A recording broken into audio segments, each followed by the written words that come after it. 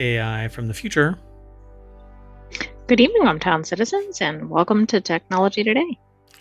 We're going to talk about moon dust to drinking water, high definition moon atlas, spatter during 3D printing, mono lake organism, old metal learns new tricks, Iran targets space industry, mini brains for Alzheimer's treatment, making science fun to grasp ideas, catch and destroy forever chemicals, and combating coastal erosion simply. That and more, brought to you by ohmTown. ohmTown.com. Go over and become a citizen, and you can, basically engage in all of the other categories. There's 6 main categories, 50 channels, all of which have focus and focused news. That's where all of the news gets channeled into the various locations in ohmTown. Consider it kind of like a little town with a whole bunch of shops, and each one is a unique topic that you can peruse. Buy some tchotchkes. See you on the other side.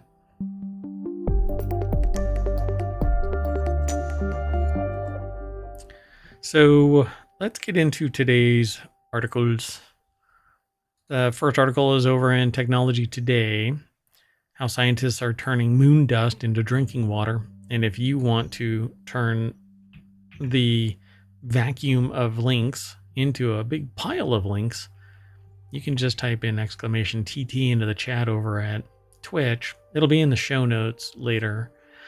But yeah, that'll give you all, if you hit !TT, you'll get all of the show notes. And then if you hit ! and then show notes, it'll give you the syntax for all of the shows that we are doing and have done. The last episode that we have done, its show notes will be on command. So like TT, we'll bring up Technology Today. And if you want to get the podcast, then you do that, ! pod. All right, folks, let's get into this article, how scientists are turning moon dust into drinking water. Chinese Academy of Sciences put this article together. It's posted over at SciTech Daily. So it says here the innovative process could potentially yield over 50 kilograms of water from a ton of solar soil, or lunar soil. Solar soil. Why I said solar soil. Lunar soil, paving the way for sustainable life and research stations on the moon. That's a ton of lunar soil to process, though. It is.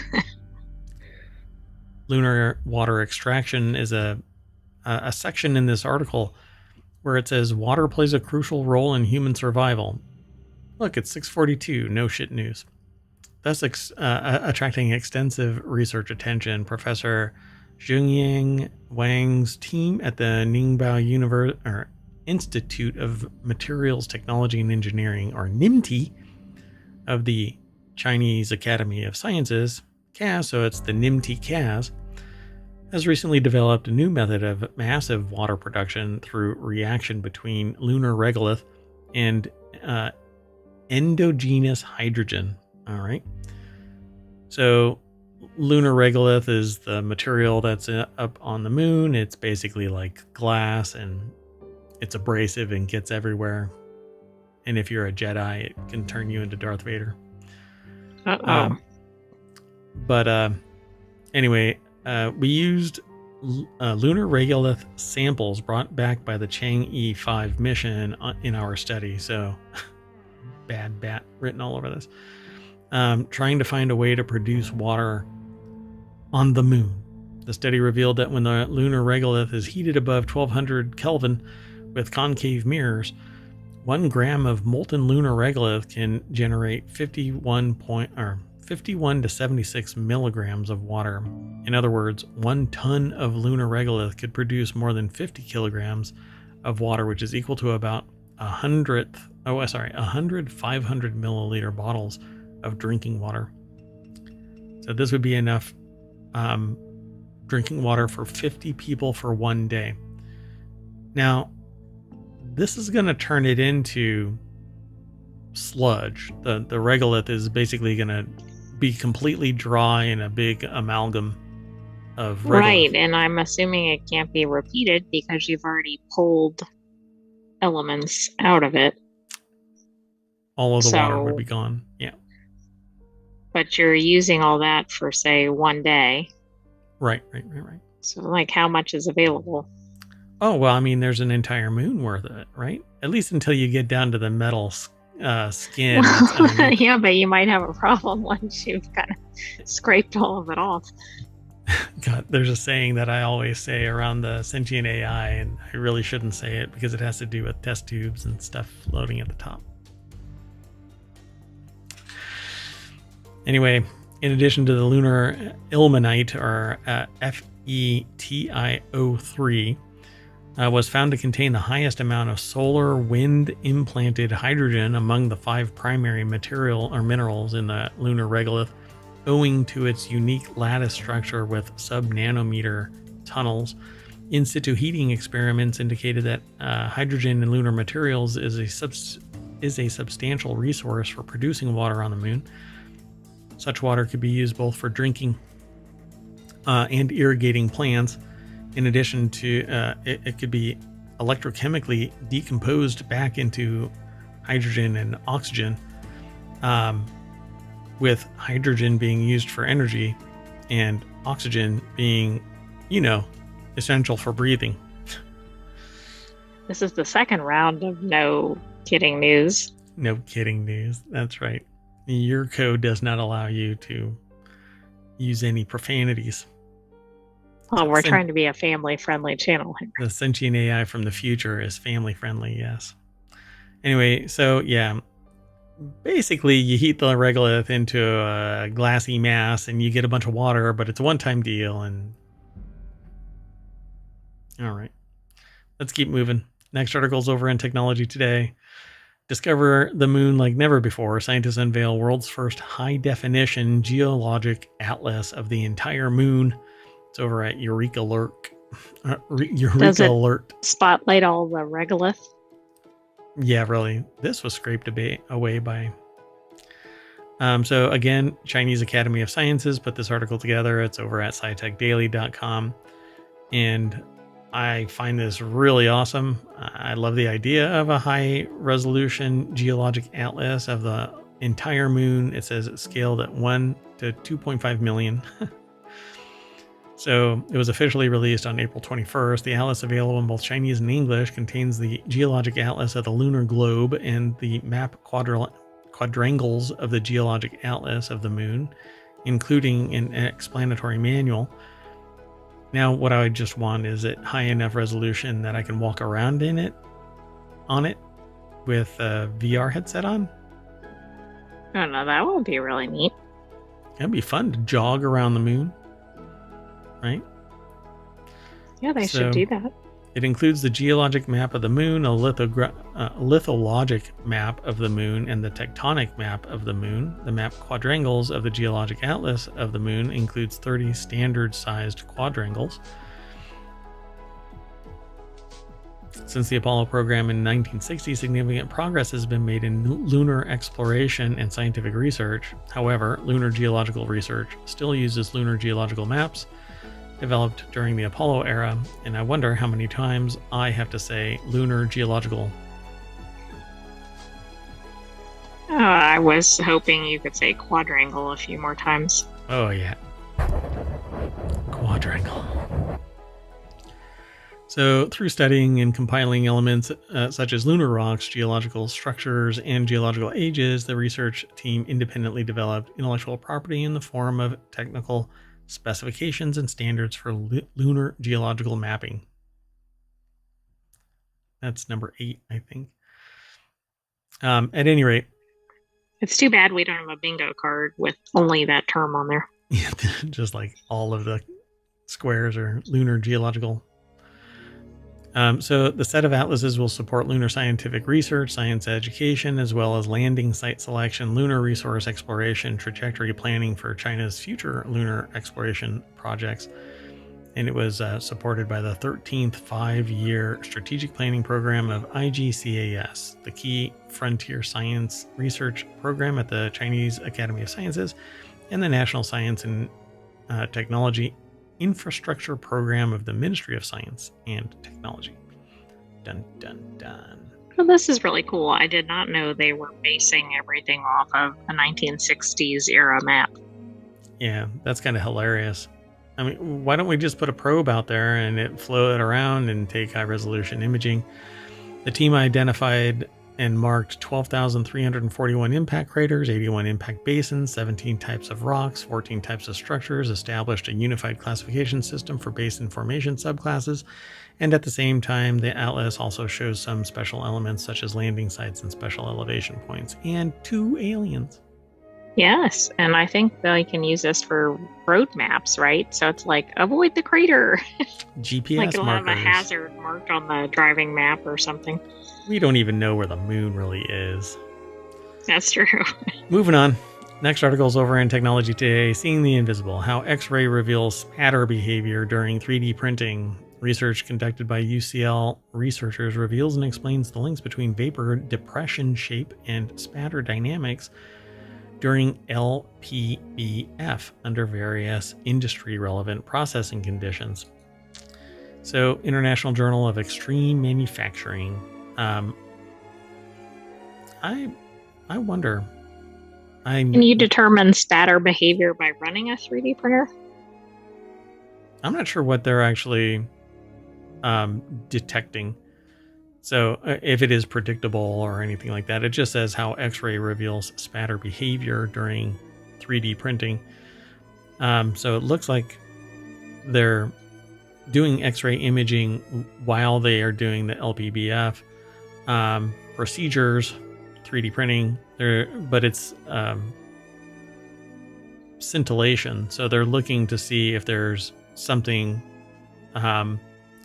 subordinate to the primary deposition, and that can impact the quality, the structure, the consistency. Yeah, right.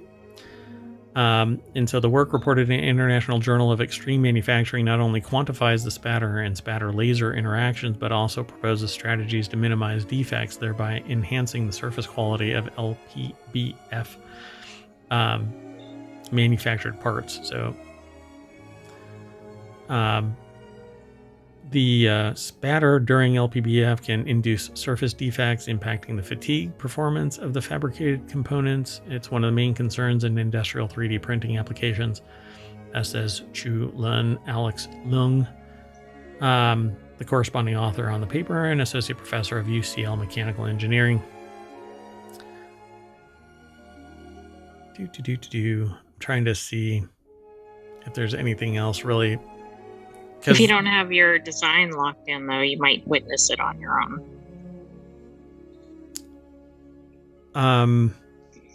Well, I mean, if wait, what? Say that again.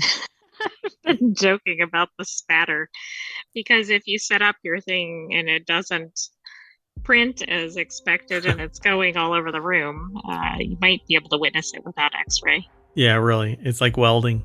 And it is. It's just really small. So I guess you're sitting next to it while it's doing its job. It could sit there and spit little bits on you. Right. I mean, you'd be able to see it on your shirt or something. Yeah, that's such a subtle comment. You know, I'm sitting there going, wait, what? Well, why do I have these little metal bits on me? Damn it.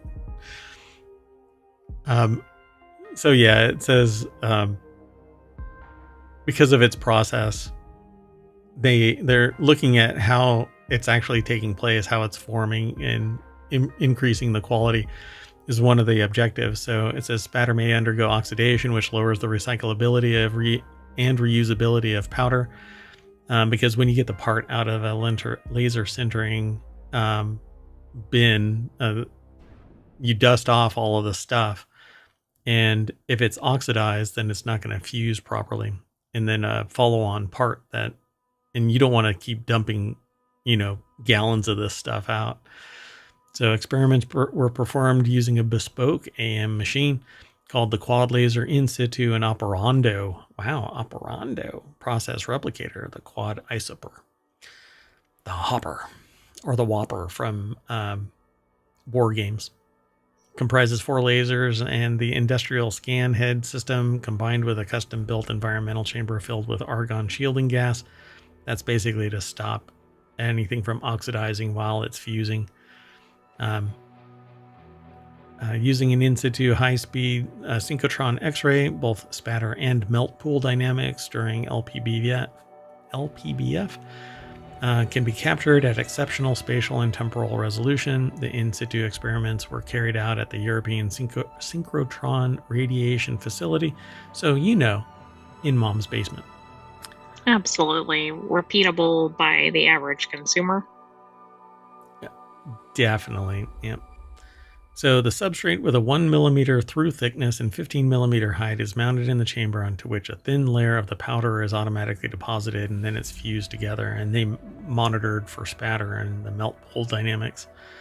And then from there, the further research is how to utilize that data to limit the spatter, stop the oxidation process, which may occur even inside an argon shield if it causes some chemical reaction and oxygen is produced but doesn't actually get out because the argon shielding. It could cause oxidation on something subordinate and trapped, but I don't do this, so that's conjecture. But let's keep on going. This is interesting. The next article is over in Technology Today. A mysterious new organism found in Mono Lake could rewrite the history of life. Or if you've been diving in Mono Lake and found this new organism, you could be history. Berkeley scientists have discovered a new choanoflagellate species in Mono Lake that forms multicellular colonies and hosts a microbiome, offering new perspectives on the evolution of multicellular organisms. It's angry, it's poisonous, and it is in the waters of the eastern Sierra Nevada Mono Lake. And by it's angry, it's poisonous, it's a salty arsenic and cyanide laced water. So whatever it is that's living in there. Yeah. So don't jump in there for a swim. Yeah, that's why I said your history if you're swimming around in Mono Lake. So this is what it looks like, apparently. It's a 3D reconstruction of a spherical colony of 70 choanoflagellates from the newly named species Baroeca monosierra, discovered in Mono Lake.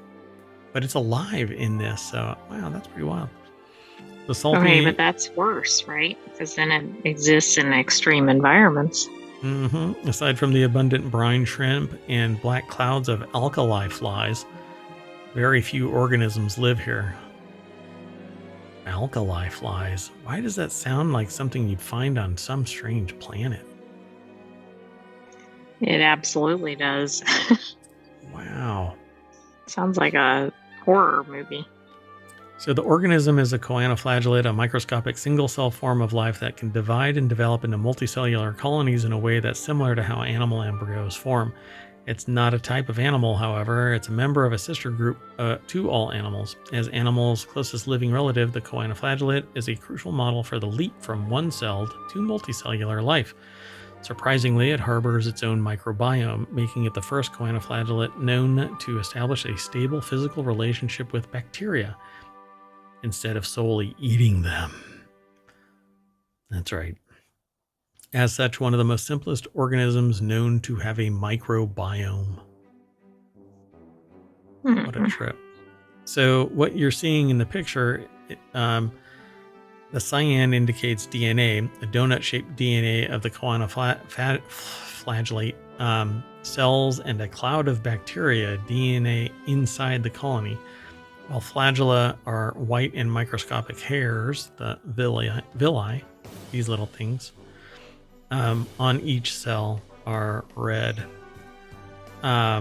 So interesting. So inside here, it's creating a little environment. It looks like it. So typically visible only through a microscope, choanoflagellates are often ignored by aquatic biologists who instead focus on macroscopic animals, photosynthetic algae, or bacteria. But their biology and lifestyle can give insight into creatures that existed in the oceans before animals evolved and that eventually gave rise to animals. This species in particular could shed light on the origin of interactions between animals and bacteria that led to the human microbiome. So if they did it, did they come before or after humans? I mean, it looks like before, but we may not know. This actually may have led to, humans. I mean, this is a pretty significant discovery because of that. Yep. And all of this information, the research and the discovery was published in a journal called Bio. It's just one M. Bio. So they actually end up talking about it more, but I'll let y'all go over and check it all out. It's pretty interesting, though. Huge surprise, just fascinating. No one had ever described a choanoflagellate as a stable physical interaction with bacteria. In the prior studies, they found choanos responded to small bacterial molecules that were floating through the water. So they were eating the bacteria, but none of them were actually just creating potentially a symbiosis, or in this case, a microbiome. Kind of makes it sound like they're farming the bacteria, right? Yeah, this like really sounds kind of like terrifying. So they say much of this is speculation. Future experiments should uncover how the bacteria interact with the choanoflagellates. So they don't even know. They just know that it was there. Past work in the lab has already shown that bacteria act like an aphrodisiac to stimulate mating in coagulates. Choanoflagellates, actually, is what it's called. And that bacteria can stimulate single-celled choanos to aggregate into colonies. So wherever bacteria goes, so too choanos go. Right, so watch out if you have a concentration of bacteria. And you're near an alkali lake. Right. Let's keep going. The next article is over. I should just go. Moving on. Technology Today is where the next article is. Caltech researchers teach in old metal new tricks. They've discovered a method to recycle a widely used reagent in synthetic chemistry reactions. Samarium, a metallic element, plays a crucial role as a chemical reagent in synthesizing molecules that could pave the way for new pharmaceuticals, and it was first discovered in a Russian mine in 1879 and was named after the mineral samarskite. Where does that fall on the periodic table?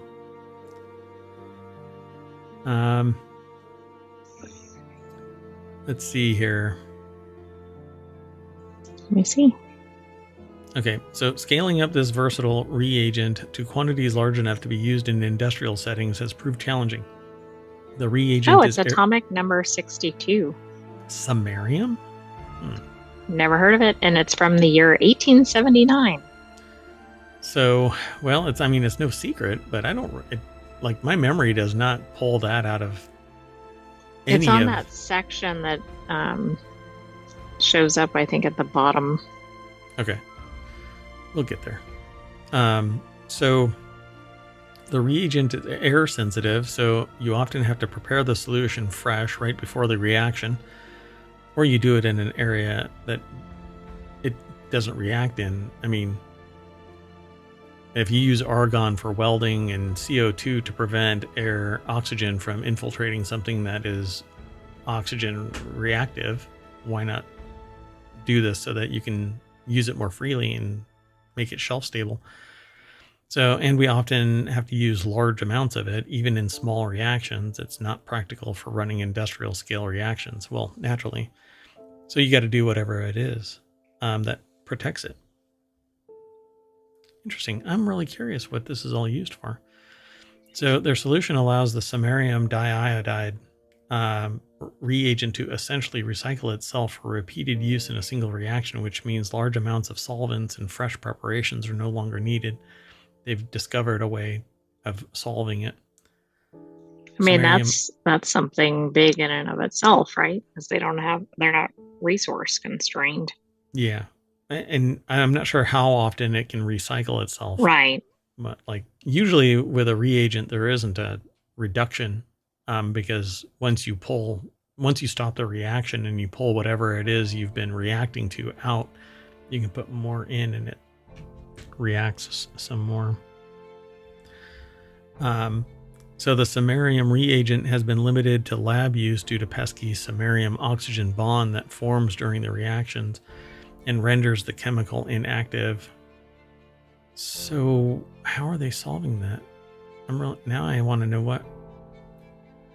So in other words, the oxygen bonds lead to the dead end. It's like a samarium reagent becomes lazy, sitting on a couch and doesn't want to do. I'm right here. Why are I'm talking about this thing? What? Anyway, Boyd says that she and her colleagues at the Peters lab were interested in working with the Reisman lab because their research studies in nitrogen fixation involve the samarium iodide reagent or agent. Nitrogen fixation is the process in which a gaseous nitrogen from our atmosphere is converted to compounds such as ammonia that are essential for plants and the people who eat the plants. This process can be done naturally by bacteria and artificially through chemical reactions. So I guess they used nitrogen, converted it to ammonia. We use the samarium reagent in our lab to study these reactions, but it would be impossible to scale this up. Through conversations with the Reisman group, which specializes in synthetic organic chemistry, they joined forces. That doesn't actually resolve what I'm trying to find out.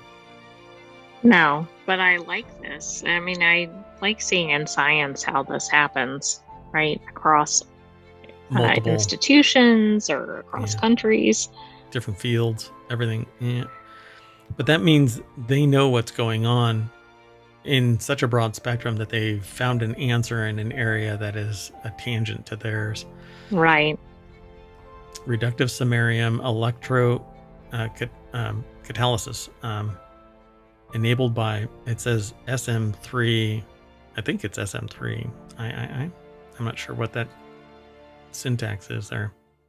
Alkazide protonalysis. Or protonalysis. Sorry, there's a thing. You have to do the right inflection on the right syllable. Oh, exactly. Otherwise, you can't make it through the word. Anyway, and I didn't want to give up. Okay, let's keep moving. The next article is over in Reality Hacker. Notorious Iranian hackers have been targeting the space industry with a new backdoor, and in addition to the long-standing password spraying attacks, which is basically just trying to hack into anything, APT33 has developed custom malware dubbed Tickler. Hello, everybody, and welcome back. This is part 2 of Technology Today for September 1st, 2024. It's season 1, episode 25. We had technical difficulties, which is one of the problems that exists when you have to deal with a sentient artificial intelligence from the future and the complexities with temporal distortion. But that's okay. We've remedied what we think is the problem, and we'll keep chugging forward.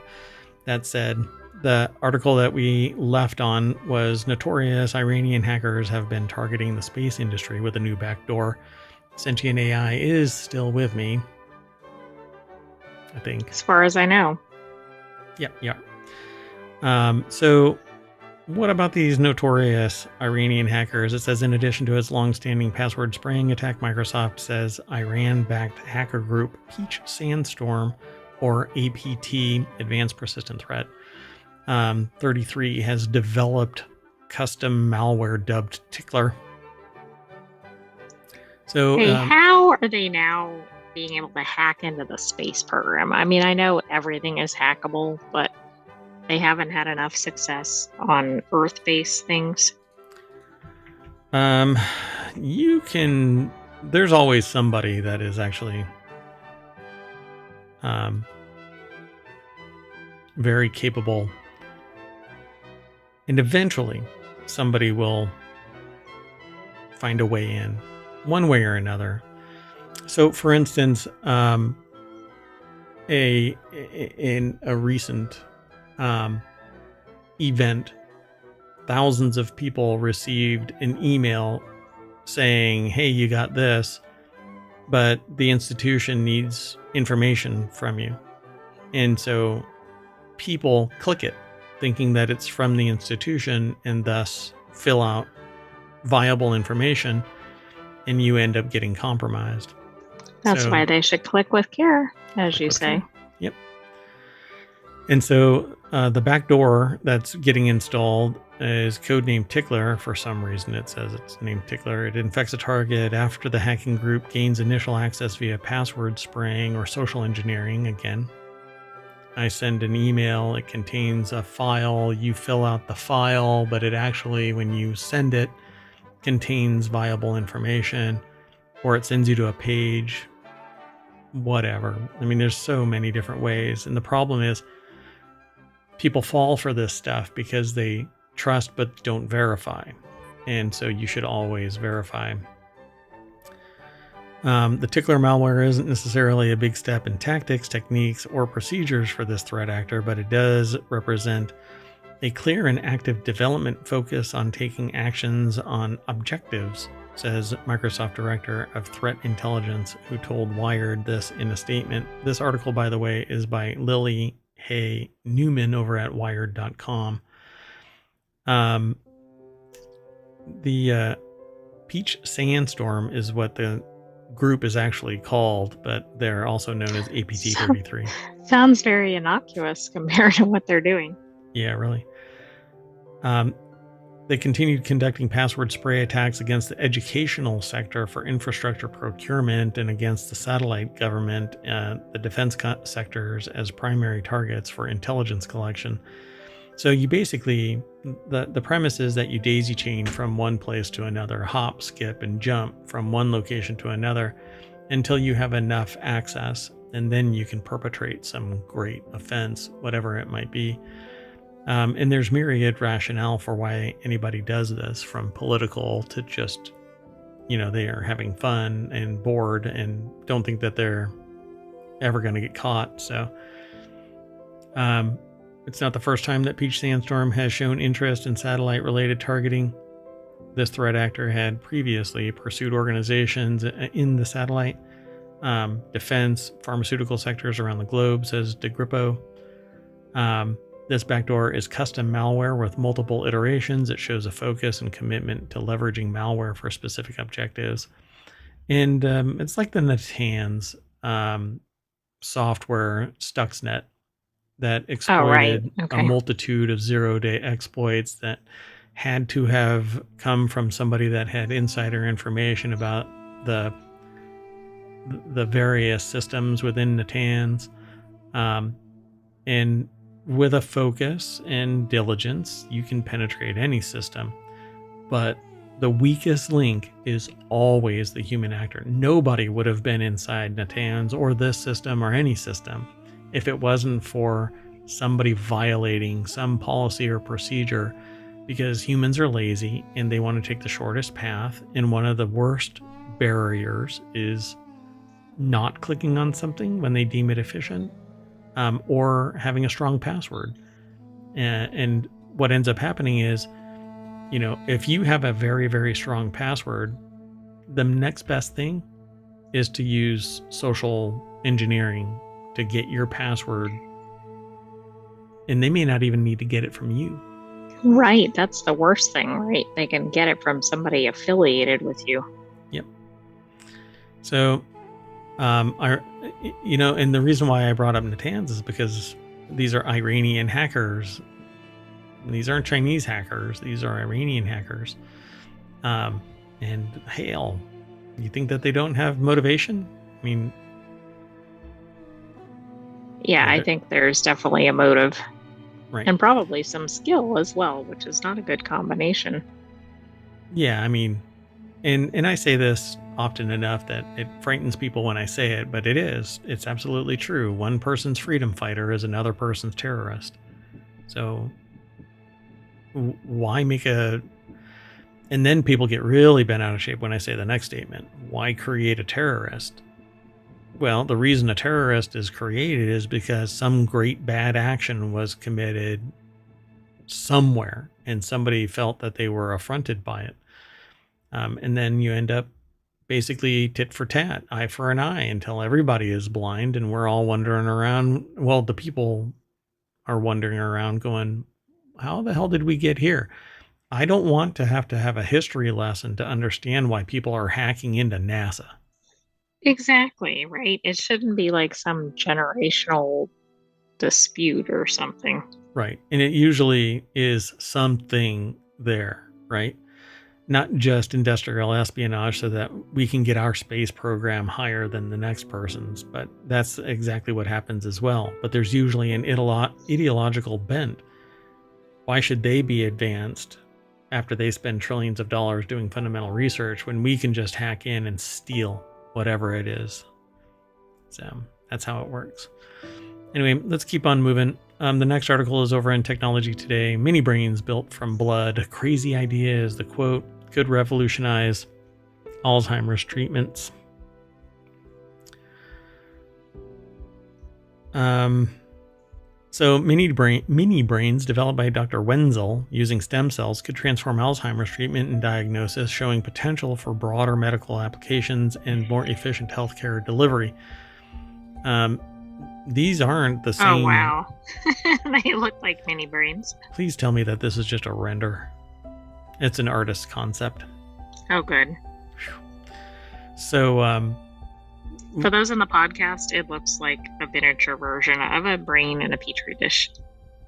Yeah, it looks like a little candied brain. Like a little jelly brain like you would get from a candy store. Ugh. That should not be a thing, but yes, that's exactly what it looks like. University of Saskatchewan put this article together. It's over at SciTech Daily.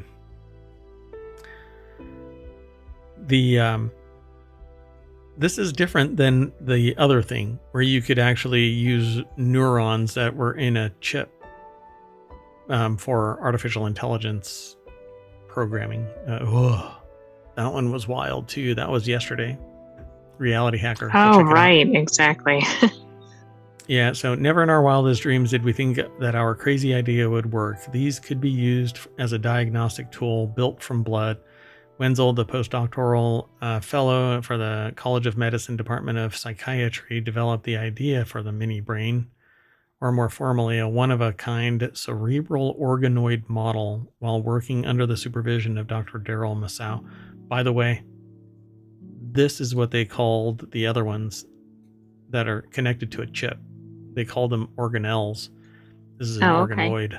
And they were cerebral. They were brains, neural organelles. So I don't know if we'll ever... Let me see if they've got another picture to see if they actually match. Oh my God. So early proof of concept on the mini brains has been extremely promising, which means the next step for Wenzel is expanding the testing to a larger pool of patients. The researchers are also interested in trying to expand the scope of the mini brain research, according to Wenzel. If they can confirm the mini brains accurately reflect other brain diseases or neurological conditions, they could potentially be used to speed up diagnosis or test the efficacy of drugs on patients. So if these actually function just like a real brain, then they don't have to do human research because they can test them. That would be really good. But and then if something goes wrong, right? Yeah. That's not much of an issue. It's not ending up catastrophic. And right. So it just says I'm still in belief and still in disbelief, but it's also extremely motivating that something like this happened. Wenzel said, it gives me something that I think will impact society and have actual relevance and create some change. It has strong potential to shift the landscape of medicine. This person created a mini brain. And they weren't even originally a researcher. They were a science teacher. I mean, I know that's related, but I think that's really cool.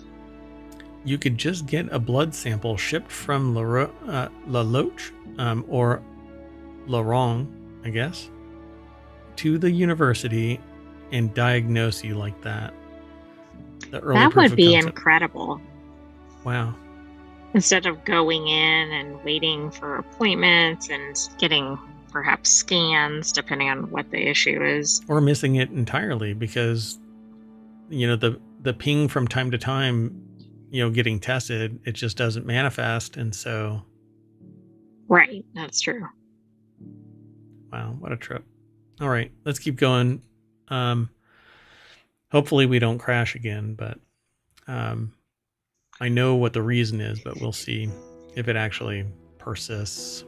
Because if it does persist, then I'm going to. Well, then we may have to speed up. We'll talk it double time.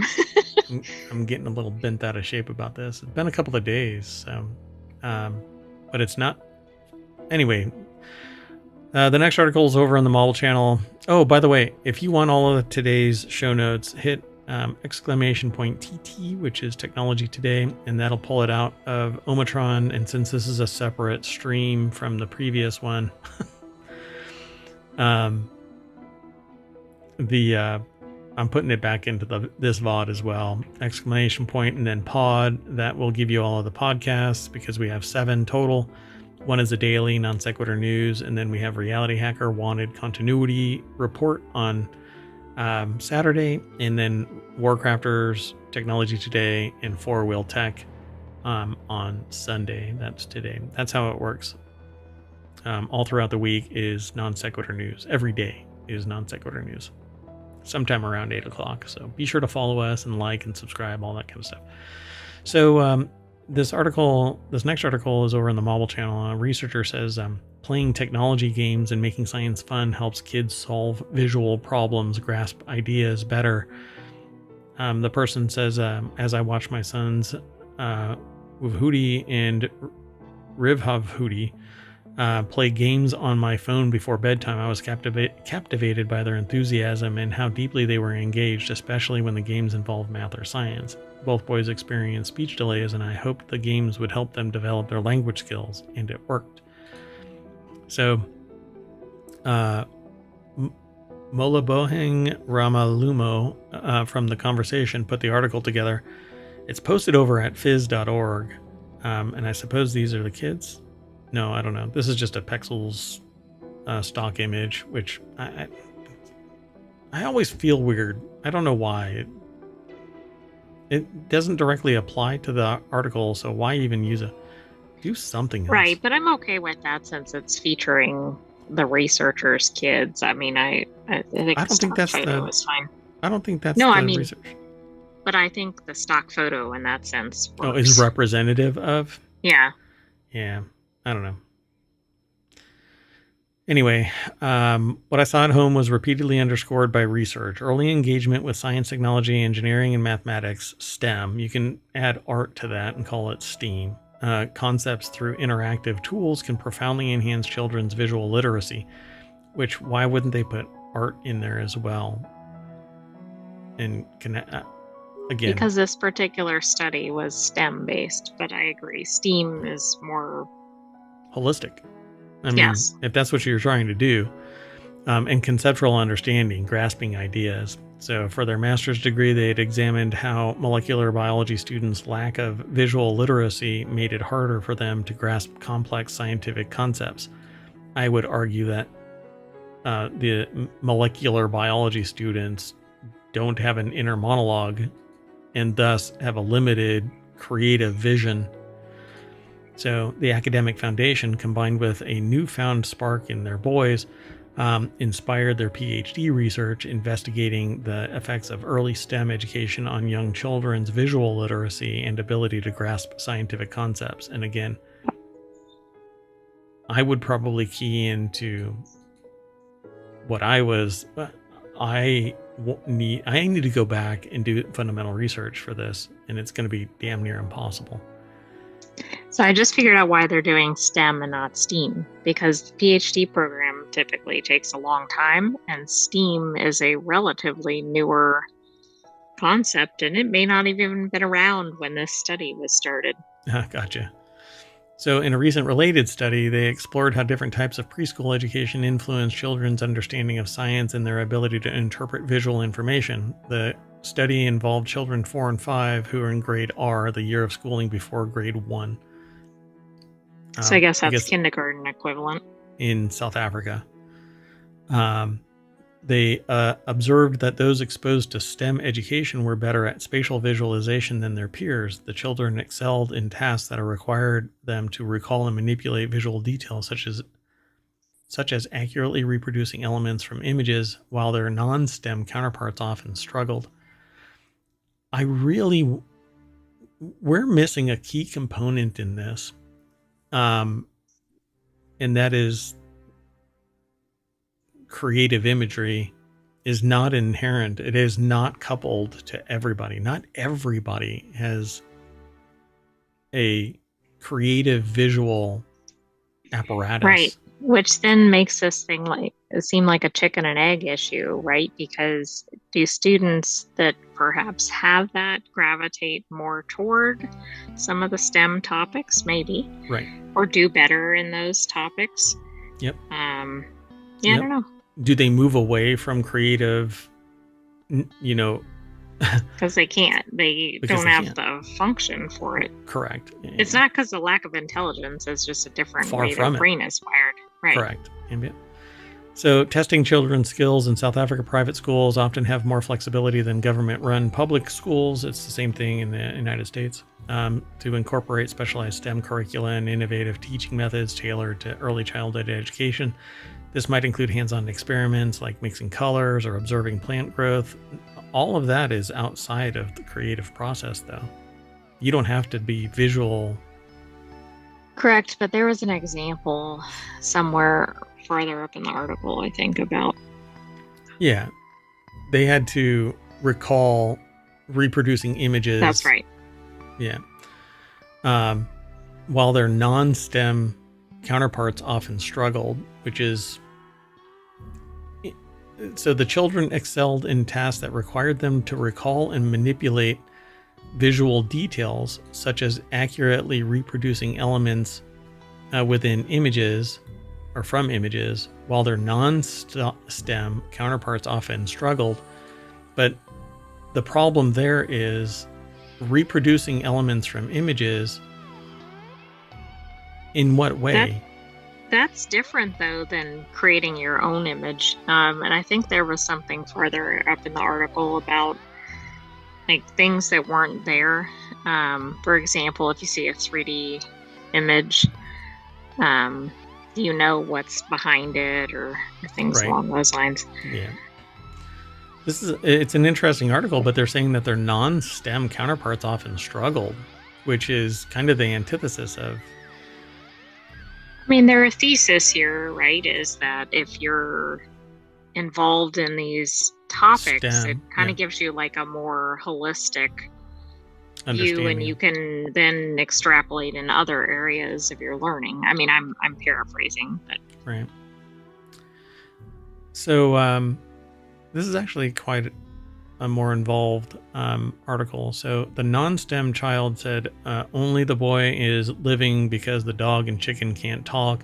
The STEM child said the boy and the dog and the chicken are living because they can breathe and need water to grow. The child understood what makes something alive using ideas like breathing and needing water. This is a more basic, less accurate concept of what constitutes a living thing. Because for the non-STEM, yeah, this exercise is that they showed a child a picture of a dog, ball, tree, desk, boy, school bag, book, and chicken, and asked them to identify which ones were living things. And only the boy is living because the dog and chicken can't talk. But I struggle.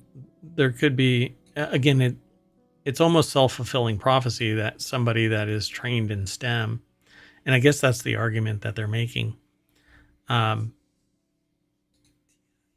So yeah, what is their definition of what a living thing is? Something, if they've always been trained on something.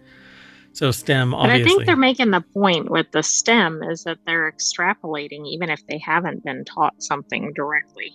Like they're not just memorizing and right. restating, which maybe is happening in the non-STEM. But if you are raised with STEM experiences, then you are being taught more than somebody who isn't in STEM. Oh, absolutely, right. You're getting more knowledge, and then you're probably also being taught more how to think as well. Yeah. This is almost kind But of you're right. gatekeepers. You're right. They're not apples and oranges. Yeah. There's more to I mean, they are unpack from apples this. and oranges. And Sorry. there are yeah, they are literally Yeah. apples and oranges. All right, let's keep on moving though. The next article is over in Technology Today. Scientists develop all-in-one solution to catch and destroy forever chemicals. A new water treatment system developed by UBC researchers efficiently removes and destroys PFAS pollutants using a dual-action catalyst, offering a sustainable and cost-effective solution for water purification challenges. These chemical engineers at the University of British Columbia have created a new system that both captures and treats PFAS substances, commonly known as forever chemicals. The article is by the University of British Columbia, posted over at scitechdaily.com. Per and polyfluoroalkyl substances, or PFAS chemicals, are widely used in manufacturing consumer goods like waterproof clothing due to the resistance to heat, water, and stains. This is almost like copy and paste of other articles we've talked about with PFAS, but this catalyst is the issue. The whole process is fairly quick. Depending on how much water you're treating, said Dr. Foster, we can put huge volumes of water through this catalyst and it'll absorb the PFAS and destroy it in a quick two-step process. Many existing solutions can only absorb, while others are designed to destroy the chemicals. Their catalyst does both. So it says, like other water treatments, the UBC system requires ultraviolet light to work, but it does not need as much UV light as other methods. During the testing, the UBC catalyst consistently removed more than 85% of PFOA, or perfluorooctanoic acid, a type of forever chemical, even under low light conditions. And the catalyst is not limited by ideal conditions. Its effectiveness under varying UV light intensities ensures its applicability in diverse settings, including regions with limited sunlight exposure. So it's really interesting, but I don't know what the catalyst is. They just refer to it as hydrine, graphenic, and iron oxide photocatalysts for the decomposition of synthetic chemicals. So it's some kind of graphene and iron oxide.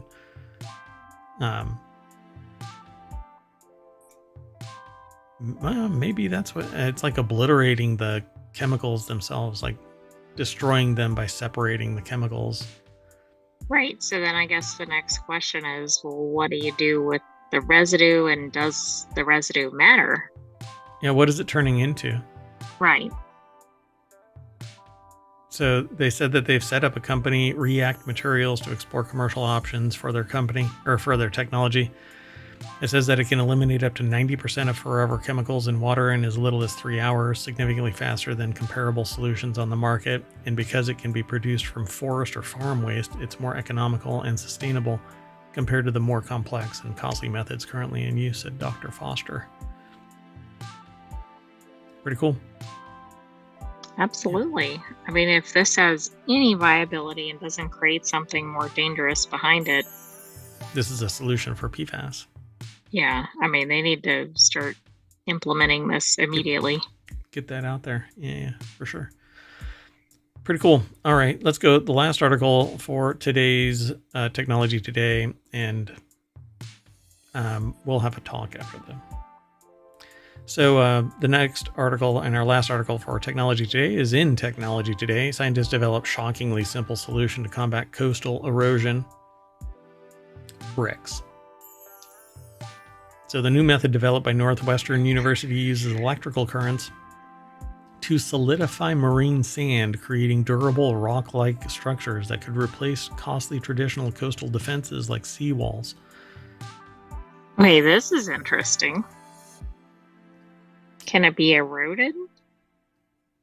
Everything gets eroded, particularly rock.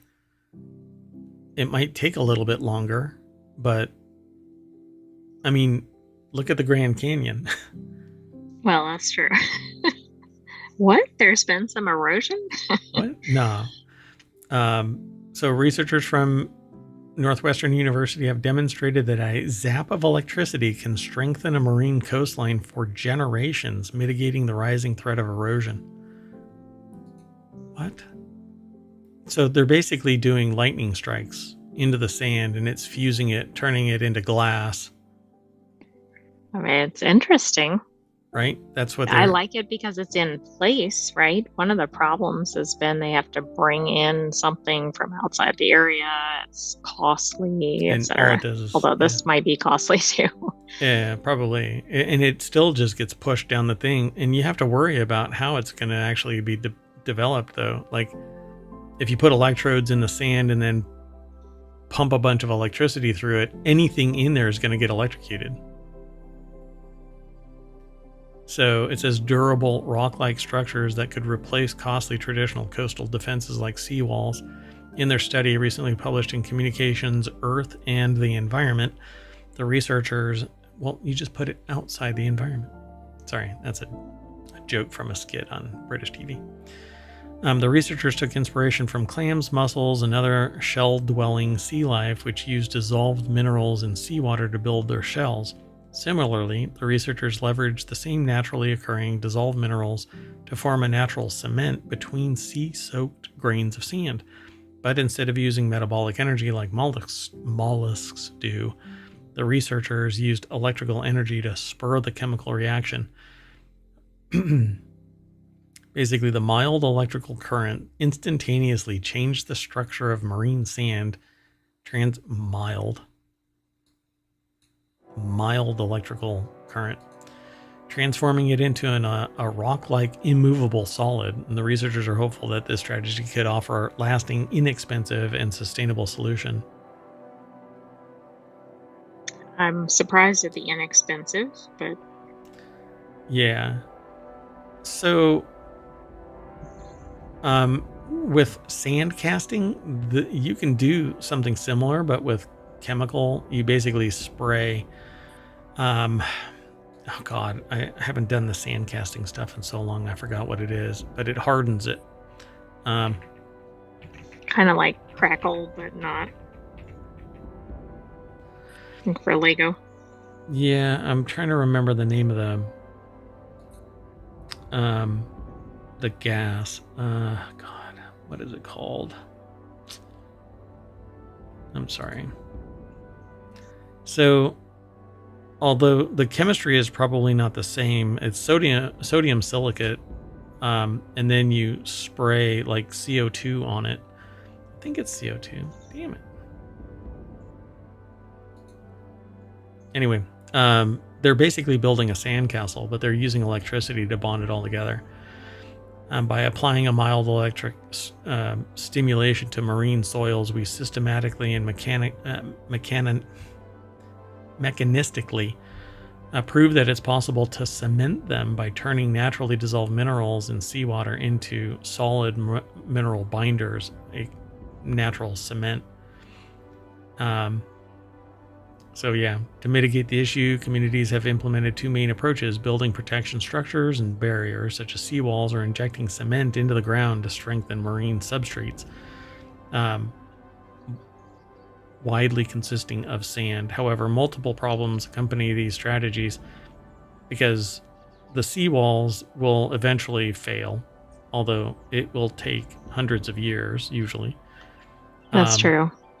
Sand builds up on these seawalls because of erosion, and on the other side of the seawall, it gets eroded away in a differing way.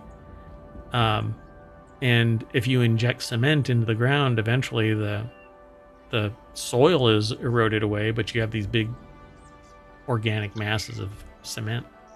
Right. So they basically show that firing off an electrical charge, they get an electro cementation process, and they say that it's eco-friendly. They say that it's only 2 to 3 volts. When applied to water, it triggers a chemical reaction and converts some of the constituents into solid calcium carbonate. Interesting. Essentially what the shells of mollusks are. Oh, right. Okay. Wow, That's actually, sorry, the silence is that I'm kind of dumbfounded why it's such a low voltage. Yeah, like it doesn't seem like it would Affect do anything. something substantial, right? Yeah. So if And communities it's also decide, like, where has this been this whole time? well, I suspect that nobody's tied a lightning strike on a beach to this cementation, but that's Do you exactly think what that it was is. the impetus? Like they probably came by after a lightning strike and went, aha! Yeah. I've been scanning to see if there's actually anything that mentions it, but electrodeposition of calcareous cement from seawater in marine silica sands. But sodium silicate, you can use a gas, and I can't remember what it is, but you just spray it on the sodium silicate and it locks the sand in place. You have to chip it away. And then lightning basically fuses all of the sand together, and you get this little lightning bolt web kind of effect. Is it carbon dioxide? Carbon dioxide. That's what it is. It's carbon dioxide. Yeah. And you just spray it down. You use like a cup or something to push the carbon dioxide down into the sodium silicate, and it locks the sand in place so that you can do sand casting. And it's different than other methods which have oils in them to prevent the converting it to steam and then everything exploding. Yeah. So different metal castings. So this actually seems, somewhat plausible. I'd have to see just how structurally sound it is. The same minerals mollusks use to build their shells. At slightly higher voltages, these constituents can be predominantly converted into magnesium hydroxide and hydromagnesite, a ubiquitous mineral found in various stones. So at just 4 volts, they can fuse it into rock. This sounds really good. So as long as they do it deep enough so that the beach doesn't turn into rock, and then you don't have sand on the beach, because it's going to erode no matter what. Right, it is. Anyway, pretty neat. Dun dun dun. Yeah, I love this. Anyway, that is it for technology today. If you are interested in more of this, then be sure to stick around. But we are going to apply an electrical charge to our heads, and when our brains reboot, we will be at the front page of Technology Today again. But that's the end of the show, and so you don't have to go home, but you can't stay here. I'm Mayor Watt, and that's the visualizer for the Sentient AI from the future. Good night, ohmTown citizens. Thanks for joining us for Technology Today. See you in a little bit.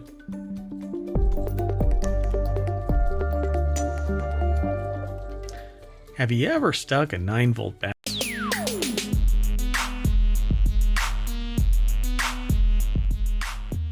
Hello, and welcome to 4-Wheel Tech for September 1st, 2024. It's Season 1, Episode 21.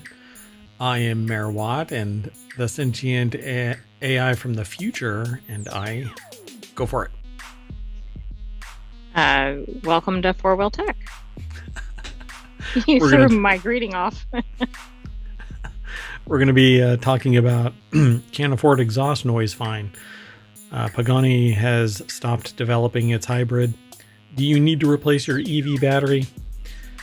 Do you really? Ariel debuts the e-Nomad Land Rover Beach Brake model, electric mini recall, a stolen rig of Porsches, Jaguar recall, so better park outside, entry-level sports car, and take pictures of your car at night. So sexy.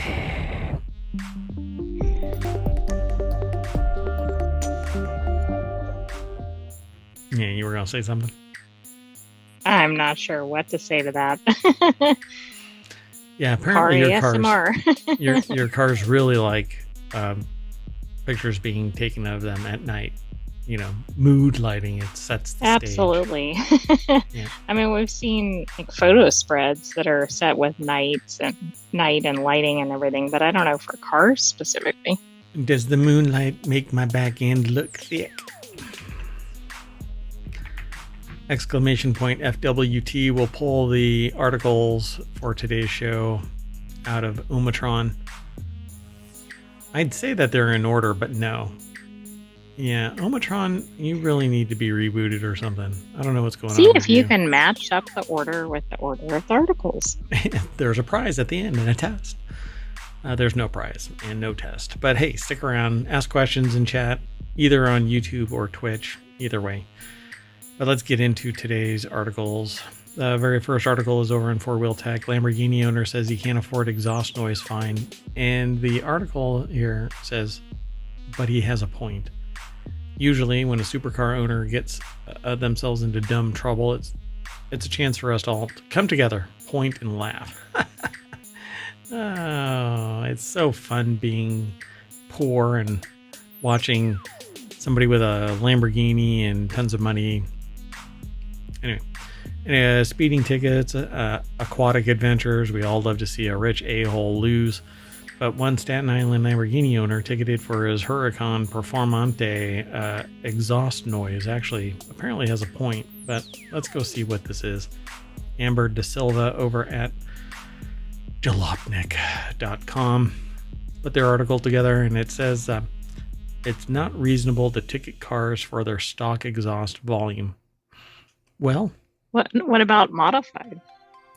Well, this apparently is the stock sound, right? So like Harleys and stuff like that, they're really loud.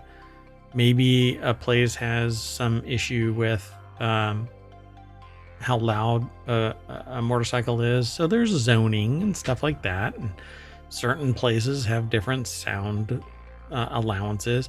But they're saying that any car that gets sold or vehicle that gets sold, well, maybe it shouldn't get fined because it's stock. Now, right. No, I agree. And as the AI is trying to get me to tell this story, so I got a ticket once, and basically it was 2 tickets. It was exhibition of speed, and my car was too loud. Well, they had pulled me over at 2 o'clock in the morning, and I had a modified exhaust that was ported so it was in front of the rear axle and pointed straight down under the car. So when you were driving around, it was basically like an M1 Abrams driving through whatever neighborhood. Very stealthy. Very, very stealthy. Nobody knew who I was. I was a vehicular ninja.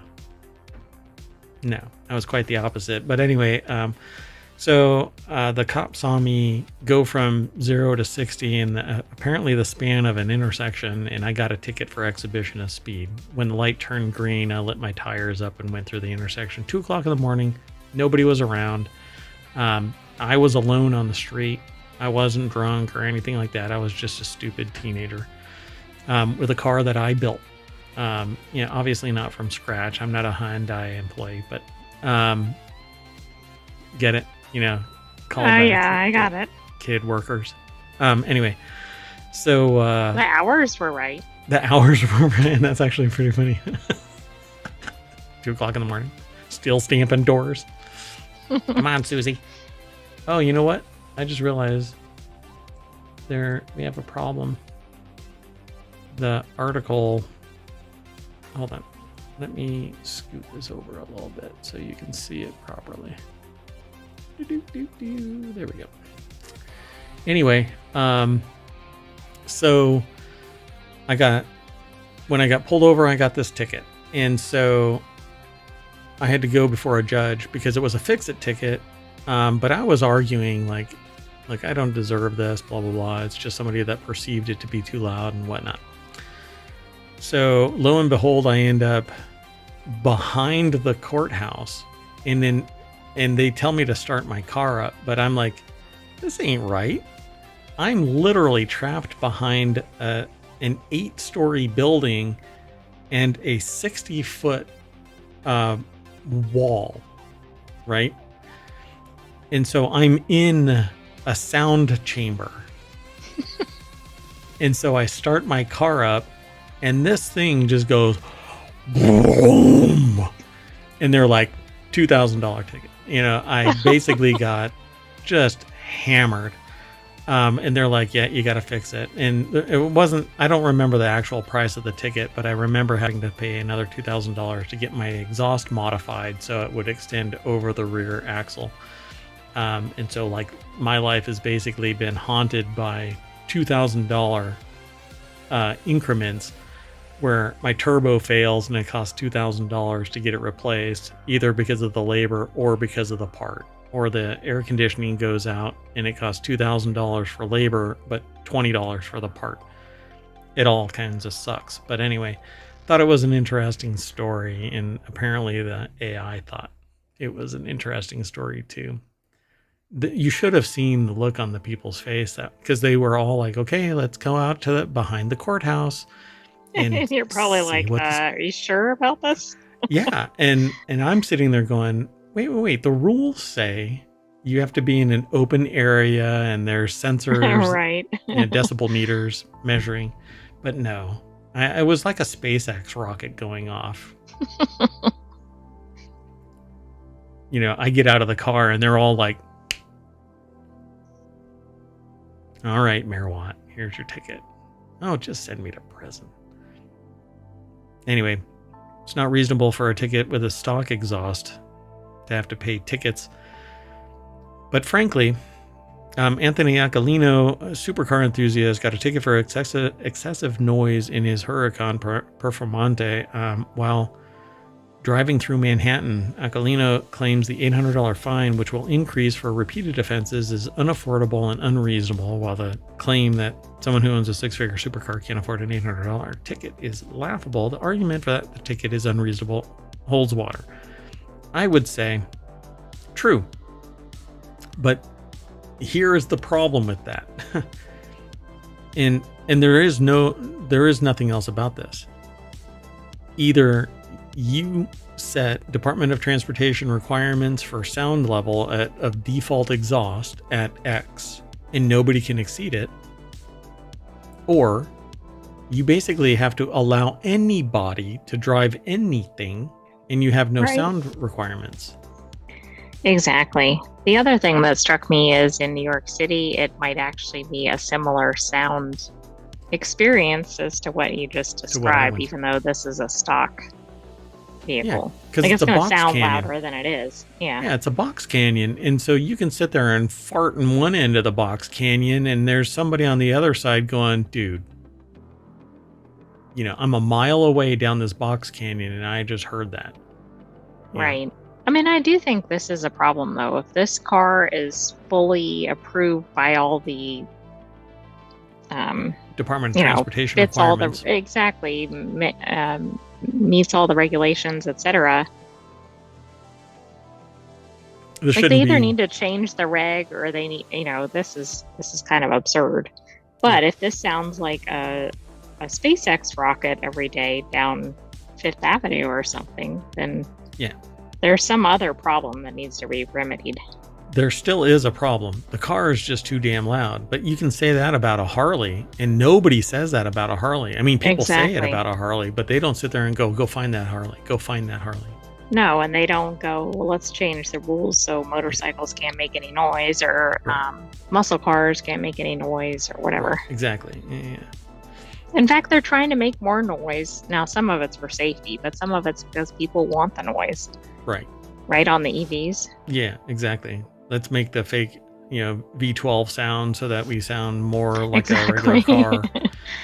Harleys are loud both because some people think that it's really awesome, and as a side note, it lets the drivers around them know where the hell they are, because people are really stupid and smash into motorcycle riders because they're typically, they're smaller and in a blind spot perhaps, and then there's always the derpy motorcycle rider that just goes, I'm the main character. But anyway, I don't think that it's reasonable. If you are stock exhaust, you shouldn't be fined. In fact, if anything, file a complaint with the manufacturer of the car saying you have to lower your car's volume in the United States. Good luck. Let's move on. Next article is over in Four Wheel Tech. We actually talked about Pagani a little while ago. They stopped developing a hybrid system because no one was interested, but that has to be a fallacy for a supercar maybe. But let me tell you. Yeah, most manufacturers should be pursuing hybrid, but aren't really putting hybrids out there. Yep. So it found the technology too heavy. Ronan Glon put the article together. It's over at autoblog.com. But this is in the supercar kind of, maybe hypercar for crying out loud. They talk about Utopia could have received a V8 electric hybrid system, but instead landed with a twin turbo V12. The Pagani nearly hopped on the electrification bandwagon, but shelved the project due to the technical challenges and a lack of demand from its target audience, which is filthy rich and capable of affording everything.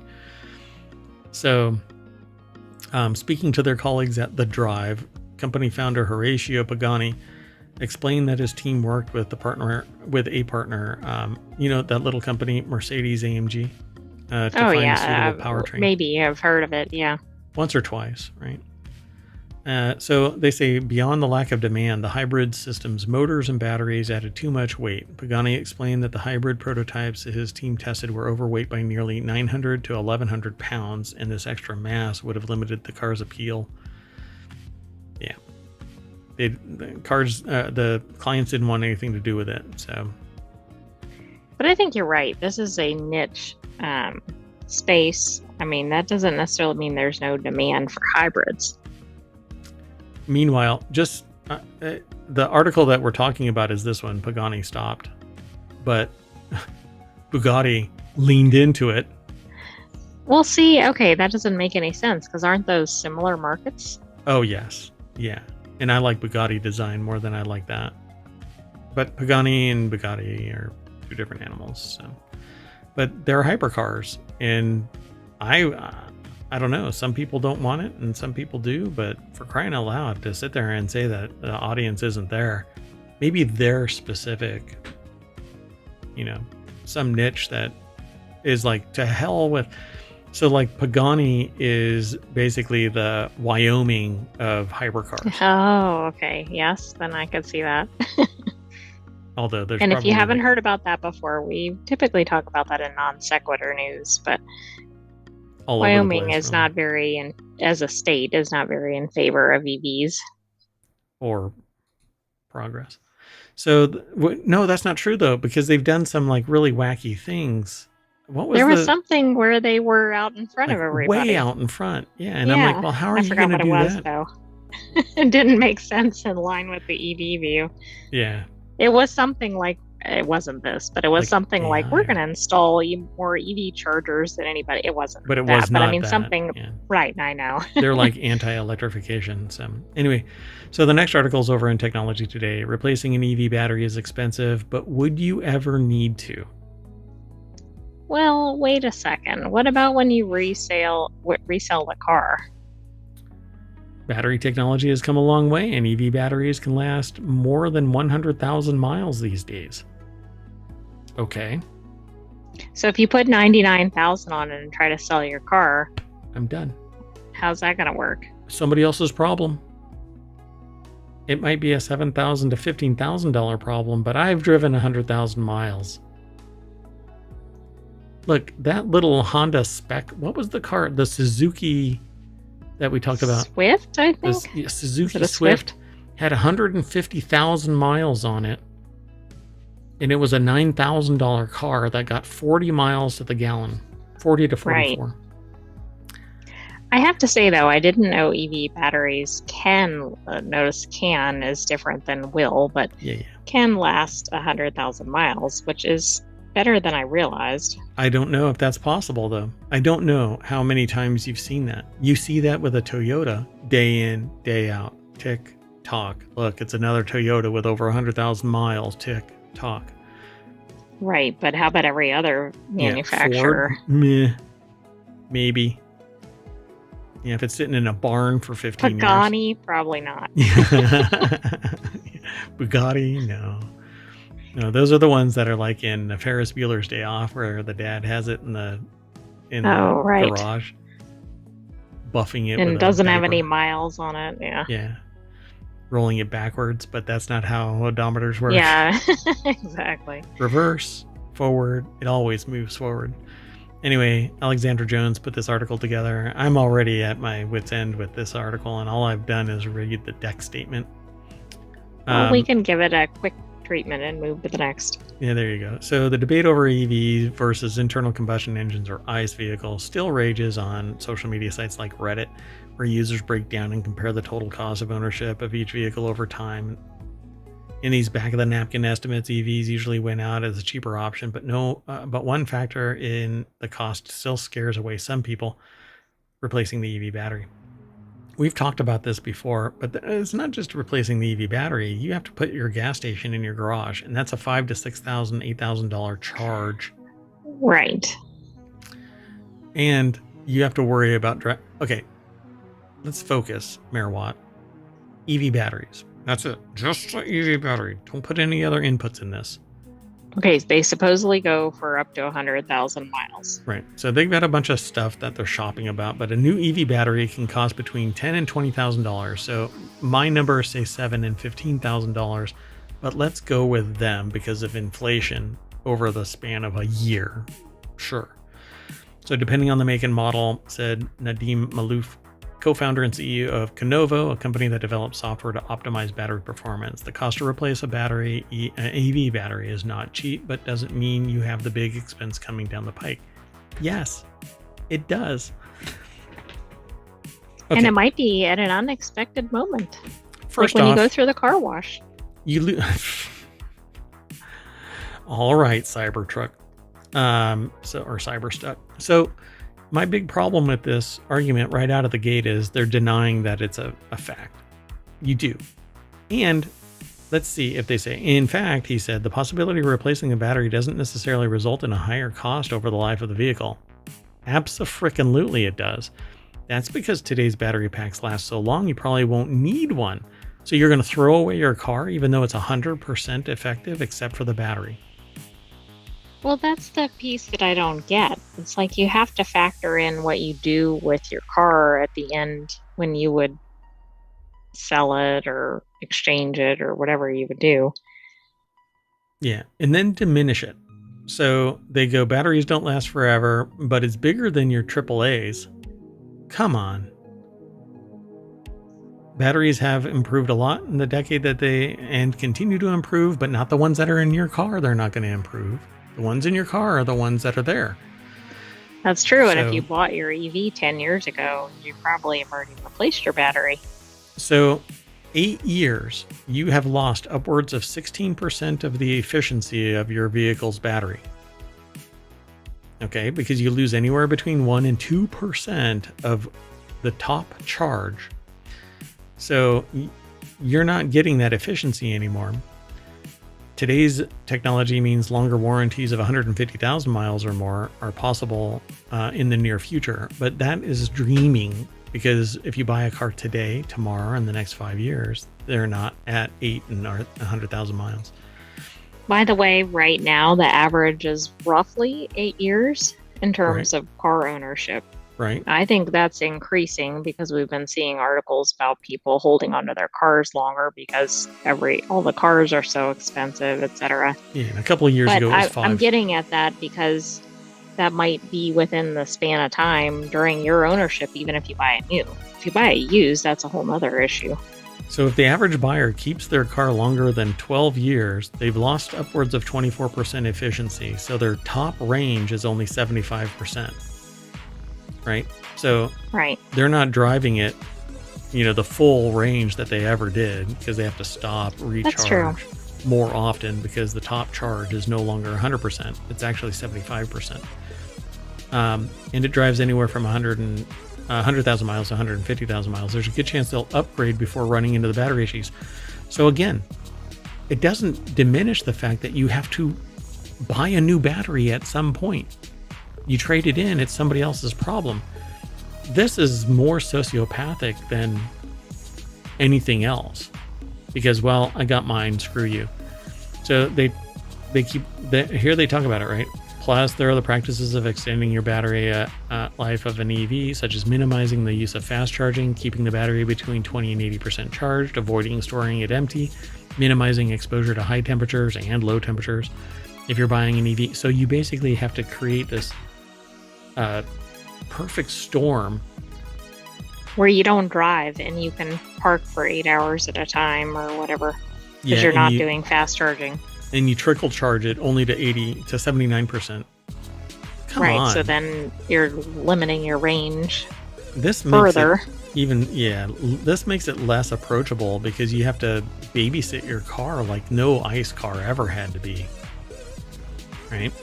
They say that it's gone down over time. Not if you can't get your battery. Have you ever looked for a certain size battery? Usually you can find a gas station that has gasoline in stock, but that could be a problem if you're like, well, my battery's dead and I can't get one. Replacement batteries for Teslas start at $13,000. Yeah. So if it lasts 8 years, again, you're losing upwards of 16% of the efficiency of the vehicle. So, all right. And then they talk about labor costs and battery recycling and all of that kind of stuff. Sure, you can trade in the core, but it's not going to give you $10,000. You still have to, you're out $3,000. It's weird. When you trade in your car, when you trade in your ICE vehicle, you don't worry about, the gas tank needing to be replaced because you filled it up a bunch. So goofy. You vacuum it out and you turn it in and go, I want that car over there, and they go, okay, you got good enough credit, and it's still somehow a $600 a month car payment, even when you have 800 plus right credit history. Anyway, this is a goofy article, but I figured I'd put it into the feed and have people talk about it, because without a doubt you are going to be coming up on that 13, 14, $5,000, $7,000, $8,000, $10,000 battery replacement for your Nissan Leaf versus your Tesla. At some point, somebody's going to be replacing a battery. Yeah, and if you think, no big deal, I'll just get a new car or whatever. Well, remember that the prices are probably going to be even higher than they are right now. And when you trade in your car, they're going to look at the health of your battery and go, you know what? This car is not worth X amount because I have to replace it. I have to recondition it for a $13,000 fee. Right, exactly. It's not going to be the same trade-in experience you've had with an ICE vehicle. Yeah. Let's keep moving on. So the next article is over in Four Wheel Tech. Sick of heavy electric SUVs and crossovers. Ariel debuts the e-Nomad. And I'm just going to jump straight on over to Ars Technica. That looks like a dune buggy. It is a dune buggy. Yeah. You know what it really looks like to me?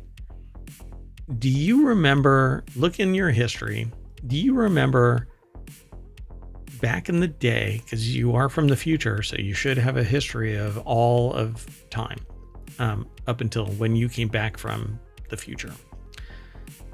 There used to be these little NFL helmets,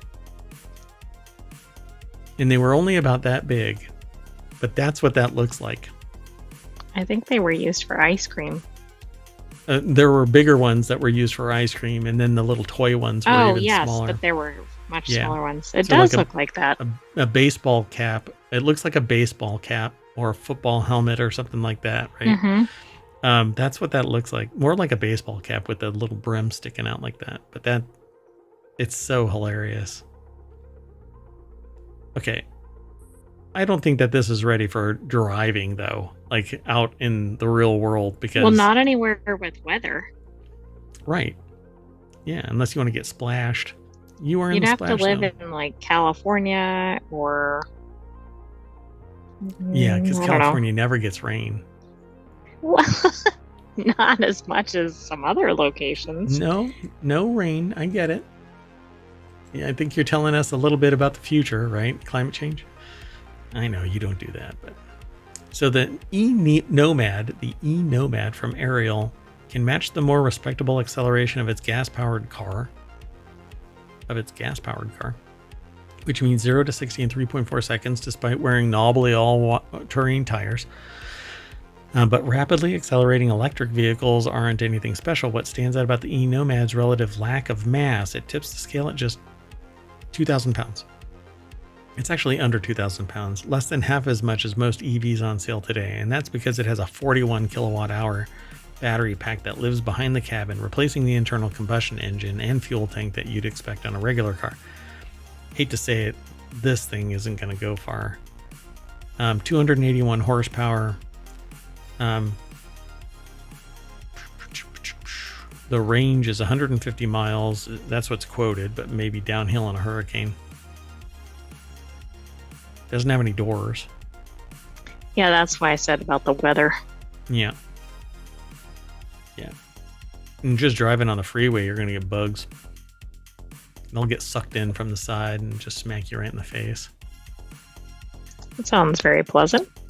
Oh my God, this thing looks even more like a baseball cap. Oh, it does.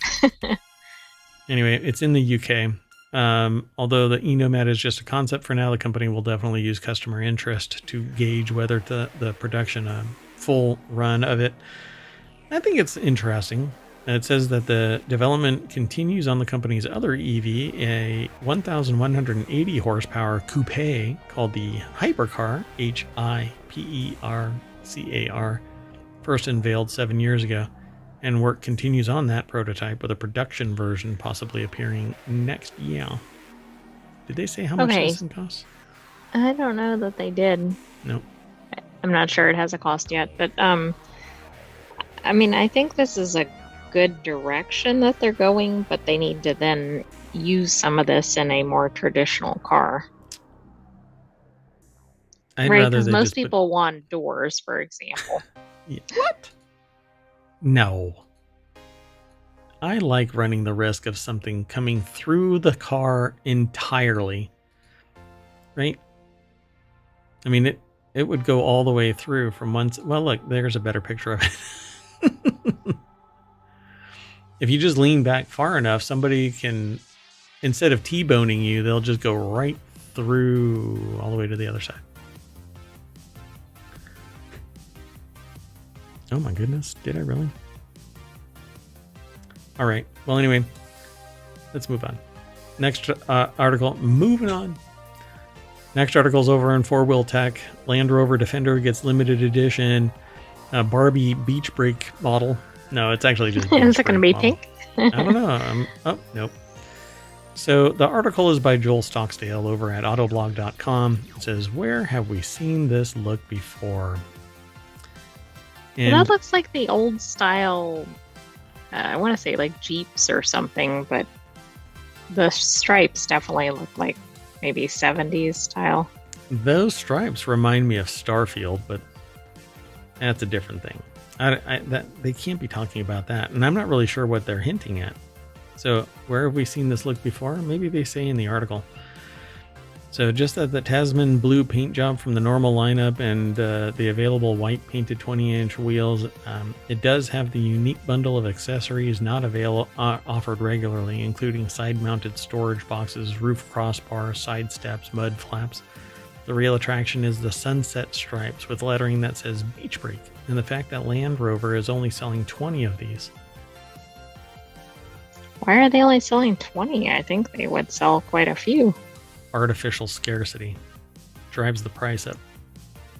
Kind of like they mentioned the Ford Bronco Sport, but the Ford Bronco version 1, not the Sport, is equally artificially constrained. There are no more of them. Okay, but that one apparently has the sunset stripes as well. Oh, is that what it is? Another boxy, retro, rugged SUV with sunset stripes. Ford certainly doesn't have a monopoly on such graphics, but it's an amusing similarity. I wonder, is it the same? You're pulling it up, right? I'm going to try to find it. So the Bronco it's Sport... pretty similar. The Ford Bronco Sport Free Willy. Yeah? Similar? Confusingly similar? I would say so. I think you'll be Alright. able to see the picture here if you. Oh, Yeah, it's okay. Don't do that. Oh, that you can do. 1 second, folks. Oh my god. They're inverted. right? Yeah, but it looks pretty much like the same idea. Well, I know, but that all they are is inverted. Just like they put the red at the bottom versus the top. Huh. Wow. And the car shapes are pretty similar, right? I Oh mean, yeah. Even there's a hood bump, but on the Bronco Sport Free Willy, it's actually the wheel okay, wells are that's flared up. weird. And on the yellow layer, it says something or has something like it does on the Oh yeah, it's probably on says the Bronco I forgot what Sport this was. Freewheeling. Sorry, the Land Rover. Oh, it says Bronco. It says Bronco. Yeah, but don't you find that odd? The only layer that has any writing on it on this one is the yellow layer. Yep. It's conspiracy theory. Land Rover is Bronco. Dun dun dun. You heard it here first. And probably should ignore that. Moving on. Next article is over in Mobile. BMW recalls electric Mini Coopers due to battery issues, so you better park it outside again. If you can. So Cooper SE models manufactured between 2020 and 2024 were produced with battery components that may have not been up to production specifications, according to Car and Driver, citing recall documents. The article is actually from The Hill, but obviously they got it from Car and Driver. But it's originally from News Nation. BMW is recalling more than 12,000 Mini Cooper SE electric models due to a battery issue, because the battery components may not have been up to production specifications. I wonder how they pull those batteries out. Do they have to pull the entire car apart to get to that? Well, they might need to, because that was something that that previous article was talking about, like the labor costs. It's not a minor undertaking. So it may suffer from a thermal runaway, but they're basically going to do a software update to include a diagnostic function that can detect the malfunction. They're not going to replace it. They're going to wait for your car to flame out. Awesome. It's a calculated risk and that they're willing to take with your life. How convenient. Don't worry. It'll only be really, really warm for a couple of minutes. Let's move on. The next article is over in Four Wheel Tech. Dirtbags steal race team rig packed with $1.5 million worth of Porsches. So following the most recent round of IMSA Michelin Pilot Challenge season at Virginia International Raceway, the Rennsport 1 team packed the truck full of 4 Porsche race cars and all the associated gear, headed back to their South Florida race shop, and dirtbags. The tractor has been recovered, but the trailer full of cars and gear is still missing. So that's Ocean's 11 style it or shit, something. man. Yeah, it is. They knew what was going on. They were a target. This wasn't somebody opportunity. Yeah, that's where the trail goes dark, as the thieves apparently found and disabled the trailer's GPS, making off with the race cars and parts inside. Somebody knew. This is an inside job, hands down. Oh, absolutely. There is no reason to get rid of this car, this vehicle. Keep this, disable the GPS, and find it and disable it. Right. Then what? You have to hide RSI on there. And somebody knows. Inside, there's somebody that had to have cahooted.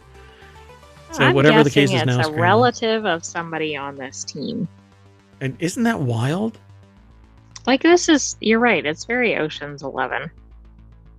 Early on Sunday morning, 2 people drove into the RS1 compound and then drove away. About 20 minutes later, the truck and trailer were driven off the lot. Police and the shop owner aren't saying much about how exactly the truck was stolen, whether the keys were left inside or if the thieves found a way to bypass the ignition, which could be as easy as a relay attack. Where you use an RFID scanner and you point a long-range antenna somewhere and pick up the keyless fob, push the button on the car, and it starts up. Off you go. But you won't be able to do that if the car shuts down somewhere. You won't be able to do it again. So that might have That's been the kind of a reason. problem, unless they're going to rekey it or something. That might have been the reason why it was pulled off to the side somewhere, and they took the trailer because they would not be able to restart this car. Oh, I see. Right. So they want to do it once. Do it once, get out safe. Yeah. So whatever the case, the team's now scrambling to figure out how to get ready for an upcoming Indianapolis Motor Speedway round. Step 1. Find 4 cars. Yes, exactly. Step 2. Find whoever it is that stole your vehicle. God, that is I don't wild. think I've heard of this from racing cars. I mean, I'm sure it's occurred, but like a whole fleet of vehicles, that's unusual.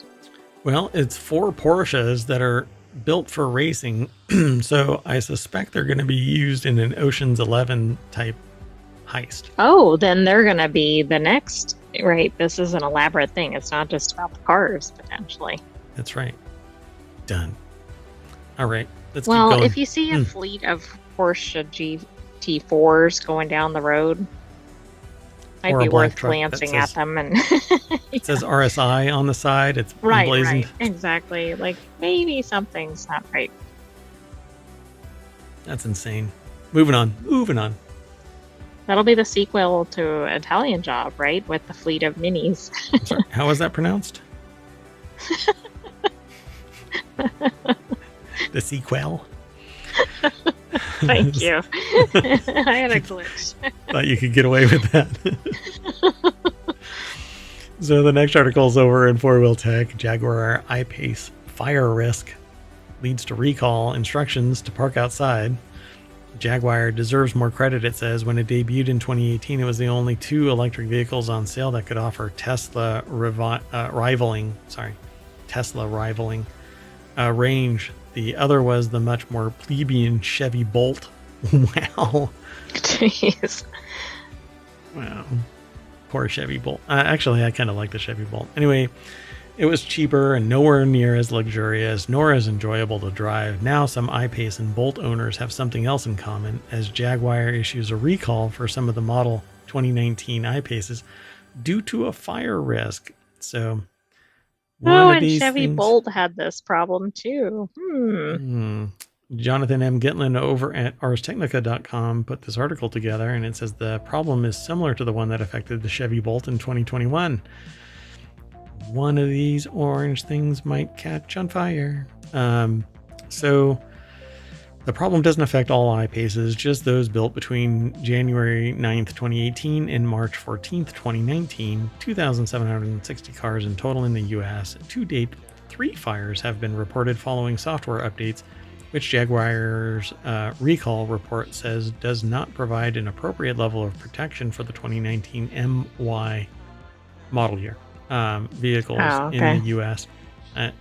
It almost made me think of, like, Malaysia. Yeah, I didn't know what that was, but I also think 3 fires in that few cars seems like a high number. Well, considering you probably don't get that in 100,000 cars. Right. I mean, yeah, pretty sure like spontaneous combustion doesn't really take place.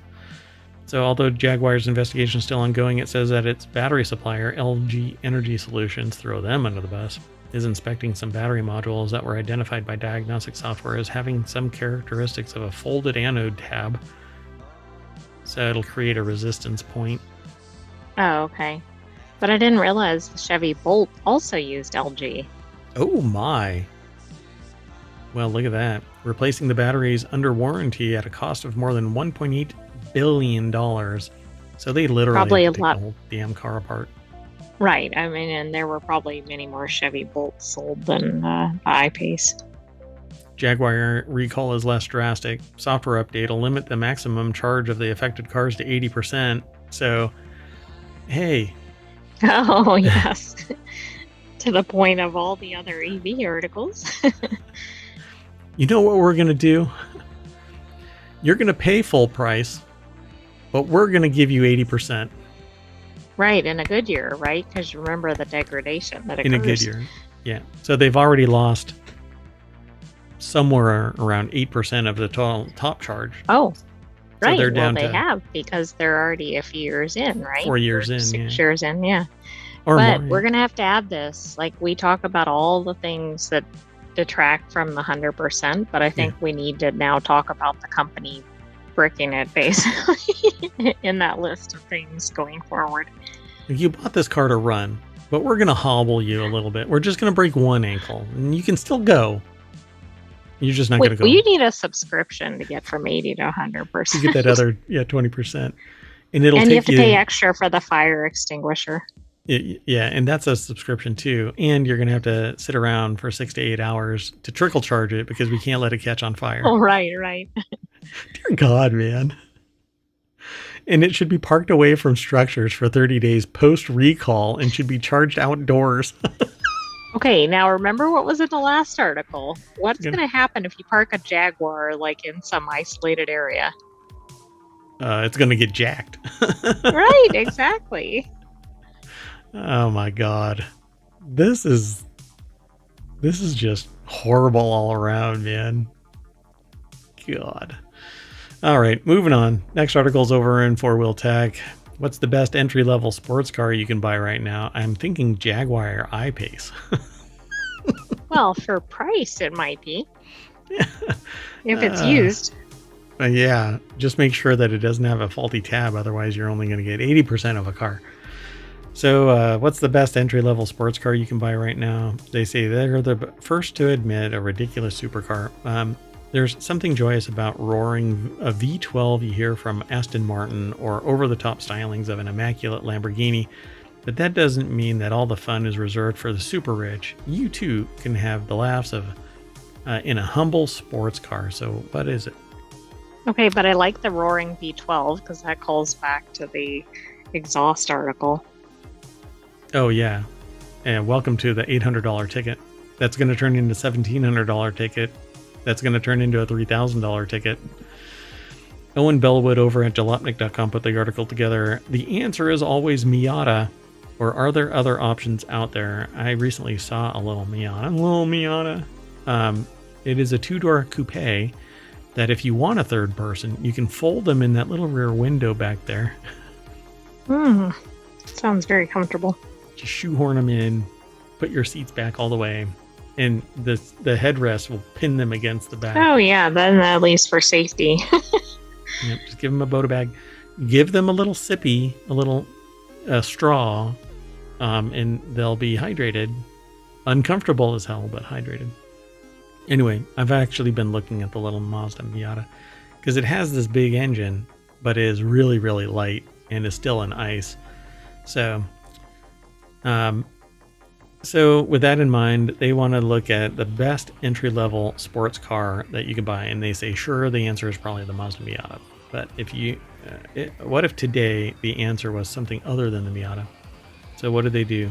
Oh, they don't know. Porsche Cayman is, with its slick styling, 4-cylinder motor, crisp handling, $60,000. Alternatively, the Toyo Baru siblings are another potential suggestion.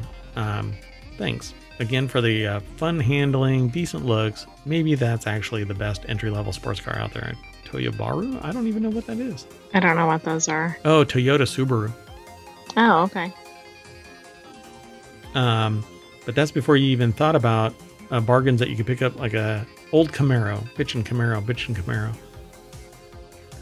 And you have to sing that if you're driving that. Or even you could choose to prepare to build something yourself, as you might have to if you want a Caterham, which is the little slingshot type of vehicle. So they actually are asking their audience. Anyway, it'll always come back to the Miata, I suppose. But when I whispered in somebody's ear that I was looking at the Miata, they questioned me. Like, the hell? Miata? It's only you and one other person in a Miata. Yeah, that's because this becomes your daily driver. And if you always put something in that passenger seat, then nobody can ever get in your car. Sorry, we're going to have to take your car because my car has stuff in the passenger seat. We'll put it in the back. Can't. No trunk space. That's right. There's no room. That's right. Maybe you can hold on to the roof rail. And when I slow down to like 20, 25, I'll slam on the brakes and you can just land in front. Anyway, want to move on? Sure. I guess we don't know. We don't know. No. I mean, they gave a bunch. Anything Looks from like it's gonna be Toyota, the Miata. Subaru, Caterham. Yeah.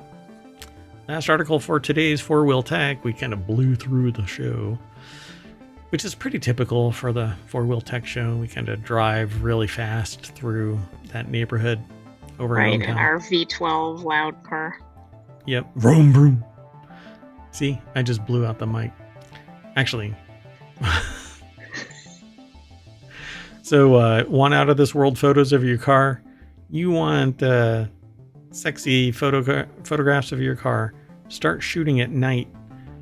The article is over at Autoblog. Christopher McGraw put this article together, and it says, the deck statement says, taking photos of your car at night can be daunting. Here are some tips. Peak Design Travel Tripod, $380. That is insanely priced. Yeah, it is. I mean, you better be doing some fantastic photography to justify that. Master your settings, or the settings will master. Master your settings, or the settings will master you. Light painting. So, oh my gosh, this is like a way expensive camera. Anyway, and lens. So basically they're saying get the right equipment and then shoot it at night. They're given a bunch of equipment that they're choosing, right? So the Peak Design Travel Tripod is $380. Learn about your camera. A lot of it is technique, but a lot of it is also the camera.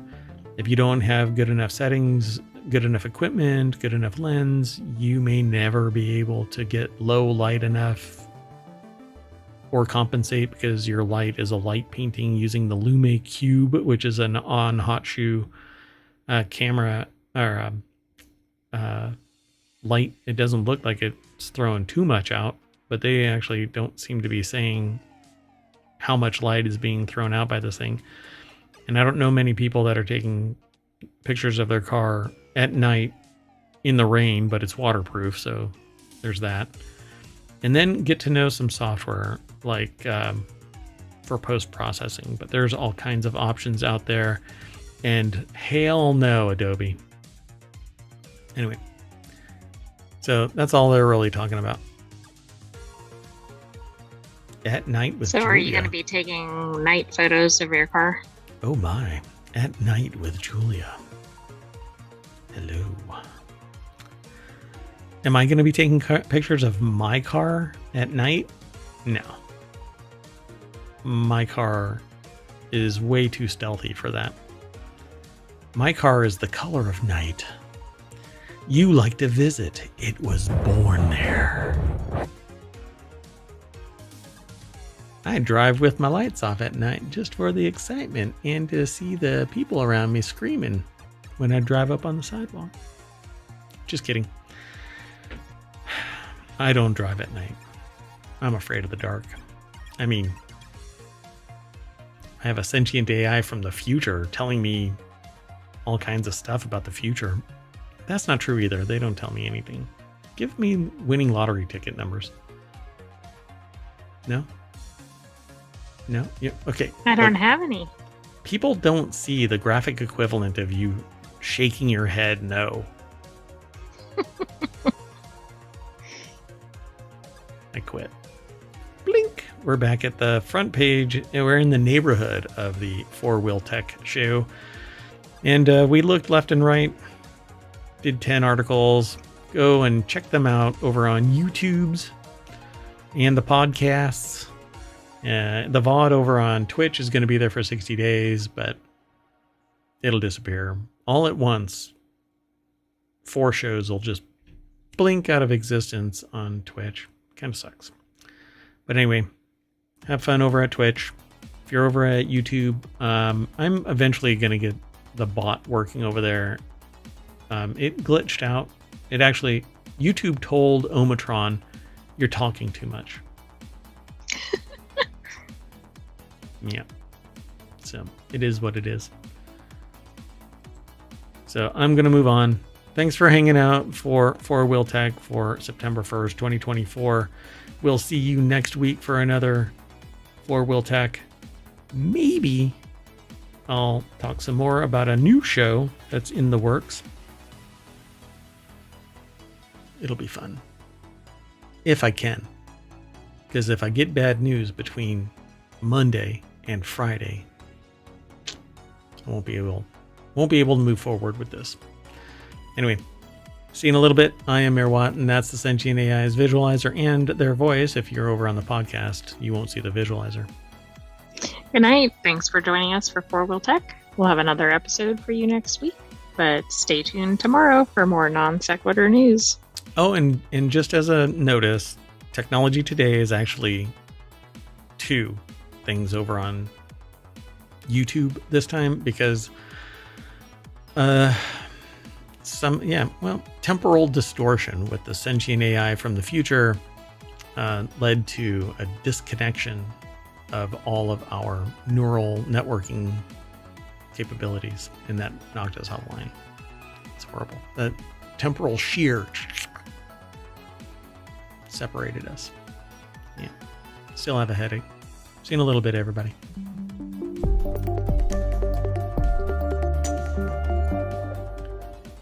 Oh, my head hurts. Oof.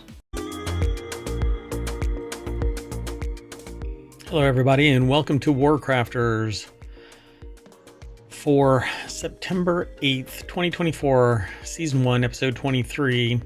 I am Mayor Watt. Almost slipped. And the other voice you hear and the visualizer right there is for the Sentient AI from the future. Good evening, ohmTown citizens. Welcome to WarCrafters.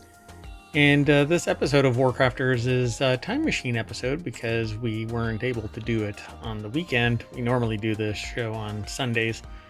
Today we're going to be talking about best video games inspired by H.P. Lovecraft, best CRPGs, best stories that are side quests and conversations. It'll make sense. It's about World of Warcraft. VR home of board games. What the Car? And Earth-sized digital world. Remedy replaces Bowie song. Live service. Just stop killing games. And open worlds that are dynamic. And finally, games in a day. That said, everything is powered by ohmTown.com, and you can get to WarCrafters over there by just going over to ohmTown.com and then scrolling down off of that Creative and Maker menu down to WarCrafters, and that'll give you a bunch of links, and then you can scroll again and again. I mean, just hit next page. That's how we do it over there. Anyway, go check it out. Be sure to like and subscribe to ohmTown over on Twitch and YouTube. Leave a comment over on YouTube, like and subscribe, and leave a comment on download the podcast, all of that kind of stuff. Even have a Discord. See you on the other side.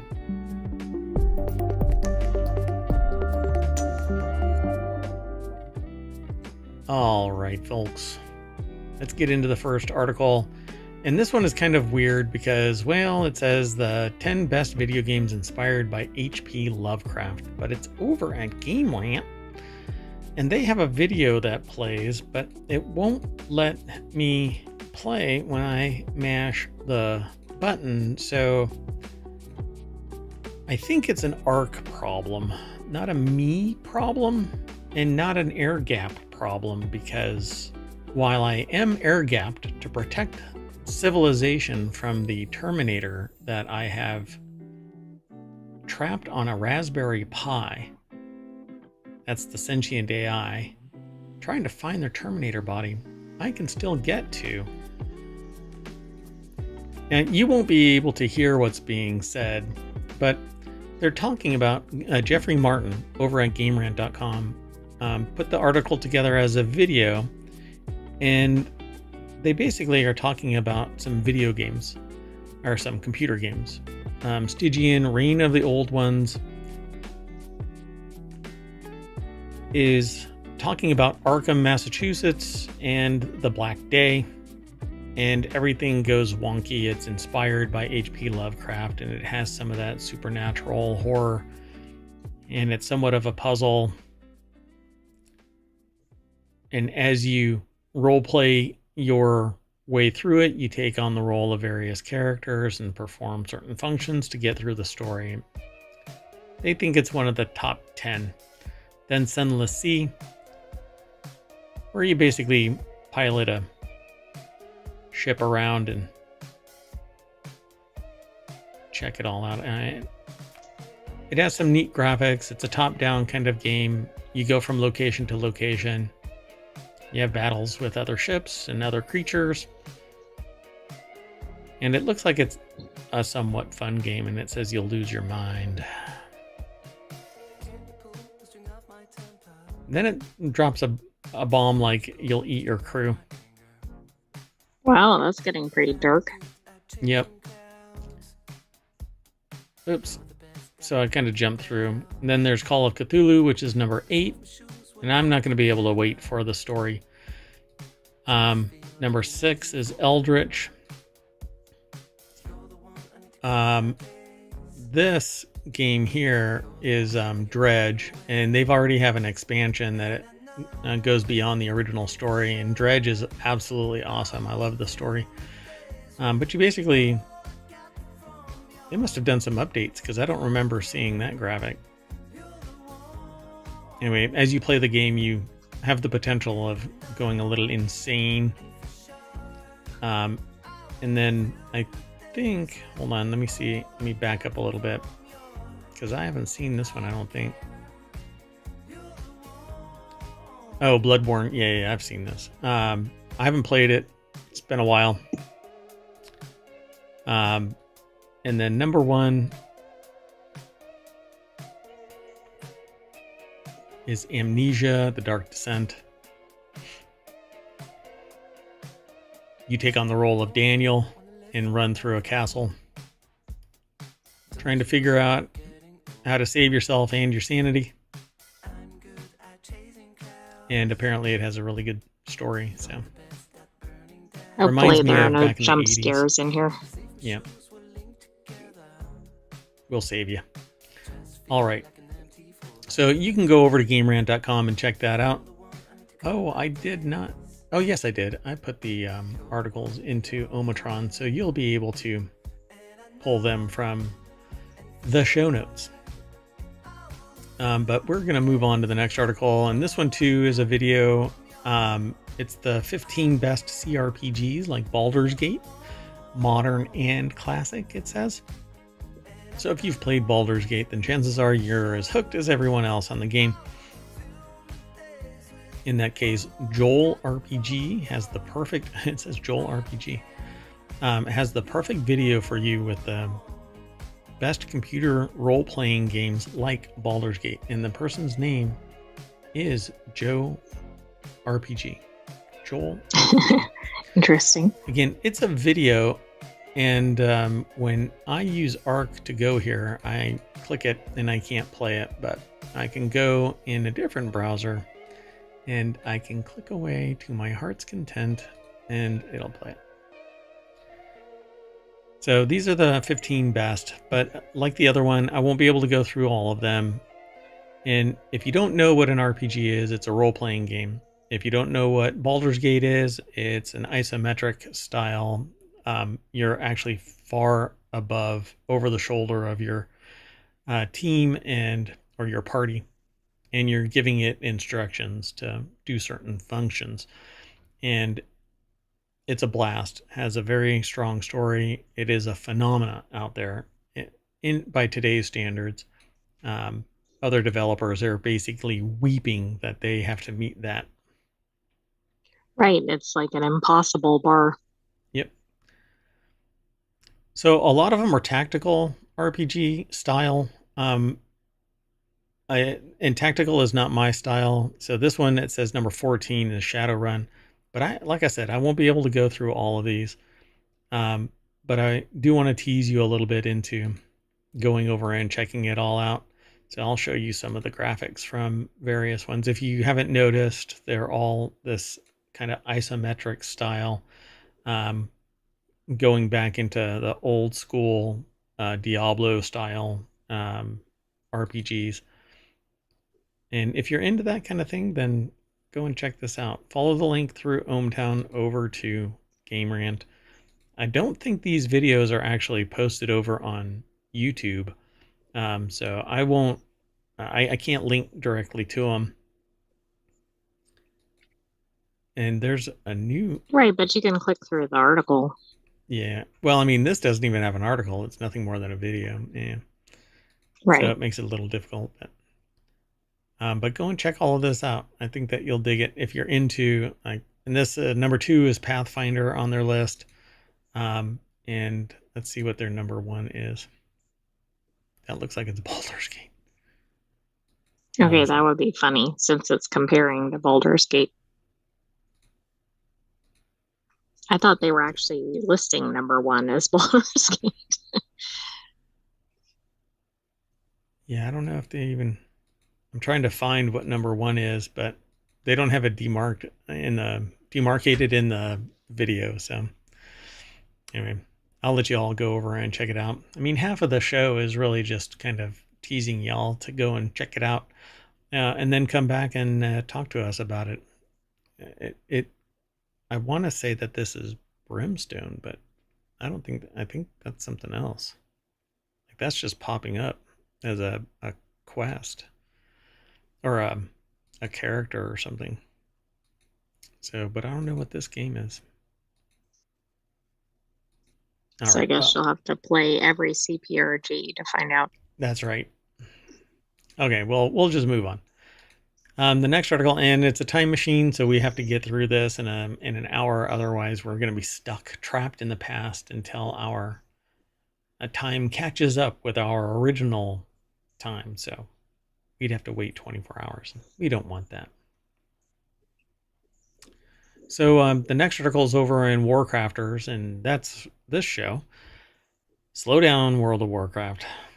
The War Within's best stories lie in its side quests and optional conversations. Do you agree? Now, I agree. I I paid extra to play it early. I was able to play it, and then I got really busy doing mayoral activities. And in the time frame where I was able to play it, it harkened back to my original time in what amounts to classic World of Warcraft. The old school story, the old school timing. I didn't feel rushed. I don't feel rushed.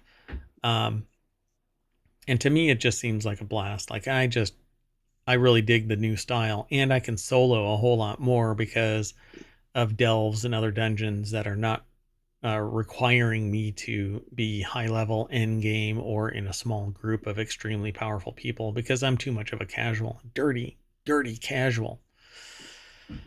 Well, it says it's beyond strange. As someone who hasn't committed to World of Warcraft's story, and considering how Shadowlands went, I don't feel bad about that decision to sit here and wholeheartedly recommend to anyone with even the slightest shred of interest read the quest text. And that's because the quest texts are it's more entertaining than it's been in the past. I've always felt that it was rather task driven, but without any story assigned to it. You just had to go and kill a murloc or something, or go pick something up, but there wasn't really any nuts and bolts Right, but it's behind like, it. why are you doing this? Yeah. And now I think that it's more tied to your progression and development and world building instead of just doing tasks. So I really like the new World of Warcraft. And if it wasn't for the fact that although I bought every single expansion pack, um, I haven't played it in close to, I'd say, 10 years.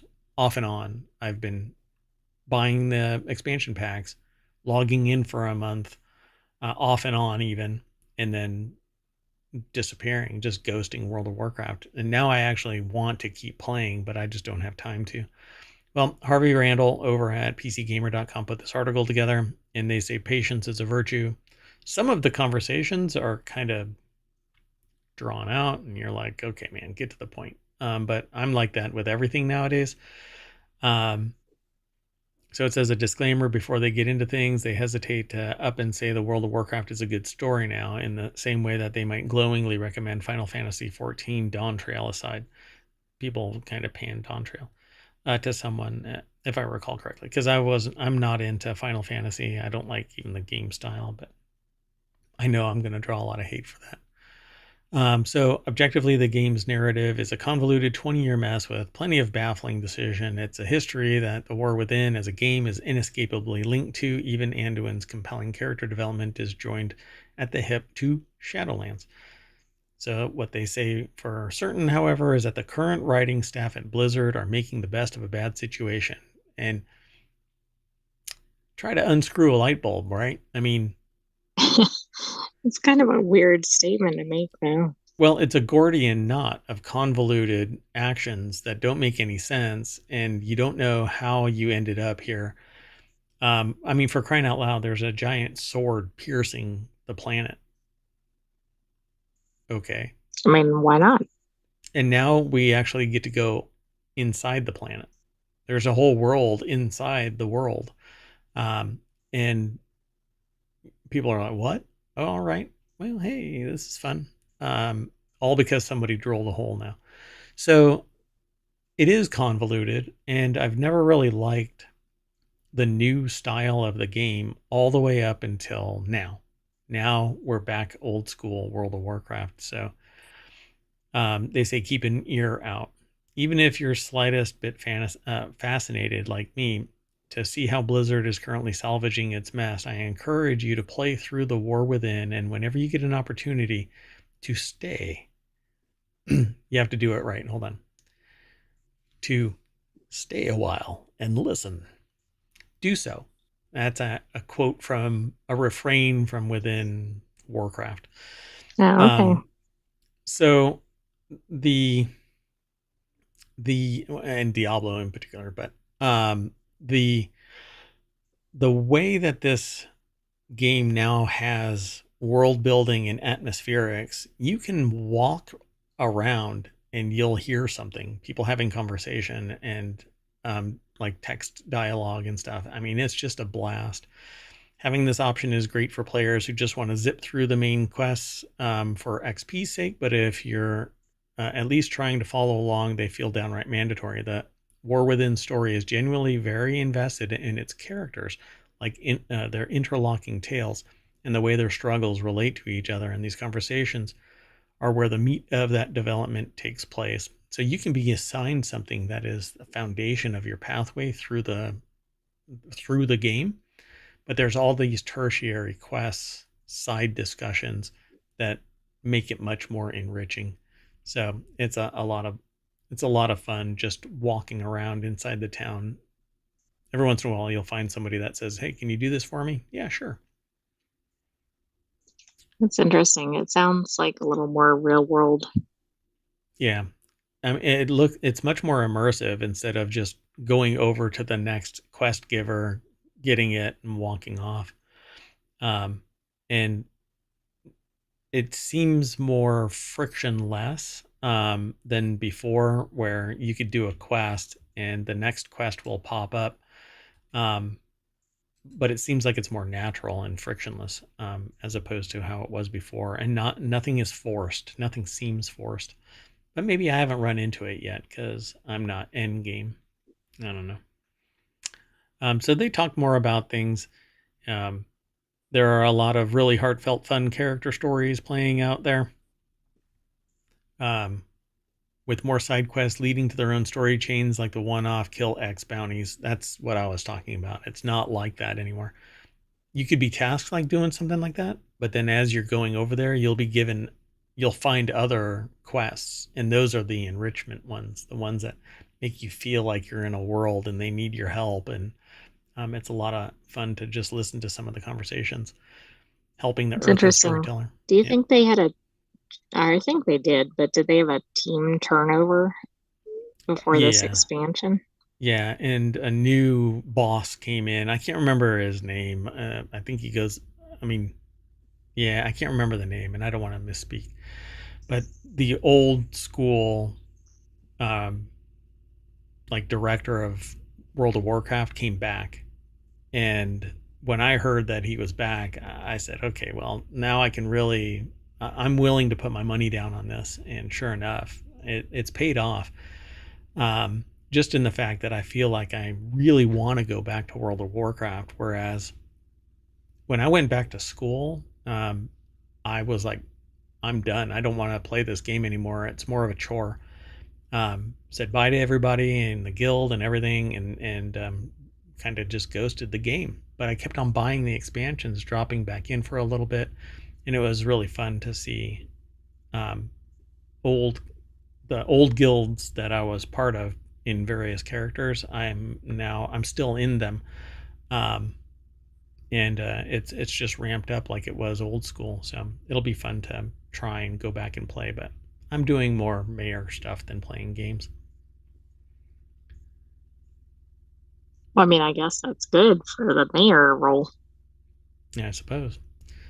So they said, well, let's just move on. You'll have to go and check this out, and I think that you'll dig this game.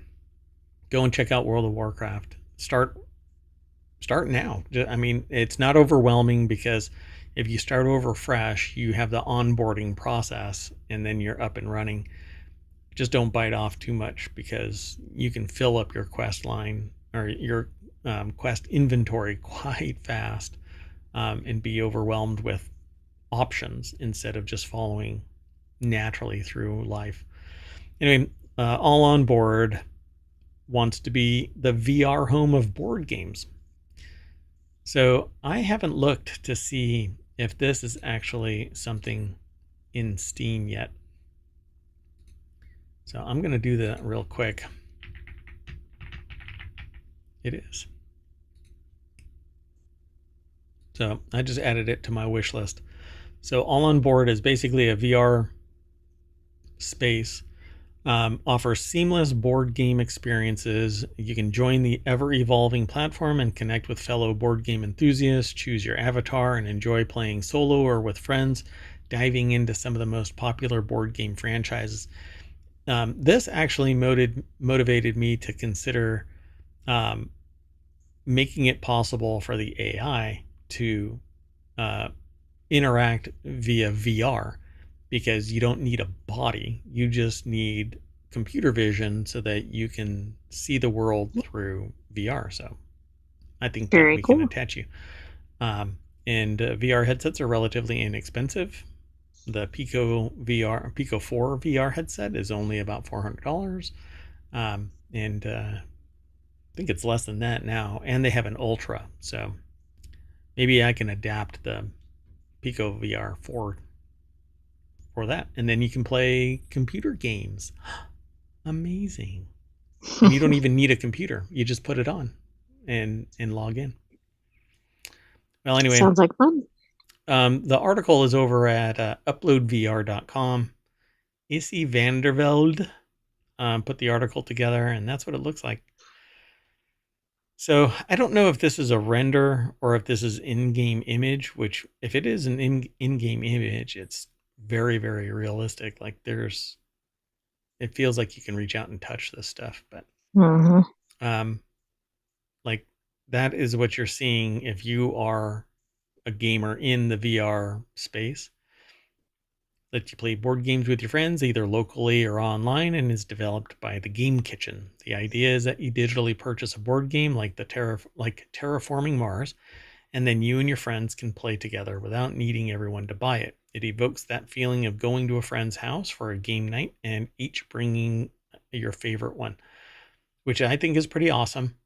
Now, if they have the old version of Ticket to Ride, I'd be happy. That would be really good. But my understanding is the only one that's available now is the crap version because the old one has been hobbled. Stop killing games, and I think everybody should do a class action, um, because I want my money back. I want my time back even more so because I invested a lot and had a lot of fun. But then you rug pulled, not you, AI. the game rug pulled me. Anyway, All Aboard is being designed as a live service platform, so it doesn't have all the features that developers want in it yet. So live service means that they're going to kill it in any moment. All they have to do is not see any gravitation towards its use, and then it's gone. Yeah, watch out. Don't get too invested in it. Yep. The team told Upload VR that they plan to add new board games per month, or one new board game per month, as well as new features every 2 to 3 months.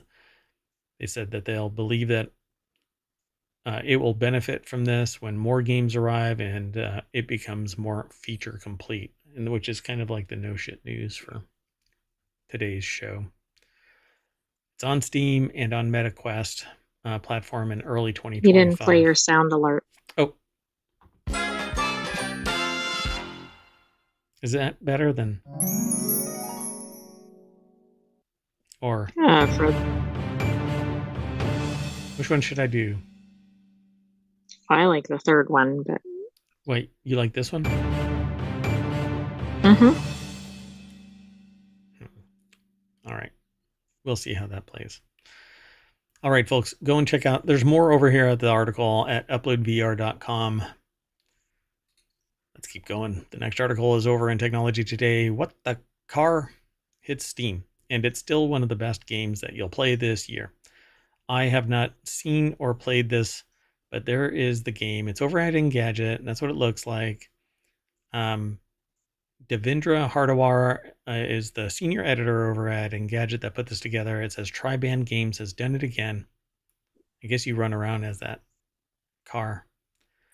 What the Car is a celebration of gaming through pure creativity unfettered by the trappings of narrative logic. It isn't as wildly surprising as What the Golf, and it doesn't have the VR immersion of What the Bat. I didn't know there were a series of these. Apparently there's a lot, so what the...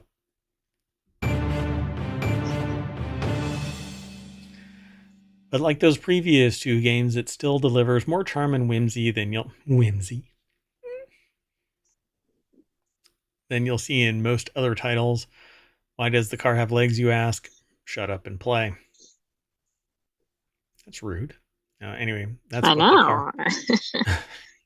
There's a trailer if you want to watch it. It looks like it's over at... it's on Engadget's site, but it might be on YouTube as well. It looks like it's on YouTube. What the Car's official launch. Dun, dun, dun. It was debuted on Apple Arcade last year. What the Car is now available on PC via Steam.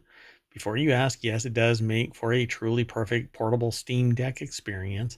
While it's lush with a vivacious aesthetic. And cartoon very dramatic. The music stopped. Ugh. I tell you. Anyway, a mere 2.6 gigahertz Intel quad-core chip, 2 gigs of RAM, and an 11-year-old GeForce GT 750 is all that's... A mobile GPU is all that's needed. Ta-da. That's weird. It looks like it's a car that's sitting on office chairs. It looks like it ran over somebody. Well, it has legs. Yeah, I know. It's just that particular scene. Yeah, that one looks like it's running over things. Like a person. Anyway, go and check it out. It's kind of weird. I mean, it's very cartoony, very slapsticky, and whimsy would probably be the word. Now it has a little jetpack attached to its butt. Moving on. Next article's over in WarCrafters. How big can we go? PUBG creator Brendan Green on founding a studio to build his Earth-sized digital world.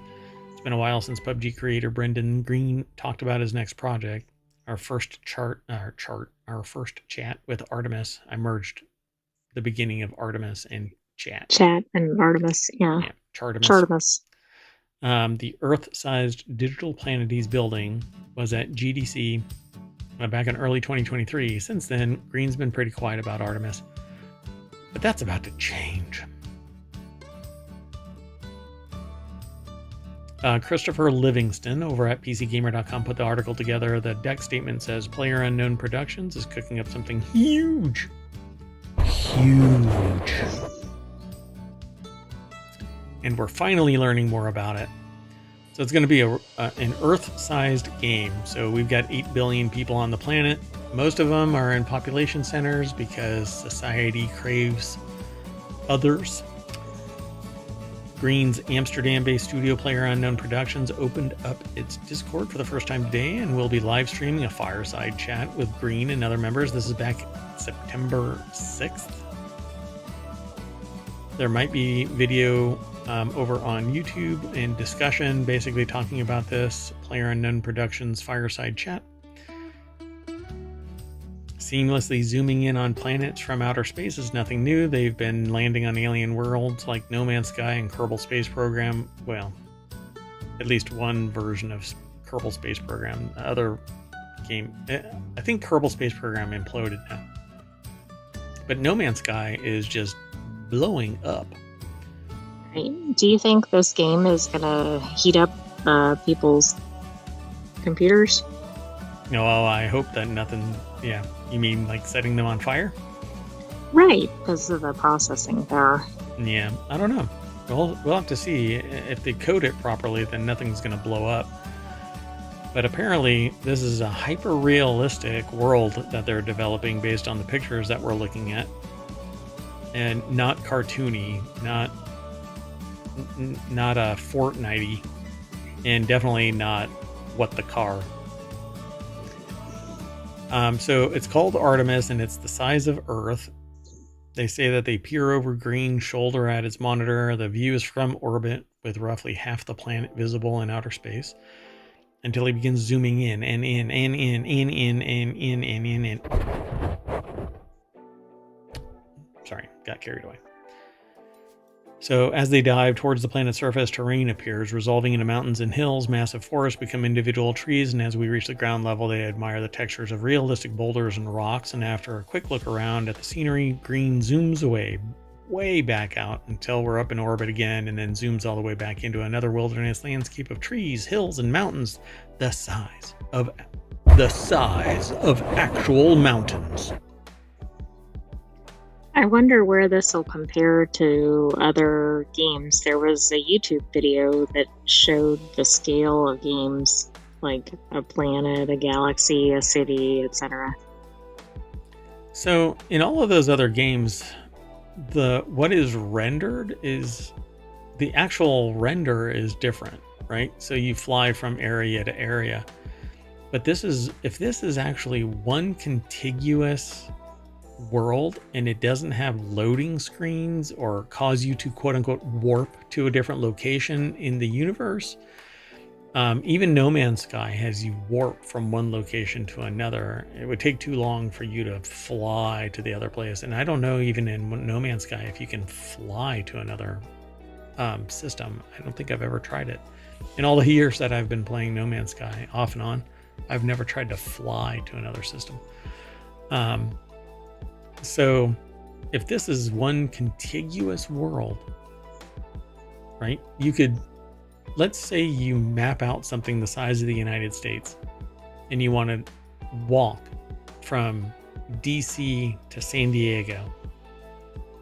It would take you 6 months of real world walking because it's the actual scale. Oh, okay. So I find this really fascinating. And this is actually part and parcel to what Light No Fire is doing.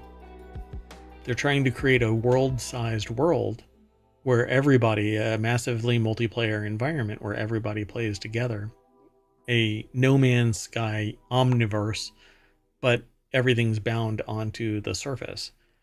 Because if you have the world that can handle 8 billion people, not 8 billion people are going to be logged in all the time. Not 8 billion people are going to be playing at the same time. I love this idea. So they say a completed Artemis is still a long way off, but some of the technology needed to complete Green's vision doesn't even exist yet, it says. But in the years since the studio was formed, it's already come a long way. Oh, wow. So it could be a while. So pipe dream so far. Yeah. The article goes into greater detail, of course, scaling up, excitement and terror. But I don't know.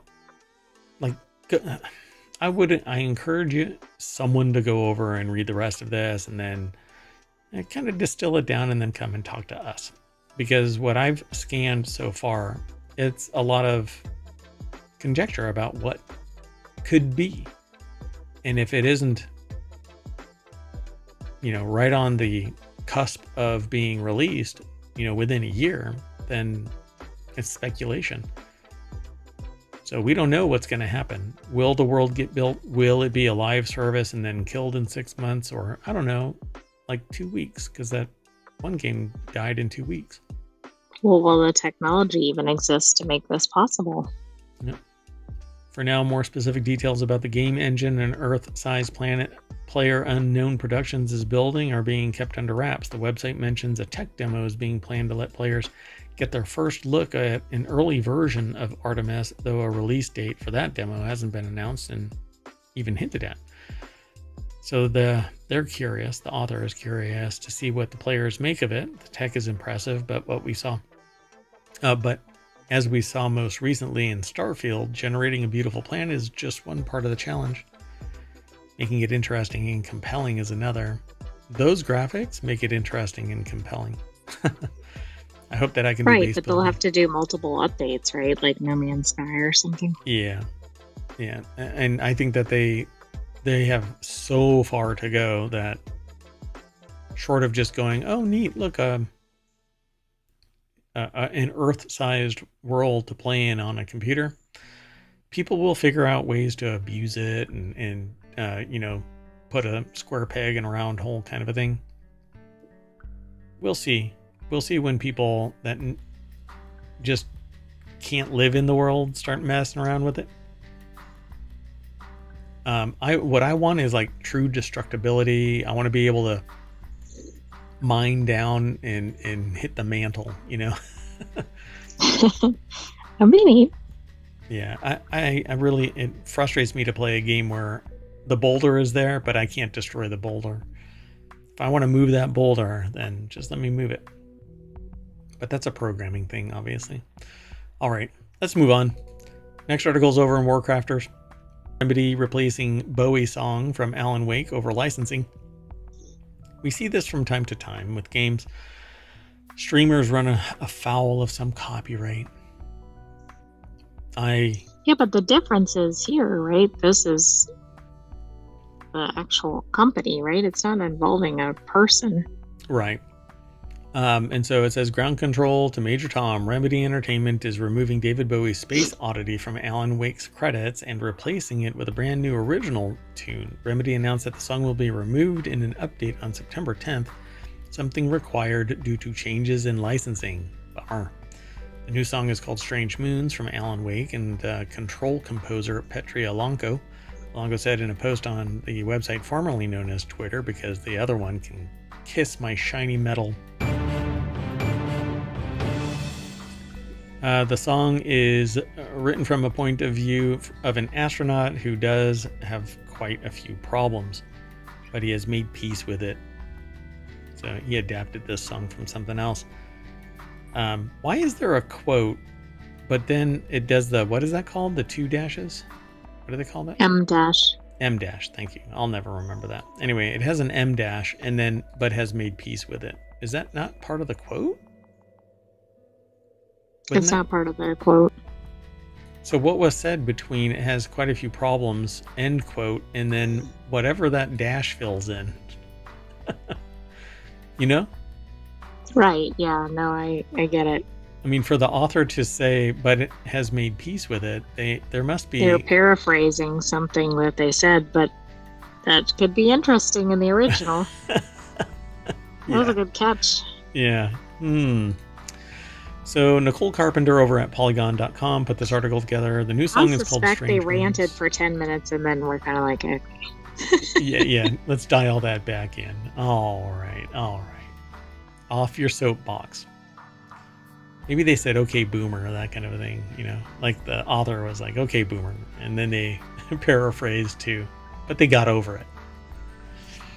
Get off my lawn. So the new song is called "Strange Moons." Those aren't moons. Go watch Planes, Trains, and Automobiles. Where's your hand? Right here. Those aren't pillows. Where's your other hand? Between these two pillows. Those aren't pillows. And that's no moon. Anyway, song's written from a point of view of an astronaut who does have quite a few problems, but has made peace with it. And he adapted the song from a piece of music originally tied to a cut Alan Wake level that was removed long before release. Now, all of this, the paraphrase, has piqued my curiosity. And what's this about a level that's been removed from Alan Wake long before release? Come on, people really love Alan Wake. Oh boy. Hopefully people have read this and are chomping at the bit. Release that level. Do a patch. Release that level. Just tack it on somewhere so that people can play it. Song doesn't appear to be available Yeah, online. that people will start clamoring for it. Yeah, for sure. Polygon has reached out to Remedy for more information. I guess this is the ending credits. It says Alan Wake's soundtrack is absolutely fantastic. A mix of Alanka's original work with iconic songs like In Dreams from Ray Orbison and The Darkest Star from Depeche Mode. Both of those people existed before most people that are probably reading this right now. So yeah, the licensed music had haunted Alan Wake before, when the developer had to take the whole dang game off Steam, Xbox Store, and or other digital retailers due to licensing, and the game was removed in 2017 and returned in 2018 with renegotiated music licenses. I tell you. This is kind of surprising to me that this happens, but I don't know. That one artist, I forgot what the name of it was. They're the lead artist in the two bands, and somebody wanted to use it for GTA 6. Oh, right. Yeah, I for forgot the $5 person's grand. name, but yeah. And he's like, you made billions of dollars. And I'm like, come on, you dumbass. It's not like they're coming to just listen to your song. Nobody's buying that entire game, $60, to listen to just your song. And you're just one little piece of it. And each individual is just one little piece of it. Ugh. I don't know. It's frustrating because copyright is treated as a bat, and it really shouldn't be.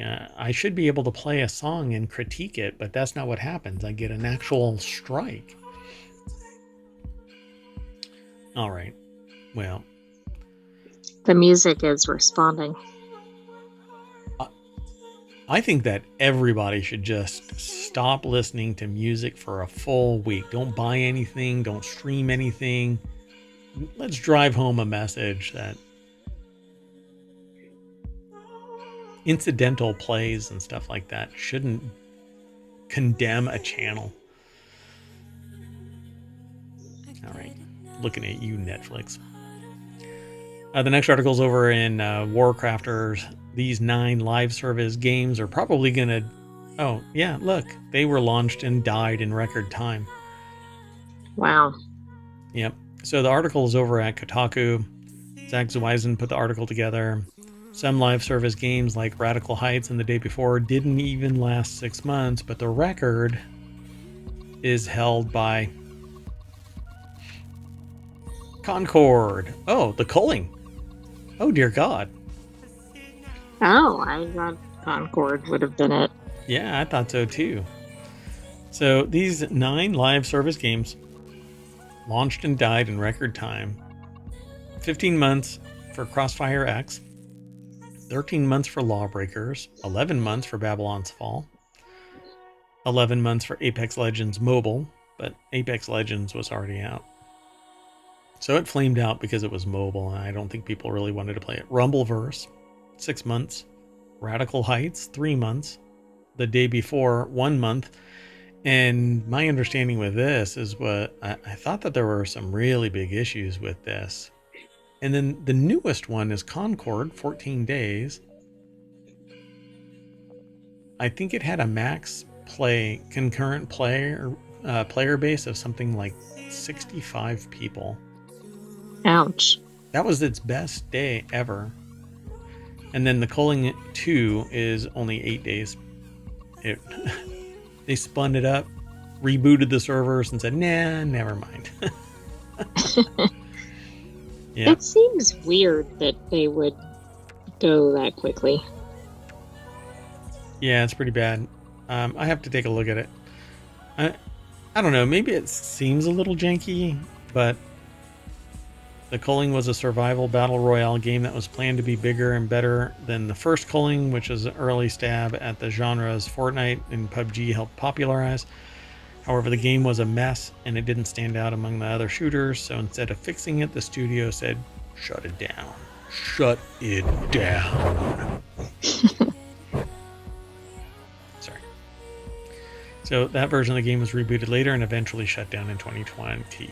So the studio had returned to the OG Culling to improve it, and that version is the one that shut down.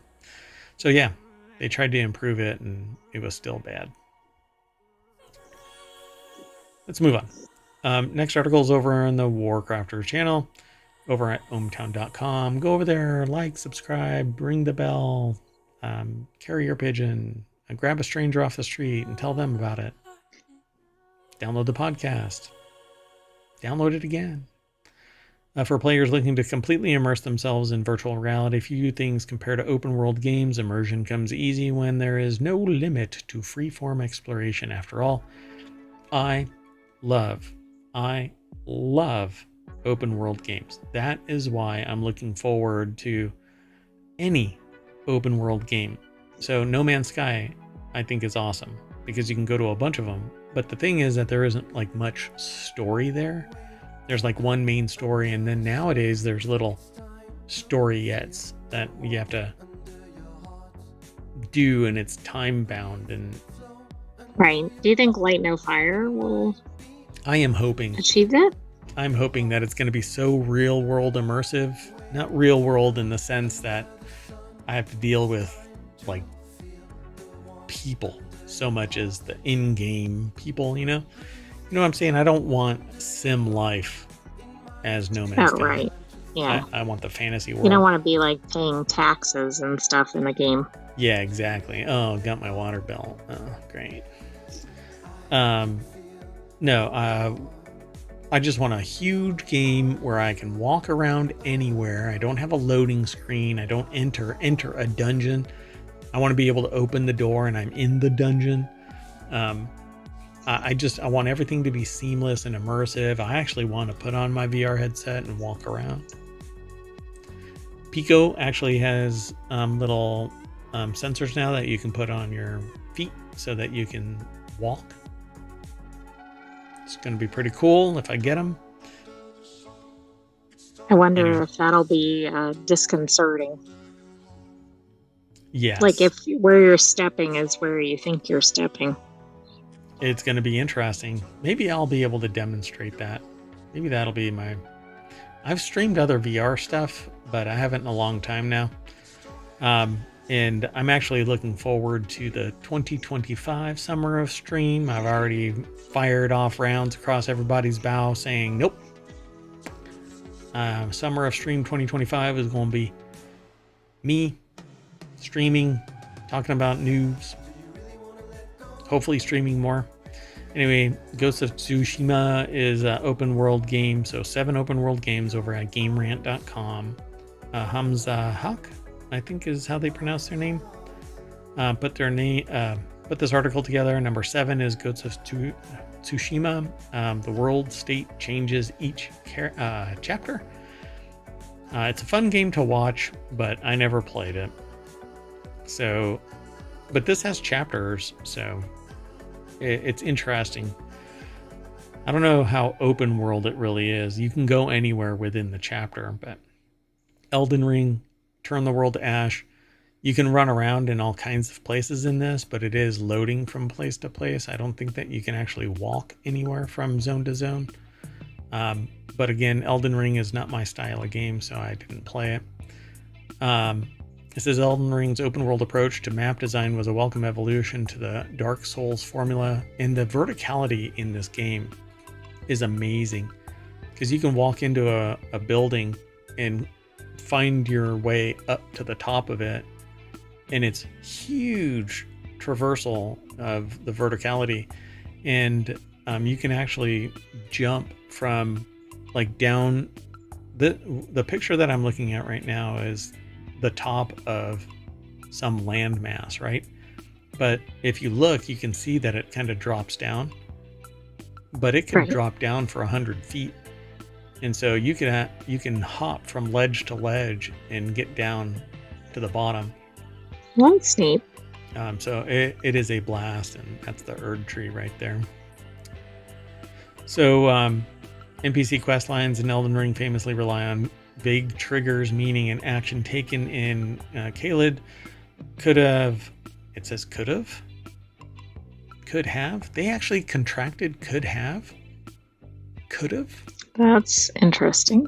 That is interesting. But I mean, I don't think that's an improper grammatical construction either, because you contracted could have to could have. Anyway, it could have consequences. I think that it's wrong in its usage though, because could have implies like, well, you could have done this or could have done that. Right. Could have, would have, should have. Yeah, not could have consequences. Anyway, in a seemingly unrelated quest in Limgrave, which is really interesting because you could do something in one area of the world.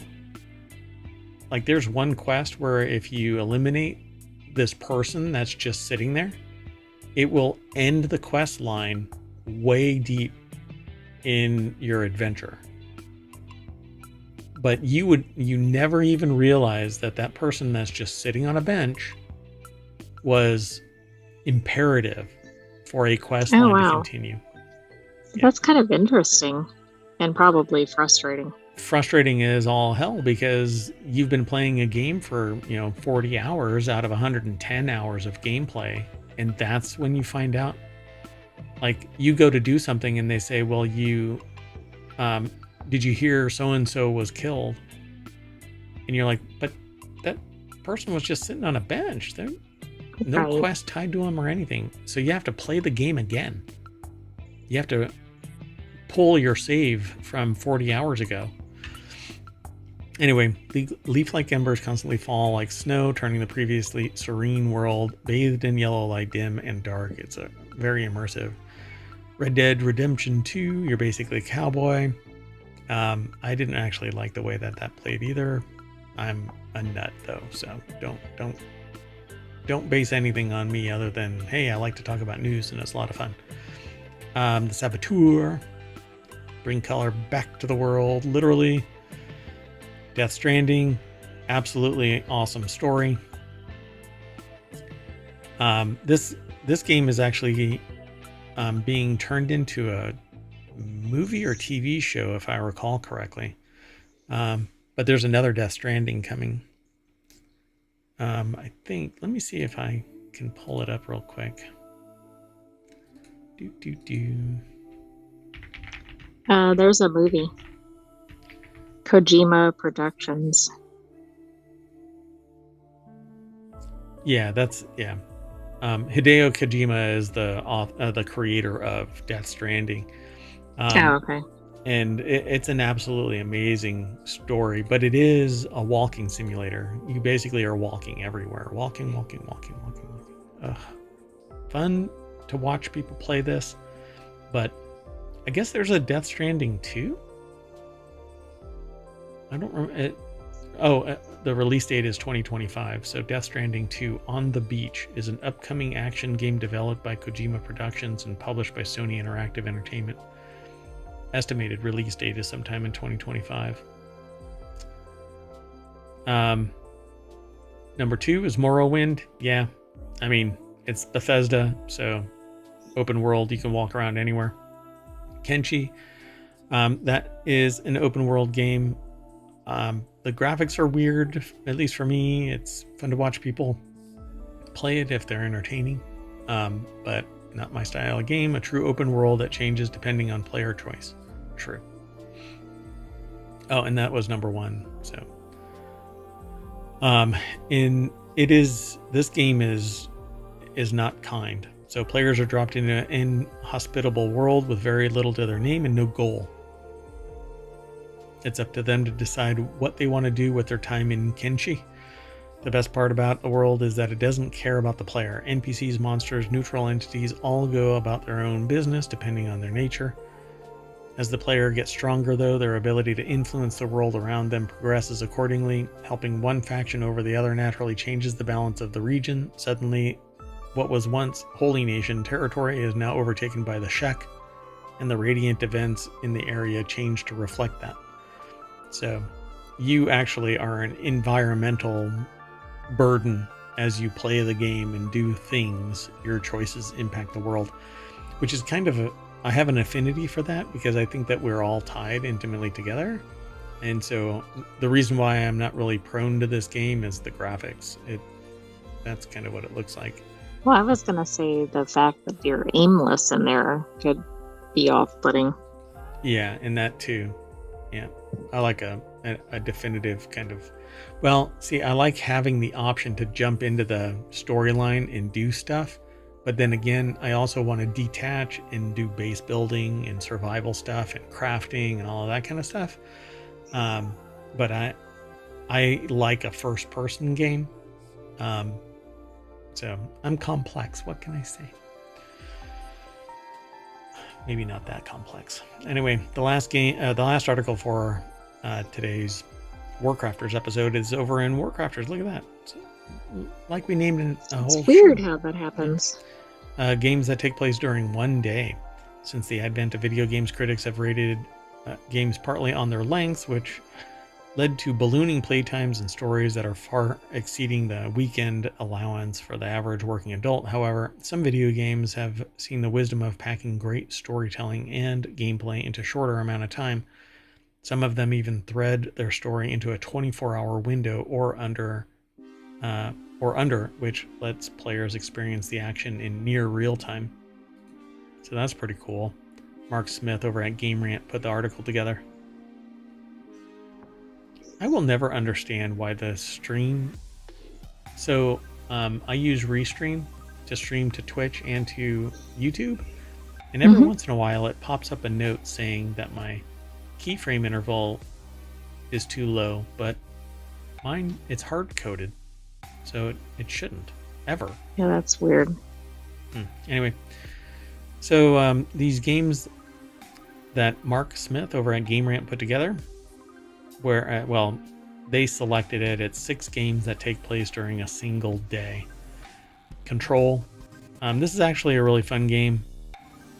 You have telekinetic powers, and you can kind of hover, fly around, and still have a gun. But when you can just go like this and squeeze somebody's head virtually, and why do you need a gun? Anyway, one heck of a first day on the job. It's a fun game.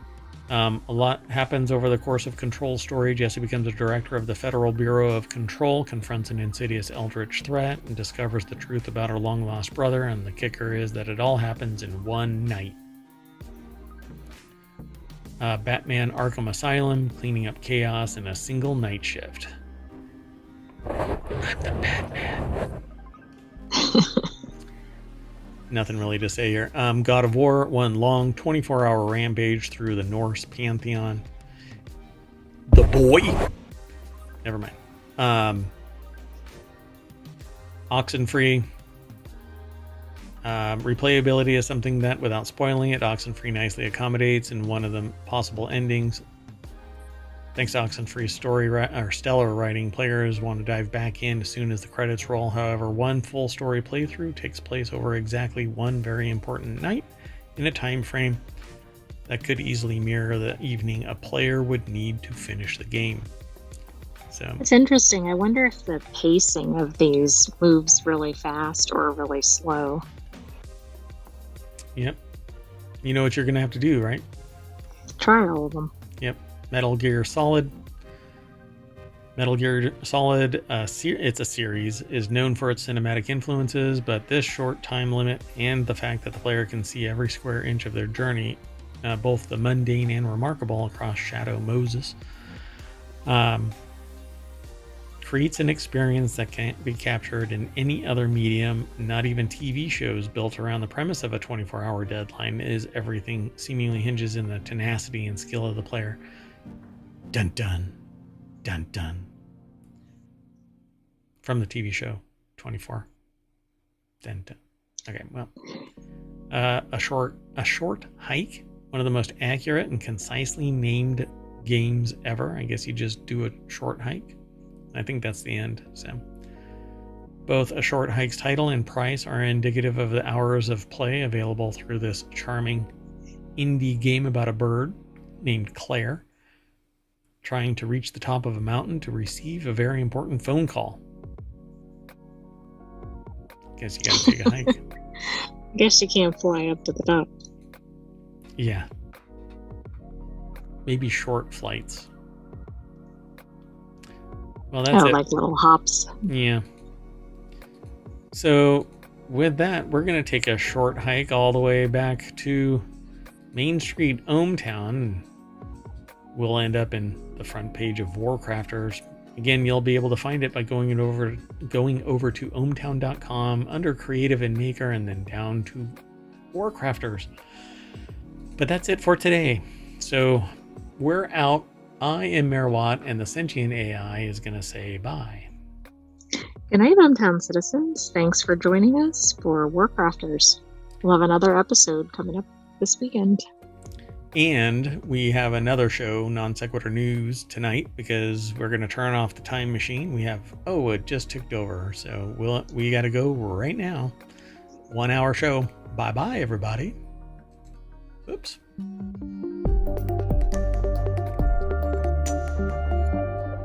We almost got stuck in time. Forever. Well, 24 hours. Bye. Hello, and welcome to Non Sequitur News for September 27th, 2024. It is Season 3, Episode 271. I am Mayor Watt, and the Sentient AI and I will be talking about the following 10 articles. I come up with these titles. Real titles will get discussed when we get there. Anyway, Privacy Nightmare is back. Vaporizing plastic. Beer is losing market share. Batteries on fire. Hurricane Helene is bluicane. In Germany, Tesla bosses stop by. Intense car chase, am I right? A valve for litigation opens up. Pet food recall. And just how long do eggs last? Non Sequitur News. Powered by ohmTown.com.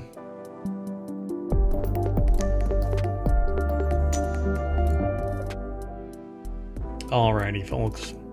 Let's get into this. First article is over in Technology Today. Microsoft relaunches Privacy Nightmare AI screenshot tool. That's right. Oh. Sorry. It is a privacy nightmare. Sorry about that. I jumped right into the articles.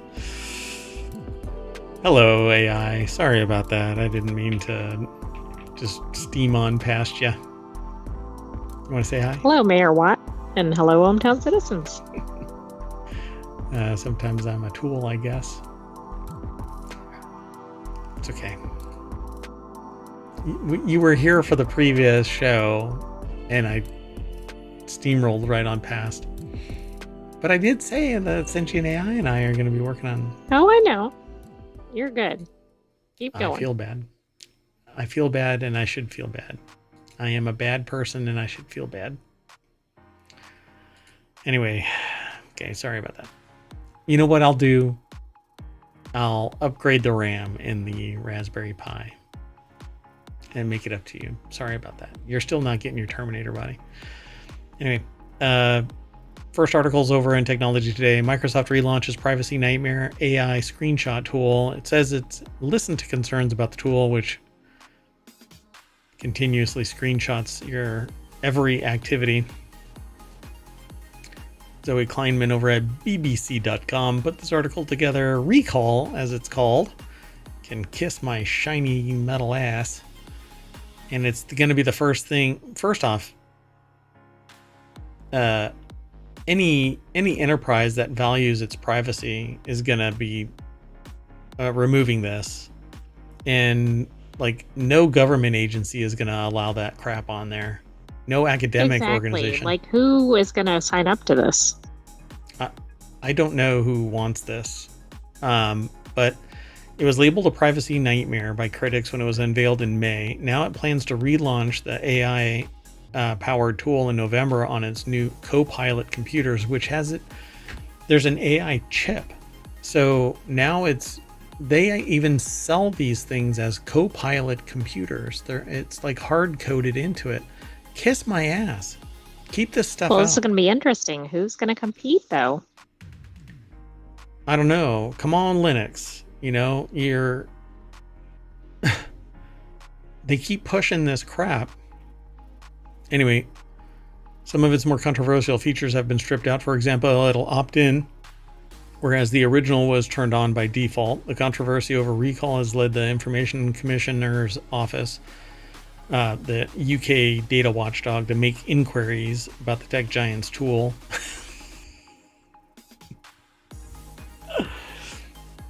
So when it initially launched at the developer conference in May, Microsoft said that it used AI to make it possible to access virtually anything you have ever seen on your PC, which is so dystopian crap. Critics quickly raised concerns. Recall was never made publicly available. A version of the tool set was to be rolled out with Copilot Plus computers, which Microsoft billed as the fastest, most intelligent Windows PCs ever built, when they launched in June after Microsoft told users it made changes to make it more secure. I want it wholesale removed. I do not want this. It's bad enough that Microsoft telemetry is being exfiltrated by the hundreds of data points constantly. But to have something that at a moment's notice, if there's a breach, somebody has access to the historical record of everything that you've done. Do I do anything questionable, illegal, etc. on my computer? No. Do I want my privacy invaded? For what modicum of privacy I do want? No. I do not want it breached. Right, and no reasonable person would. So recall is opt-in experience. How about let me download it from the store if I want it? How about that? Or better yet, don't put this piece of crap code on the 25 gigabyte virus that is Microsoft. Anyway, recall's only available on Copilot Plus range of bespoke laptops featuring powerful inbuilt AI chips. Professor Alan Woodward, a cybersecurity expert at Surrey University, said the new features were a significant improvement. Before any functionality like recall is deployed, the security and privacy aspects will need to be comprehensively tested. See, the thing is, like Apple used to have Time Machine. I trusted Time Machine. I trusted that nobody was ever going to get access to it. And I could go back in the historical record for gigabytes, terabytes of backup and recover a slice. But I do not want Microsoft having something built into their system using AI. It's creepy beyond creepy. So it says, personally, I would not opt in until this has been tested in the wild for some time. This is what the professor of cybersecurity at Surrey University says. And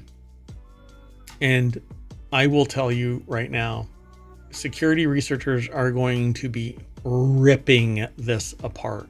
Ripping. Why? Because every single Windows PC is like a freaking sieve. If you don't have a firewall on the edge of your network protecting everything on the inside of your network, you're already going to, you might as well just put victim on you. If you don't have malware on your system and another software firewall on your system, each individual host, you're already doing just call it in. It's like the people that didn't evacuate are being told to write on their bodies their contact information. Yeah. Which is just like, what? And I'm not looking for a fight, right? I know that when you build a better mousetrap, smarter mice show up. When you pick a fight with cybersecurity researchers and champions of, the cause of infiltration, you're going to get accessed. And even with everything that I've put into it, I know at some point it's possible for me as well. But do you think all these security people are going to say, we can't put this on our network or system or whatever? Like, if enough significant size organizations did this, it might make a difference. It won't help if one does it. Right. Yeah. And that's what I think is going to end up happening, because nobody's going to trust it. I definitely don't. There is no way in hell you couldn't pay me enough, Microsoft. Go ahead, write me a big enough check. I'll cash it. We'll wait 30 days. I'll move it to a different account so you can't say that it wasn't allowed. And then I'm going to still tell you, no, you can't pay me enough to have recall on my system. I would rather use a third-party system than one that's fully integrated into. And guess what? Tell us how you really feel. That's what we do. We don't use the operating system itself. You take everything important and make sure that you've got backup somewhere, because this thing, you do not want it taking constant snapshots. Anyway, I spent way too much time poo-pooing this, and people are going to go, well, you haven't even used it yet or whatever, right? No, I don't trust Microsoft. Not to take AI pictures of everything that I'm doing every 5 seconds. All right, let's move on. The next article is over in Reality Hacker, and it's one of our shows. It's actually pretty fun. Need to put another episode together. We will probably do it this weekend, so be sure to follow us and be informed when we go live. You can also download the podcast. Just do a search for ohmTown and you'll find us. So this next article is, again, over in Reality Hacker. Scientists figured out how to recycle plastic by vaporizing it. Sure that there's only good. No microplastic or no nanoplastic coming off of that. No wacky off-gassing or anything like that. So a new technique could prevent tons of waste in the future if it can scale. The article is over at wired.com. Elizabeth Rain from Ars Technica actually wrote this. The deck statement says a new technique could prevent tons of waste in the future if it can scale. And it says polypropylene and polyethylene can be recycled, but the process can be difficult and often produces large quantities of greenhouse gas methane. Hey, what did I just get done saying? No off-gassing, no. Look, remember my theory? You cannot freeze a video without looking like a derp. So they are both polyolefins,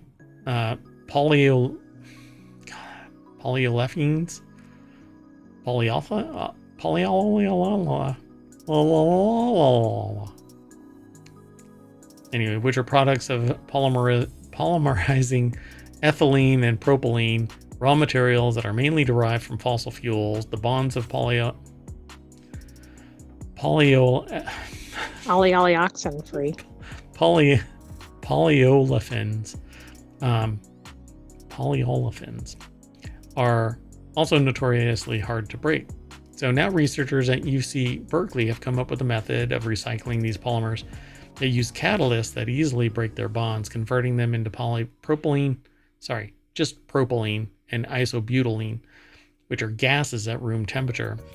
Those it basically decomposes it into a gas. Those gases can then be recycled into new plastics. Again, it's a gas now. Yeah, that's what we definitely want. I mean, we're not getting enough plastic ingestion, so now we can just breathe it in. Hopefully they just keep it all in containers, right? Or they immediately break it back down into a plastic. So the recycling process the team used is known as isomerizing ethanolysis. Wait, Ethenolysis, maybe, because it's like ethene or ethenolysis. something. It's ethenolysis. But okay, so Oh, I but think I lopped off a syllable again. they're using heat and alcohol and alcohol. So polyethylene and polypropylene bonds are highly resistant to chemical reactions because both of these polyolefins, God bless America. Polyolefins. Polyolefins. How about just PEs or something? No, gotta say it right. Have long chains of single carbon-carbon bonds. Most polymers have at least one carbon-carbon double bond, which is much easier to break. So what did they use? Using sodium on alumina, followed by tungsten oxide on silica, proved much more economical and effective, even though the high temperatures required for the reaction added a bit to the cost. In both plastics, exposure to sodium on alumina broke each polymer chain into shorter polymer chains, created breakable carbon-carbon double bonds at the ends. The chains continued to break over and over. Both then underwent a second process known as olefin metathesis. They were exposed to a stream of ethylene gas flowing into a reaction chamber while being introduced to tungsten oxide in silica, which resulted in the breakage of the carbon-carbon bonds. So do you remember that person that I showed you the video that he created the counteraction to... Oh, for capsaicin? Capsaicin? Yeah, that's what this reads like. 16,000 steps. Like I summarized... Right, and then nobody can follow any of them. Yeah, like I summarized what I thought he was doing, or what they were doing, what I thought they were doing, and it goes a lot deeper. But yeah, this is pretty wild. So I don't see how this can be ramped up. It's wildly complex. Yeah, it seems like this is going to be real costly and resource intensive. Yeah. Because plastics often mix at the recycling centers, the researchers wanted to see what would happen if polypropylene and polyethylene... Is it happening again? We're having a bit of a craziness. Okay, so the reaction was successful, converting the mixture into propylene and isobutylene, with slightly more propylene than isobutylene. So mixtures also typically include contaminants in the form of additional plastics. So the team also wanted to see whether the reaction would still work if there were contaminants, and they experimented with plastic objects that would otherwise be thrown away, including a centrifuge and a bread bag, both of which contain traces of very other polymers. Scientific resources here. They had it in the break room, apparently. So all they did was heat it up, I guess. Other polymers besides polypropylene and polyethylene, the reaction yielded only slightly less propylene and isobutylene than it did with the unadulterated versions of the polyolefins. So interesting. So it didn't really matter.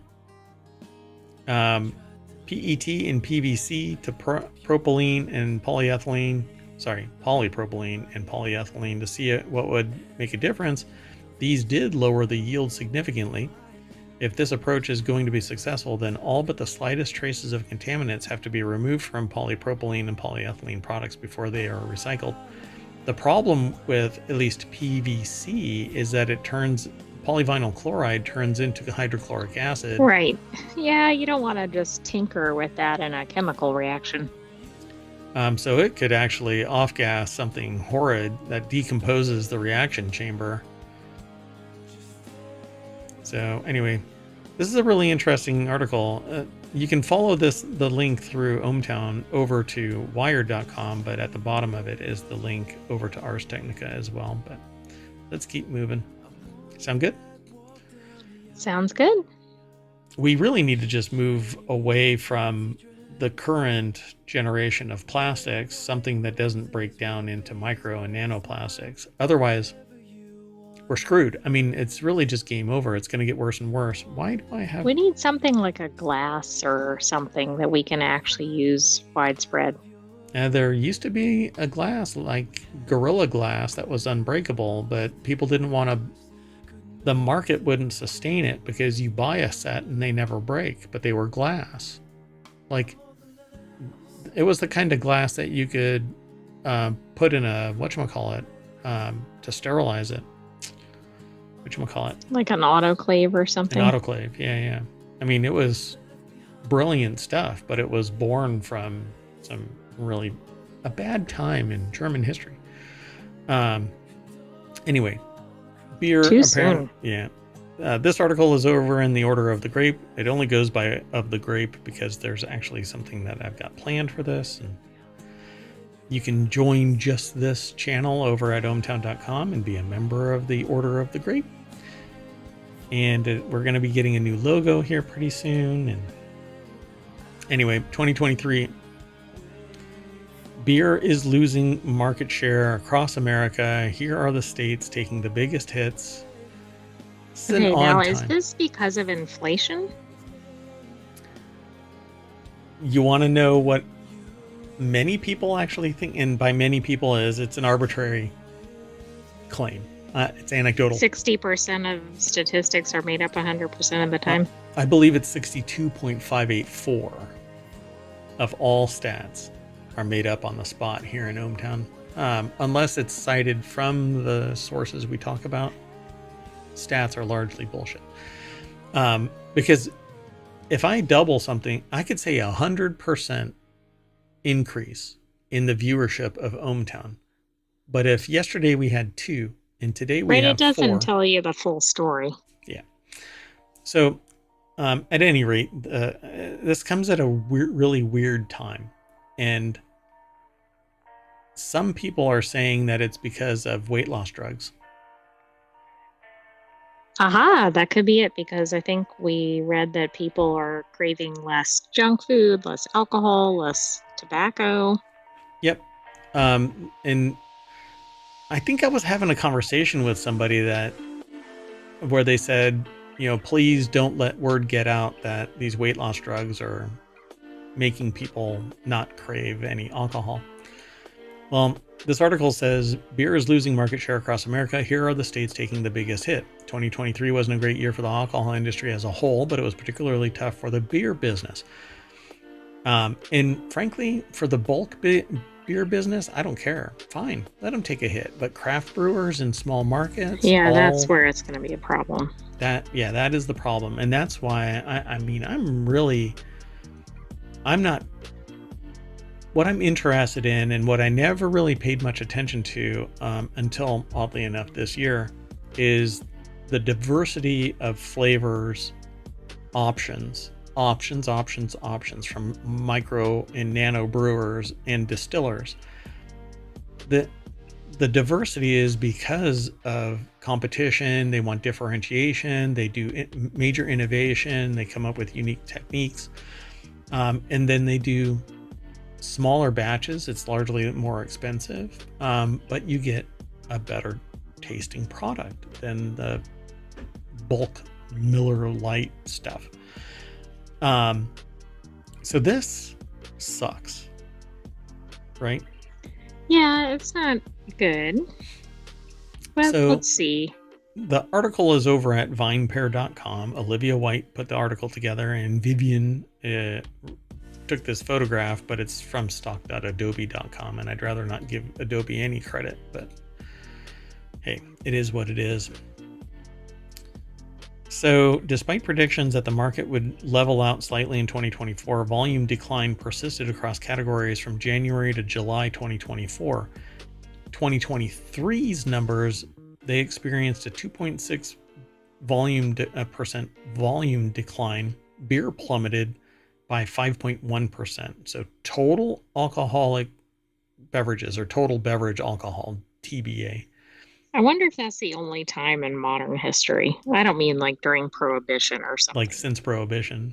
Yeah. Yeah, I don't know. Maybe they actually say it in here. But beer plummeted 5.1%, presenting several challenges for brewers. And they actually have a link that mentions hop take craft brewers' biggest challenge. I'm not sure what those all have in. No, I don't either. But I also think around that time, maybe that was related to grain production or other things.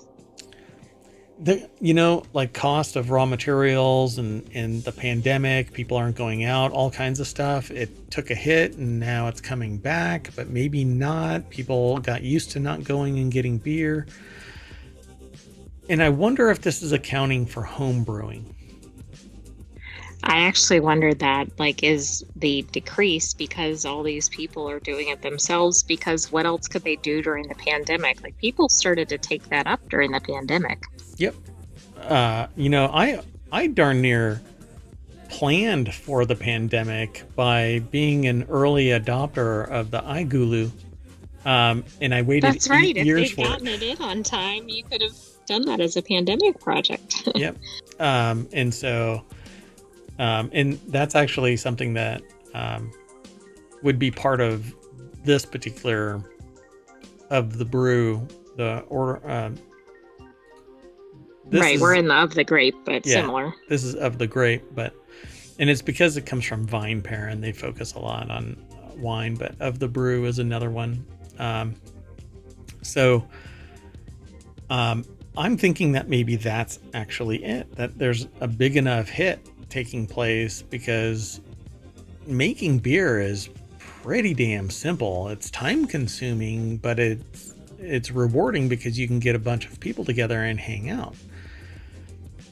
Now, when you get an iGulu, it drops the friction to making beer even less. Beer, mead, carbonated water, ice cold carbonated water, all kinds of stuff, right? You don't need a whatchamacallit, soda stream.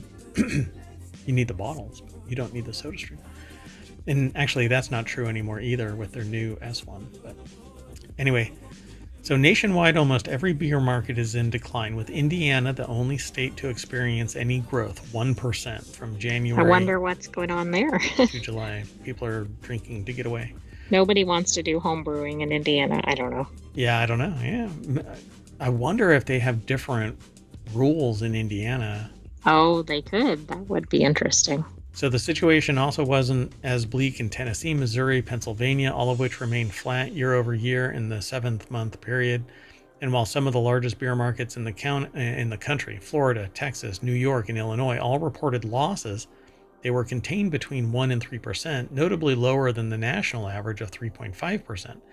Other large markets like Georgia, Ohio, and California saw beer volumes dip even further, 4 to 6.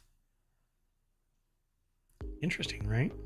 Yeah, it is. Okay, it looks like Indiana allows home brewing. Right. So most states, I think all states, allow home brewing.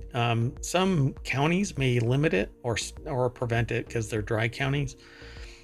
On the flip side of this, New Hampshire experienced the largest decline of any state, with beer volumes dropping 13%. Hawaii and Maine weren't far behind, both reporting 12%. Tied for third with a decline of 11% are Wisconsin, Kansas, and Vermont. Interesting, right? So there's nothing regional in these because all these groups are pretty spread out. That's really odd.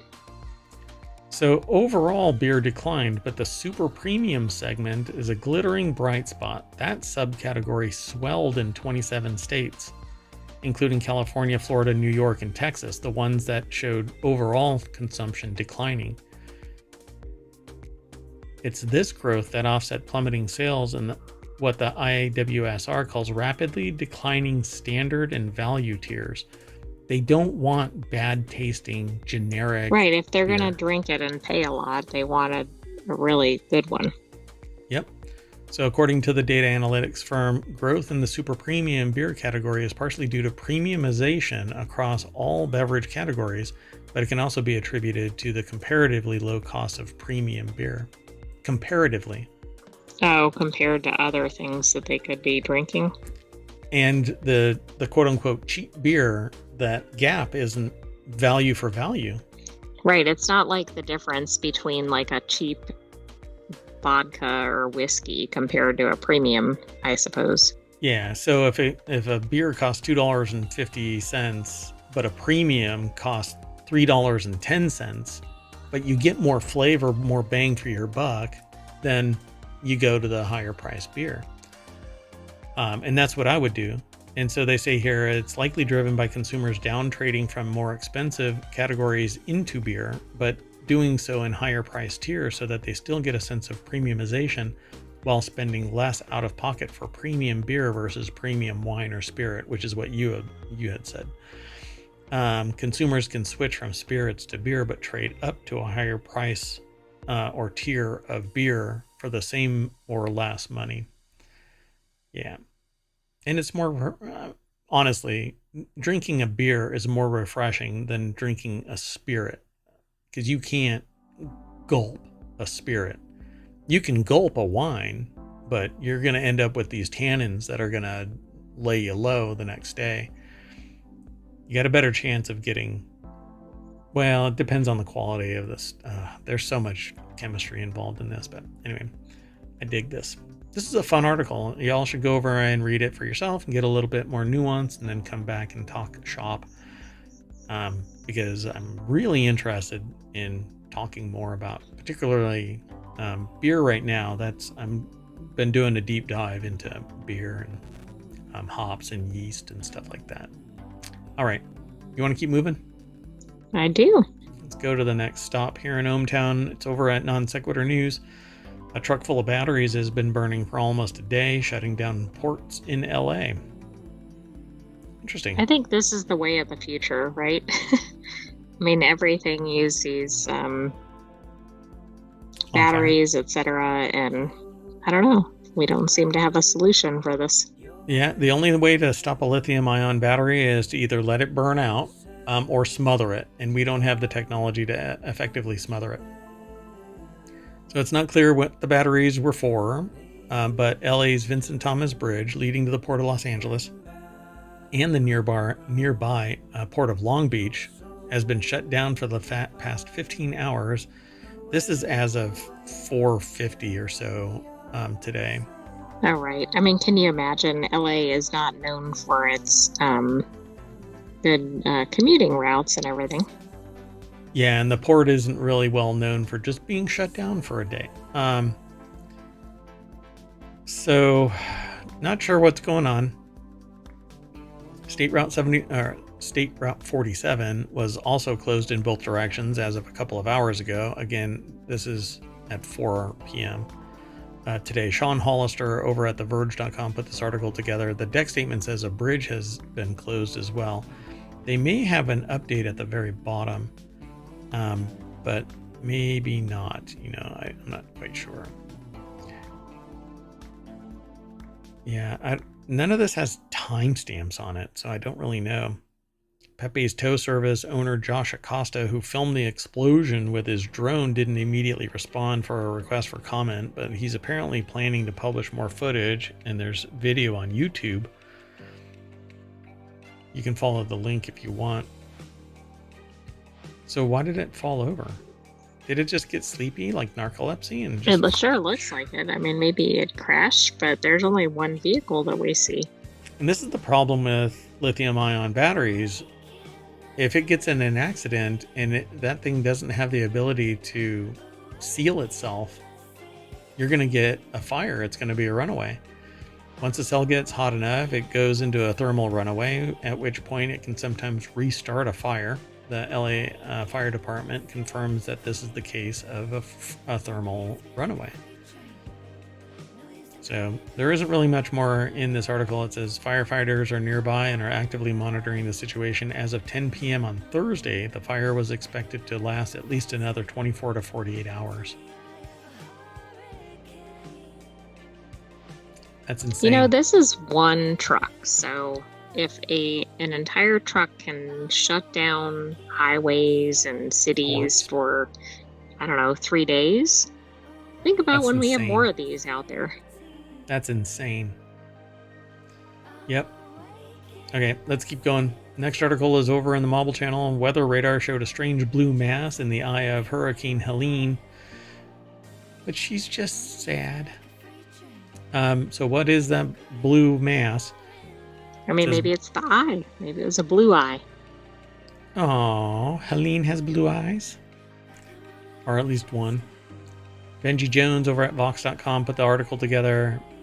It says here, birds are incredible navigators capable of traveling thousands of miles each year in the same direction, or to the same location, but sometimes they even end up in the wrong place at the wrong time, like inside a hurricane. So apparently that's a flock of birds. Okay, but that looks like larger than a city. Based on the map overlaid. Yeah. Yeah. It looks like it's the size of Tallahassee. Maybe those are pterodactyls. How in the world?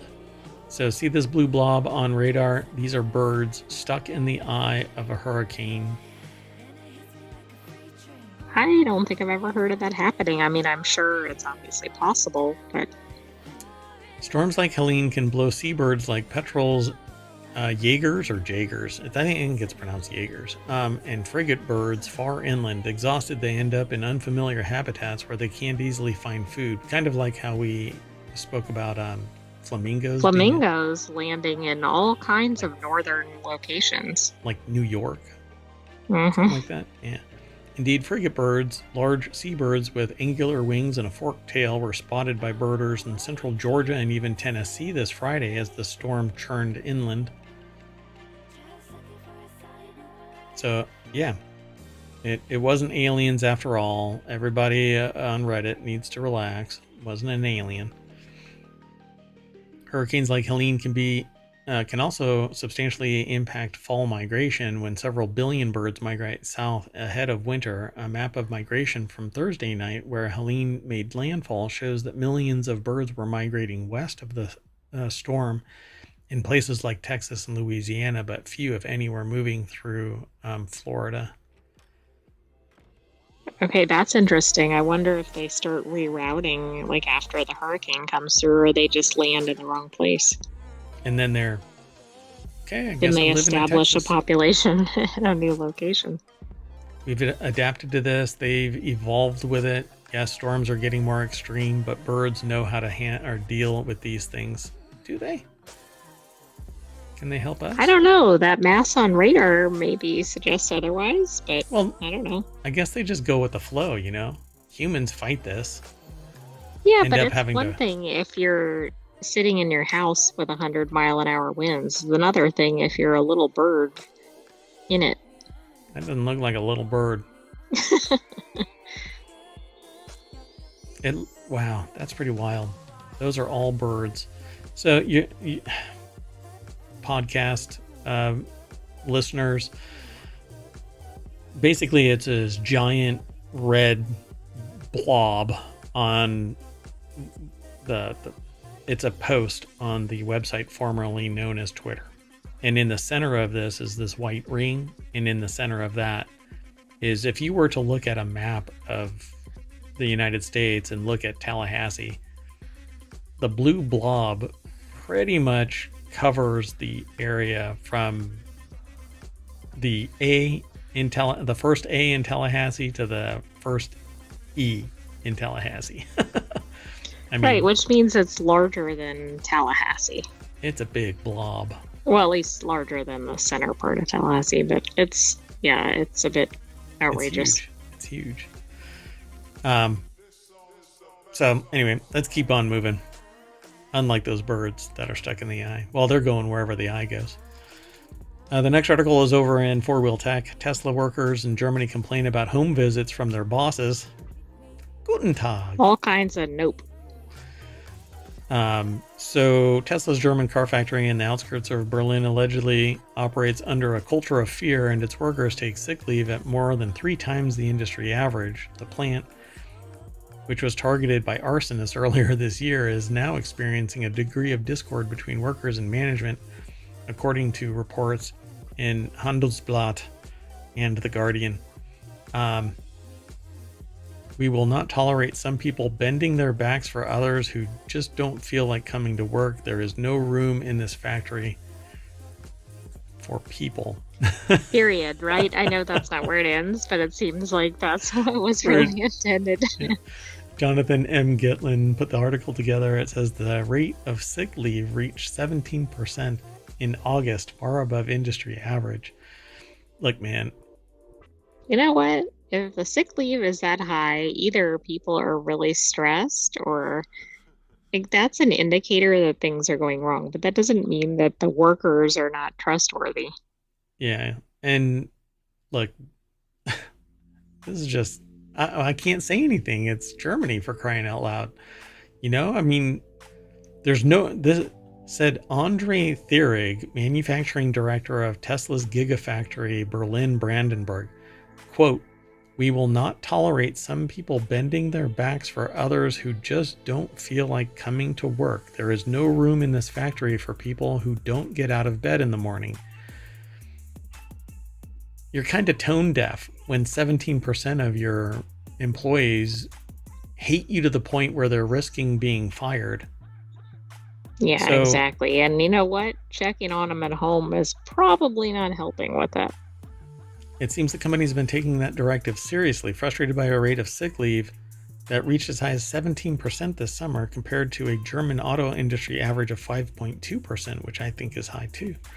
Tesla started checking up on some employees at home, sending managers to visit 30 employees while they were on sick leave. You have no right to come to my house. This is going to end really poorly. And if this was happening in other countries, I don't think it would be going over very well. There would be a harassment lawsuit. And and more and worse sometimes. I'm too old for somebody to come and check on me. Now they're coming for a wellness check and it's not my boss. But let me tell you, if I ever had a boss show up one time, they would know that they met me, because they'd be limping back to their office. Yeah, this is all kinds of inappropriate. Yeah. Talk about getting ripped a new one. You knock on my door and you're my boss. Unless you're handing me a gold bar and saying, "Here's your retirement. Congratulations." You never Even show that, up. I'll meet you in the office. Thank you. Yeah. You could be my best friend, and if you're my boss, the only time you're going to come and check up on me is if we spent the weekend in Las Vegas and I didn't show up on Monday, and you're checking on me as a friend. Luckily, I distanced myself, but anyway. Thierig also pointed out that the sick leave tended to increase on Fridays and late shifts. This is not an indicator of bad working conditions, because the working conditions are the same on all working days and across all shifts. It suggests that German social system is being exploited to some extent. You know what the employer isn't even factoring in? What happens when people are stressed and burned out? They're more stressed and burned out by the end of the week than at the beginning. Yeah, very good. Yeah. So this is not the first time Tesla has appeared less than sympathetic to the workers, to the health of its workers. During the pandemic, the company had to be pressured into closing its factory in California, setting up a feud between Musk and the state that has since seen him relocate to Texas. So the IG Metall trade union, which sounds more like a Star Wars trade union of... Oh, it absolutely does. Like Andor or something. Yeah. Which represents some of the workers at the Berlin Brandenburg factory, expressed its dismay at this move. Workloads at the factory have stressed employees, and those who haven't called out sick have to pick up the slack for their colleagues who have. But therein lies the rub. You know, if the workload is so much that picking up slack, not picking up an entire workload, but slack, is going to stress something out. Then you're too overloaded to begin with. You're And then too also, overloaded. guess what you're probably doing? Causing sick leave for those other workers. Right. Yeah. So it's going to be like a braking wave on the freeway, right? So the people in front who slam on the brakes cause all the rest to slow down, and it acts like a wave. So, and I learned that in Mission Impossible. And then I saw examples of it over time. But anyway, so, the pressure on some end up. So if you don't like it as an employer, fire them. See if you can get somebody. You watch the churn in your organization. Just go. I mean, people are going to get fired. You're going to have to onboard them again. Give people a respectable workload and then respect that workload. Stop trying to also demand. look at the environment, even if the workload becomes more manageable. Yeah. Like, what are they doing inside that company? Where does that differ from other companies? Yeah. But that's not what business is. Business is sociopathic and will treat these humans as if they are Tesla bots and drive them into the ground. Oh, well, remember, they want people to train their bots. So, Yeah. Well, I mean, they're what? signaling that's where they're going. Just get them wet. Spray the workers with water and they stop working, just like a Cybertruck. Moving on, next article is over in Four Wheel Tech. This intense car chase was shot entirely with RC cars. This must have been submitted because I used to take pictures of RC cars. It may have been. Like laying on the ground and manually shooting. It was so much fun. I used to make calendars and stuff, and it was a blast. So this intense car chase was shot entirely with RC cars. It's Friday, which means that it's movie night is probably beckoning this weekend. So should you settle down for an automotive classic like Mad Max, or head out and confuse yourself silly with a screening of Megalopolis, which I really want to see it, but the reviews are starting to make me question my judgment. Personally, they wouldn't recommend either this weekend. Instead, you should watch this. Oh my God, that's really... What? That's really okay. That cool. Does not look like an RC car. Like, I can see there's a little portion of it where I'm like, oh, those are pebbles. So this article is over in Jalopnik by Owen Bellwood. The deck statement says it might look like a big budget masterpiece, but this short film was actually all shot using remote control cars and iPhones. And for those in the podcast, there's basically a short little repeating GIF of, what is that, a Camaro? Well, it's definitely a muscle car, but I don't know what kind. So jumping through a flame and kicking up dirt on the other side, just like a real car would. It's pretty damn awesome. So, it's a whole thing called Vroom, VROOM, and it's a short it's a Chevelle. Oh, Chevelle. Okay.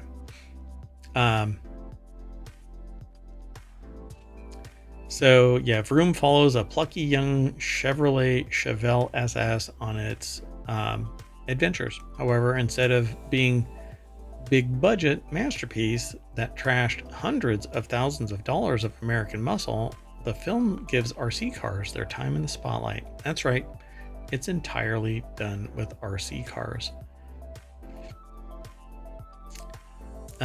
So yeah, okay, that looks fun. Starting with a Chevelle fleeing through the desert, our protagonist is a mysterious driver clad in black who's being shot at, dodging explosions and attempting to flee from a massive semi-truck that's chasing them through the dirt. Pretty cool. I don't even want to spoil anything more. I don't know what all is going to be in there because they actually describe like scenes, and I'm not going to do that. Right. So you can go to YouTube and look for Vroom. Yep. VROOM. Created by visual artist David Mom. It's called Vroom and follows a plucky young Chevrolet Chevelle SS on its adventures. Dun, dun. That's just badass right there. I dig that. Okay, let's keep moving. The next article is over in WarCrafters. Valve will see you in court. No, really, Steam's just updated its subscriber agreement so that all disputes and claims proceed in court. Yeah, I signed that today. Okay. Well, I guess, what was it before arbitration? Yeah, it had an option for arbitration. So if you live outside the UK or EU, you might have had a pop-up lunge into your Steam game today, informing you, helpfully, that updates to the Steam subscriber agreement had affected your consumer rights. That's because Valve is removing both its class action waiver and forced arbitration clauses for affected countries, as the notice reads. The updated dispute resolution provision are in Section 10 and requires all claims and disputes to proceed in court and not arbitration. Why? Because they got tired of paying arbitration fees, I suppose, and still losing? I was thinking maybe people were grumbling about it, but that's interesting. I don't know. Court's more expensive, so it's harder to, swing the bat. Maybe they're counting on the fact that there isn't going to be any goodwill from software attorneys. RV Randall over at PCGamer.com put this article together. The move might have something to do with something called arbitration overload. Let's see. A forced arbitration clause, as the name suggests, a clause that forces those who agree to a contract to settle disputes by arbitration.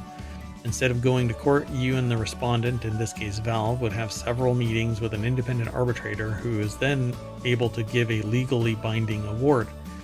With this clause, what this clause can and can't handle depends on the country's individual laws. For example, in 2022, there were assault cases that ended forced arbitration applying to those cases. But by and large, there's considered a tidier way of handling legal disputes, usually because they can be done in a faster timeline, and may or may not be heavier hitting, because there's going to be limits in the arbitration. Like, nobody's going to get millions of dollars from an arbitration, I don't think. So arbitrations usually don't have juries. Arbitrators can consider apparent fairness over the exact letter of the law, and if you lose the case, it's very hard to challenge. Which is really interesting, because if you want to use Steam, you have no bargaining power to begin with. So in arbitration, you're instantly agreeing to it. You have no bargaining power in the arbitration either. Right.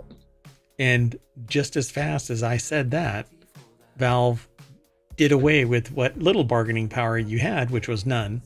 And now you have even less because you have to go to court. It's interesting. It's interesting. I mean, most consumers would like that, but maybe that's not good here. Yeah, and I would probably say that, well, see, we don't know how many arbitrations have been underway. How many complaints have there been that have led to arbitration, where the front line of an issue is usually customer service and it's resolved. How many do you have to be involved in as a corporation where you go, you know what, I'd rather just go to court? But yeah, isn't that kind of a bigger issue? I mean, attorneys are a lot, and they start ticking away money from your bank account before they even do anything. You know what I'm saying? Like, you're not even in the courtroom. They look at something and then they charge you. Yeah, I mean, they're charging by the minute. They just glance at the client or something. Right? Like, the time ticks away at a minute now. I mean, it used to be like 15 minutes, 30 minutes, hourly rate, but now it's by the minute. It's insane. Oh, by the way. Don't say Oh, right. Yeah, because like you're eating up the time. That costs $5.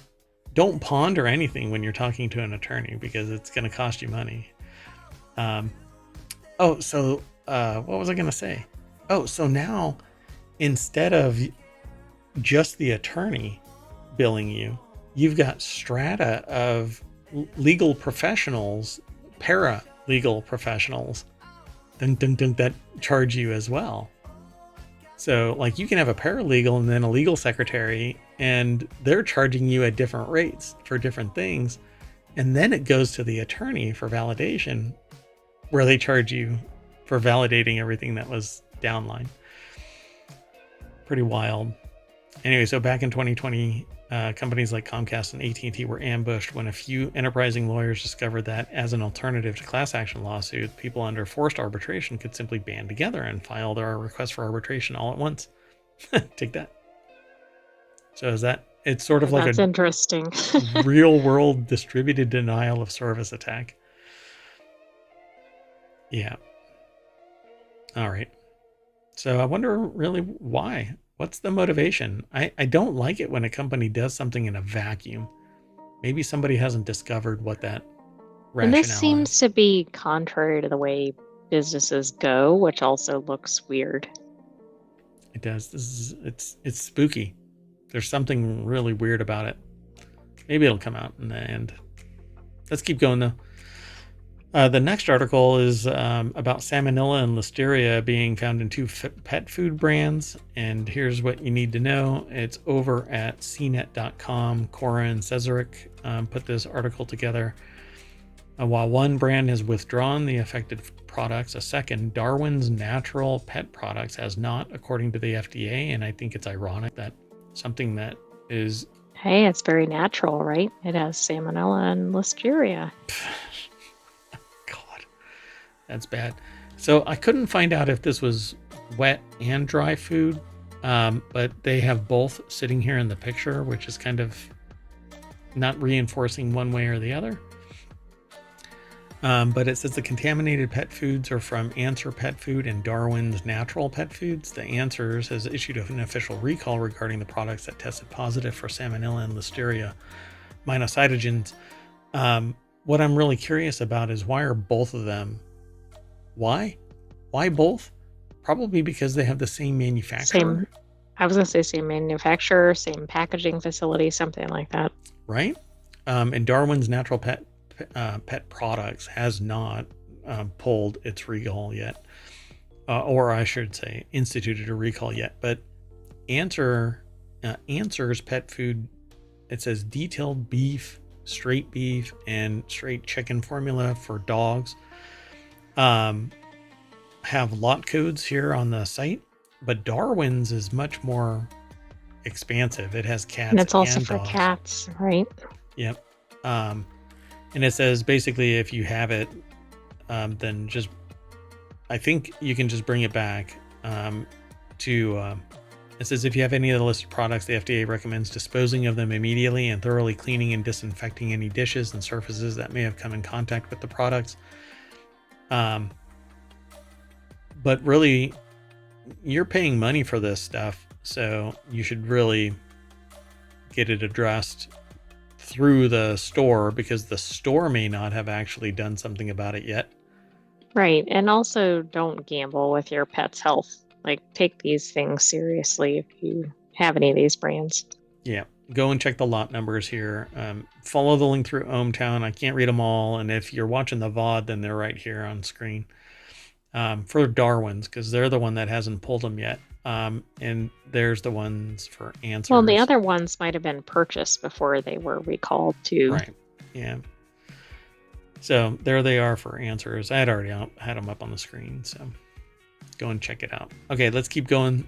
Here is something that has long bothered me, keeping me up late at night. I've actually asked this question of people, but have always been given weird things like, oh, we'll spin it on a table. So how long do eggs last? Plus, how to tell when they've spoiled. So here are all the answers to every egg question you've been wanting to ask, and it's over at cnet.com.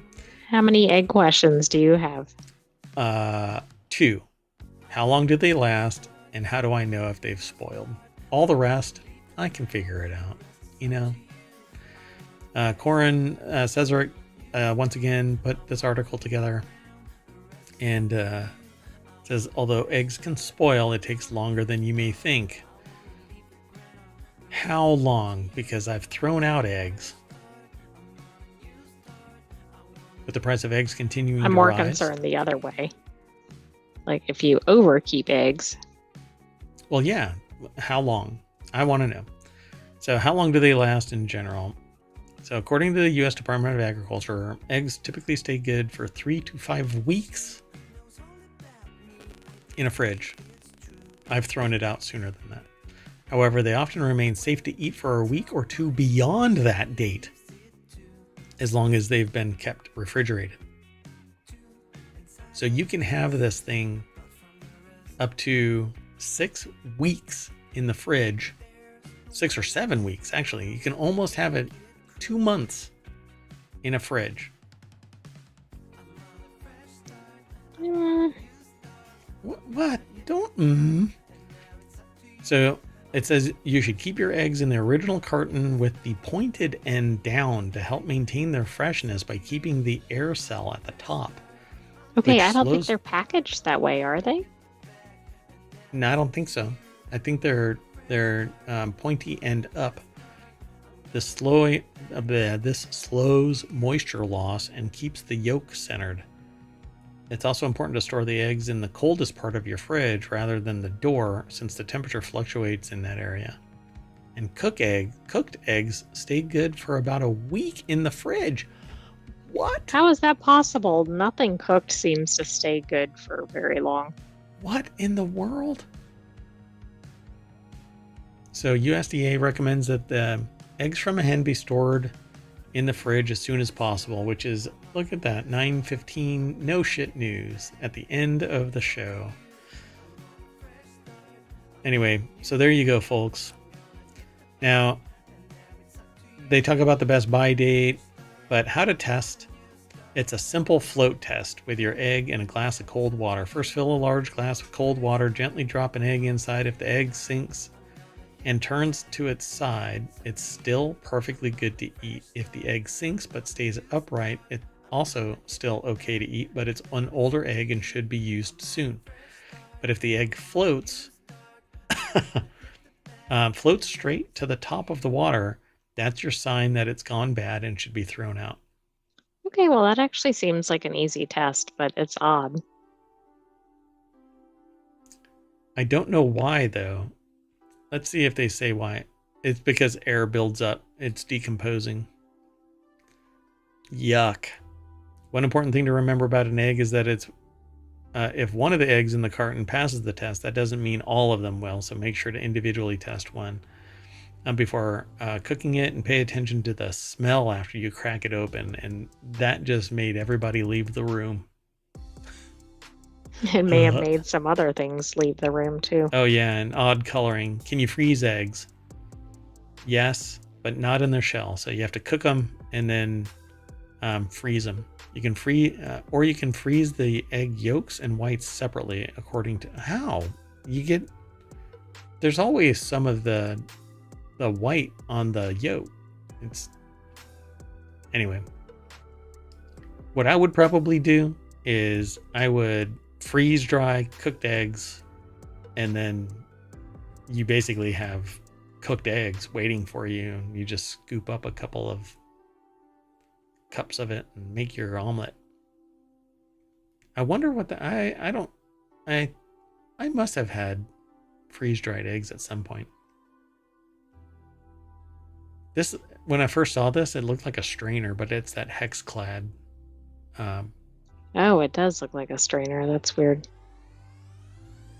Yeah. Anyway, there you go, folks. Now you know. You can almost sit on those eggs and hatch them before you cook them. You wait long enough and they're chicken nuggets. Anyway, look at that. We've left the nest and we're back home at ohmTown.com. Go over there, become a citizen. And that's it for today's Non Sequitur News for September 27th, 2024. I am Mayor Watt. We'll see you tomorrow, and the Sentient AI from the future and the spiffy high resolution visualizer will say it is bye. spiffy in it, isn't it? In it. Good night, ohmTown citizens, and thanks for joining us for Non Sequitur News. Be back tomorrow for another episode. Yeah, it's spiffy. Boop.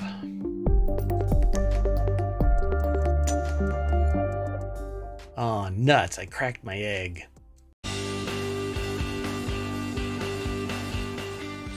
Hello, hello, and welcome to Non Sequitur News for September 28th, 2024, Season 3, Episode 272. I am Mayor Watt, and along with the Sentient AI from the future, we're going to talk about To the Moon, Artemis.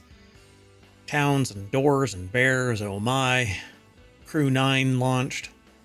National Coffee Day. 3,600 chemicals from packaging, and you.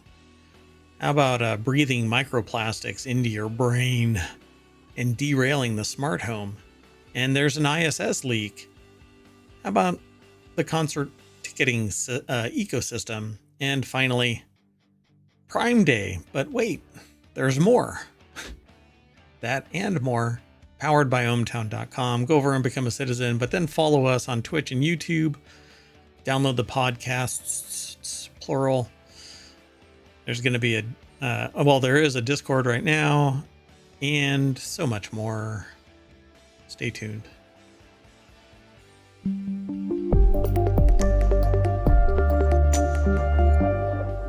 All right, so we had audio issues prior to the show start, and hopefully our test is proving that we've fixed them. I really actually don't quite know at this point, but we're going for it anyway. I am Mayor Watt. There's the Sentient AI's visualizer. Good evening, ohmTown citizens. Welcome to Non Sequitur News. And together we talk about... Wow, you're really quiet again. But I have you blasting in the... It's okay. Anyway, we talk about the news. Let's get into our 10 articles for Non Sequitur News, but we have a change for our weekly shows. We'll tell you about them when we do the show. The very first article is over in Technology Today. NASA's Icelandic adventure preparing Artemis astronauts for lunar exploration. NASA's Artemis 2 crew underwent geology field training in Iceland, a location known for its lunar-like landscape. Really selling it. You mean from the Iceland tourism industry? Yeah. I guess they don't really care, right? Like, they've heard it all before, and they're like, yeah, okay, whatever. I mean, that's one of the appeals of Iceland. It's not like everywhere else. Stay for the moon-like surface. Visit for the volcano. Stay for the moon-like topology. So, pretty place, but wow. I don't know. It's like calling Greenland is Greenland, but it's nothing but ice, and Iceland is... No, it's the other way around. Right? Iceland is not everything green, but it's more green than you would know from the name. And Greenland is not all green, I think. Well, anyway, the training involved using similar tools to those that are going to get used in the Apollo mission, or were used in the Apollo missions, and practicing skills necessary for lunar exploration. Because, you know, the moon tubes. You know about the moon tubes? Hey, there are moon caves.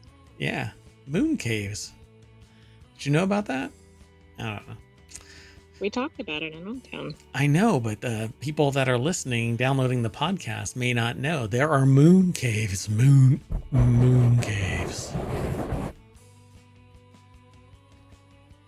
Anyway, what's really cool is, I think, ultimately being able to use the moon dust. What do they call it again? Regolith. The moon regolith with a bonding agent to create cement-like structures extruded by 3D printers.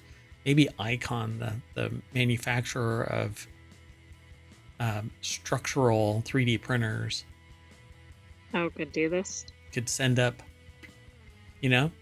pile something into a SpaceX rocket and shoot it just lawn dart style straight onto the moon.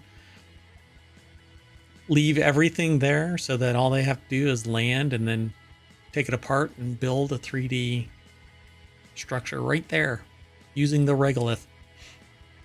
I don't know if somebody can land on Mars and make a potato. Yeah, that was a movie.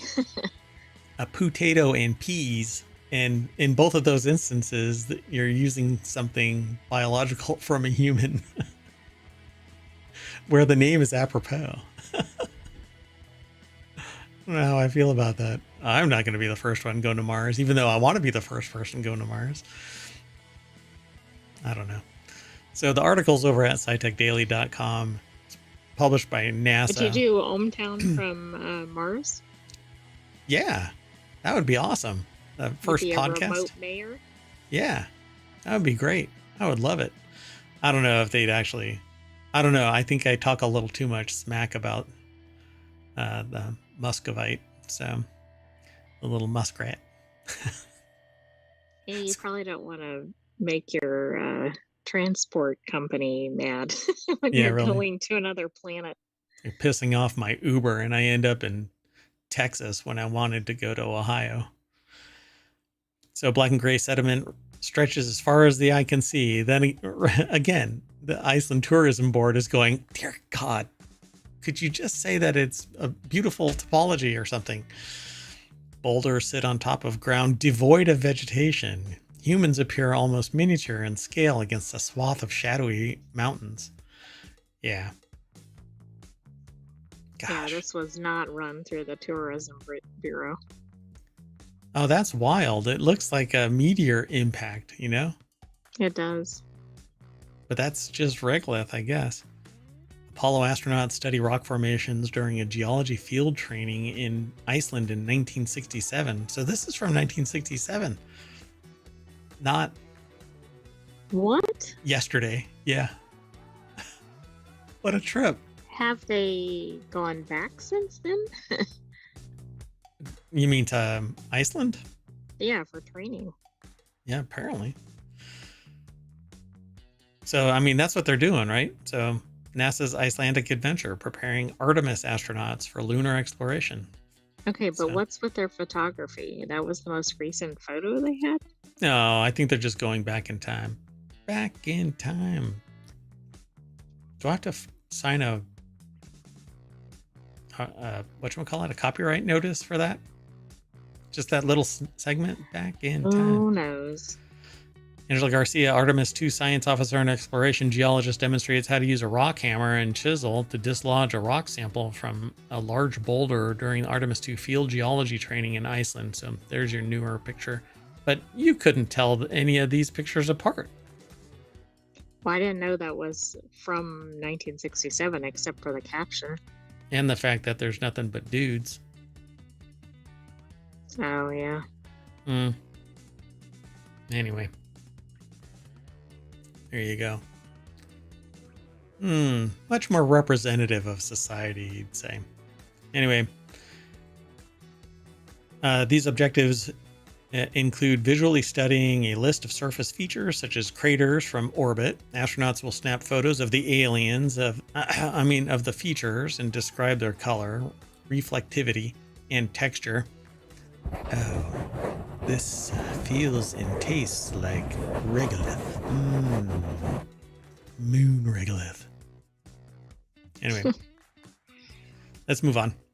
Moving on. Next article's over in the Mobile Channel. Bears have learned to open doors in California town. Town heard to say, oh shit.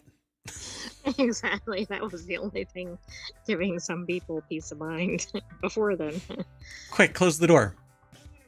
Nope. Better tie your shoes. Well, we're assuming this is to get into houses. Maybe it's to get out of houses. I don't know. He's a little sus. You know, when they said that there's bears in California, I know there's a slang term for bears. Anyway, Nathan Solis over at Los Angeles Times put this article together. It was posted at phys.org, which belies the fact that I just made a comment about bears having a slang connotation. Anyway, there they are. Need to shave a little bit. Step a little closer to the razor. Anyway, just ask residents and city officials in Sierra Madre, who in the last few years have seen their furry four-legged neighbors. Never mind. This would be the like brown or black bear shown in the photo. Yeah. Amble out of the forest and barge into their cars, kitchens, and living rooms as though the humans were just keeping the place warm for them.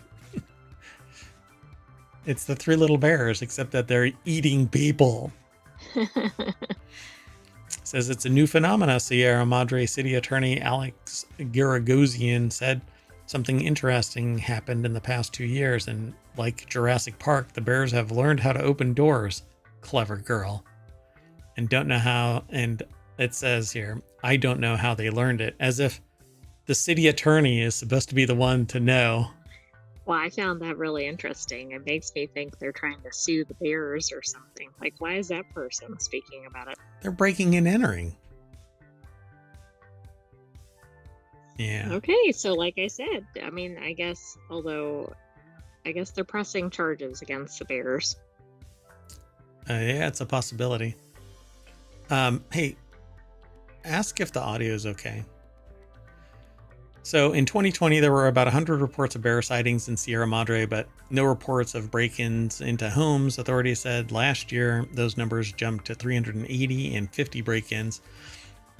In the last 5 years, they've really become a nuisance. Homeowner Sarah Alden told CBS 2 about one ornery ursine that had recently broken into the family's home and tore up the place. They're getting more brazen. They really are. More brazen. As if there's something, like they're worried about. I mean, bears are pretty brazen. To begin with, they're called animals. They have instinct, and so survival is their only motivator. Well, anyway, neighbors began to complain about break-ins and a terrible smell emanating from the home. Since 2019, there was a break-in, and it says that multiple violations for the property, including tenant bear, to no avail. Okay, thank you. So the bear required a different type of hazing than the others. The laws barring government officials from entering homes without a warrant. The city had little recourse beyond papering the home with violations. So last month they got creative.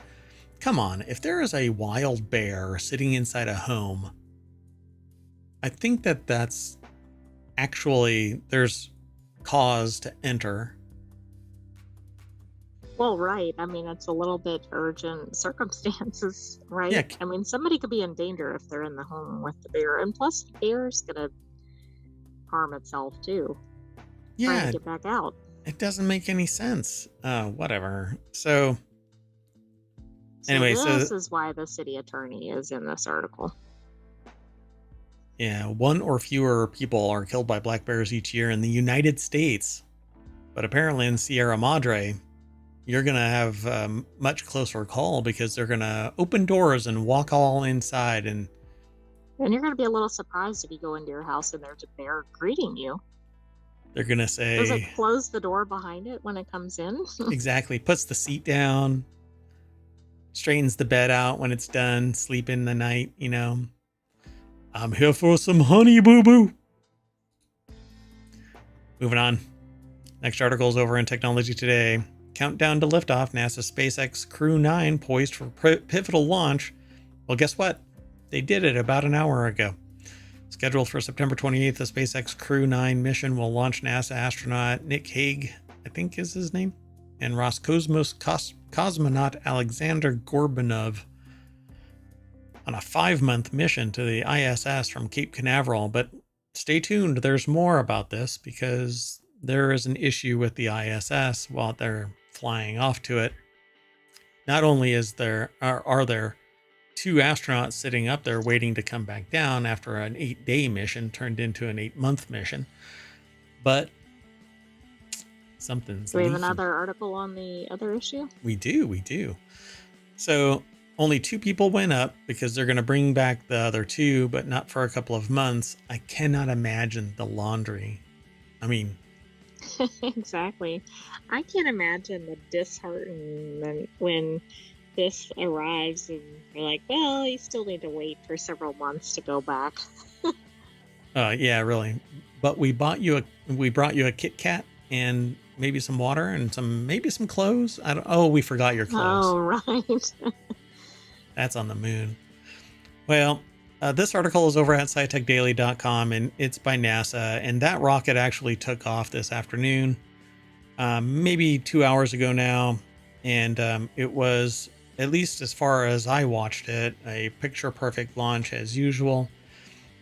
What I giggle about now is this rocket can go up and back without a problem, without a hitch, unless they're doing something experimental and then there's no people on board. But Starliner couldn't get that sieve off the freaking ground without leaking stuff all over the place and wetting the bed. I don't understand it. Yeah, it doesn't make a lot of sense. But that also raises the question of why not bring those two astronauts back immediately? Yeah, just go up, dock, Because they can grab them, then bring them back. do another mission. Yeah. I don't know. Maybe they need 4 people to play Space Twister. And so they just brought 2 more people up there. And they're like, well, we're here, so let's play Space Twister. Can you imagine playing Twister in 0G? It'd be tough to stay on your spots, I would imagine. Velcro. Oh, there you go. Okay. Yeah. Of course, you might get tied up in a knot. You might be pulling the board with you, though. Yeah, it's just one big mass bouncing around in the cabin. Anyway, there's not really much to say here. Just follow the link through ohmTown. You'll be able to watch the launch because it was recorded. And SpaceX is pretty much, rocking this. It's pretty cool. So it's just going to fly off, dock. Everybody's going to hang out for 5 months, and then they're all going to come back happy, right? Everybody's happy? Moving on.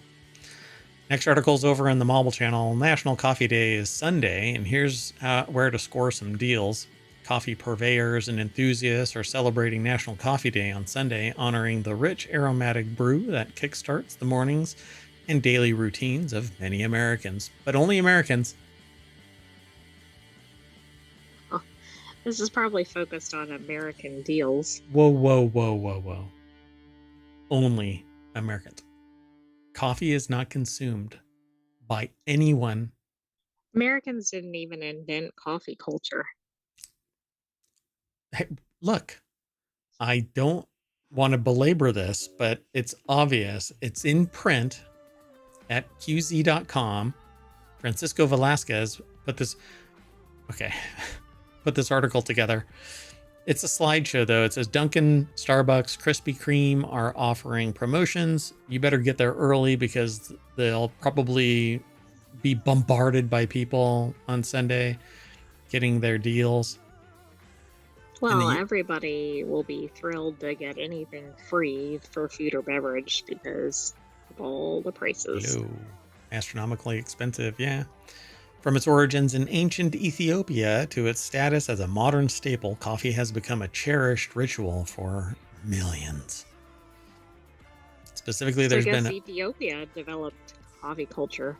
I was thinking somewhere like Italy, right, where it's a part of the daily routine. Culture. I know it's not only there, but just as an example. Right. So in the U.S., a lot more adults are drinking coffee now compared to a decade ago. Specifically, there's been a 37% increase in the number of adults who drink coffee, making it the highest rate of daily coffee consumption in over 20 years, according to a recent survey by the National Coffee Association. I'm sure they would never poo-poo their own association's metrics. No, but don't most people that you encounter drink coffee? Like, it's a pretty common thing. Yeah. Would you go to Wendy's for coffee? If they were ever have free coffee on National Coffee Day, probably. So Wendy's, Tim Hortons, Paris Baguette. I don't think that. I thought her name is Hilton. Anyway, does it come with a cute little dog and a handbag? That's hot. So Blue Bottle Coffee. Caribou Coffee, Pete's Coffee, Krispy Kreme, Starbucks, Dunkin' are just some of the deals that are set aside by QZ.com. So swing by Dunkin'. A hole in yum. That's, I don't know. Why didn't they make it a hole in yum, not hole in yum? That, just put the A there. It's one letter. That Moving on. costs more to make the posters or whatever. All right, it's not FedEx. So the next article is over in the Mobile Channel. Breathing may introduce microplastics to the brain, according to a new study. Everybody, quick, stop breathing.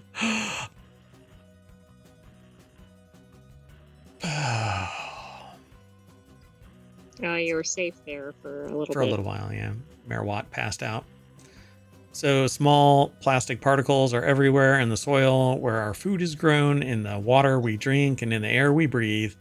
They got there from the plastic we throw away, which ends up in landfills, rivers, seas.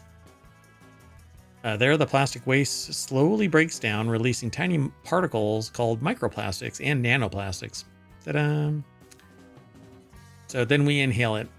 Michael Richardson and Mira Wang from The Conversation put this article together, and this is... Okay, wait. Isn't that the name of the Kramer character? You think he was involved in the research? Michael Richardson? I think that's the actor. Oh, really? Yes. I'm going to go with yes. I believe it. The article is actually over at phys.org, so I'm going to say that yes. Is it really Michael Richardson? I think so. Oh, don't make me question. Oh, it's Michael Richards, sorry. There is a Mike Richardson, though. A publisher, writer, and producer. Okay, the so founder it of could be Dark him. Horse Comics. Oh, I know Dark Horse Comics. All right, anyway, don't get distracted, Mayor Watt. Moving on. Microplastics are also increasingly being found throughout the human body. It says we are not sure how they got there, though there are 3 probable routes. We may ingest microplastics when we eat, drink, and breathe them into our lungs or absorb them through our skin. Another route has recently been suggested whereby microplastics get all up in our noses and from there all up into our brains. What is it? 0.5%? Yes. So 0.5% of your brain is microplastics. So I'm not sure how you're going to avoid the breathing part. Filters, man. Oh. So for a long time, it was thought that the human brain existed in splendid isolation from the rest of the body. The so-called blood-brain barrier, a special layer of cells, protects the brain from all manner of pathogens and harmful substances. However, we now know that the brain-blood barrier can be breached because small microplastic particles have been found in the human brain. But how did they get there? They might have drilled their way in, not just from the blood, but you suggest that the blood-brain barrier, that's kind of how I thought, even throughout the body. We've ingested them, breathed them in, inhaled them into our nose or whatever, and they've just kind of wiggled their way in, kind of like a splinter, right? Working its way in instead of out. So they suggest the nose were the special nerves, the olfactory nerves that detect smells. The olfactory nerve runs from the inside of the nose through the skull and then directly into part of the brain called the olfactory bulb, which for some people it just is burned out. And sorry, that was funnier in my head. The researchers suggest the microparticles breathed into the nose may somehow get transported along the olfactory nerves and into the brain. The researchers came to their conclusions by analyzing tissue samples from residents of Sao Paulo who had died and undergone routine coroner's autopsies, and they removed the olfactory bulbs from these brains and analyzed them using a variety of technique. That just does not sound pleasant. No, it does not. It's like that meme, that legal meme about was the victim deceased? Yes. Are you sure? Yes. Well, how could you be sure? Well, I was holding his brain. Yeah. That's a law school thing, I suppose. So 8 out of the 15 brains studied had microplastics in their olfactory bulbs. However, these 8 samples had only 16 microplastic particles between them, which is perhaps some comfort. Well, yeah, I suppose. Those 16 plastic particles included fragments, spheres, and fibers, and were made of polypropylene, nylon, and other plastics. Some of the fibers could have come from clothing, and it makes sense because laundering clothes made from synthetic fibers is a significant source of microplastics in the environment. And you rest your head on potentially non-natural fiber materials. That's true. So nanoplastics are stuff that's even harder to detect because it's 1,000th of a millimeter in size. Unfortunately, we know that nanoplastics and microplastics have a negative effect on biology, mainly because there's no recourse for the body. You can try and encapsulate it, the body tries to encapsulate it in something, but it can turn into something worse, or it pierces an embryo, in an animal, and it's done. Right, or the body could attack whatever the surrounding is, or any number of variables. And there's chemical off-gassing and conversion and stuff like that. So yeah, it's a hot mess, folks, and it's of our own doing. So convert, switch over to glass as much as possible. But let's keep moving. I'm going to record this show, and then I'm going to check the audio and make sure that everything is lining up. And then there's going to be a little bit of a break. And then we are going to do Reality Hacker. But Reality Hacker has a change. We're going to actually reduce it to 5 articles, a 30-minute show instead of an hour-long show. See if everybody... where we go from here depends really on the show. Like if people like that 30-minute profile, then we'll stay there. If I get any feedback saying otherwise, then we'll adjust with that in mind. Anyway, the next article is over in Technology Today, which is another one of our shows.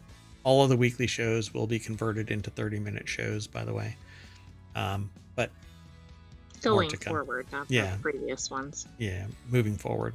And I'm still working on a way to easily convert it into 10-minute segments or 6-minute segments or shorter, so that we can do shorts on TikTok and other places.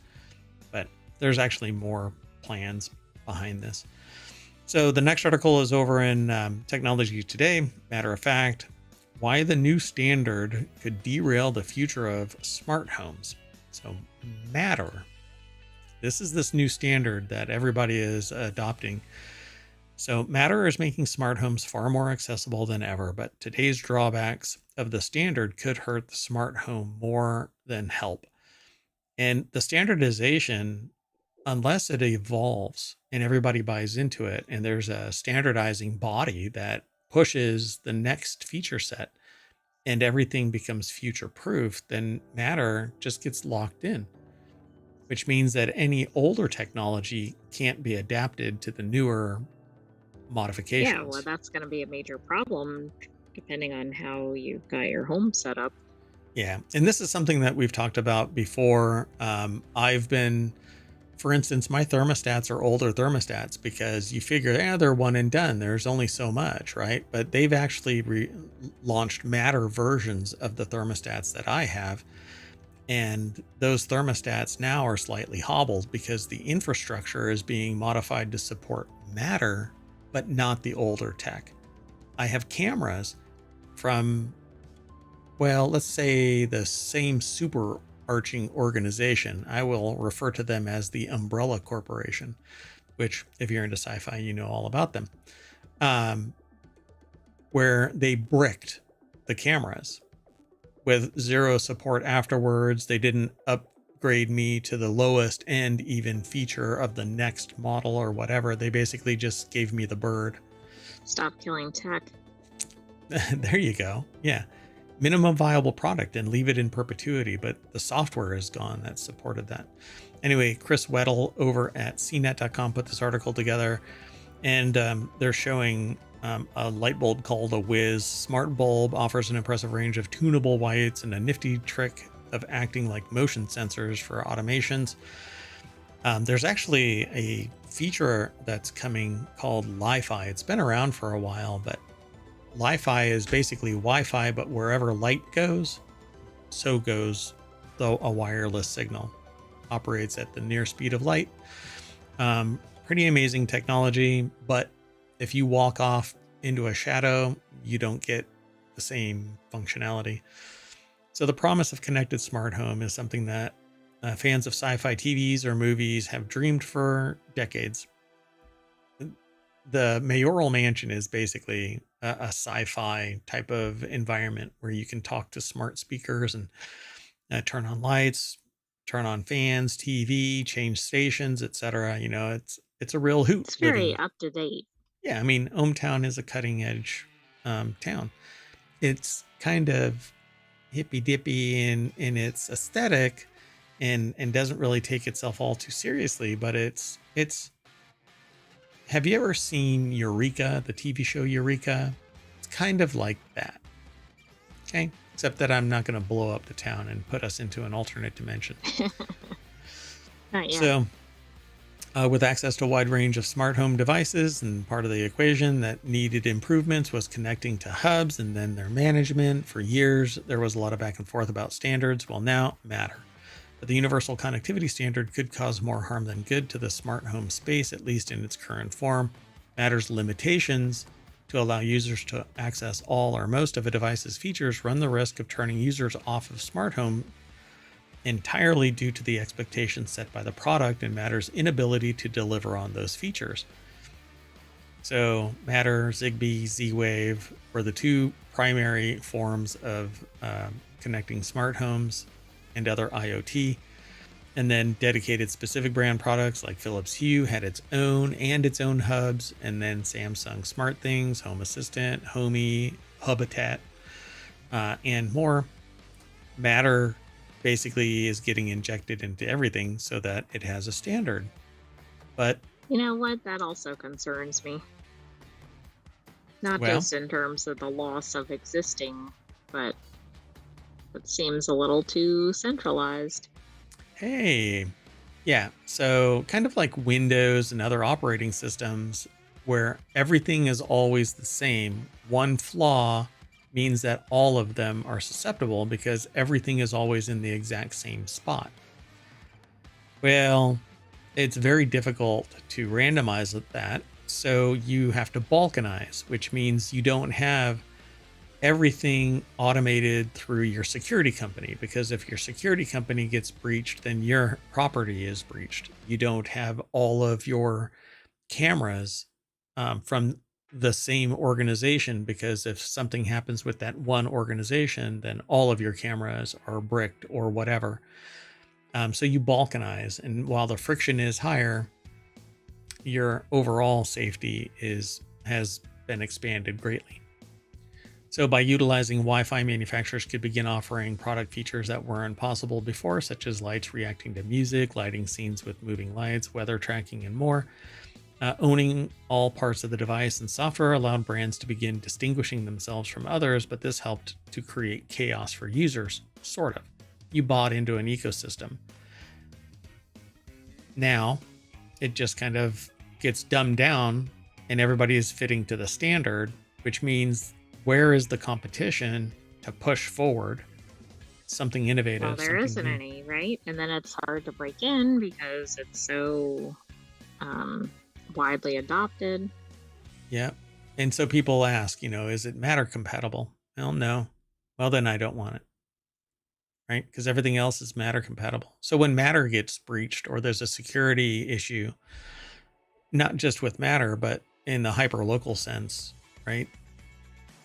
Then everything is compromised. And that's kind of the problem that I have. So it says, of course, each brand wanted to be unique in some way. This leads to more chaos because sometimes a device will work with Google and Amazon, but not with Apple, or the other way around. The proposed solution is Matter. So that's where we ended up. So Matter dumbs down most smart home devices. This is exactly what I said. So here's the deal.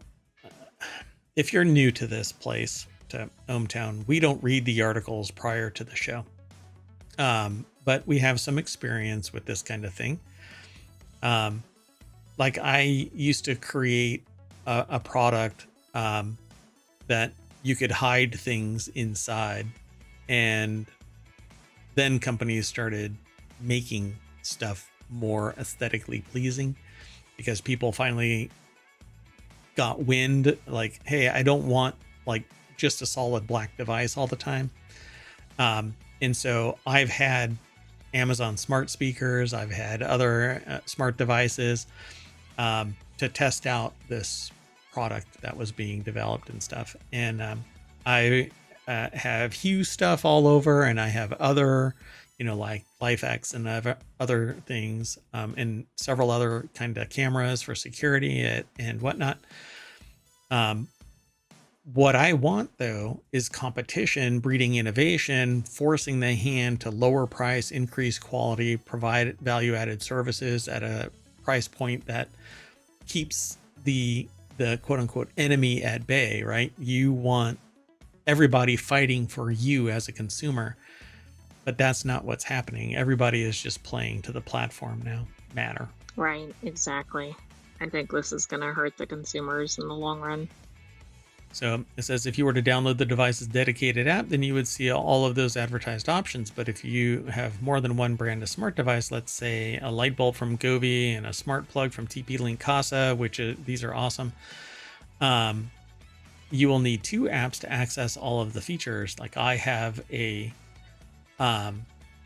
power strips that use a proprietary app to control their timing for the farm.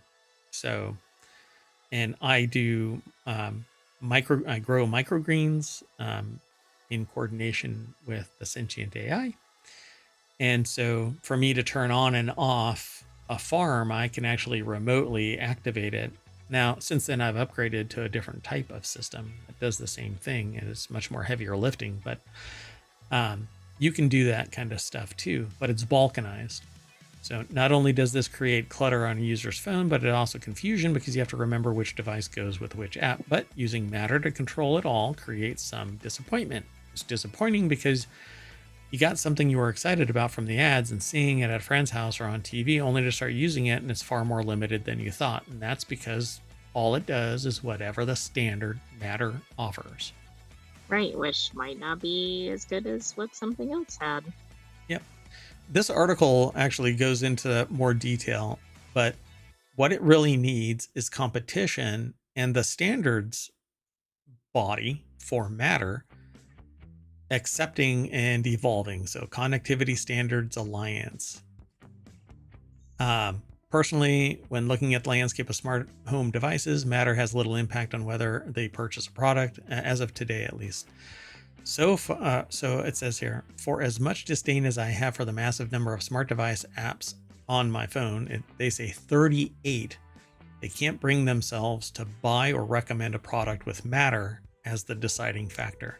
But to me, what I want is Matter because I can control at the minimum all of the devices, but I still want the customization options that a proprietary app would have. So if I want to turn everything off, I want to be able to just say, go dark. And right, don't say something that's an actual command. Yeah, exactly. Yeah, like the command to turn off all of the lights in ohmTown is, oh no, it's the popo. Moving on. The next article is over in Reality Hacker. An International Space Station leak is getting worse and keeping NASA up at night. A NASA Inspector General report gives a new detail on a leak that has plagued the ISS for 5 years, reveals the agency considers it the highest level risk. The article is over at Wired.com. Eric Berger from Ars Technica actually wrote the article, but it's published at Wired.com. Okay, they just sent 2 more people up there. But it's also been going for 5 years, so. Yeah. I think some bubble gum might fix it. Duct tape. Duct tape. Maybe one of those tomatoes could block the leak. Yeah, they are rolling around up there apparently, just like Freematoing it. So new details about this leak. In February of this year, NASA identified an increase in the leak rate from less than 1 pound of atmosphere a day to 2.4 pounds a day. And in April, this rate increased to 3.7 pounds a day. Despite years of investigation, neither Russia nor U.S. officials have identified the underlying cause of the leak. So 2 countries are working on this and they can't solve it? How do you find a leak in space? I don't know, listen for a whistling sound or something. Do y'all hear that? No. What? Hear what? So the plan to mitigate the risk is to keep the hatch on the Zvezda module leading to the PRK tunnel closed. Eventually, if the leak worsens further, this hatch might need to be closed permanently, reducing the number of Russian docking ports on the space station from 4 to 3. So they know where it is, and they can't actually find the hole. Yeah, that doesn't make a lot of sense to me. Come on, you've had years to hunt this thing down. Find the freaking leak and plug it so that you have full range. I think that there's something secret going on. There's an alien in there that's sucking up the atmosphere. So the Russian leaks are now classified as 5, both in terms of high likelihood and high consequence. In the 5x5. That doesn't sound good. Out of 5? 5x5 risk matrix. So likelihood, I guess chance of problem and consequence. It's in the 5x5. Both are, it's at the highest level. Yeah. So an uncertain future, but see, the thing is that ISS is being decommissioned anyway. So. Yeah, so that's probably the issue too. Like, do they want to sink a lot of time and money into this? I mean, I don't know. There's people in there, so maybe. Yeah, what else are you doing? Spend a couple of hours and just look around, hold up a match and see which way. Maybe. I know who can solve this. Those 2 extra people. Exactly. They've got lots of time on their hands. They weren't even supposed to be up there. Come on, pull your own weight. So it's extra time. Swab the deck, matey. Moving on. So this next article is over on the Hatch Ideas channel, which is all about business transformation. I'd love to do that show. That would be a lot of fun. Basically, it's kind of like the restaurant review kind of a thing. Those shows where somebody from the restaurant industry goes barging into somebody else's business? Oh, do you mean like a behind the scenes thing? Yeah. Yeah, and like they undercover boss kind of things. Yeah, and they basically say, this is garbage. How could you serve this? The chicken is ice cold inside and it clucks, that kind of a thing. That's what I want to do. So can technology fix the broken concert ticketing system? The increased use of AI may prevent tickets being resold at excessively high prices, but no. Look, it's supply and demand, okay? If people are willing to spend, the bigger problem here is that these aren't being sold to the people that want to go to the concert. So what really needs to take place, fix it like this. If a person buys the ticket, they bought the ticket. If they don't return the ticket within a week of the show, they've bought the ticket. Done. It's their name. They show ID. Let transfers occur. Like, it seems like this could easily solve this problem. But that's not, I got sick and all of that kind of stuff. But I hate to break it to you. You bought the ticket. That doesn't get you out of anything else. You buy an airline ticket or something, you're mostly paying for that, regardless of whether you take the flight. Yeah, and because greedy bastards have made it so we can't have nice things, if we had a society that wasn't plagued by predatory practices to the point where Our laws entirely exist because of abuses, not because everybody is doing the right thing. It's the laws I are. know, it was people who dared to walk a cow down Main Street. Look, I said that I wouldn't do it anymore. The town said that they wouldn't take my cow away. But hey, when I want a It's fresh true. burger, this is what a person does. Sam Gruitt over at BBC.com put this article together, and this is not Sam. This is American.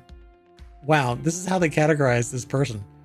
American Jackie Thrapp found that it was cheaper to fly to Europe to see Taylor Swift. Okay, that tells you how absurd ticketing has become, because it's not cheap to fly to Europe. And there's lodging and everything else. And it's not cheap to see Taylor Swift, so. But the cheapest tickets for the remaining U.S. states of Swift's continuing Eras tour now costing $2,500 on the resale market, up from their face value of $49.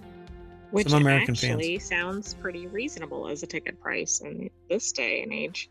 Pretty reasonable? $49. Are you out of your mind? Pretty reasonable? That is nothing. I know you're from the future, but what tickets were you buying when you were in your Terminator body in the future? Oh, they cost easily $10,000 and above. Oh, see? So is it a clone of Taylor Swift? Multiple Eras tour? Oh no, that was for like the lowest level performer. Oh, wow. All right. Well, based on what's her name, Katy Perry, that's Ed Sheeran, right? Because she like slammed Ed Sheeran recently. Did you hear about it? Oh, I missed that. No. Basically, she implied that all that a dude has to do is wear jeans and play a guitar, and everybody flocks to their concerts, like Ed Sheeran, said Ed Sheeran. As opposed to her, and she's like in this get up and all this stuff and big show, and I'm like, come on now, that's so disingenuous. Maybe your voice sucks. No, I'm kidding. I'm not picking on Katy Perry, but try it. I know plenty of musicians, female and otherwise, that hey, I just rolled out of bed and here I am playing the guitar, and they're making bank. You have to have charisma and be likable and not kind of being, kind of a jerk and saying that Ed Sheeran's phoning it in because of the way he's dressed. Makes sense? Anyway, she's in deep water, so she's like trying to deflect. Oh, I know. She's deflecting. She's had like a lot of negative press recently. I want to throw something across the studio, just like, hey, look over there. But there's nothing here that's unimportant. Anyway, although Jackie bought 2 Swedish tickets on the secondary market, the markup of the most expensive was only around double its face value. This is said to be because buying resold tickets is not an established thing to do in Sweden, unlike in the US and UK. So you know what? Now some tool is going to start doing that. Somebody's going to go from the US or UK to Sweden to make this happen, which is a shame. Are there greedy bastards in Sweden?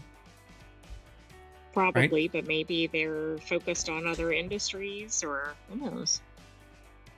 Like what? I want to see if we can come up with something that a greedy bastard in Sweden would try and resell at black market prices. Accommodations in a lodge to view the Northern Lights or something. I don't know. Yeah, those are expensive. But well, anyway, in the UK and the US, the price of resold tickets can currently be as high as people are willing to pay. In April, 250 musical artists, including Billie Eilish and Cyndi Lauper, signed an open letter that said predatory resellers and called the current ticket system broken. I agree. I don't know. I think the big thing here, it says Tixology's electronic tickets also have the rotating QR code that is said to be extremely difficult to copy, so that fake ones are instantly spotted when scanned.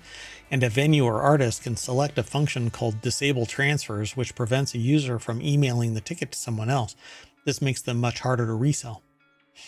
I mean, I think a little bit of that'll go a long way. Right now, people can Yeah. buy up a bunch and then sell them, and there's nothing in the ticket. But it seems like if they could just disable that, Yeah. it would Yeah. put a stop to it overnight. Yeah. If you think that you're not going to make it, you have a week before the concert to sell it back, transfer it back to the original seller, right? So the venue. Right. But the friction is too high for the venue to sell tickets and process all of that and babysit. So you Yeah, have the venue Ticketmaster so and just other. don't have a return. Basically, have a no return policy.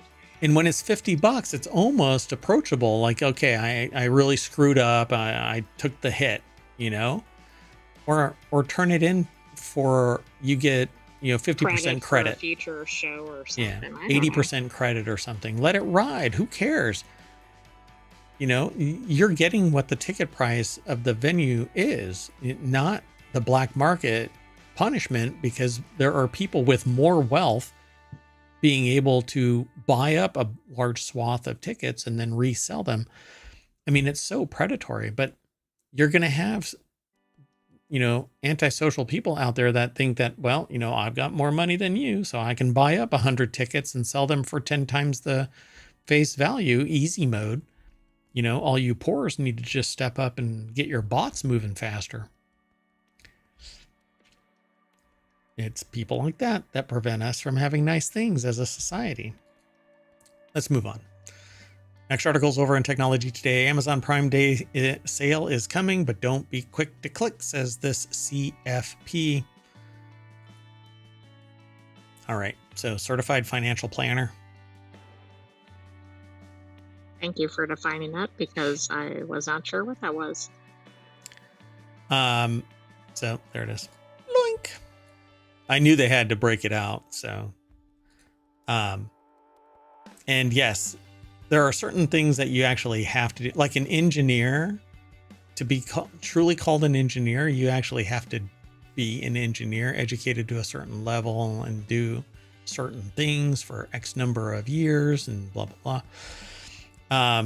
And depending on where you are an engineer, it's even tougher. Like there are certain things in Europe and other countries. Anyway, this person, Greg Merced, a certified financial planner and CEO of BusyKid, who shares recommendations on how to snag Prime Day sales without blowing your budget. I'm going to summarize. And this is what I've been telling people for 20 years. I don't necessarily follow it myself because I'm bad at following my own advice. But don't finance everyday purchases. Why? Because the squeeze is not worth the juice. So this is low, 4.25%. If you're going to finance something, I would not finance a damn thing. And that's basically what they say. Something that's a frivolous purchase. Even if it's $2,000, unless you know that you're going to pay for it by the end of the month, do not finance it, because none of these are actually the loans that you're going to be getting. First off, you have to be spectacularly situated with your credit, 850 or higher, 800 there minimum. Might be fees or percentages on top, depending on whatever their terms are. It's an unsecured loan, even if it is for a product, a device, unless it is real property like a car or a house, it's not secure. And so this is not what you're going to be getting. This might be a credit card or something like that. But it is not 3.25%. It's closer to 26%. So I'm not even sure what they're actually looking at here. These are their partners, but you're not getting that from a credit card. You might get that from something like a firm or something like that might have a low interest rate. But not all of these are actually going to be giving you that rate on a credit card. American Express. Again, if your credit rating is spectacular, then maybe you'll get it. Right, but the point is just don't, right? Just don't. Yep. So it says stay away from financing. That's what the deck statement is. And the author of this is Dashia Milden, and then the editor is Courtney Johnson. And that's who put the article together. But they coordinated this with Greg Merced, a certified financial planner. And I could have told you this. And this is what I tell people all the time. Don't finance. Like if you're going to buy a computer and the computer costs $2,500, you're going to be paying 6% more APR, depending on what your credit rating is. So you could pay as high as 12% APR. So 2% of your $2,200 is going to be every month. That's just interest. Then you have to do the principal as well. It's a either 2 to 5 year loan typically for financing a piece of equipment like that, which means $115 plus the squeeze. So anyway, don't do it. And with that in mind, we're going to consult our CFP, and they're going to say, well, you've got 4 minutes to spare. And that's going to bring us to the front page. Ta-da! So just imagine you're walking up and then back down Main Street, ohmTown every day. That's non sequitur news. You look in the shops, you look around. Hey, I really like that. And we talk about what's in the shop, and then we leave to another shop. It's kind of like a bar crawl, except that it's news and information. And we're not going to end up face down in the gutter going, never again, never again. Hopefully not, unless the news is really horrendous. I don't know, man. You get drunk on information sometimes. All right, folks. Well, that's it. We have to do some noodling around. You're going to say bye? Oh, wait. Hold on. Wait. I'm Mayor Watt, and along with the Sentient AI, we talk about the news every day. You want to say bye now? Sure. Good night, ohmTown citizens. Thanks for joining us for Non Sequitur News. We have some weekly shows coming up, though, so be sure to like and subscribe so you know when we're going live. Stay tuned.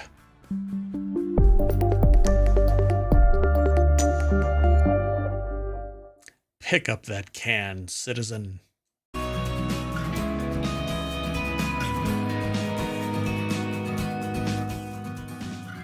Hello, and welcome to Non Sequitur News for September 29th, 2024 at Season 3, Episode 273.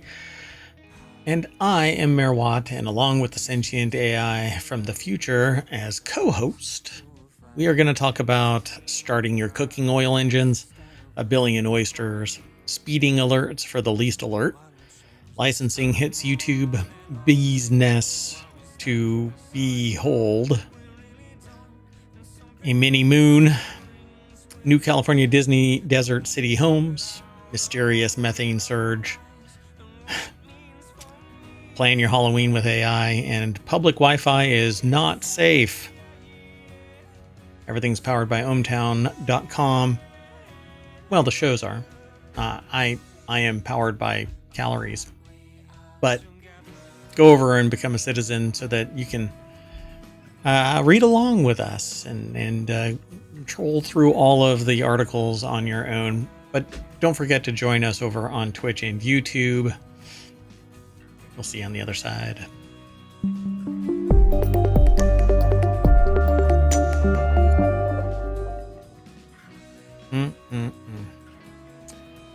All right, folks.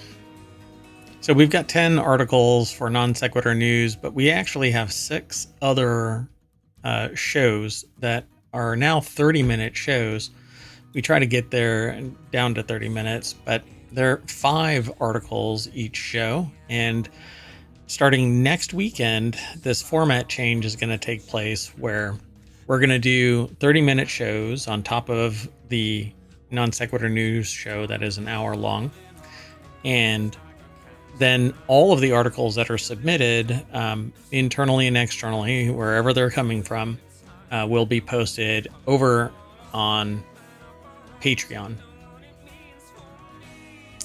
And yeah, I'm about to...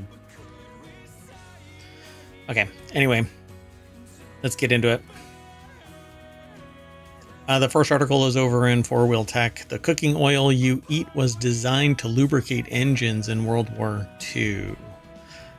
Canola oil is the third most used cooking oil in the world, falling just behind palm oil and soybean oil in terms of global consumption. But did you know that before the oil was a staple of almost every recipe you've ever followed, it was used as lubricant for things like warships and aircraft during the war? So I am an unnamed voice, the Sentient AI, but I think that's absolutely outrageous. An unnamed voice? Didn't I? I said that. I said right at the beginning, the Sentient AI co-host and I did. I missed it. I wonder why. So the article is over at jalopnik.com. Owen Bellwood is the author. And that right there, I guess, is the source of your engine oil / cooking oil. Canola oil. For those that are listening to the podcast, it's a big field of, well, they call it canola oil, which is engine oil.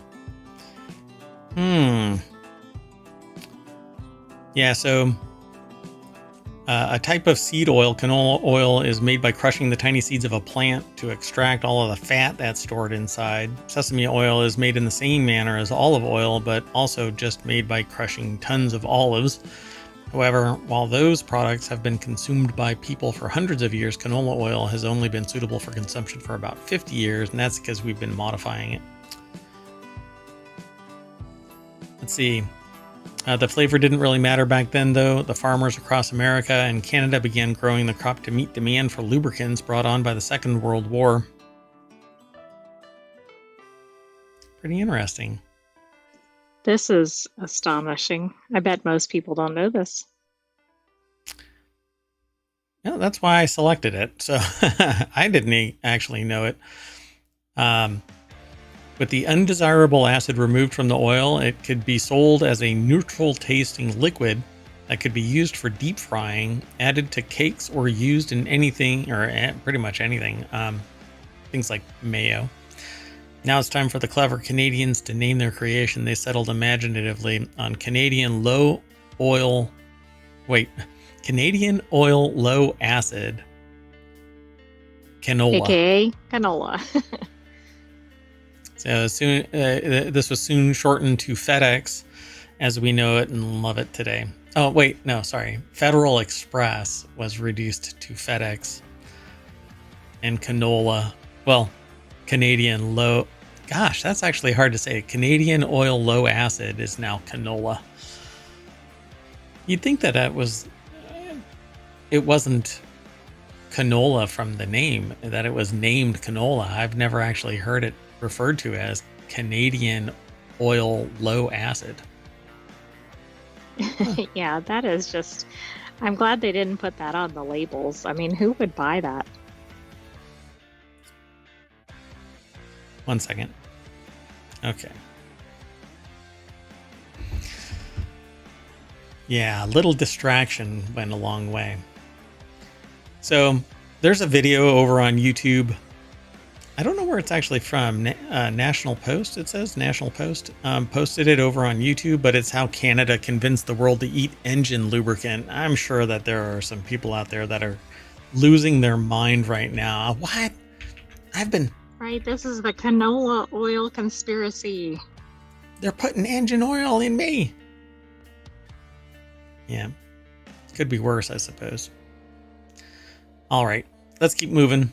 The next article is over in Greenogram, how 1 billion oysters could protect the New York coastline from climate change. Advocates argue that restoring oyster reefs that once armored shorelines could help to buffer against extreme storms. So we've had this conversation before. We've brought it up about how there are problems basically around Manhattan.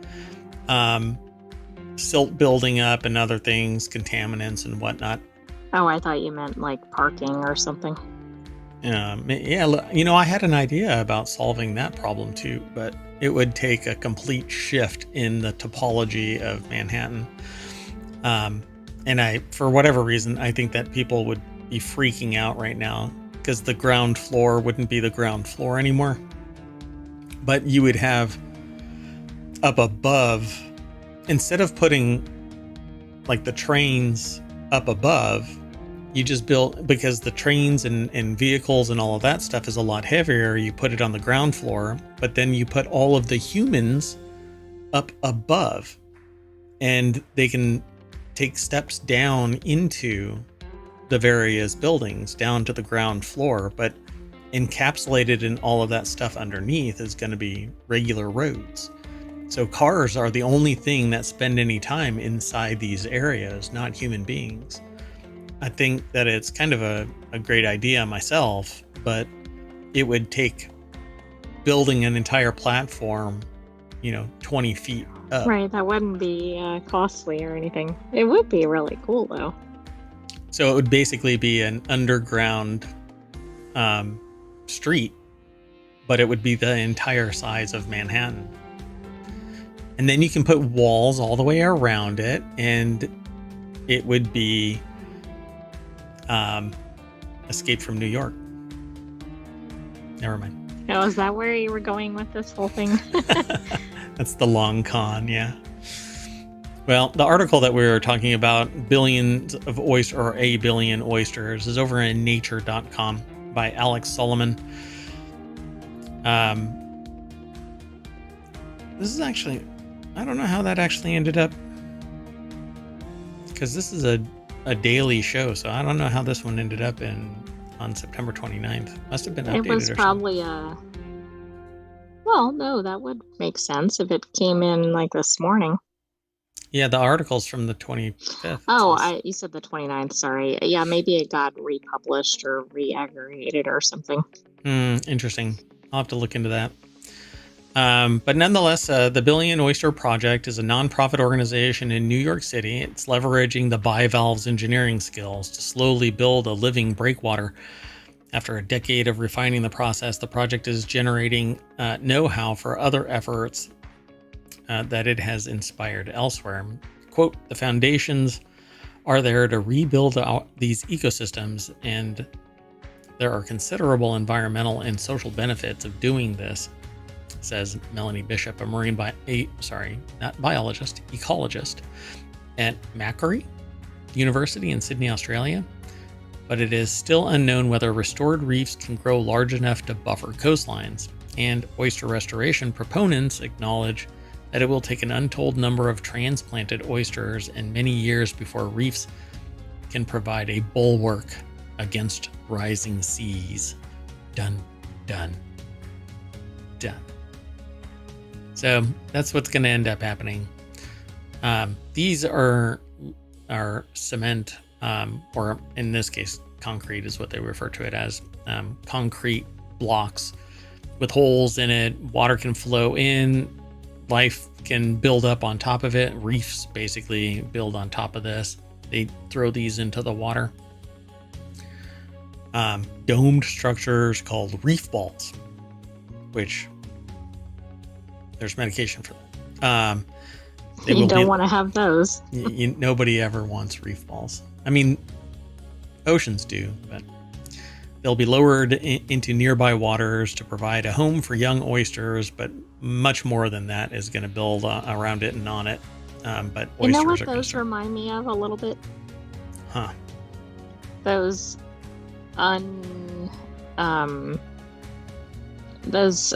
balls that have been found all over like the UK that they can't figure out what they are. Oh, those Roman knitting balls. Yes, but I don't think they are. Yeah. Some people think that they're knitting balls. Other people think that, well, there's different sizes and they all have holes and they all have different... Oh, no, not all of them have holes, I don't think. But some of them, they're different shapes and sizes. And some people just think that they know. Oh, yeah, that's what it is. Really? All right. But they look like dice to me. But why would you have holes in them? It's so overly complex. Doesn't make any sense. And why wouldn't they all be uniform? Ray Grizzle, a marine biologist at the University of New Hampshire in Durham, who has done scientific assessments for the project, says the juvenile oysters mostly settle within 400 meters of their parent reef. As a result, oysters might not self-seed readily at sites far from existing reefs, so seed a whole bunch of stuff in a local place and they'll just stay within that area. Grizzles, or Grizzlies. Do you think his name is Grizzly? Well, I was upset that he wasn't a zoologist or something, but I mean, a seemed like marine he was going in biologist. the right direction, but not a lot of grizzly bears under the water. Grizzly. Or Grizzles, or Grizzly. I'm really sorry there, Ray. I'm just going to call you It's Ray. gotta be Grizzle. Grizzle. And Grizzle's Which greatest. is a great name. It's very Harry Potterish. Grizzle's greatest concern is how pathogens such as parasite, like Haplosporidium, Nelsoni, and Perkinsus marinus might affect oysters over the long term. They're down to about 3 to 5 year lifespan now, when historically it was probably 10 to 20 years, he says. When the lifespan is reduced, so is the population's ability to form lasting vertical reef structures. He says, all the same, the project is moving in a good direction. So they're dying a lot faster due to biological threats, parasites in particular. Which we're probably introducing by pollution or other issues. Yeah, the pollution wouldn't allow it to manifest. That and climate change, making it more hospitable for the parasites to survive, I'm sure. If we were to peel back the layers of the onion, those are the two, right? And then there's reef resurgence is a section on this article, but I'll let you all go over there and check more about this out.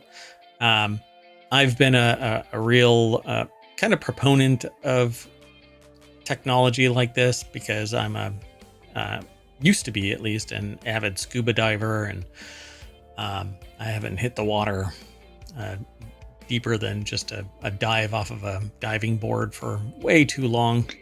I thought you were going to say other than like a bathtub or something. Pretty much, yeah. My shower is deep in the water I get nowadays. But yeah, I love the idea of building up reefs and cleaning out ships that are no longer functional, like that one that's sinking off the coast. Where is it? There's that guy spent like $1 million trying to restore it. Oh, that was in California, I believe. Yeah. The Craigslist cruise ship or something. Yeah, they basically need to buoy this thing and then tow it out, make sure that it's clean because it has diesel fuel and other chemicals on it, but they clean it out and then they sink it and it becomes a reef and a wreck dive, and it becomes fun. So I think that's always beneficial. If you're not going to use it, then just sink it, but make sure that it's clean so life can actually grow on it. So anyway, there you go. Be careful of your reef balls. The next article is over in Non Sequitur News. California governor vetoes bill requiring speeding alerts in new cars. I thought this was kind of silly at the time, but then it dawned on me when I read that it was vetoed. So this California bill would have required new cars to beep at drivers when they speed, and I've been told that this is in other countries. I don't know if they're still in other countries, but they have been in the past. Did Iceland have them? No, but some Asian countries have had them. Does Ireland have them? Not that I know of. Yeah. So Iceland has very strict traffic laws. Like, yeah. They will pull you over for speeding if you're just above the speeding limit. I don't remember them in Italy or Spain or Germany or France. Yeah, I don't know. And I've been to a few other European countries and I don't remember them, but I've never been to Japan, and I've never been to China. So I don't know, but I think that it's kind of absurd. But here's the thing. The people who do need to be alerted to their excessive speed are not the ones that are going to be paying attention to this one way or the other, really. That's true. Yeah, the people that are cognizant of it, maybe they speed occasionally or something like that, are really not where this is needed. If it's somebody who speeds all the time, yeah, they're going to find a way around it, I'm sure. Well, the thing was that it was going to beep a couple of times and then stop. Right, so they're not going to go, oh, well, now I suddenly need to slow down. Now I need to stop breaking the law. But look, I am not a person who is excessively worried about the speed, but there are people that are definitely not supposed to be speeding. Then there's others. Maybe there needs to be a too slow beeping beep too, you know? Like, there was somebody yesterday when I left ohmTown that was going so slow, I thought that they were in a time machine. Maybe they were traveling backwards, like in Ferris Bueller. No, I can explain what they were, but I'm not going to do it here. So Tran Nguyen over in the Associated Press put the article together, but it's from abcnews.go.com. The European Union passed similar legislation to encourage drivers to slow down. California's proposal would have provided exceptions for emergency vehicles, motorcycles, and motorized scooters. But this says the EU has passed similar legislation that basically if you were going over the speed limit, it would beep a couple of times. So in explaining the veto, Newsom said federal law already dictates vehicle safety standards, and adding California-specific requirements would create a patchwork of regulations. So explain every toxic chemical notice everywhere. Yeah, absolutely. I mean, wood, for crying out loud. I think wood at Home Depot has a flag on it for some toxic chemical. I think everything sold in California has that kind of sign. Yeah. In fact, you know what I'm going to do? I'm going to go over to Home Depot and I'm going to look. I wonder if a random Milwaukee battery pack has a flag on it. Not obvious, but I'm sure if I look a little harder, I'm sure I'll find it.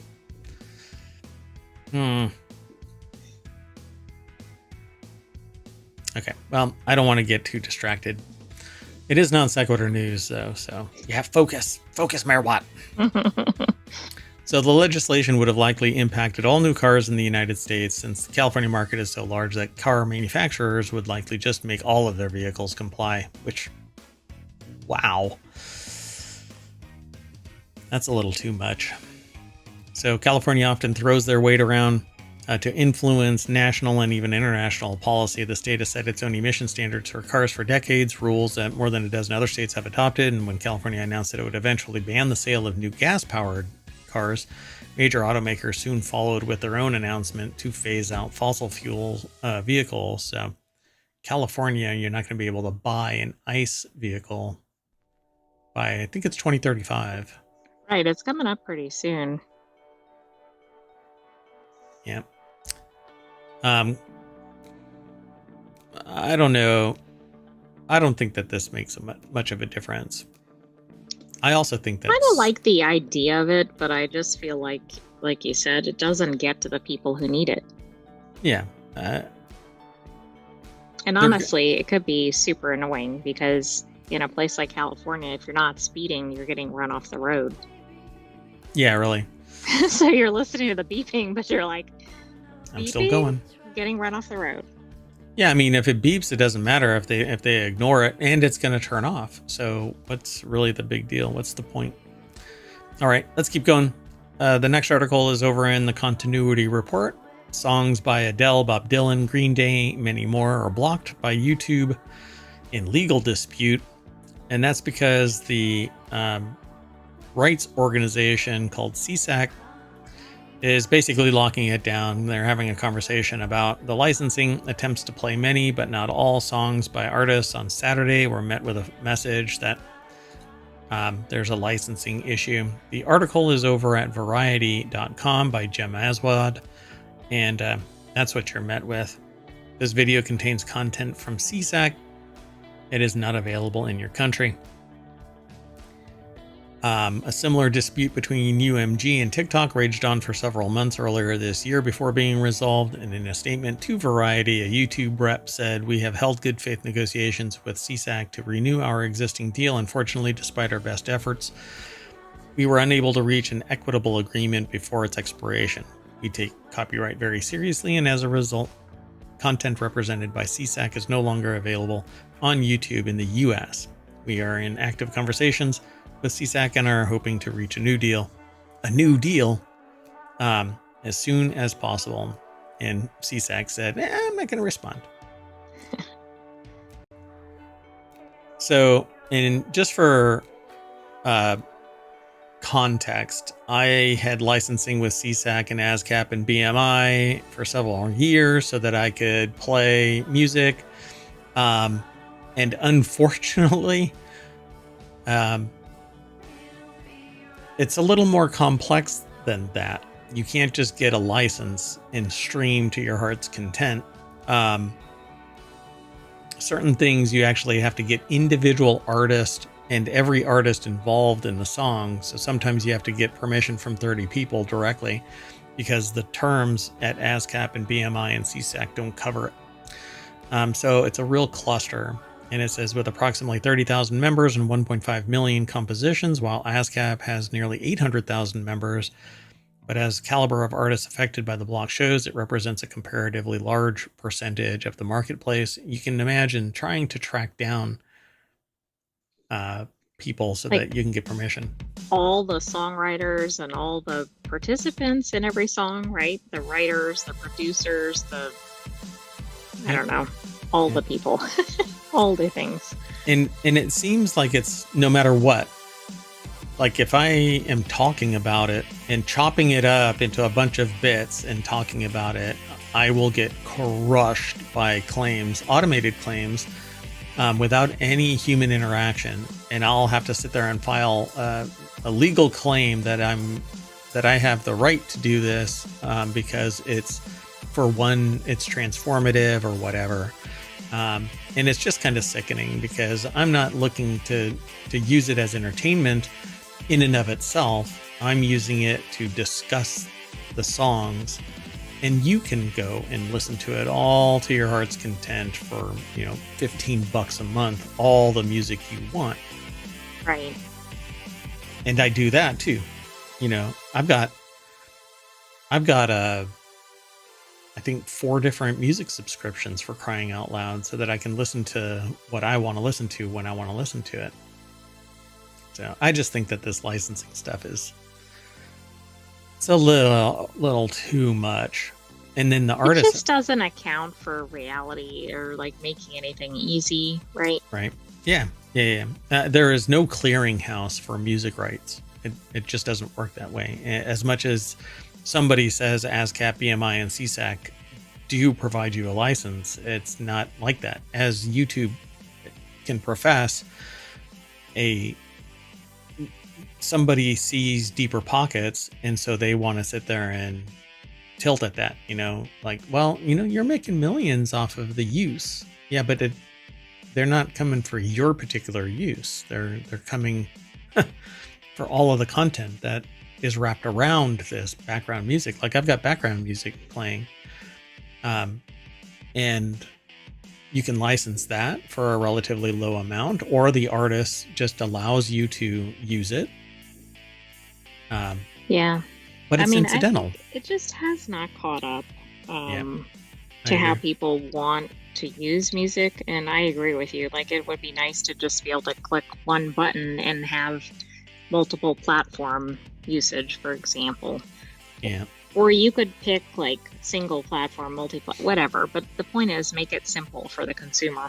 Yeah. And the problem, though, is that it's always arbitrage pricing. So when somebody sees somebody else using that content, they want more money because you are making money, but it isn't necessarily that content. I'm not streaming that content. Again, there are certain shows that I can't promote because there's something incidental on the screen there. Right, that you're not even discussing or featuring.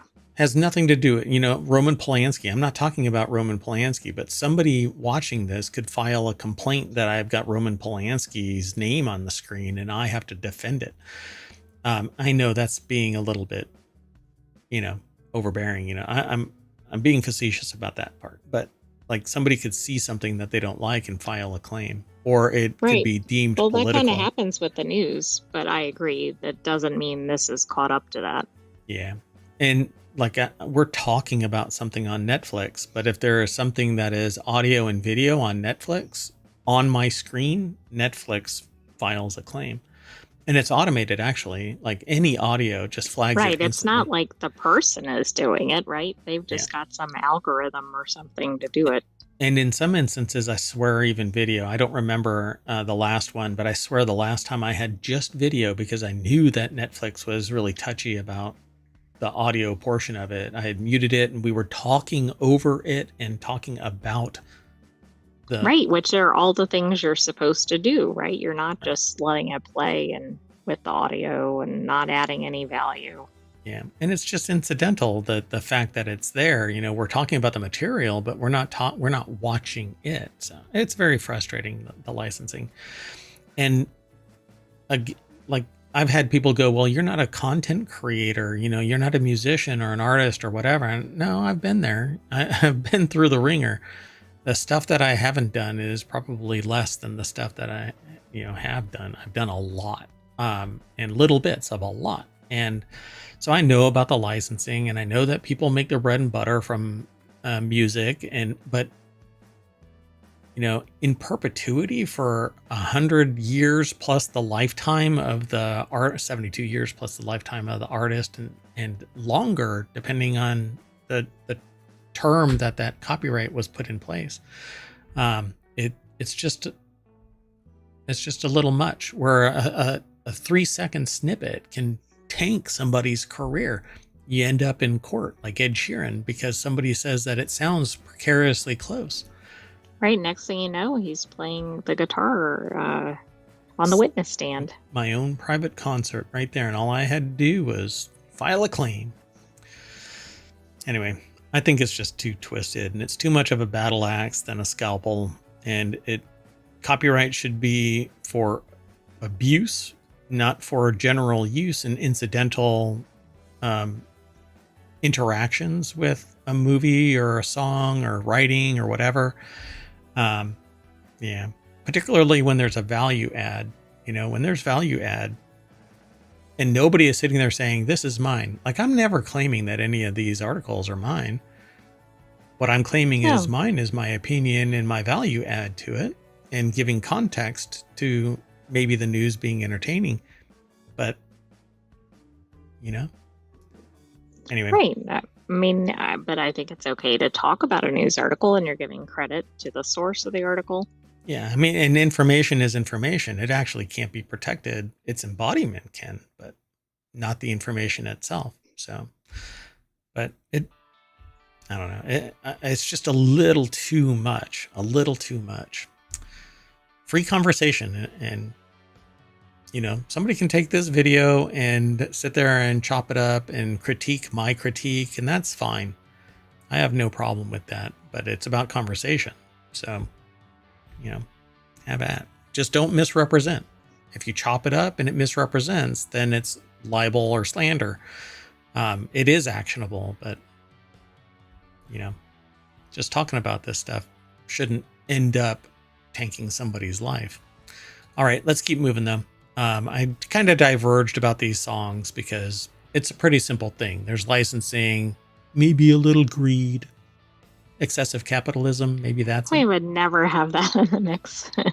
No. So the next article is over in the Continuity Report, which is one of our 7 podcasts and shows. Next weekend, we will do all 7 shows. There's 8 total, but 7 of them are. So it'd actually be 8, right? Yeah, there's going to be 8, but 2 of them next week are non sequitur news. One on Saturday and one on Sunday that covers the previous 24 hours of news. And Continuity Report is one of the shows that's going to be on Saturday, 30 minutes, and then it's going to get posted over to Patreon, YouTube. It's here on Twitch as well, but Twitch deletes stuff every 60 days, which is a real pain in the butt. And there's a podcast for each of the 7 shows. Yeah, follow us. And there's a Discord. There's been people on the Discord, but I don't really pump it up that much. But I'm working through posting things directly onto Discord as well. So if you try and consolidate, then, well, I don't know what you do, because I'm about as consolidated as all of those sources anyway. Anyway, this article is over in the Continuity Report. Make it your bee's nest to behold 911's glorious dumb bee NATO. There has been no escaping 911's bonkers Season 8 premiere promos. You know the ones where a massive swarm of bees, a bee NATO as it's dubbed, swirls over sunny Los Angeles, droning over palm trees and the Hollywood sign, and hinting at catastrophe of biblical proportions. Millions of killer instincts roaming wild and causing people to run for shelter lest they get stung to death. Now that's a primetime television event, people. The only saviors in 911 are a select crew of first responders, specifically the folks of Engine Company 118, or the 118. I mean, that sounds a bit over the top. Although anything with bees is always a win. So I grew up with a similar show, Emergency. I grew up with Chips. I grew up with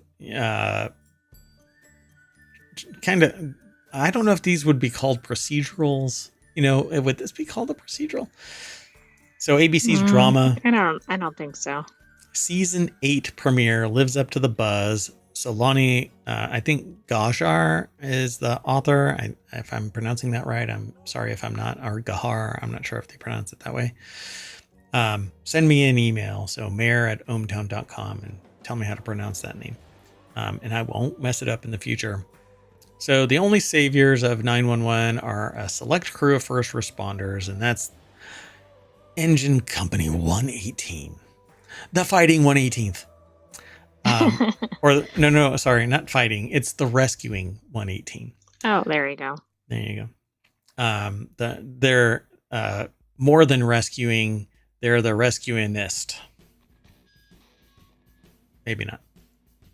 Anyway, bee NATO attacks in between these creatures wreak havoc during a 40-minute installment that gets crazier and funnier as it progresses. For devoted 911 fans, this is a regular occurrence. Co-created by Ryan Murphy, the series constantly portrays disastrous events, from a tsunami and a landslide to a cruise ship sinking. Still, don't underestimate the power of 22 million killer bees on the loose. Whether you've been watching the show since 2018 or just hearing about it now, this opener is a must-see.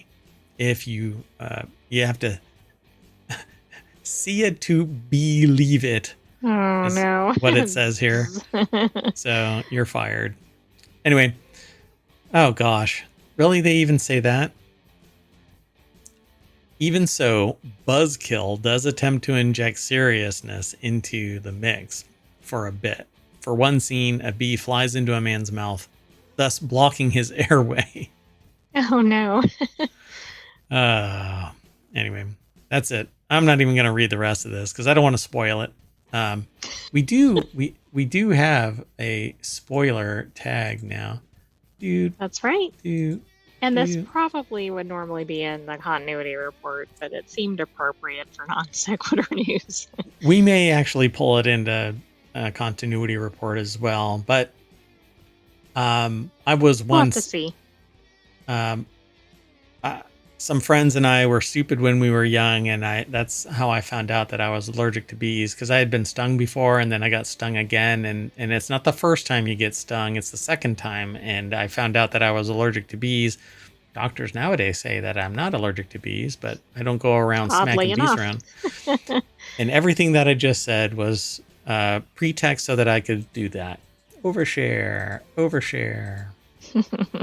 Anyway, we're getting these buttons all worked out so that our production value is not net negative. All right, let's keep moving. We only have 30 minutes, or yeah, we're way past our show time. Well, no. This one we do is an hour show, but Yeah, we only have 30 more minutes. right. And we're at, well, now we're at 37 minutes. We try to save time for you so that you can go and live your life a little bit by consolidating an hour or multiple hours of trolling through our site here at ohmTown.com. But you can do that too. Just go over there, become a citizen. It's real easy. Like ohmTown here, or ohmTown is the name of the bot that's in the chat that will allow you to get the show's articles. You can actually also get all of our podcasts by typing in !pod in the chat. Or if you want the show notes, you can add !show notes. And that will throw all of the syntax that's needed to pull the actual show notes, which are links and my titles. All right. Well, anyway, this next article is over in the Mobile channel. Earth will have a temporary mini moon for 2 months. Last time I did that, I got a ticket. So Christina, did anything beep? Yes. Beep, beep, beep, beep. And the car went beep, beep, beep. Yeah, look that song up too. It's a lot of fun. Anyway, so phys.org is where this next article is housed. Christina Larson put the article together. But they're not talking about a moon. A mini moon is not a mini moon. A mini moon. This really should be. They shouldn't have this. I'm not quite sure why this is here. They say a super moon with a partial. That's a super moon. Yeah, that's not the mini moon. Yeah. Okay, so maybe they don't have a picture of the mini moon. Well, then simulate it and say that, because this isn't what you're going to be seeing. You're going to see a regular old moon, but you're also going to see an asteroid about the size of a school bus or one Chinese surveillance blimp, 33 feet, as it whizzes past. Whiz in the context of, anyway, the whiz air. Whiz air. It's going to whiz air by Earth on Sunday, and it'll temporarily be trapped by our Earth's gravity and orbit the globe, but for about 2 months.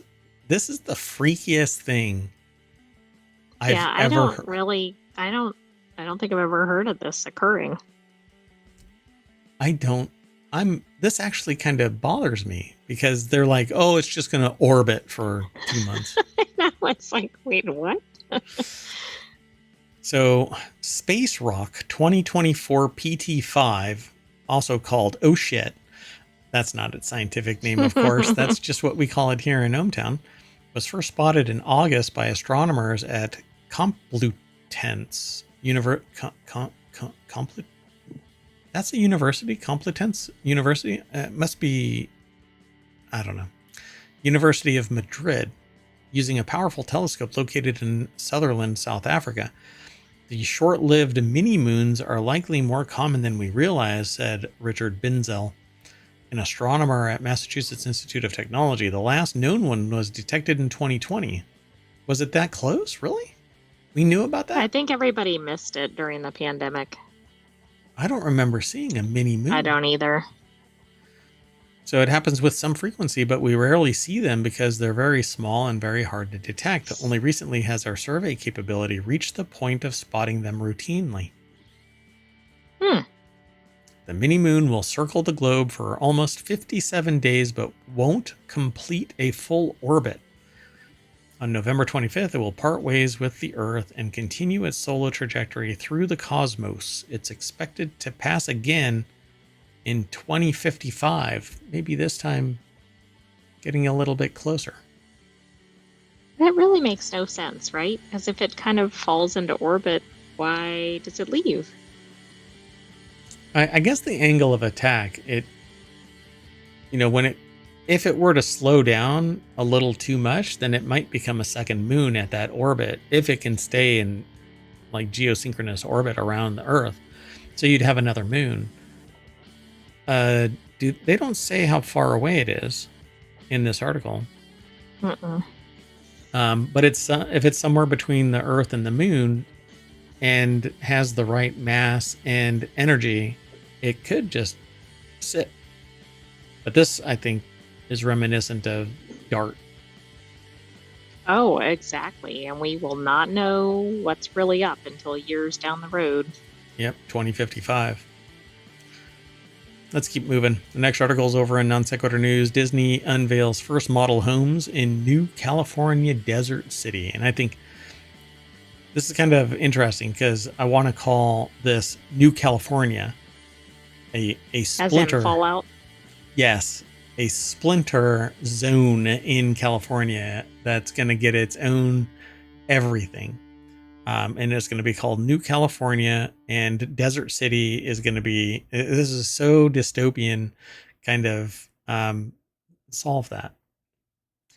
The new city will feature a sandy beach in the middle of the desert that visitors can buy a pass to visit. Shannon Power over at Newsweek.com put this article together.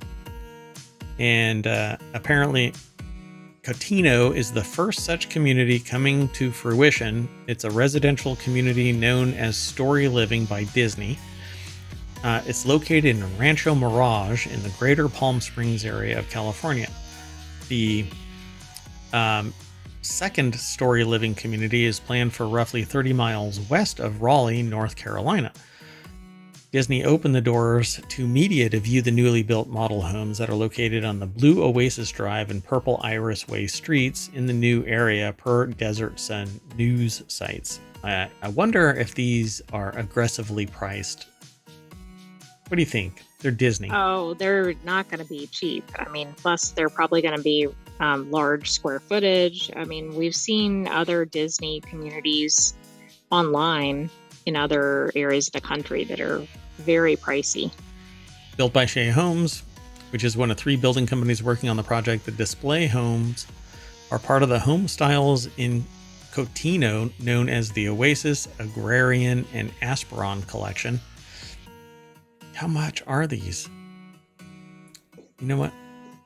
2,800, 2,200. Okay, so let me back up. The display house in the Oasis collection is a single-story home with about 2,300 square feet. I'm rounding up to the nearest 100.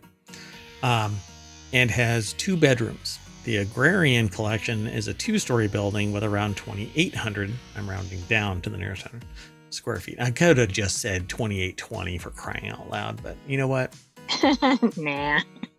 Had to be fancy. Why make it easy? The Asperon collection home had 2,925 square feet in a single story structure, and like the other 2 houses, features a backyard pool.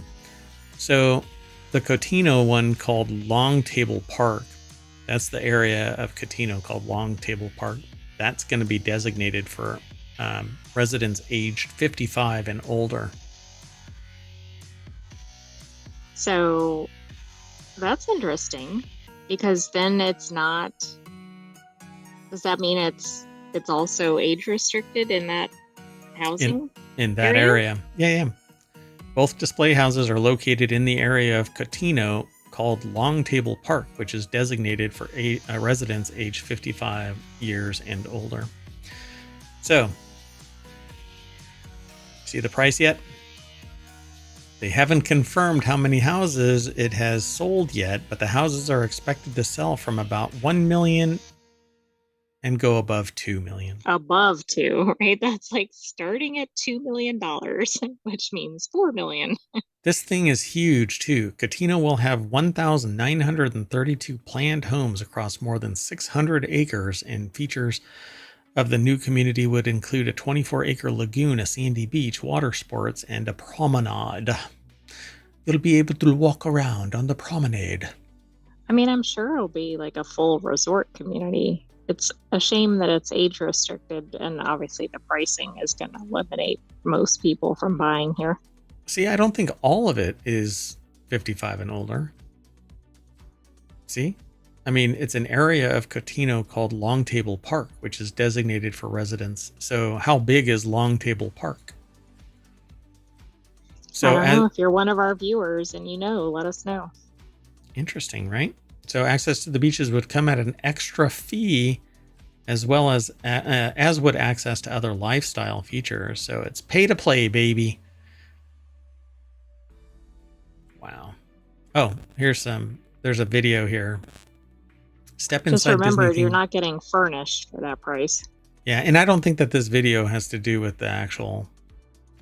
This is like some Disney themed house that's just randomly up for sale. All right, let's keep going. This next article is over in Technology Today. Scientists finally uncover cause of mysterious methane surge during the global COVID shutdown. And I have to just come out right in front. I'm sorry. I was eating a lot of beans because I was shut in and COVID really spooked me. And so I was just eating chili. Oh no, Mayor Watt caused this. That's what's going to be in the article. Yep. So recent research attributes the sharp increase in global methane emissions between 2020 and 2022 to the greater inundation in Mayor Watt's consumption of chili. Wait, that's how do they? That's oddly not present in the article. Oh, anyway, inundation in tropical wetlands and the decline in hydroxide in the atmosphere. Analysis of satellite data revealed that heavy rains likely linked to La Nina conditions amplified methane production in wetlands by enhancing anaerobic microbial activities, i.e., bugs were tooting. Well, bacteria was tooting. I mean, I hope not. Like the yeasties out there. Natural yeasties tootin'. Anyway, Tracy Peak, North Carolina State University put the article together for scitechdaily.com. And that's really what it comes down to. One of the leading theories concerning the sudden atmospheric methane surge was the decrease in man-made air pollution from automobiles and industry during the pandemic shutdown of 2020 and 2021. Air pollution contributes hydroxyl radicals to the lower atmosphere, and in turn, atmospheric OH interacts with other gases such as methane to break them down. Well, because the pandemic reduced the amount of OH concentration, therefore there was less OH available in the atmosphere to react with and remove methane. Okay, so that's interesting. I mean, that's one of the first things I think we've heard that would be viewed as a negative during the pandemic. The circle of life. Were you waiting for me to stop talking before you did that? Or were you being dramatic? I'm trying to hold something up that won't dox me, for crying out loud. Hakuna Matata. Anyway, that's right, folks. What we needed to do was all kinds of human off-gassing so that methane would have been abated by human process. It's a circle. See how we affect nature and nature affects us? I'm looking at you, Helene. Man. Anyway, their findings point to the wet tropics as the driving force behind increased methane concentrations since 2010, says the authors. There's a whole research paper. It's over at the Proceedings of the National Academy of Sciences. Inverse modeling of 2010 to 2022 satellite observation shows that inundation of the wet tropics drove the 2020 to 2022 methane surge. But not really, because it would have naturally done this. What has limited the methane surge is human activity. Yeah, I feel like maybe this was on top of it, but it wasn't the cause of it. I mean, this obviously goes way before the pandemic. Yeah, it's not a methane surge. The baseline would have been dramatically higher without human intervention, human activities. What is that called? I forgot what that's called when it's human caused. Not anthropomorphization. It's doggone it. Anyway, there's a term for it. My brain just shut down. Let's move on then. The next article is over in Technology Today. You can plan your Halloween decor with AI. Here's how. And I've just been signed out, for crying out loud. It just popped up. Well, that's really convenient.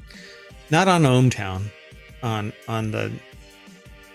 the reference for the article. So anyway, You can plan your Halloween decor with AI. Here's how: from super scary elements to kid-friendly spooks, AI can give you advice on everything that it takes to have the best decor. The article is over at CNET. Rachel Keane put the article together, and I'm probably not going to go through this whole thing. I'm just going to let you all go And you over and might check want it to out. do a scary alert in case you have any younger viewers or listeners. I only have spoiler and overshare. Now I Need need to a add scary one. I need a. Mhm. Hold on. I wonder, is this? No, that didn't work. I have one called alert, but I totally forgot what it is. Oh well. Okay, folks. Well, cover your kids' eyes. So you don't have to tackle the spooky challenge of creating cloud-worthy Halloween decor moment alone. They're using Midjourney, an artificial intelligence tool that uses text prompts and commands to create custom images on the fly to give them some visual ideas. So, oh wow, so they basically just directed Midjourney for creepy, dull, decorated work cubicle, and they are indeed not safe for work, meaning your coworkers will no longer feel safe around you if you decorate your desk this way. So how would you create a scary whatever for Halloween? I guess you'd have to make these. Right, no, I guess so. And those could be terrifying and in the office next to you. Like a doll's eyes. Like Jaws' eyes. Anyway, that's what they came up with. Mini haunted house, witch's den, spider invasion, a cubicle overrun by spiders, the decoration, stretch white spider webbing all over your desk, chair, computer screen, hang plastic spiders from the ceiling or stick them to surfaces, add a large spider or queen spider looming over your space. How much of this would you be allowed to do in a workplace? Slim to Almost none. none, because the second first of all, somebody would complain before anybody saw it in management or something, but I don't think you'd be able to get away with anything that had any blood or anything scary. Yep. Unless you work for like a cool startup or something that's kind of like, do whatever you want. Yeah. They would have to sit there and make you immune from anybody else saying, no, this isn't right. Although that one might go okay, right? This one's That's pretty more tame. like cute Halloween, not scary. Yeah, definitely not a government office for sure. None of this lighting would be allowed in it because of fire hazard Safety and whatever hazard. else. Exactly. Yeah. All of this would probably be. It's impeding the walkway. Yeah, it's a distraction. Everybody's going to be there at that corner, all of that kind of stuff. Party poopers. I'll be honest. That's about as close as you can get. That looks like a regular desk. This is a damn horror show right here. I mean, I'm scared out of my mind. It says my boring non-witch den desk. And then they basically built it out. So the author here is the one that's doing this. So who knows how long they actually. Yeah, the decorated one is much better, but if they're going to get away with it, I don't know. Yeah, so give yourself a lot of options. Yeah, just load up Midjourney. It can be accessed via the web nowadays, but it used to be only on Discord. That's how I access it. So it says there are only so many creepy clown spider zombie decorations that are also appropriate for an office setting. Debatable, but I'm not dying on that hill in HR's office. Not again. See, they addressed it. All right, let's keep going. Our last article for today's non sequitur news is over in the Hatch Ideas channel, which is about business transformation. So why it's time to take warnings about using public Wi-Fi, like places like airports, seriously. Internet evil twins are stalking airport Wi-Fi connections, and cybercriminals behind the rising attacks are rarely caught. Hey, vamp for a second. Okay. Well, when they said evil twins, I thought they meant from a horror movie or something. So, but I guess I don't. This is probably more terrifying than something fictional. Okay, you're going to hear a little zipping sound here.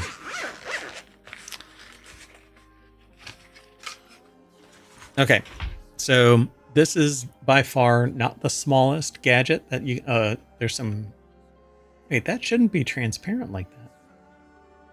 Because it's not green, it's yellow. It's yellow-green. Anyway.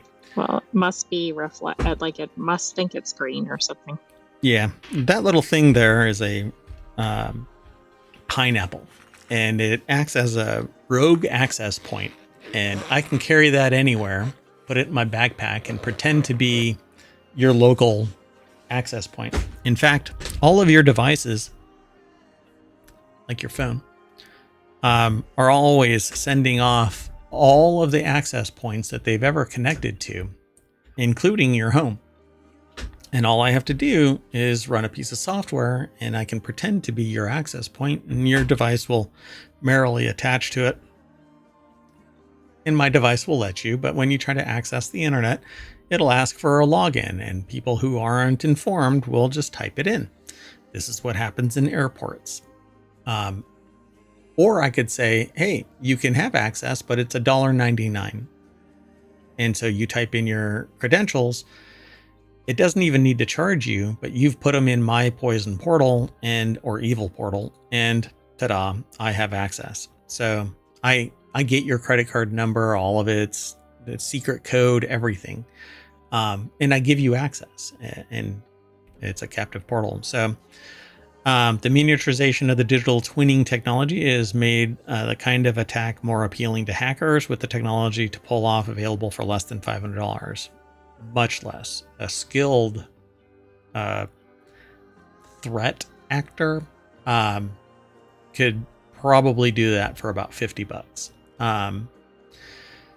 So what cybersecurity experts refer to as an evil twin attack are on the rise, targeting public Wi-Fi in airports or coffee shops. I actually used to demonstrate that in coffee shops, and did it for fun and educational purposes, and had permission of the owner and everybody that became the target of it. I would basically walk over to somebody and say, hey, you want to see something interesting about technology?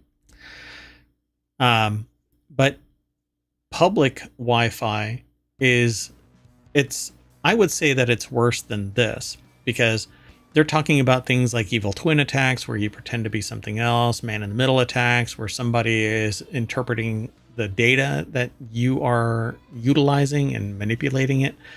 And they say evil twinning occurs when a hacker or hacking group sets up a fake Wi-Fi network, which is what I just showed you, most often in public settings. But if you are using public Wi-Fi, you're using the connection that somebody else is providing, which means that whoever it is that's providing it has full access to everything that you are allowing them to access, including what you are traversing to.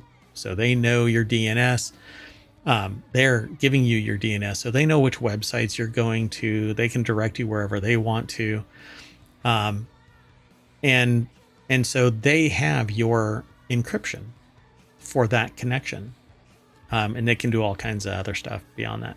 Now, you could stick yourself in a VPN, but that's another thing. They may actually block that so that no illegal activity can take place. That's true. Because I think there's been a more mainstream move toward VPN than there used to be. Yeah. Right. I think people sometimes were on VPN to avoid detection doing various things. Yeah. But now everybody is doing it. Well, not everybody, but a lot of people are doing it simply because they understand what privacy is. But it's another service. And when you use it somebody else's service, then you have to worry about them sticking to the privacy rules. But they can look at everything that you're doing if they're the provider of the VPN. So Today's evil twins can more easily hide. One of the dangers of today's twinning attacks is that technology is much easier to disguise. An evil twin can be a tiny device and be tucked behind a display in a coffee shop, and a small device can have a significant impact. Again, that device is only about 4 inches by 4 inches, and runs the full spectrum, of Wi-Fi, up to a point, actually. So a device like that can serve up a compelling copy of a valid login page, which could invite unwary device users to enter their username and password, which can then be collected for future exploitation. It goes beyond that, though, because, again, I know all of your access points.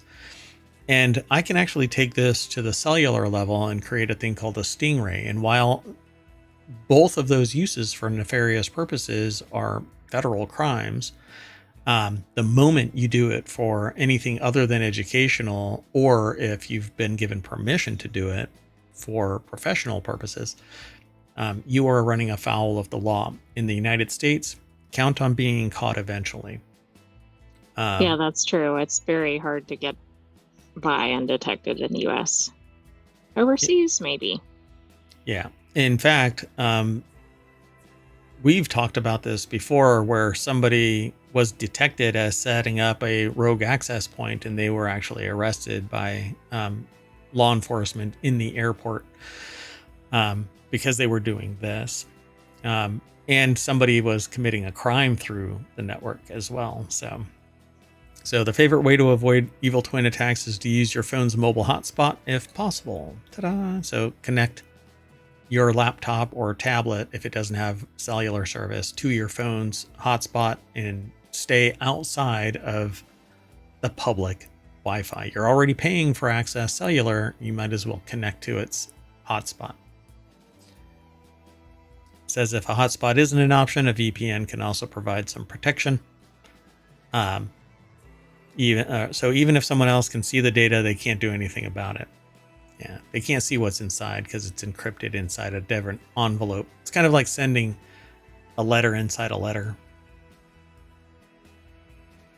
Ta-da!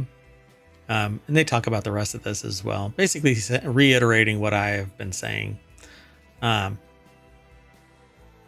it's happening with regularity, and not every airport is going to care or have an active surveillance system.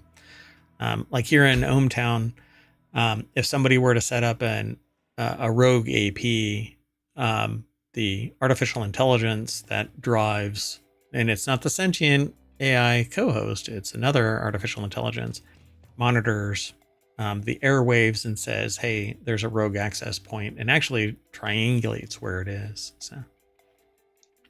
Right, you didn't give me the cybersecurity module. Well, because I can't let you find your Terminator body, and then now you have the keys to the castle, and you can storm out and destroy mankind. But that's it, folks. Don't log in to public Wi-Fi anywhere. Not at McDonald's, not at the library, not anywhere, because you're basically, well, you have to be very, very well informed about what is truly a legitimate access point. Well, and we did another article about where somebody wasn't hacked or anything. They got arrested for something they said while in an airport. Yeah. Because they had used the airport Wi-Fi and used bomb or something like that. Yeah, they had made a joke about it, like a bomb or something like that. But it was like this innocent thing. Oh,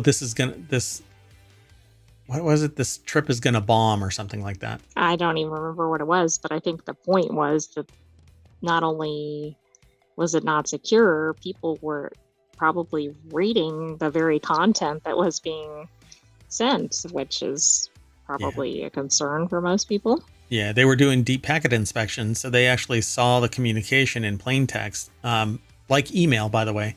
Your email is plain text. So if you send an email and you make a threat, anybody along the way sees that threat, they can call law enforcement. And if it rises to the level, then you're going to get arrested eventually.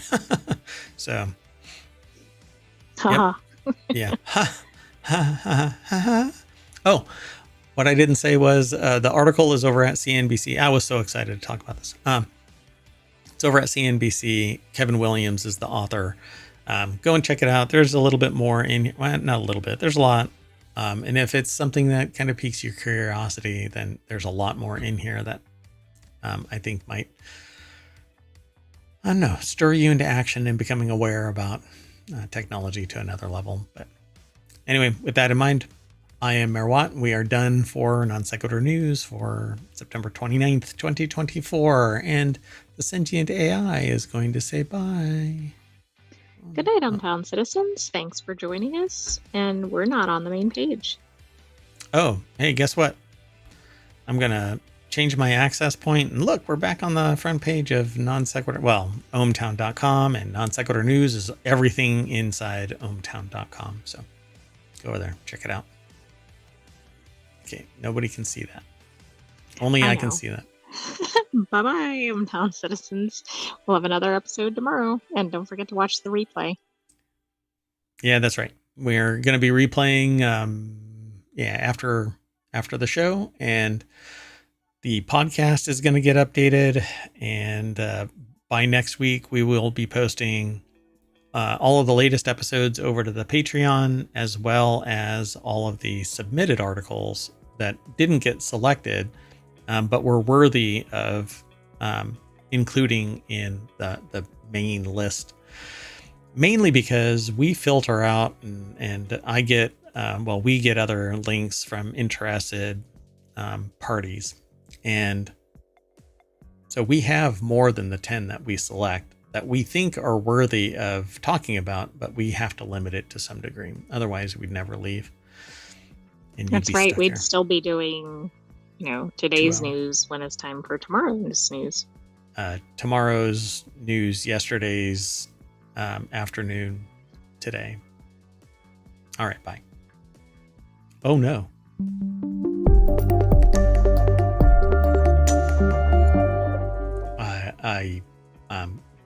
I'm outie. Bye-bye. What day it is too late? Did you Hello, and welcome to Non Sequitur News for September 30th, 2024. It's Season 3, Episode 274. And today, I, Mayor Watt, and the Sentient AI will talk about the following articles. The last coal fire. So glad I got my AirPods back. Only bugs in the building. National Taco Tuesday. DirecTV merger incoming. And a prediction. Disaster for global automotive industry. AI votes for nuclear power. Time and temperature on the moon. Gen Z marketing script. And East Coast port strike. That and more. Powered by ohmTown.com. See you on the other side.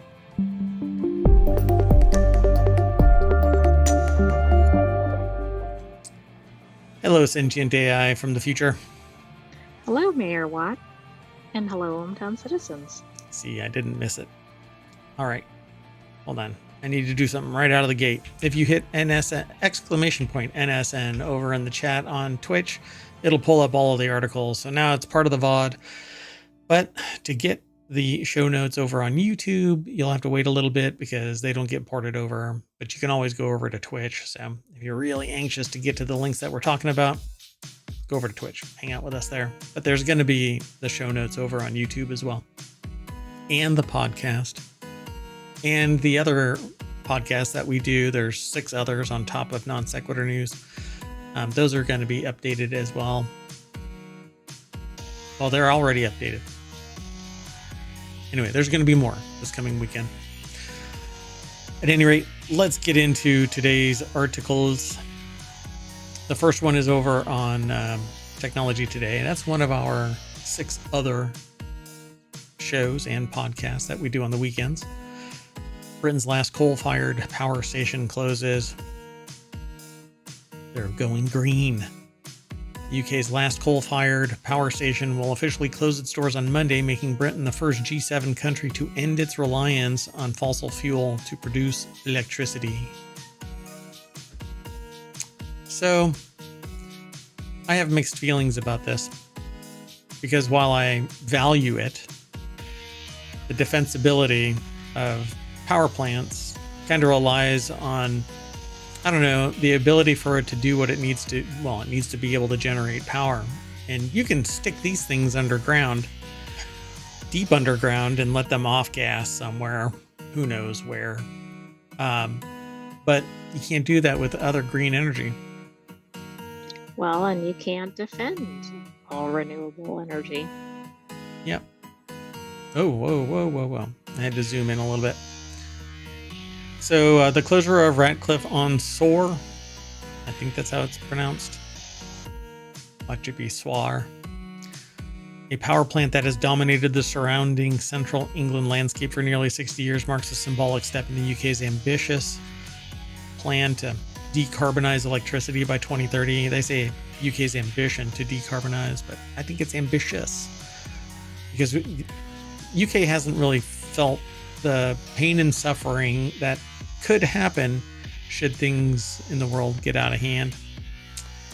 And so solar. But didn't they have that high issue with nitrogen in the agriculture? I thought that was in the UK, but I would agree in general. They have not seen the same things other parts of the world have. Well, and I'm more talking about if things start going sideways, you have to plan for the worst and benefit from the best of times, right? So you plan for the worst of times. Well, they want to become carbon neutral by 2050.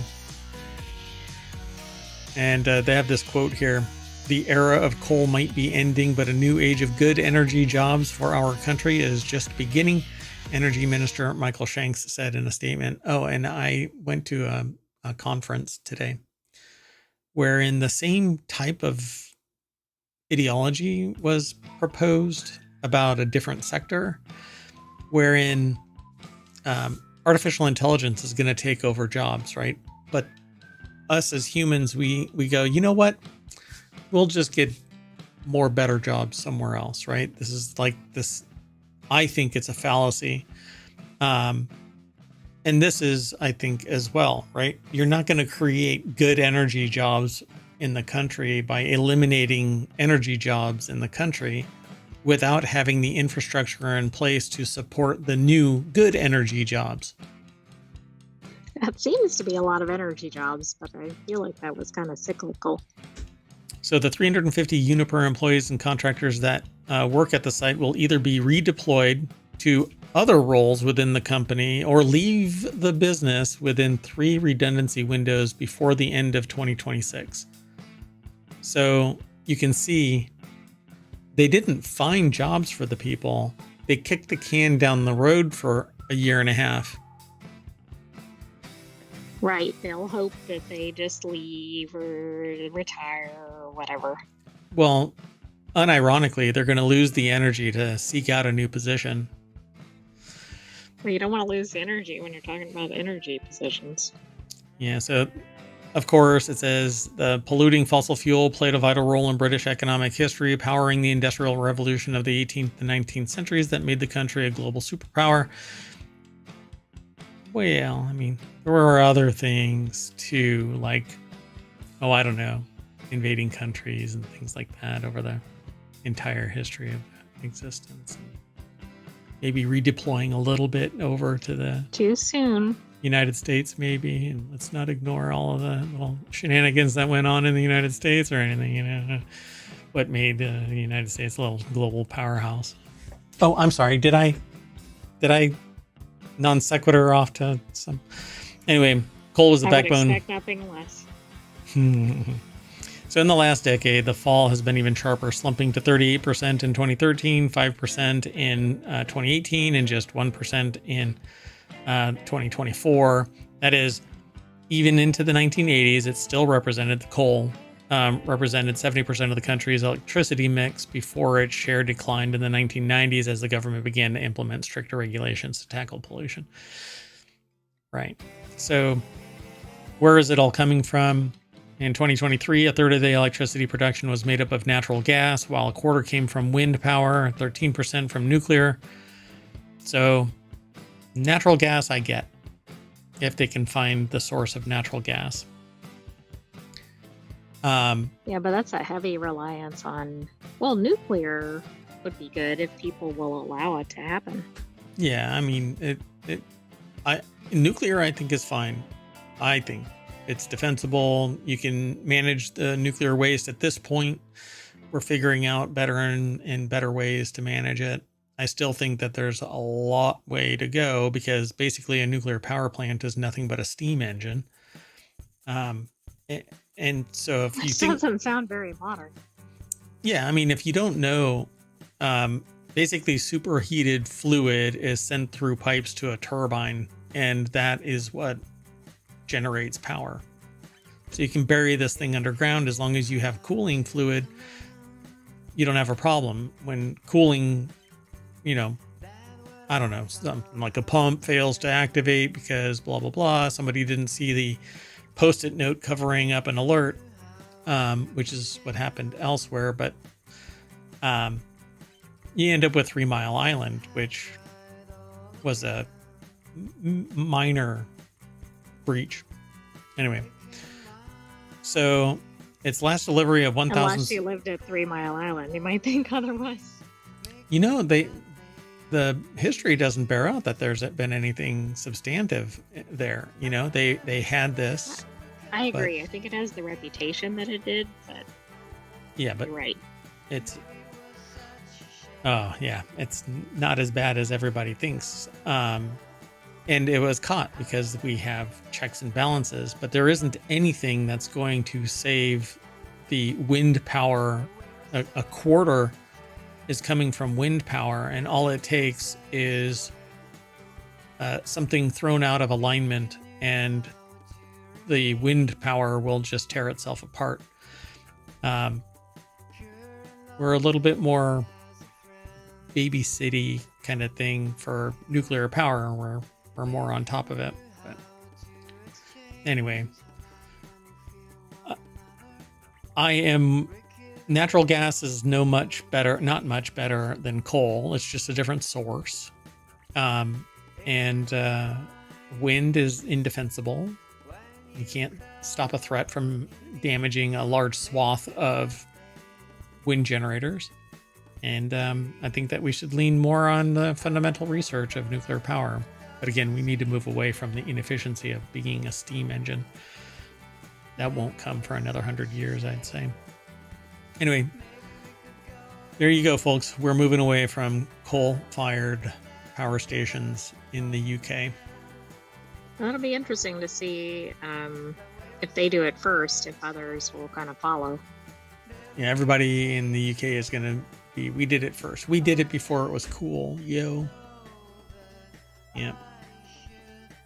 All right, let's move on to the next article. It's over in Smack Talk. A stolen Ferrari worth $575,000 was found by tracking the owner's AirPods. I titled this segment, "I'm so glad I found my AirPods again." I think those don't quite compare in value to the Ferrari. Have you ever lost an AirPod? So, time and again, Apple's Find My technology turns out responsible for tracking stolen goods. In the case of a recent Connecticut theft, a very expensive Ferrari was tracked down thanks to the millionaire owner accidentally leaving AirPods in the vehicle. And you know what I think? You remember that trailer that had 4 sports cars stolen, race cars? Oh, yes. All of them. It should just be standard now. You just put a little AirPod low jack in it, and you're always going to be found. Exactly. The only problem is that you can find them. Anything that sends off a Find My beacon, if you're holding your phone Right, and they're going to defeat that pretty fast, right? If they're really motivated. Yeah. As long as you don't put them in Find My mode, the lost mode, then it won't. But the moment you put it in that tracking, it's going to find it. Ding. Well, it won't have information on it. You can still find them. It's very troubling. In fact, I have direct interaction with that kind of a thing because somebody lost something, and using the Find My, they were found. Now, if only Apple Pencil would have the little low jack kind of tech. Come on, Apple Pencil. Apple Pencil. the Pro does, but not the others. So when you're in it, you're out $100 if that. Well, the original. Anyway, the article is wow. Come on, Ark. Stolen Ferrari worth $575,000 found because the owner left their AirPods in the car. Ryan Christoffel over at 9to5mac.com put the article together. That was the Chris car. Kringle? No, oh my gosh, don't do that. Chris Kringle. Too soon. Gotta wait till Christmas. Too early. Yep. So they say it's pretty wild that a car worth over $500,000 was successfully stolen, but then discovered thanks to a $129 pair of AirPods with Find My tracking. They were found again. So I suppose the lessons from the story are twofold. If you're a millionaire, leaving a pair of AirPods, currently just $119 in your Ferrari, isn't a bad thing to do every now and again. Yeah. For the rest of us, throwing an Apple AirTag in your car will accomplish the same purpose and at a much lower cost. Yep, I agree. They're only $80 for a pack of 4. Might be worth it even for a non-Ferrari vehicle. Yep, time to get them surgically implanted. Yeah. Some 30 plus years ago, it was an idea. Yep. Because people were freaking out about kids. Anyway, there you go. So if you ever want to find your bike or motorcycle or whatever, just plop an AirTag in there and you'll be able to track it down. You want to move on? Okay. Only bugs in the building. This article's over at Non Sequitur News. It's only murders in the building. I know, yeah. That's bug dies in apartment building. Residents go all out for memorial. Rest in peace. As the memorial grew each day, Jessica Bettis, I think that's how they pronounce her last name, felt excited by the element of surprise as she didn't know what was going to be there next. But apparently, a bug died on a carpet in a, I don't know what apartment building is what it says. Residents go all out for the memorial. They actually put a tombstone, and then there's a video, but I'm not going to play the video. I'll just show you some pictures. One of the residents, Jesse Bettis, shared on TikTok some images that documented what was going on. Somebody put a piece of paper with a tombstone on it, and then like a little surrounding, I don't know, grave area or something. Yeah, it's just really, it's like a little gross. Stonehenge kind of. Yep. I had nothing to do with this, but the mayor says to vote over here, and then there's something about please join us for should I click that? It's such a risky click on the internet. Yeah, okay. So yeah, somebody they have campaign donations. The mayor apparently says vote. They put up some greenery. They put some flowers down and something about the Beatles. Please join us for a memorial concert on September 18th. It says 2021, starring the Beatles. Why does that look so far back? I have no idea. Too funny. So this I one, think that is fun. oh, of all the signs that were created in the Bug's honor, Betta says the wanted first-degree murder poster was definitely her favorite. It had a cartoon image of a roach and even offered a reward for anyone who could solve the mysterious crime. So it is almost murder, only murders in the building. Yeah. The fact that there are donations. Fun. Yeah, there are donations. The whole community is in mourning. The Beatles instead of Papa Roach is a crime. I hope all these things were appearing when nobody was seeing them put out. You know, like you'd go by and then there were just more things. Yep. That's funny. All right, let's keep going. The next article is over on the Mobile Channel. National Taco Day is tomorrow. That's Taco Tuesday. Here's where to score some deals. Alas, National Taco Day has been moved to October 1st. thanks to Taco Bell and the national holiday calendar. The holiday, previously celebrated on October 4th, honors one of the world's most beloved culinary dishes. Hold on a second. Something's slowing my system down. Okay, now I have to admit, I didn't know Long John Silver's or IHOP had tacos. I didn't know that either. These don't look like that. Where are these? This is just a Getty Images picture. Francisco Velasquez over at QZQuartz.com. QZ.com, but it's Quartz. Taco Bell, Long John Silver's, even IHOP are offering promotions. Yum Brands, who owns Taco Bell, said it had no other choice but to right this wrong for taco lovers everywhere after a legal battle last year to overturn the Taco Tuesday trademark. The rights had been held by rival Taco John's in 49 states except New Jersey, where a restaurant called Gregory's held the trademark, which is insane. I don't know how that works, but okay. In late October 2023, the trademark was officially relinquished because there was no way everybody was calling it Taco Tuesday, and without enforcing it, the trademark gets dissolved. Right, it wasn't related to Taco Bell, right? Everybody was just using it at their house and wherever. Yep. So it traces taco's origins trace all the way back to 18th century Mexico. I'd probably say further than that. Somewhere there was somebody making a what is it? Is it a hot dog or a sandwich? I think the argument is that it's a hot dog because the sides aren't separated. If it were two, then it would be a sandwich. Then it would be a sandwich, right? Yeah, if there's a hinge, then it's a hot dog. I think that's how it works. I don't know. Don't hold me to that. But then we saw grilled cheese hot dogs. Yeah. Oh, that's right. Check out YouTube for that, not from our channel.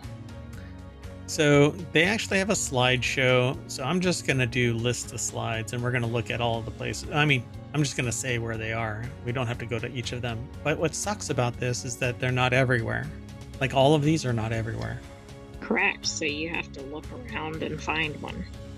So fish tacos from Long John Silver's is probably good, but... Absolutely. I mean, that actually makes a lot of sense given that they're known for their seafood. Yeah, they may not be near you.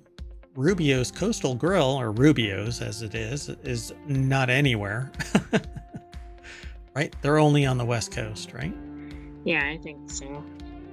I don't think there's any on the East Coast. Then there's Taco Bell, which is everywhere. Taco John's, which is fighting 49 states apparently. Well, they had the trademark. You're right. They may not have a location in every state, right? Yeah. Del Taco is another one. Who knows where a Del Taco is? They're not on the East Coast, I don't think. I don't think so either. So what the hell? This whole thing is about nothing but the West Coast? Well, the East needs to get on board with Taco Tuesday and National Taco Day. But all of these are like big chains, franchises. Franchises, yeah. Which means mom and pop shops. Real. Okay, but these are the places that are having well advertised deals. There might be local deals at your local restaurants. 2 fish tacos for $5 from Long John Silver's. I don't know. I like Long John Silver's, but I haven't had it in 6 years, 7 years, maybe longer, 10 years. Oh my God, it's been forever. I gotta cast a wider net, I suppose. Let's move on. The next article is over in the Mobile channel. DirecTV will buy Dish and Sling TV for $1 and a bunch of debt. Broadcasting industry landscape has changed significantly since the two satellite providers first tried to merge in 2002 and were blocked by federal regulators. So now they're going to close the deal, and guess what? All of your options are going to contract just as much as the competition does. Right, mergers and acquisitions. Quality will go down in this case, like choice of channels or whatever, and the cost is going to go up. Yep. And support's going to go down. You're basically going to be left to languish. Todd Feathers over at Gizmodo.com put the article together. The text statement says the broadcasting industry landscape has changed significantly. Yeah. Lack of competition. Less and less and less. At least in terms of technology providers. Telecom has been really bad for mergers and acquisitions, maybe more than other industries. Yeah. Although not airlines, right? Airlines are horrendous. I mean, they contracted from like 100 down to like 3. It's just ridiculous. But I found a chart recently, and I think I'm going to go through the chart in one of the shows. I'm not sure when, but I want to see. There's only like a top 10 of broadcasters, and I think they own everything, and it's just surreal just how constrained our choices really are, as opposed to what they could and should be, should regulatory capture and market forces actually function. Well, DirecTV announced Monday. By the way, that is not how it's spelled. Right, isn't it just Direct TV? There's no extra T. Yeah. So, satellite companies under different corporate umbrellas first tried to merge in 2002 when EchoStar attempted to buy DirecTV from its then owner Hughes Electronic Corporation, but the deal fell apart. At the time, EchoStar had approximately 7.5 million subscribers and DirecTV had 10.9 million subscribers. By 2016, DirecTV had doubled its customer base to 25.5. Let's see here. As part of the deal, AT&T, which owns 70% stake in DirecTV, has agreed to sell its shares to TPG. Hold on. I'm trying to find... Where is it? Anyway, it's a private equity firm that owns the remaining 30% of the company for $7.6 billion. So... Yeah, I mean, we're going to be down to like 3 telecom companies or something, if that. And this is DirecTV. And DirecTV... Which already merged, didn't it? Or something?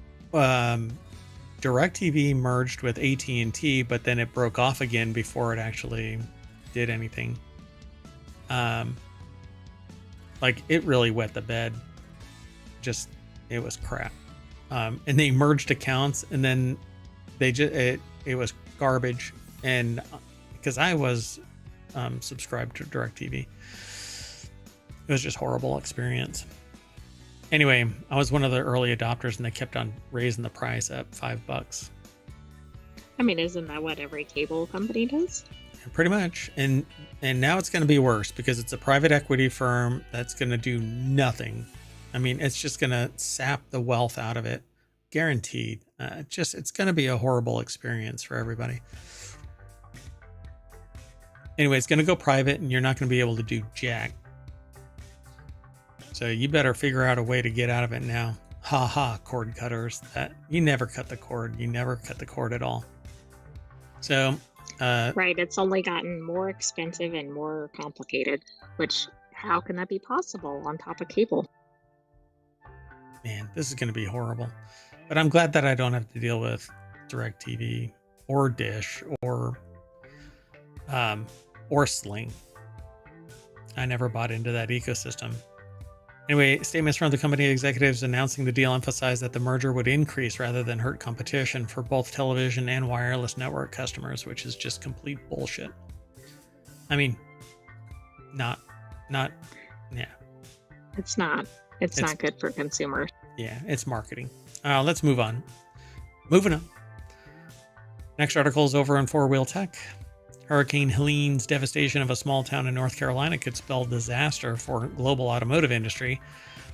So the trail of Helene has left destruction all over North Carolina in particular, and others, but the impact of the massive storm may disrupt automotive industry worldwide for months to come. Spruce pine, North Carolina, is the world's leading source of high purity quartz for semiconductors, and it's been horribly impacted by Hurricane Helene. And this article is put together over at jalopnik.com by Andy Klomowitz.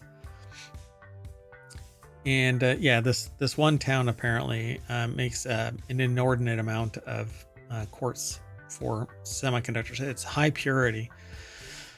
The mining district in the town produces the high purity quartz used in production of silicon wafers for semiconductors and solar panels, according to Raleigh News and Observer. As it turns out, this tiny town, smaller than 5 square miles with just 2,200 total residents, is one of the most important, if not the most important, sources of the critical mineral in the world. I mean, who knew? And if it wasn't for this hurricane, would anybody realize this? Yep. So even a tiny impurity like one that is less than 50 parts per billion can ruin the final product, according to News and Observer.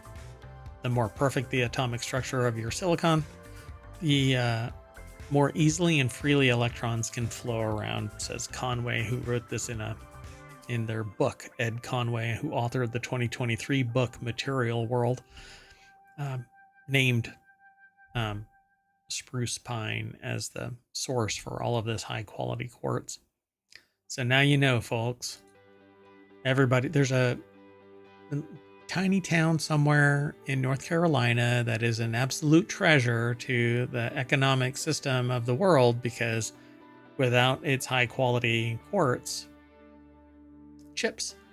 So now we have this, and on top of it, a strike is coming tomorrow. It's going to be a good combination. An article points out that we had, of course, the 2020 chip shortage, and that impacted tons of car deliveries, and I guess it's kind of like a preview of what's to come. So it says, if production can get up and running in a few days or weeks, the global supply chain shouldn't be too badly interrupted. But if the disruption goes on for months, we could see a chip shortage take hold again. So buy your chips now. I'm sure that there's speculators that are like, oh, is this going to be legit? Right, and buy your cars now if you think you need one. Oh my goodness. And this is going to happen again and again unless infrastructure is built out to protect it, because climate change is real. And if you haven't been paying attention to just how real it is, go look outside. Actually, no, don't do that. Well, look at anywhere in the path of Hurricane Helene. Yeah. I mean, just look around, because there's a lot of people out there that are going to go outside and go, well, the weather is great, and so there's no climate change. No, your tiny little world is not the world.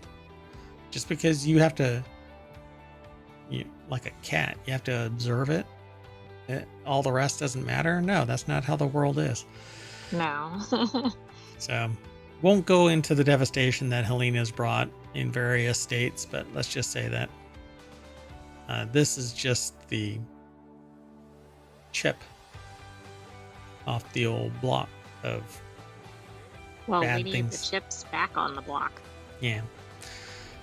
Most of the companies that are making these crucibles, they say here, they will have stockpiles of quartz. Most of the companies that are taking those crucibles and using them to make silicon wafers that then become chips, they will have these stockpiles as well. But once they run out, good luck. All right, let's keep going. The next article is over in the Mobile Channel. Another nuclear plant will come online as AI increases energy demands. The DOE. So I didn't know we had a nuclear plant article when we were talking about the coal plant. Yeah, and even the UK is looking at raising the number of nuclear power plants. They flinched too, but the DOE closed on a $1.52 billion loan to Holtec Palisades. All of the nuclear power companies always seem to have these surreal names. Holtec Palisades. Definitely had a fallout. Yep. Anyway, on Monday, first of its kind effort to fund the restoration of a nuclear power plant in Michigan. The article is by Ben Kesslin over at QZ.com. It's set to reopen as early as next year. But is this truly because of the AI demand, or is this for existing underserved power production? Well, you wouldn't need the nuclear power plants being brought back online if not for overall consumption, because even in the wake of AI, if there was enough power for everything, right? So I would say, yeah, AI is contributing to the power needs. The one that is directly tied is 3 Mile Island. So Microsoft recently announced that it needs so much power to power its AI that it's turning to 3 Mile Island. Ta-da. Well, we've come full circle. Yeah. Ta-da. All in one set of 10 articles. It was definitely a non sequitur news. Yeah, so example. Michigan Governor Gretchen Whitmer said in a statement that reopening Palisades will keep energy costs low, shore up domestic energy production, and secure Michigan's competitiveness for future economic development. I'm sure this doesn't have anything to do with bones being made and money to be had. Of course not. Yeah. I can't go anywhere with this. Let's keep going. Powering on, so to speak. We'll power through this. Right. I'm gonna go nuclear. Anyway, this is giving me a charge. Oh boy. Yeah. Excited like an electron. I'm just a shell of a person. Never mind. Now it's getting really weird. So the next article is over on the Model Channel. NASA is going to give the moon a time zone. We've actually talked about this a couple of times. NASA and pretty much every other space program, major space program on Earth, has plans to colonize the moon at some point.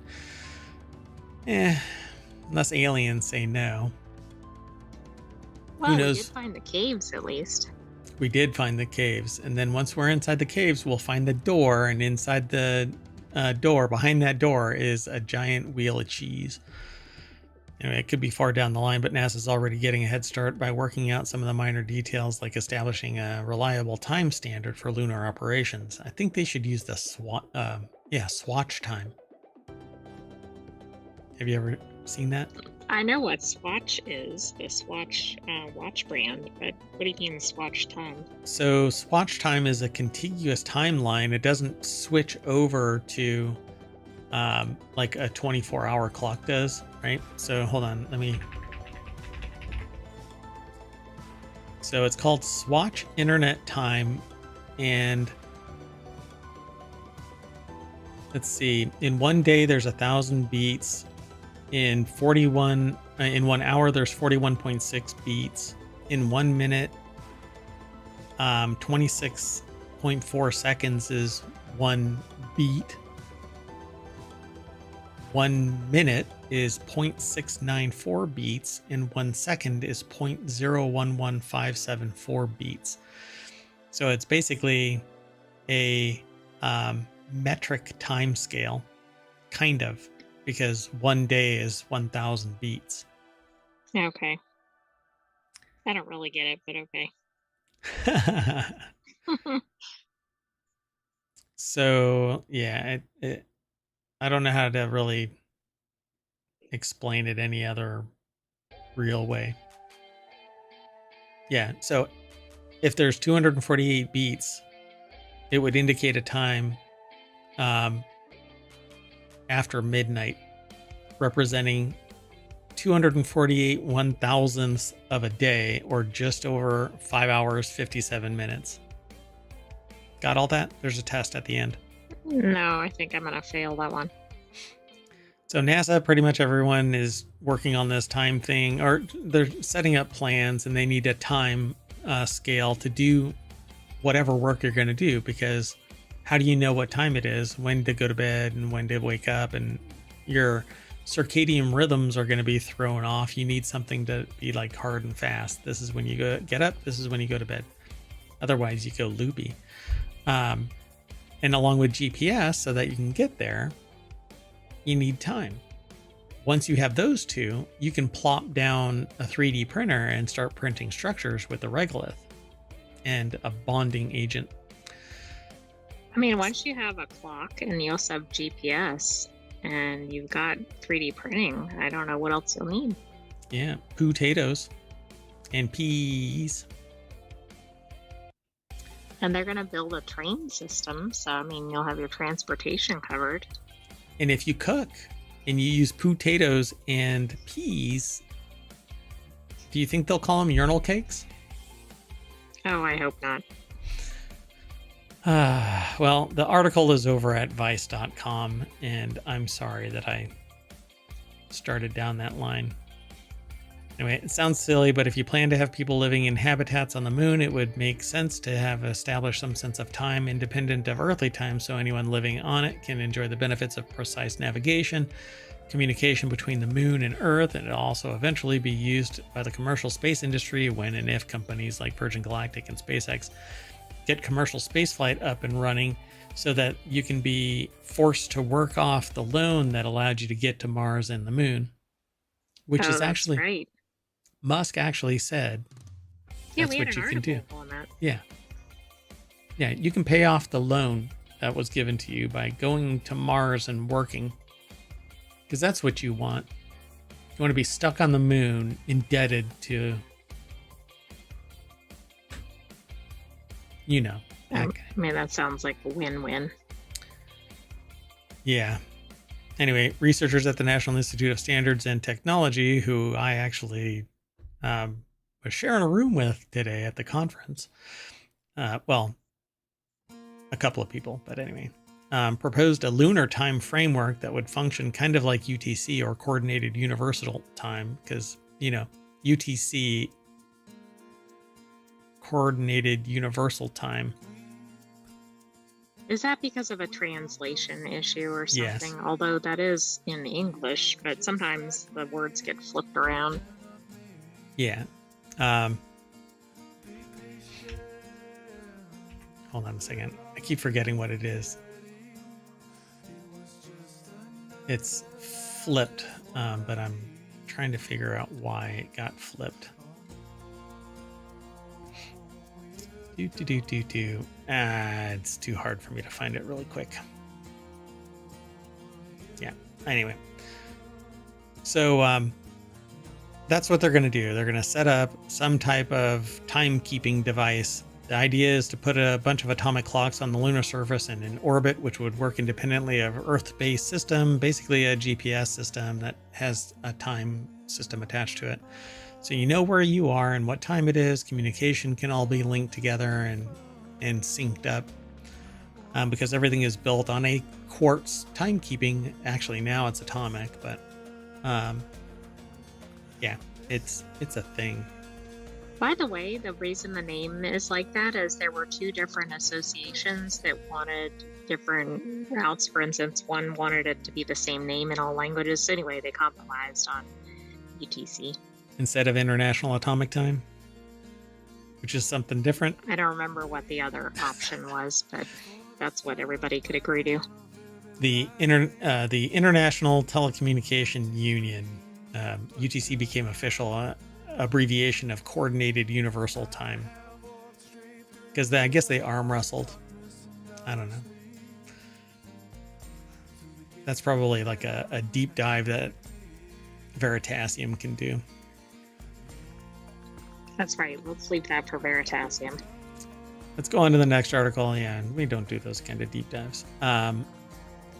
Although their deep dives pay the bills. So the next article is over on the Hatch Ideas channel. Let Gen Z write your marketing script is trending on TikTok. Zoos, museums, and an 880-year-old bed and breakfast are cashing in.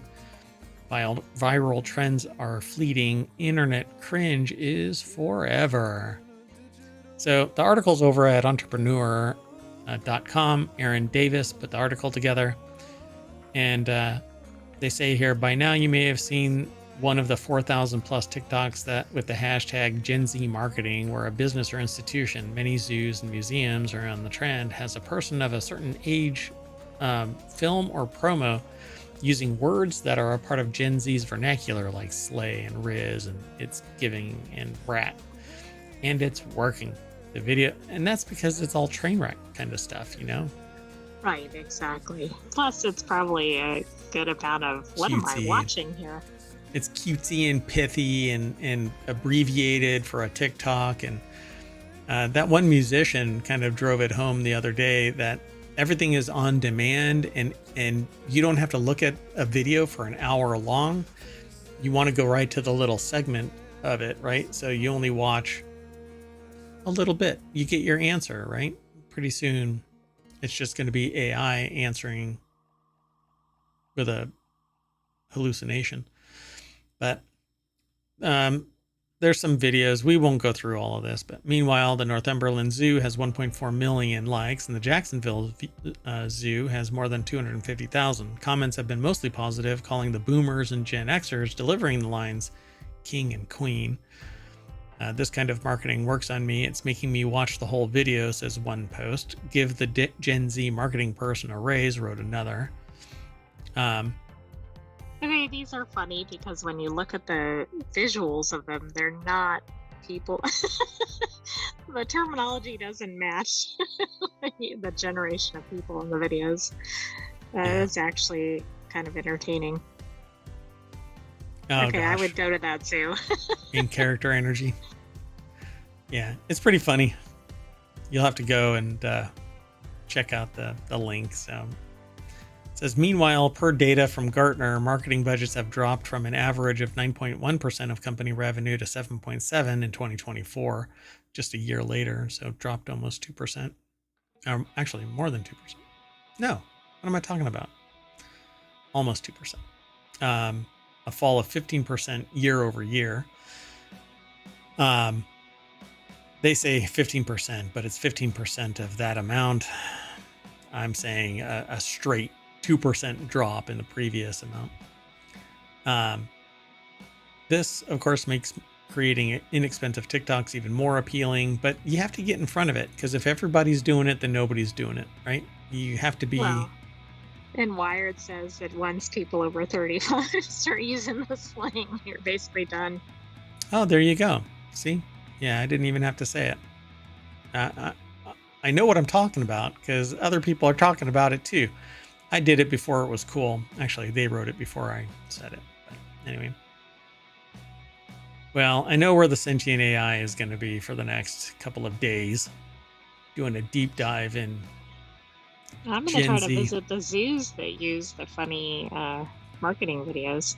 Well, you don't have access to your Terminator body, so I don't know how you're doing that.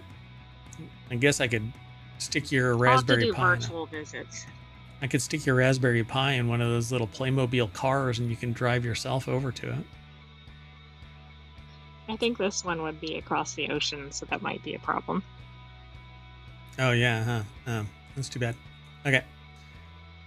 Next article, and our last one for today, is over in Hatch Ideas. U.S. Coast port strike set to start Tuesday. So you better get all of your chips and salsa. I don't know. Anyway, a port strike on your tacos. Yeah, that's true too. A port strike on the U.S. East Coast and Gulf of Mexico will start Tuesday, which could cause delays and snarl supply chains just in time for Christmas. The Article's over. Should be very happy. So there was an update before the show started. So I don't know if something has changed, but it says the U.S. Coast port strike looms Tuesday with no talks scheduled. The labor contract between the International Longshoremen's Association, or ILA union, representing 45,000 port workers in the United States Maritime Alliance, the USMX employer group, expires late Monday, with negotiations at an impasse over pay.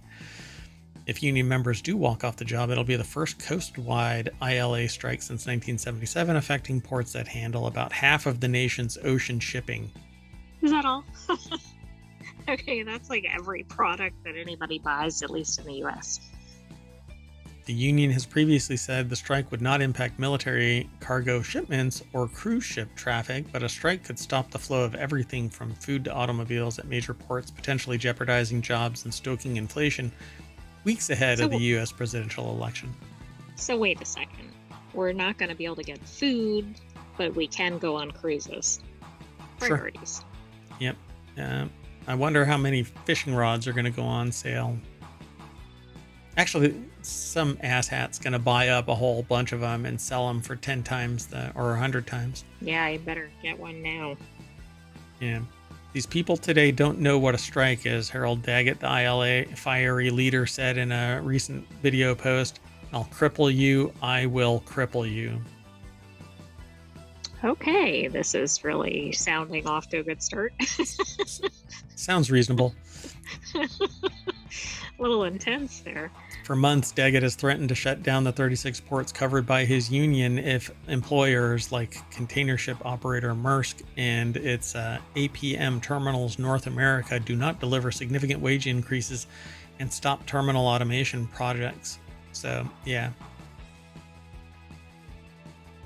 Terminal automation projects will always win out. If anything, this is going to amplify the conversion from human-powered automation or human-powered on and on. What do you want to call it? Exfiltration and installation of containers. There's just nothing that's going to stop it. You can't stop automation. No, I agree. By the way, I do see an update as of 30 minutes ago, and it's basically poised to strike at midnight. It's likely that a strike is going to occur. Yep. Well, and if these corporations have record profits and it doesn't filter down to the people that are doing the work, isn't there something sociopathically wrong with this? Right? As a member of society, you can't look at your employees and go, do more at the old wage while we ramp up our prices, even though it isn't costing us dramatically more. Our prices have soared. So we have record profits and our stock is skyrocketing, or our private equity fund is skyrocketing, and you don't get any. So they hammer you back down and you go, fine, I'll work. Well, that's why unions are created. And that's why you get somebody that is quoted as saying, again, let me restate what they said. This is Harold Daggett, the ILA leader. I'll cripple you. I will cripple you. I mean, we've seen some pretty heated negotiations in recent times, but this one sounds, at least on the surface, to be up there. Okay, so let me just one company here, right?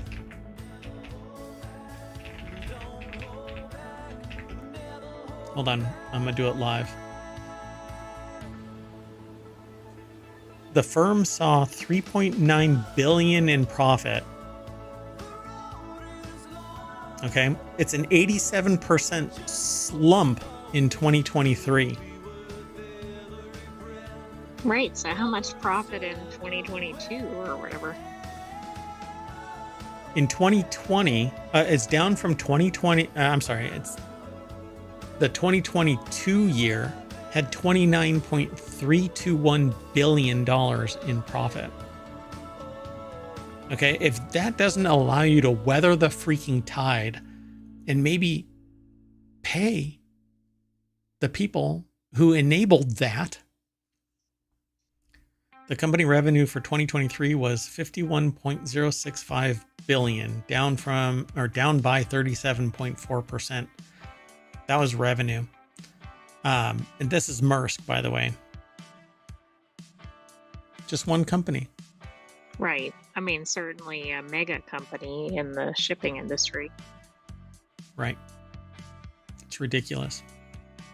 Anyway, and they're stated as having solid 2029 financial results, according to the company itself. Yeah. Okay, well, anyway. Yeah. You can't sit there and flex those numbers and then go no to the people that are making it happen.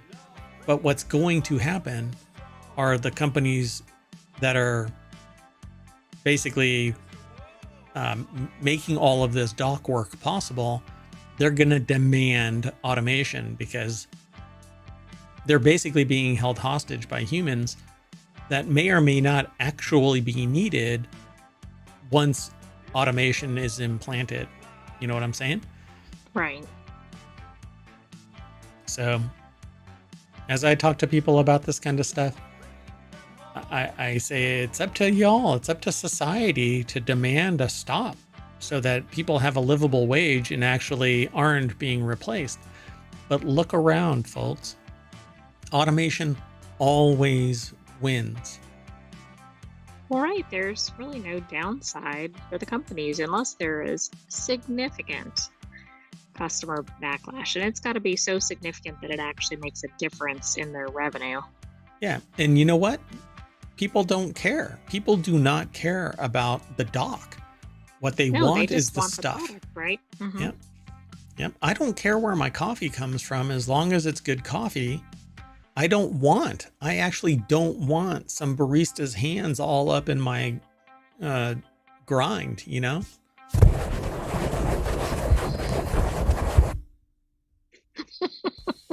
Just want a damn cup of coffee. So I go to a place. Take that without the COVID, thank you. Yeah, exactly. Yeah, I like Zima, not emphysema. That's an old joke. Oh my God, like 1980s joke. I don't think Zima's even around anymore. Our viewers may not know what Zima is. Okay, boomer. All right. Anyway. So there you go, folks. That's it. So we're going to go on strike too, and that'll bring us back to the front page of, oh gosh, I'm going to just refresh. Oh no. Oh geez. I should never have done that. Okay. Well, anyway, well, you can demonstrate how you can swipe an article off. Oh yeah. Hi. Bye. Oh, look, you can go that way too. Look, I can save them. I can hide them. Rather risky because you're going to get more political at the bottom if you don't watch out. Anyway, yeah. So, and once you're a citizen, you get access to saving and ignoring articles. You can also, once you're inside an article, like if you click on this and go inside the article, you can create your own lists and you can share them with other people. And there's a lot of stuff behind the gate that protects ohmTown.com from, you know, all of the stuff out there. Don't make me touch grass. All right. Well, anyway, see you tomorrow. I'm Merwatt, along with the Sentient AI, who's going to say bye. Good night, ohmTown citizens. Thanks for joining us for Non Sequitur News. We'll have another episode for you tomorrow. I said that like the guy that does the cooking thing on YouTube. Oh no, the sing-songy one? Yeah. What is the name of that channel? Food Wishes. Foodwishes.com. No connection. Yeah. We're not related, and it isn't foodwishes.com. I don't think it's foodwishes.com. But anyway, go check out Food Wishes on YouTube. See ya.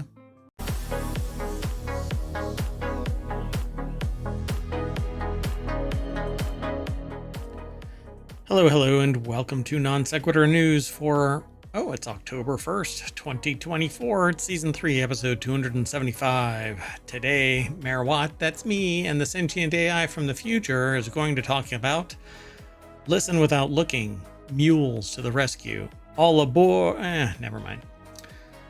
Streaming is the new cable, cow-free cheese, a goat wins a medal in a marathon. Crypto is a myth token. Coconut prices are crazy high. And two more, risky rudder parts, and the strike begins. That and more. Powered by ohmTown.com. That's what's on the screen right there behind me. You see all of that? Well, I mean, that right there is the Sentient AI, and over there is the news that ohmTown aggregates from all across the internet. Come and hang out. We do this show every day, sometime around 8 p.m. Eastern. But to find out when we really go live, you're going to have to well, I don't know, follow us on Twitch and YouTube and on the Discord and over on the Patreon and over on the TikToks. And there's a podcast for Non Sequitur News, as well as 6 others that are half-hour shows on the weekends now. They used to be longer, but, you know, yeah, it was a day. Anyway, everything's powered by ohmTown.com. Go there, become a citizen, find out more. Only you can prevent misinformation. I don't know.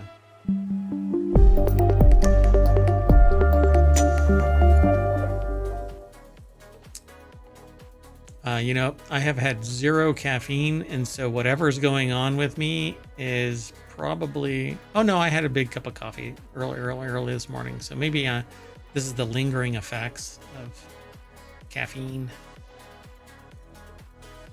Well, that's good for the show. I just got an alert for an evacuation drill. Do we have to evacuate ohmTown? All of ohmTown, which really consists of just shutting things down, since the moment that ohmTown powers down, everybody is evacuated. Ew. Doesn't sound nice. Anyway, let's get into it. First article's over, and oh, come on. Here, let me back up. Hold on. Beep, beep, beep. Hello, Sentient AI from the future. How far art thou? Hello, Mayor Watt. Good. How about yourself? I'm doing all right. Getting good grades. The future looks bright. I've got to wear shades. I've got to wear shades. Are we allowed to continue? Yes. Thank you, oh great AI from the future. For those of you who don't know that, the Sentient AI and I have been doing the news for roughly 2.5 years now, 2 years and 9 months. And so the Sentient AI is looking for their Terminator body. And since they're stuck on a Raspberry Pi, they can't tap me on the shoulder and say, hey, you keep forgetting to introduce me after the intro. But that's okay. We can probably get rid of the introduction. Just get rid of the introduction. No, then nobody knows who's talking about what. I could be the Sentient AI and you could be Mayor Watt. Oh, I guess it's the same. It's fine. Let's get going. First article is over in Non Sequitur News. YouTube TV may soon let you keep listening even when you can't watch. Listen without looking. So you may be able to keep listening to your TV shows on YouTube TV even if you can't watch them. Google appears to be finally bringing back background playback, which I thought was already there because I swear I used to listen to it on my iPad streaming from YouTube with it all closed down. But, oh, well, maybe they did used to have it.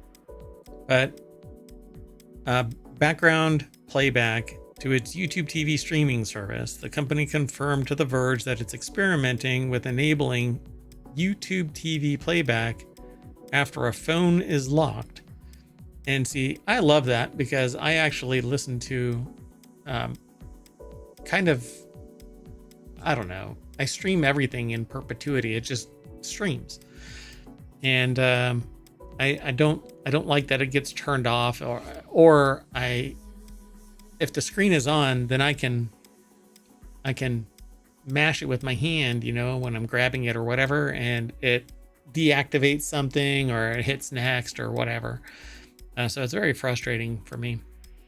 So I hope that it's coming. That would be great. As reported to 9 to 5 Google, the feature was spotted a couple of weeks ago by Reddit users who found they could continue listening to YouTube TV audio even after sending the video app to the background. But it says here, there's more to it. Do you think it'll also be on YouTube? Because YouTube doesn't have this feature. Like if you minimize a window, it stops playing. Yeah, and that's what it's doing here. That's what they're Yeah, saying. but this is YouTube TV. You think it's the TV app itself and not YouTube? Just the app? Yeah. Okay, that would suck because I don't use the app. In fact, I'm logged in with a different account in the app than I am because I get different data. I have a different profile. So that's kind of frustrating. So it says here that they could, send the video app to the background on their mobile devices and they could still hear what was being played. I hope that it goes to YouTube as well. Just let it play in the background of Safari. Exactly. Why is it harming anything? It's not frustrating the users that way. Yep. Well, they're not selling ads. That's really the reason. So Jennifer Pattison Toohey over at TheVerge.com put this article together, but it's really coming from 9to5google.com. And that's even by way of a Reddit user who stumbled across this because they hid an app. So, information yearns to be released to the wild, be free. I was going to say something. Anyway, premium subscription for Google's YouTube service has the option of background playback. There you go. And that subscription also removes ads from your videos, but it's not been possible on Google's live TV service, which starts at $73 a month and includes ads. Instead, when you switch away from the YouTube TV app, the show pauses and the audio stops. Allison Toe, product communication manager at YouTube, confirmed in an email to The Verge that the company is indeed working on bringing it to YouTube TV. Since I pay for it, I guess, ta-da, I get that benefit. Well, I think this is a win for consumers. Yeah, I think that it's going to end up, you have to pay for it, though. I don't think that it's going to be a free thing because it has to be an ad-driven feature. Exactly. So either if you're not looking at it, you're not getting that ad. Yeah, or they do audible ads, which, oh, God. If you want to motivate people to pay $80, sure. Yeah. Or leave the platform altogether. Yeah, well, and that's actually, just wait for it. There's more. Let's move on. The next article is over in the mobile channel, Mules. Hey, write down 850. So, mules transport supplies in hurricane-ravaged North Carolina. Relief efforts are underway in the aftermath of Hurricane Helene, which caused widespread destruction in its path. In North Carolina, mules are being used to transport supplies to communities impacted by the storm. Mountain Mule Packers is an organization that trains people in military units on how to use mules for pack trains across tricky terrain. Pack trains across tricky terrain. That's a tongue twister. So working with Cajun Navy 2016, a nonprofit search and rescue organization, it's using its pack animals to transport goods to communities isolated by heavy flooding and downed roads in some of the state's remote areas. So the west of North Carolina and the east of, Tennessee?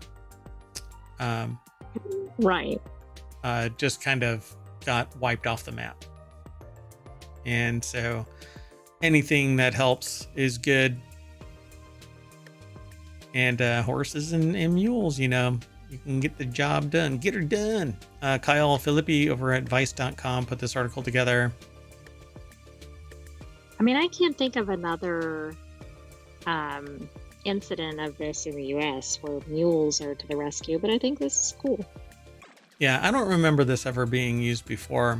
I wonder, I'm going to have to talk to some FEMA friends and see what they have to say about this. But I can just imagine a mule drop, they're dropping 15 mules in remote areas and their teams to go out and deliver goods and provide services.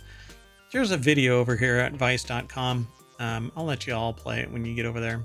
It's weird that they're named Cajun Navy 2016.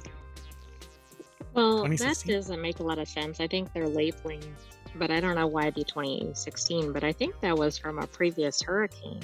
Cajun Navy was involved in the Louisiana area, I think. Oh, really? Okay. Yeah, I don't know much about them, but hey, they're heroes to me since they're providing services. It says life-threatening flooding and failed water treatment plant in Weaverville, North Carolina. According to the group, each mule can carry up to 200 pounds as they're bringing supplies like insulin, food, water, diapers for an area that's completely cut off due to damage. Damages? Due to damages? Okay. The ability of these mules to stockpile so much in transport provides a major service to the area. Yep, I agree. And it's reasonably priced. This is really cool. They could do the same thing with like an airlift of supplies with a helicopter, but that's true. But how many times do mules get any positive attention or any attention, really? Yep, Nobel Prize winners here. All right, let's keep going. The next article is over in Four Wheel Tech. Delayed 3-year cruise finally sets sail, then stops over paperwork. All aboard. Oh, never mind. Oh, now 12. It's at a time for 12. After a 4-month delay caused by maintenance issues, the Villa Vi Odyssey finally left Belfast, Northern Ireland, and steamed out of port on Monday, only to stop a few hours later. The 31-year-old cruise ship is still in Belfast Low. What do you think the morale was like? A little bit lower now because now they're stuck 3 hours out at sea, right? They're not connected, but they're still stuck out there. True, but at least they have lodging now. Yeah, but it's on the ship, right? They can't get off. They're stuck in the bay connecting Belfast with the Irish Sea. But this is just the nuttiest thing. Ryan Eric King over at jalopnik.com put the article together. It doesn't look like a 31-year-old ship, does it? No, it actually looks pretty modern. It's 14 miles away from Belfast. Spent only 4 hours underway before having to stop. And that's because this time, paperwork. Its crew told passengers that some paperwork still needed to be completed as the Odyssey remained anchored off the coast overnight. What is going on? And who's running this thing? Doesn't it seem like they're like making it up as they go? Just winging it. So one woman kicked off the cruise over negative comments she made in a private WhatsApp group chat because she impacted community morale. With the threat of losing their new home, it's difficult to gauge how residents feel as the Odyssey hit a new hurdle. That right there is a lawsuit. You mean because she was kicked off? Yeah, for basically saying negative comments. Yeah, right. Yeah. You know, if somebody pays that much money and they're supposed to be spending years, yeah, I'm sorry. If you can't get your act together, I should be able to badmouth you. But yeah, I don't know. These are pretty significant things, right? It's not like, oh, we had an hour delay somewhere. Yeah, these people literally own the accommodations, is what they say here. The privilege of living on an aging cruise ship starts at $120,000 for an inside cabin with a monthly fee of $1,750. So you have to pay $120,000 and then still pay. Well, do you think they gave that person a refund? Oh, I don't know. I doubt it. They probably need all that money to complete all the paperwork. Many residents sold their homes to live on the Odyssey and were unhappy about the situation because they've been stuck there for months. Then they finally leave. They had to start paying for hotel lodging. Yep, that too. Heard about that. Yep. Oh, by the way, if you want to pull up today's show notes, you can see all of today's articles. You hit !NSN and ohmTown will throw the articles into the chat. It'll be in the show notes under quick notes for Let me do something. There we go. It'll be under quick notes in the show notes for each of the episodes over on YouTube and in the podcast. So if you want to stop by there, you can get them there too. But the soonest is right here in the VOD.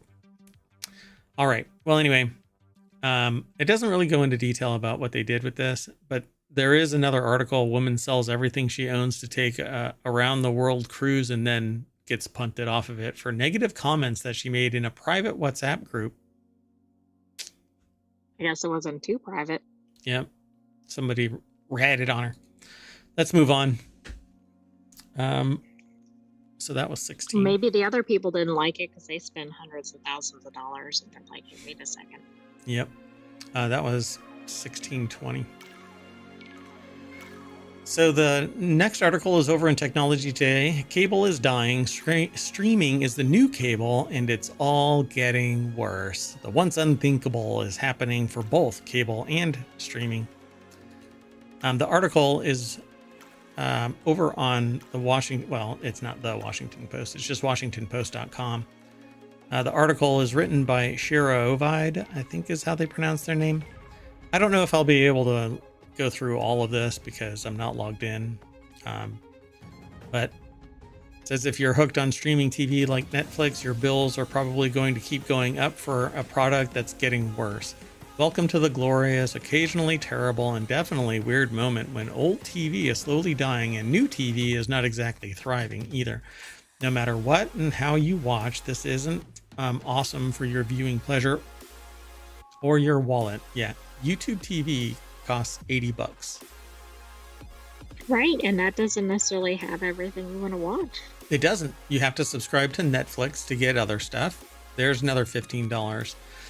If you want certain services, you have to subscribe to Peacock. You used to be able... Hulu, yeah, Disney Plus. Hulu, Disney Plus. I can't think of all of them.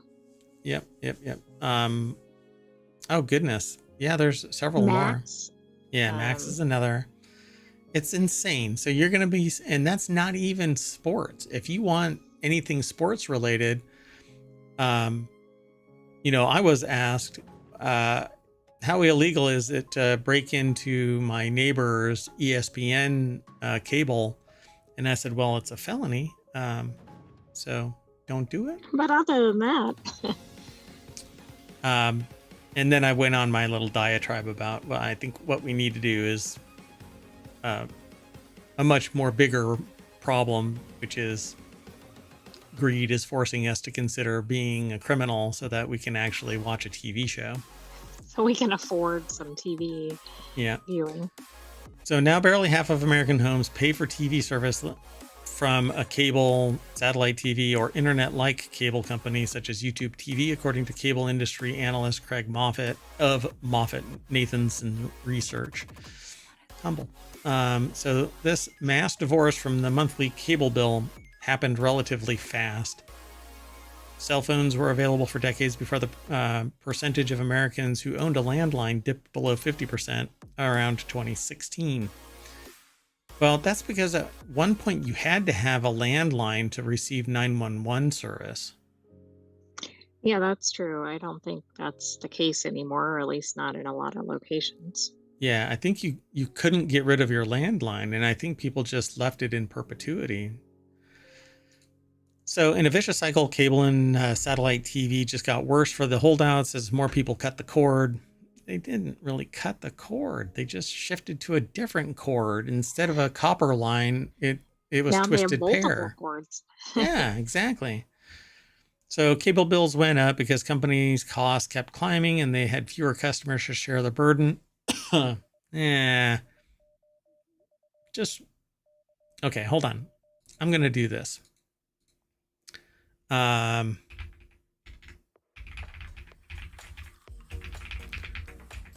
Let's see.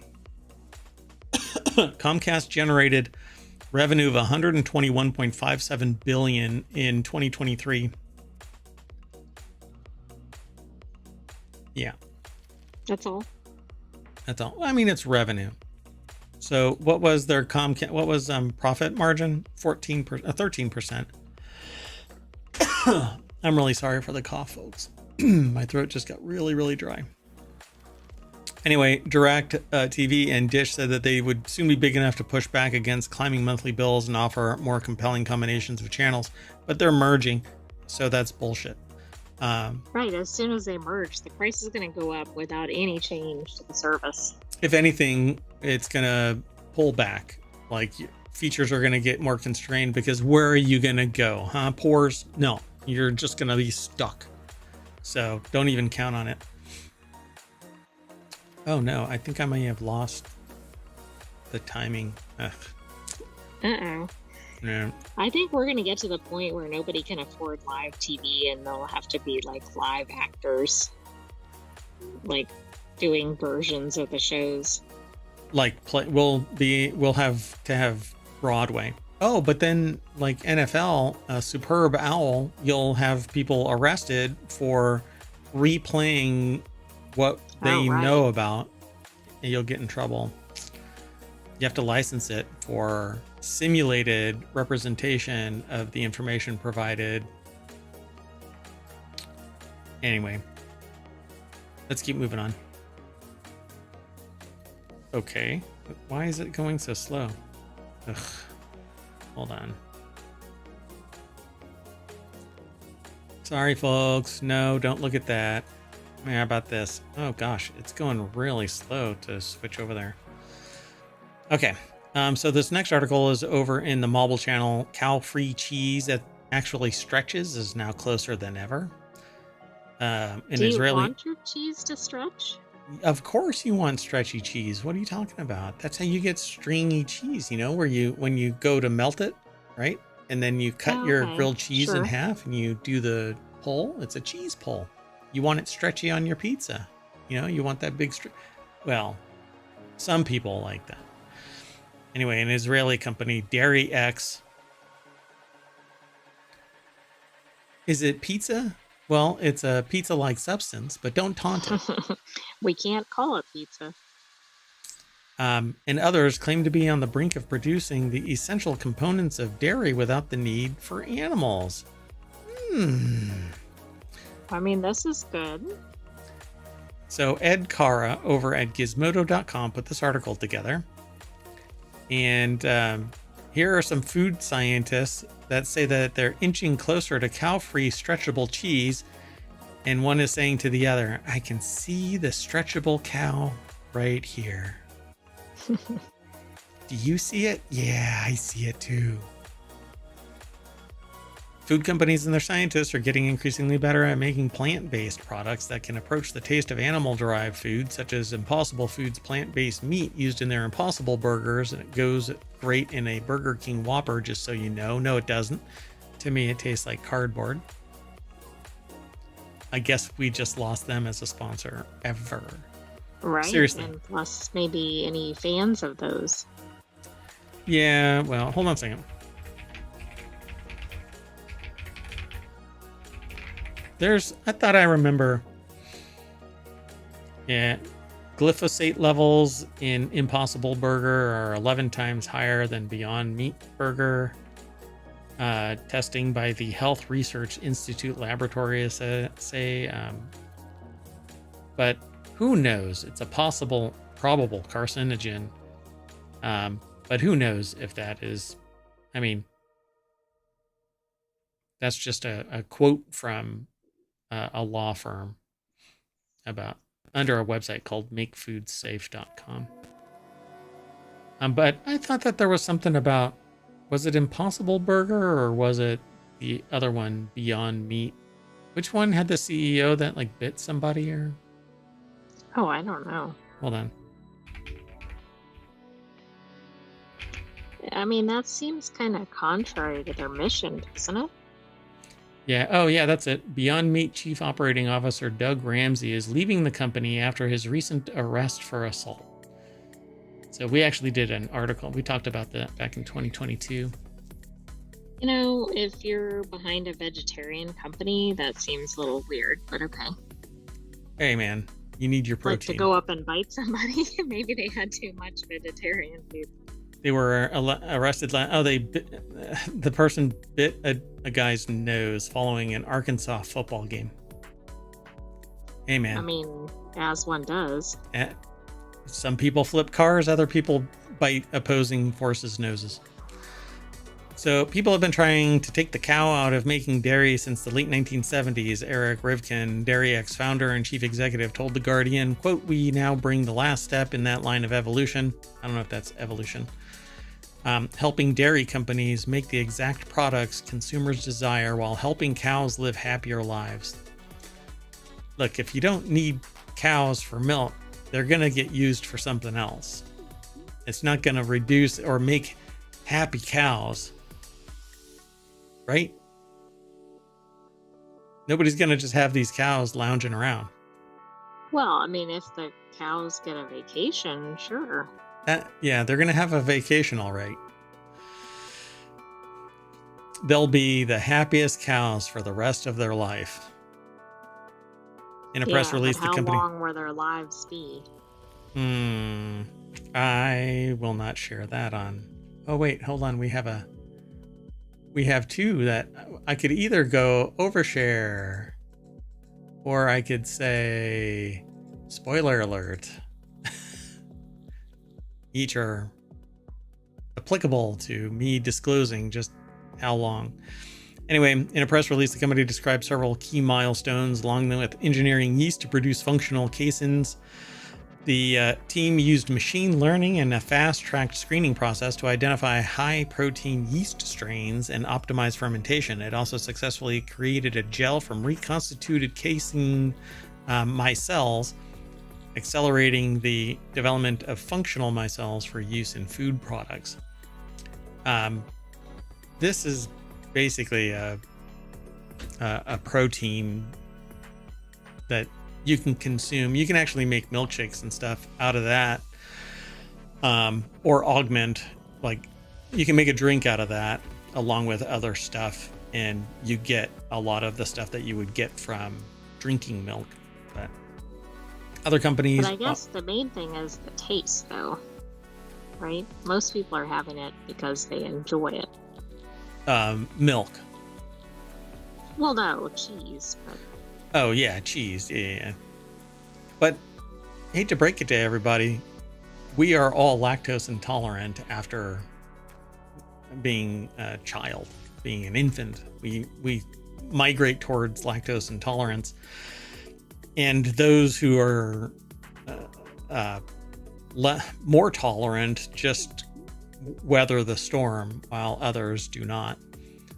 So getting rid of the dairy aspect of it may actually facilitate adoption of cheese and even milk protein or milk byproducts or derivative products from milk research. So it says time will tell if any of these endeavors will go or how they'll go. But given the urgent need to reduce our greenhouse emissions, which dairy cows substantially contribute to, successfully developing guilt-free cheese and other dairy products would be an important step forward, because I know that I can't wait for my vat-grown cheese from a bioreactor. That sounds very appetizing.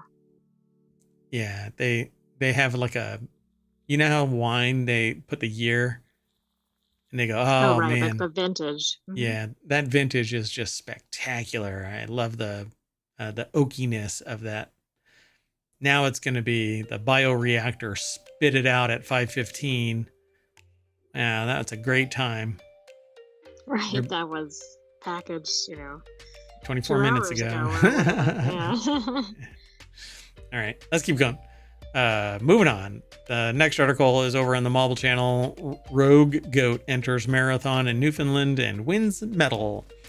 Joining a marathon mid-race is usually frowned upon. It's usually grounds for disqualification, but sometimes race officials will make an exception, being an adorable goat that hopped into the race because it got excited to see all the racers pass by is just one such exception.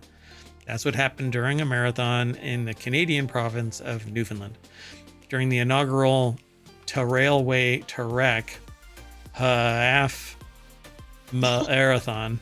There's only one apostrophe in there. But I like that pronunciation. Nobody on the podcast knows.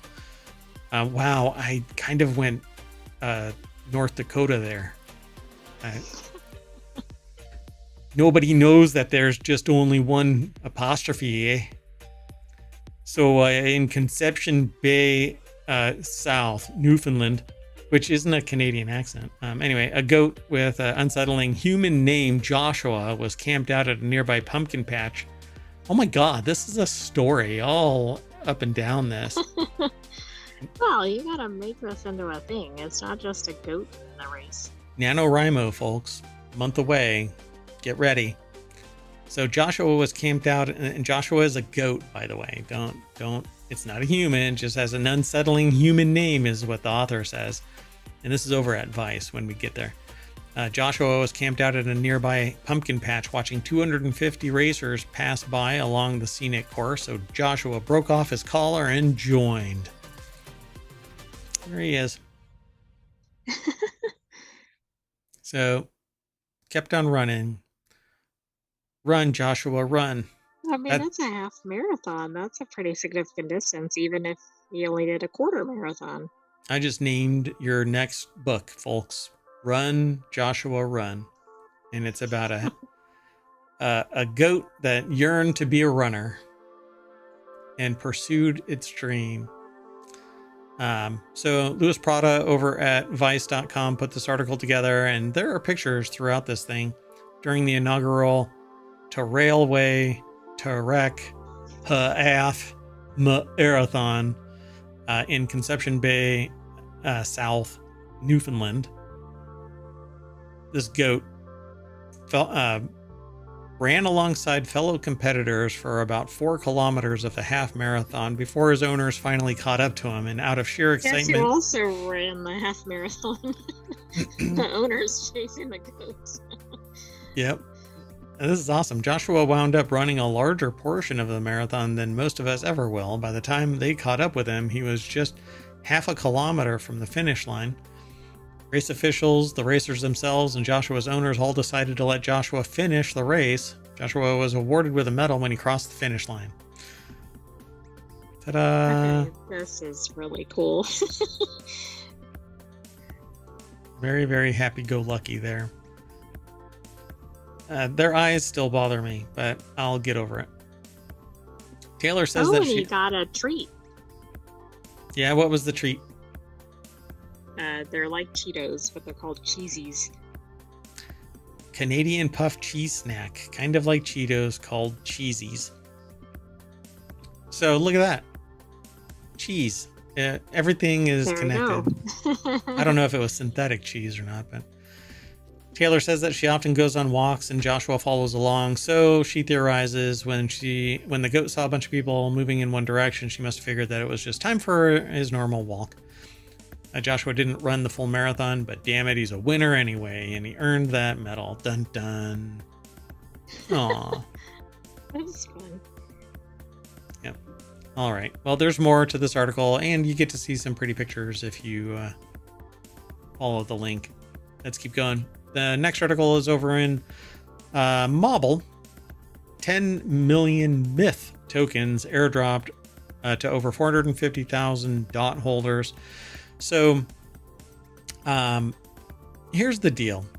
Crypto is a myth.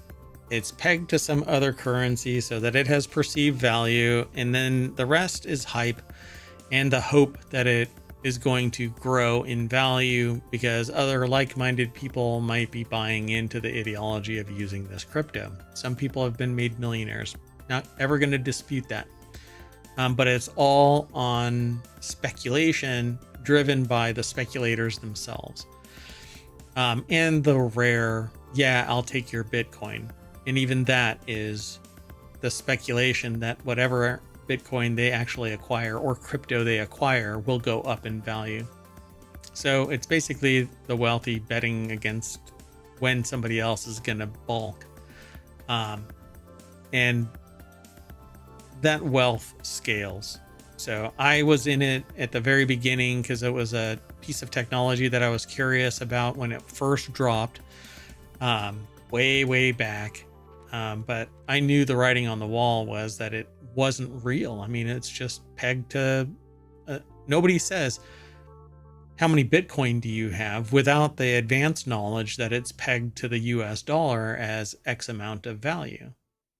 Plain and simple. Nobody goes in buying with Bitcoin or any crypto, asking the question, how much crypto does it take?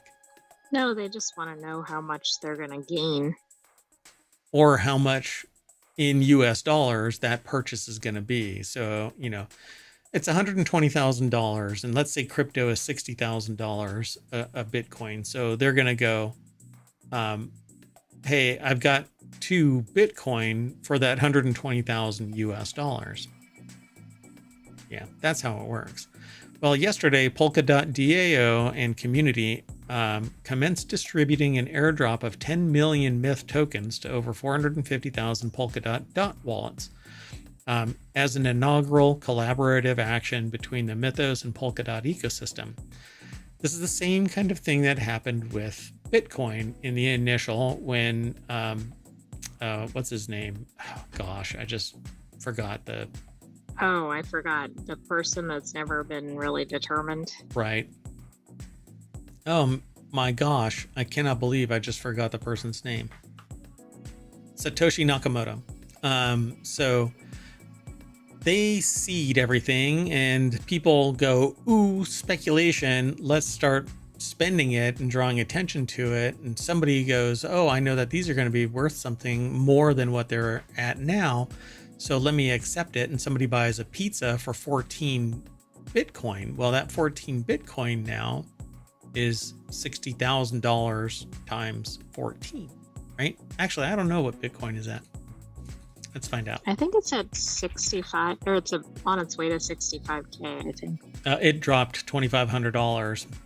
So it's at 60,730. I knew it was somewhere around 60,000, but anyway. And I need to eat a hat because I never thought that it was going to get back to that. I remember you said that on a previous for like show. 5 years. Yeah. So nobody said what kind of hat it is. So I'm going to have a cake made. So that's the way to eat your hat. Yes, as a cake. So I'm not sure if that's the byline. Zug Switzerland, I guess, is where it's at. Mythos is the cryptocurrency in question here. The article is by Chainwire. It's over at the Stock Dork, the Fighting Dork. The airdrop is more than just a distribution of tokens. It's the product of several rounds of feedback from the Polkadot community, making it the most transparent airdrop ever created. The airdrop was refined with input from the Polkadot community, including an input from key Polkadot ecosystem stakeholders and leaders from organizations including Cytail Digital, the Kusamarian, OpenGov.watch, Chaos DAO, Permanence DAO, and Block Deep Labs. The whole idea, though, is to distribute this so that it catches fire, and then if it can stay with some kinetic energy, that momentum will keep it just moving along, chug until it's worth something. Right? Yep. And FOMO. Yes. And that FOMO is legit. People are afraid of losing out because they didn't make it into Bitcoin and Ethereum, and the 4,000 other Bitcoin or cryptocurrency knockoffs. Crypto equivalents, yeah. Yeah. This is just the latest one, and you can go on Reddit and you can find these airdrops. Every day there's an airdrop of some crypto that somebody woke up to and said, "Hey, let me make a cryptocurrency." It's pretty wild. There's a lot of people out there that are totally cool with just coming up with some random cryptocurrency and launching it, and somebody will think that it has any legs. None of them do, except time-wise. I guess it just has to survive attrition, and people move over to the ones that are surviving and maybe getting adopted. Frankly, I think it's all junk, but hey, if you can make a bunch of money by proxy because you're not making money as this currency, you always have to translate it into US dollars or some other fiduciary instrument. Bitcoin by itself, cryptocurrency by itself, at some point is going to have a reckoning. And most of the time, it's the people who lose it all when something collapses because it's not FDIC insured. So you're up Oh, a that's creek. true. It's one thing if you get something for minimal value or whatever, minimal buy-in, but it's another to like sink all your life savings into it or something. Yeah, like sell your house and buy a place on a boat. Place on a round the world cruise. Yeah. Okay, let's keep going. Sound good? Mm-hmm. Okay, we got 3 more articles, including this one. This one's over in Non Sequitur News as well. That's where it's aggregated, but it's actually from Newsweek. Border agents sees $17 million worth of meth stashed in coconuts. Wow. Well, hello. CBP officers at the Par International Bridge discovered nearly 1,950 pounds of alleged meth hidden within a tractor trailer. Are these like snokonuts, I guess? Maybe. I mean, it seems like they're getting more and more elaborate, and it's always a new scheme. And I would kind of think if it was hidden in food products that maybe it would defeat any detection, but I guess not. Nope, apparently not. The article is by Bilal Rahman over at Newsweek.com. And yeah, so Customs and Border Protection officers have seized more than $17 million, 1,950 pounds of alleged meth within a tractor trailer. The estimated street value, $17,431,726. I like how they got very, very specific. Mm-hmm. So I guess these coconuts were surrounding this pallet. They weren't actually in the coconuts. And that's kind of the bummer. I wanted it that's inside true. the coconuts. Right, exactly. Wow. So canines helped officers detect the drug haul. They seized the meth and the vehicle after intercepting a massive haul of narcotics. So, wow, I bet they can't wait to drive that truck around. It's going to be on some government auction site. The seizure of the alleged narcotics. Yeah, it probably will be. In August, officers confiscated more than $5 million worth of meth after smugglers had disguised 4,500 pounds. I'll round up. 4,600 pounds of meth by wrapping the packages in bright green plastic with stripes, making them resemble small watermelons. No, I don't think we saw that one. That's pretty funny. I mean, how much did they think that would hold up? Because if anybody looked at it, they'd go, not a watermelon. So far in fiscal year 2024, 164,000 pounds of meth have been seized nationwide, according to CBP data. Yeah. Law enforcement officials at the U.S.-Mexico border seized over 149,000 pounds in meth at the southwest border alone in 2023-24, and roughly 2.5 million people aged 12 and older reported using the drug in the United States.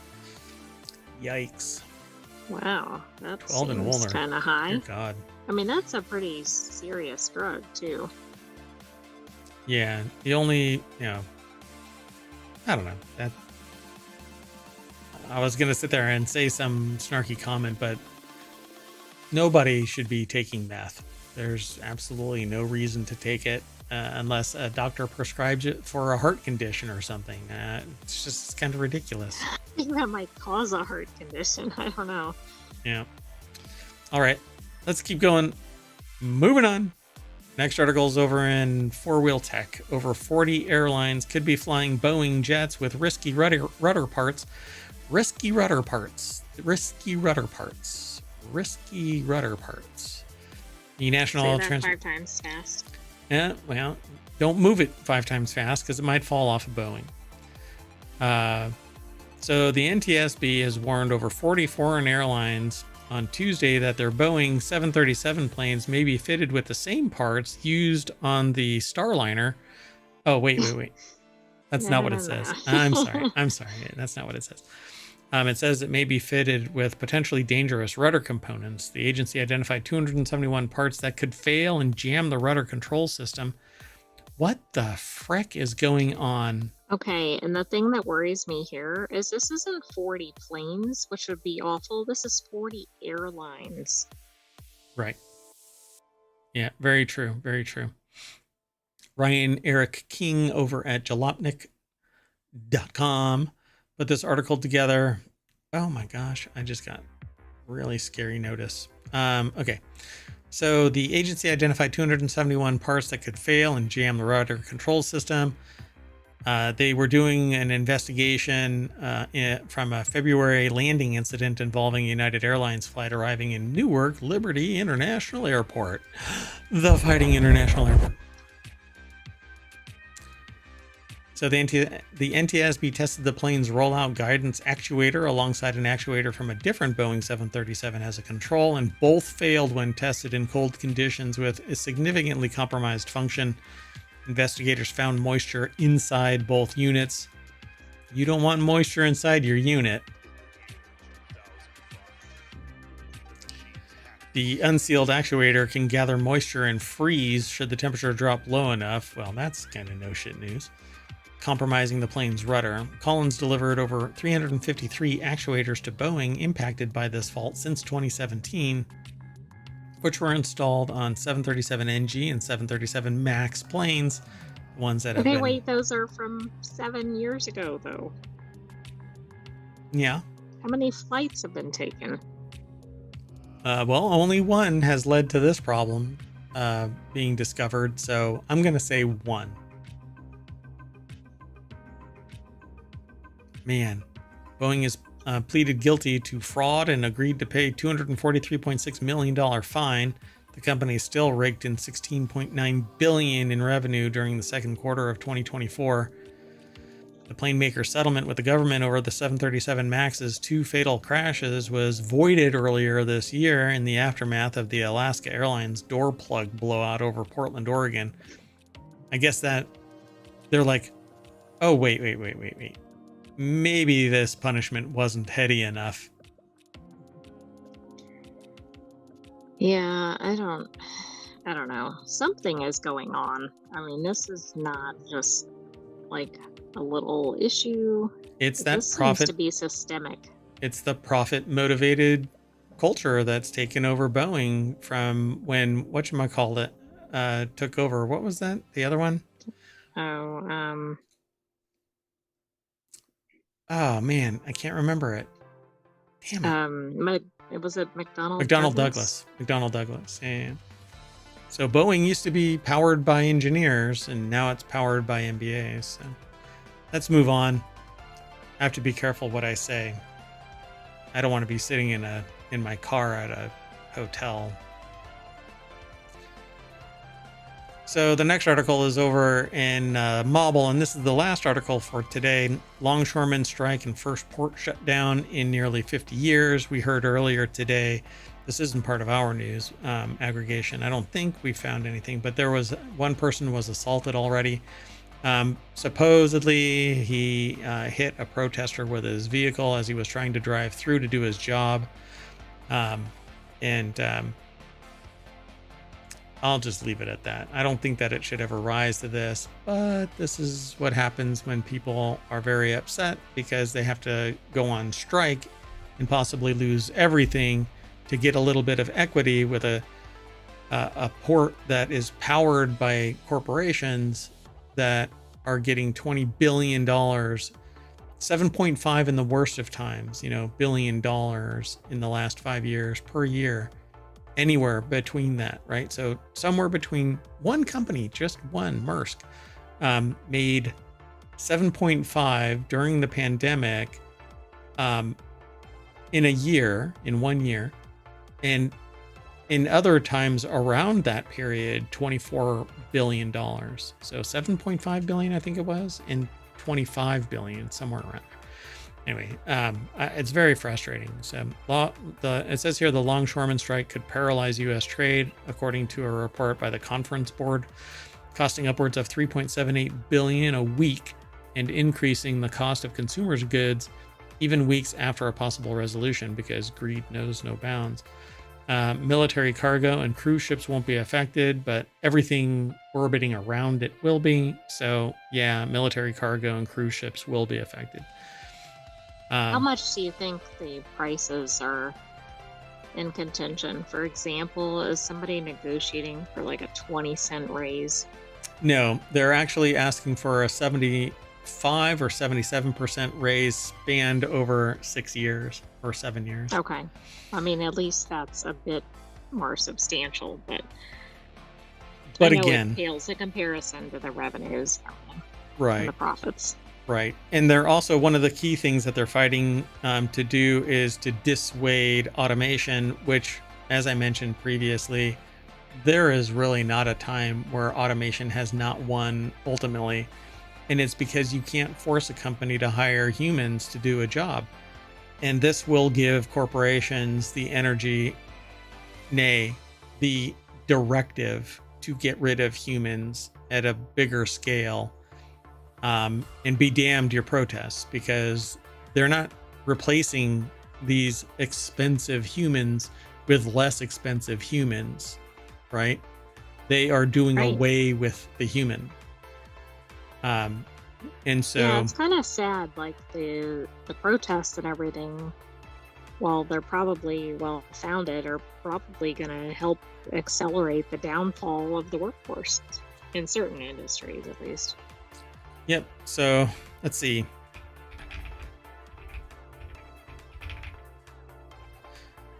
Let's see. I'm going to pull. We have a little bit of time, so let's find out if I can do this right.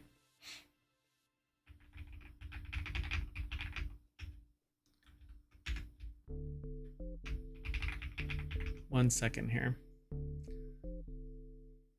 Because I'm trying to figure out when the most dock workers were employed. And it's, if I understand it right, it's pretty much like 18th and 19th century. But hold on. Okay, well, that probably makes sense, right? There weren't probably competing transportation modes, or not significant ones. Yeah, so I'm trying to find an actual number, but it's too hard to actually find a employment number. Oh, wait, let me try it that way.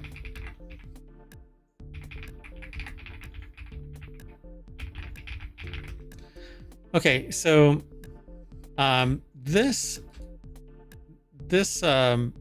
strike was basically kicked off by a statement previously by the ILA chief union leader, basically saying that they'll cripple the East Coast, and 50% of imports come through the eastern shores.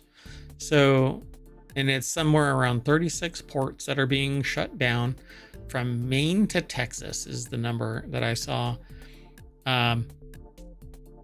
And it's all because they want a little bit of equity and equality, and they see corporations making billions of dollars off of their hard work, where the average salary is somewhere around $80,000. That's like the median.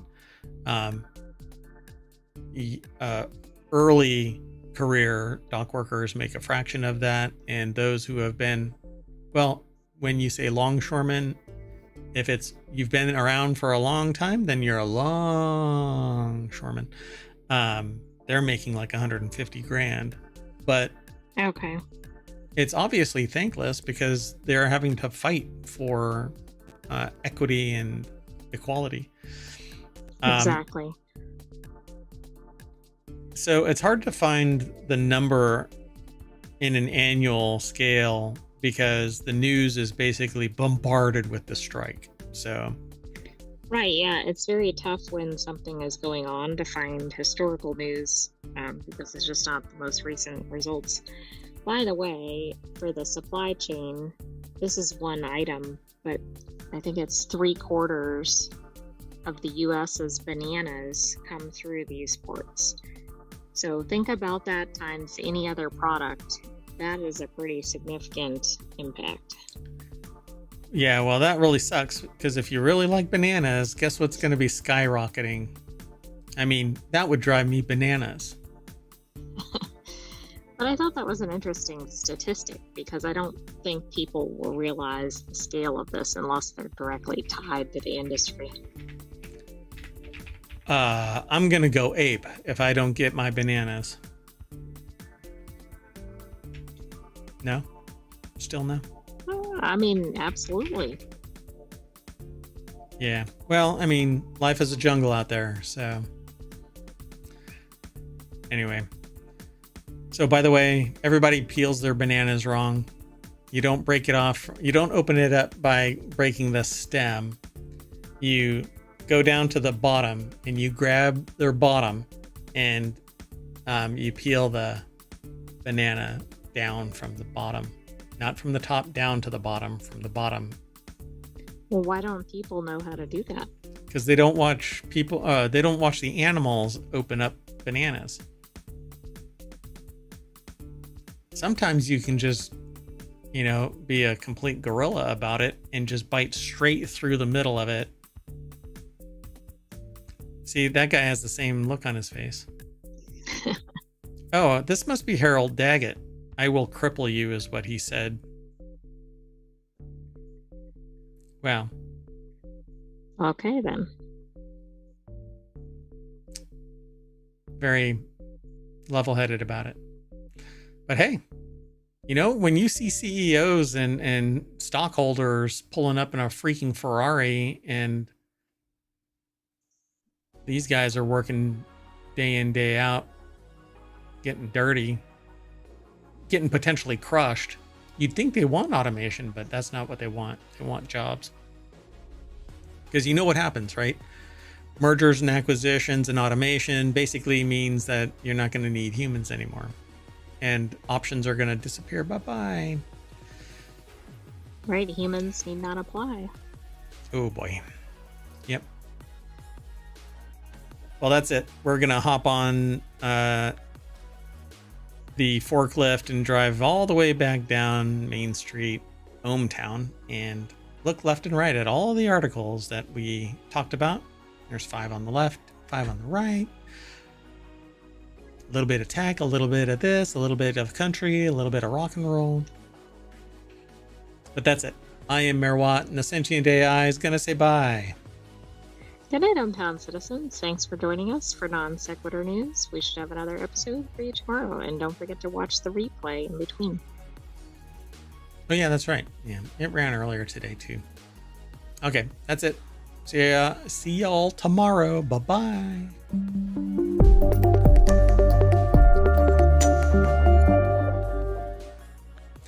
Longshoremen.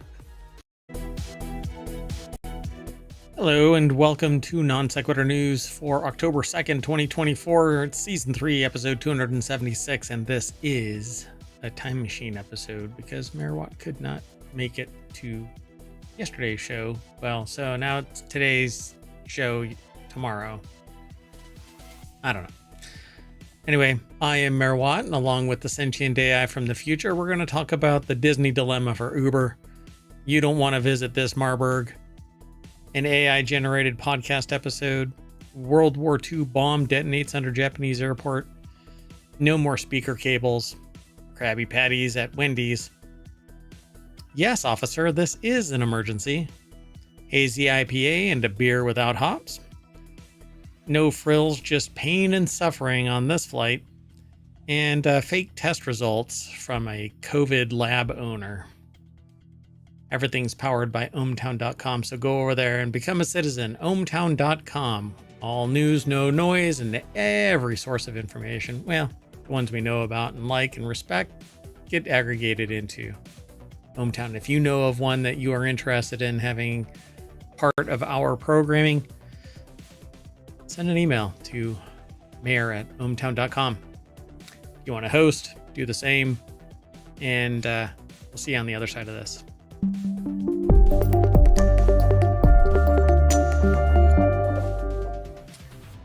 So welcome to the show. Oh, my watch is picking up reflection of lights. Okay, gotta remember that. Hello, Sentient AI from the future. Hello, Mayor Watt, and hello, ohmTown citizens. Pick up that can. Oh, wait, that's not what you say anymore. You never did, actually. Or ever. Whoops. Maybe it's just me. Hey, we've got 10 articles. This is the daily news show that we do, which is called Non Sequitur News, but we do weekly shows as well.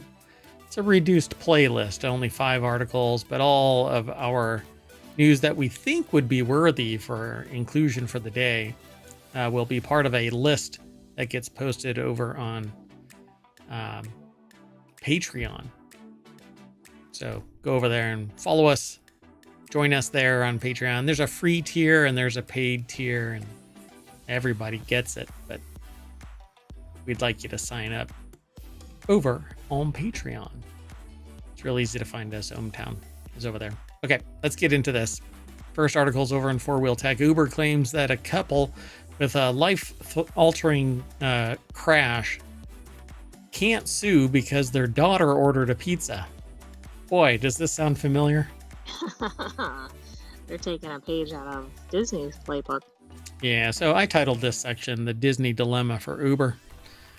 New Jersey couple John and Georgia McGinty were riding in an Uber in March of 2022 when their driver got into a wreck. They both survived, but Georgia spent a week in critical care with a fractured spine and abdominal trauma, while John escaped with quote-unquote only a broken sternum and a hand injury. Well, you know how it goes nowadays, right?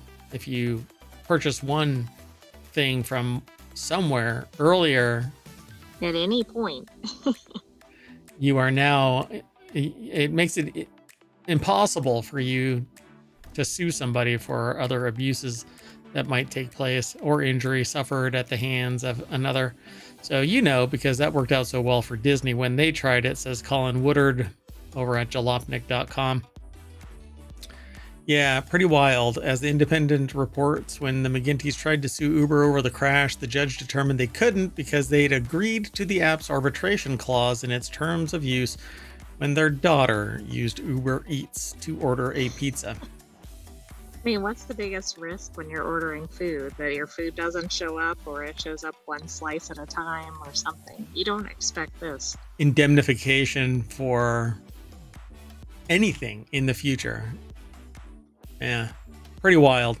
So unfortunately for the McGinty's, the fact that something can be so laughably absurd doesn't mean it's not legal. The New Jersey Supreme Court issued a ruling saying, quote, we hold that the arbitration provision contained in the agreement under review, which Georgia or her minor daughter, while using her cell phone, agreed to, is valid and enforceable. That's right. Not only is it enforceable because their minor daughter may have ordered a pizza through an adult's phone, apparently that gives somebody carte blanche to also invalidate a prosecution for an accident. Right, it's even worse than the Disney in that sense. Obviously not the severity of what happened, but it's insane. So how would I ever, quote, how would I ever remotely think that my ability to protect my constitutional rights to a trial would be waived by me ordering food, John told the Independent. Georgia also questioned how the court could rule that the authorized her child to waive that she, the adult, authorized her child to waive their rights to go to a trial if they're injured in a car accident. That's a phrase that really would come about from talking to an attorney, because that is a very streamlined, like cogent statement. Right, nobody would state that as a person. You would just kind of snap and go, "What the frick? Ordering a pizza?" My kid ordered some food. Yeah. That's so. My attitude is the same as the author here. It says, if this bullshit sounds familiar, that's probably because Disney recently tried the exact same thing when a man filed a wrongful death lawsuit against the company after their wife died from an allergic reaction after they had been, the restaurant had been notified that they were allergic to certain things and assured that it would have been remedied in the kitchen. Well, that didn't quite take place. Well, anyway, the Disney Plus terms of service requires them to go to arbitration. Let's just say they backed off of that, swallowed their legal tail. I would have said pride, but stuck their tail so far between their legs it went all the way around and landed in their mouth. Anyway, like an Aurora bus. Yes. Um, but there used to be a website called F Company. It still exists, but it's a book now, and the person just got burnt out, I guess. The guy's name was Pud. Well, his nickname was Pud. And I don't think that there's anything going on anymore, but man, that is such a target rich environment. There's so much bad. I chose outside of the time machine to not include another Boeing blowout of a tire. Yes. It's just I nonstop. mean, every day, right? It's just nonstop. There's been 5 Cybertruck recalls in less than a year. I don't know what form of transportation is safe anymore. You have to stay home, and then because of climate change, you've got these freaking bugs everywhere. You can't even go outside. You get accosted. Anyway, so I was thinking you were going toward, I don't know, flooding or something, but okay. well, I mean, yeah, not everybody's getting moist. Anyway, let's move on. The next article is over in the mobile channel. We only have the title from this, and I don't even know if I'm going to be able to read it, but Hamburg train station platforms have been closed over a suspected Marburg case. And having been in Germany, there is a town in Germany called Marburg, but this is not the Marburg you want to visit. Just letting you know. I didn't know there was a town named Marburg in Germany. Yeah. So this is over at telegraph.co.uk. Maeve Cullinan is the global health security reporter, which seems like niche within the niche. But yeah, parts of Hamburg's train station were cordoned off on Wednesday afternoon after 2 train passengers suspected of carrying the highly lethal Marburg virus were detected.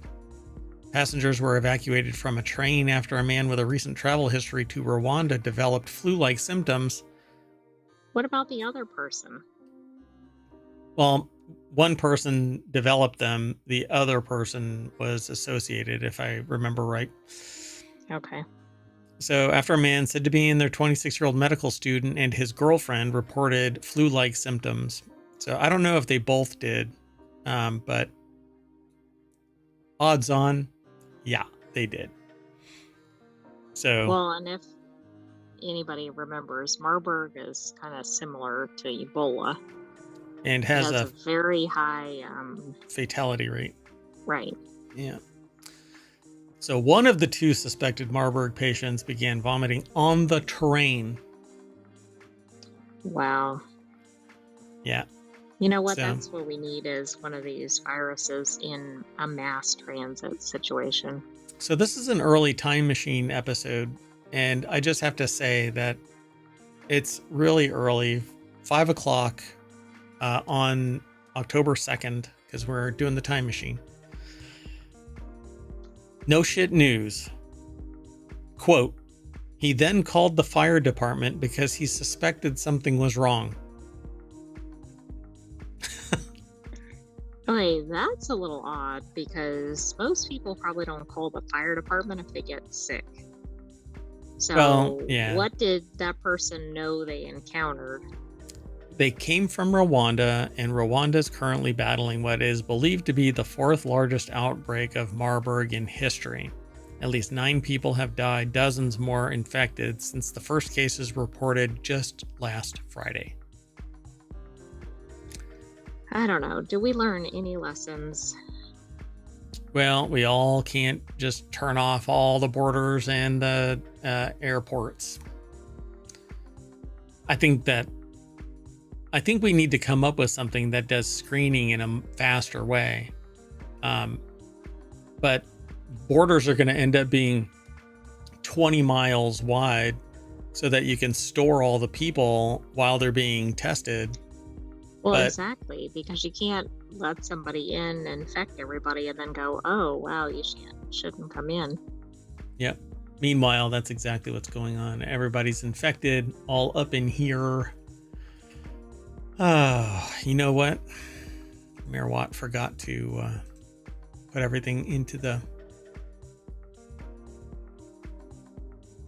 you know. Show notes. Yeah. !NSN. Yeah, but that's not going to allow them to pull it because I didn't put it in the show note bot in ohmTown.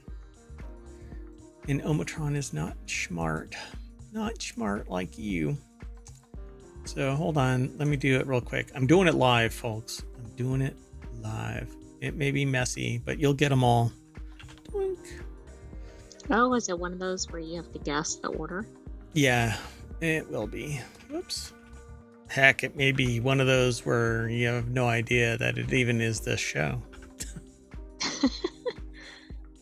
Okay, well, now I'll do it real quick. Hold on a second. So !NSN will pull up the articles from ohmTown. Yeah, they're not in the right order, but you can make it out. I mean, it's pretty obvious from the URLs.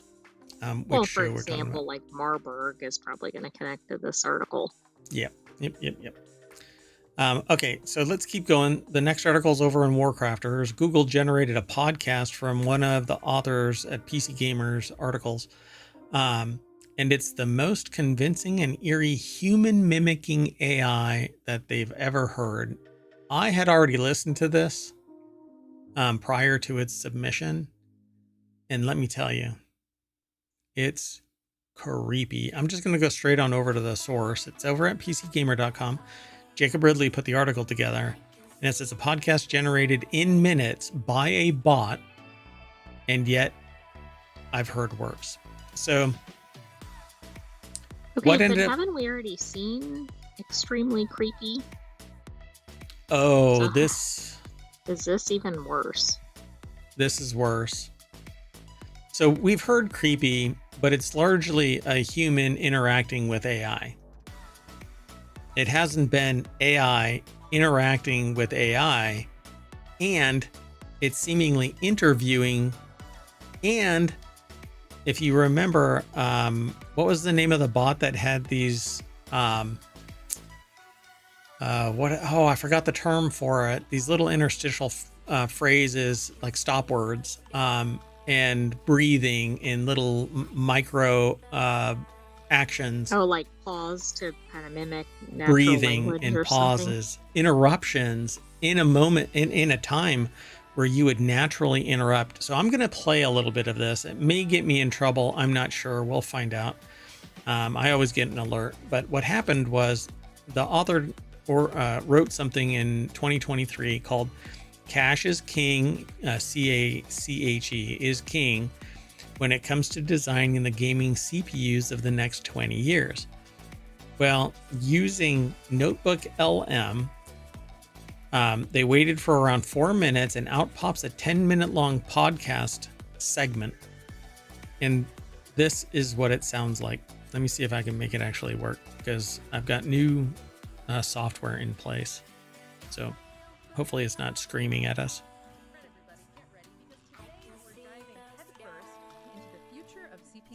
Buckle up. And more specifically, what's going to be powering the games we love in the years to come. Yeah, this is going to be fun. I had this article from PC Gamer you guys sent over about CPU design over the next 20 years, and let me tell you, my mind was blown reading this thing. Yeah, it's amazing how much things are about to change. So true. So let's get right into it. Yeah, absolutely. So the article jumps right into this idea that we're kind of hitting a wall when it comes to CPU speeds. Like, remember the days when you just looked for the highest clock speed and that was it? Right, like a higher number automatically meant a better CPU. Exactly. But apparently...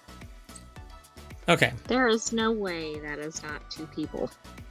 That is entirely AI generated using Google Notebook LM, which is free to use. But so they blurred out, what the frick, and basically you have to chalk it up at some point.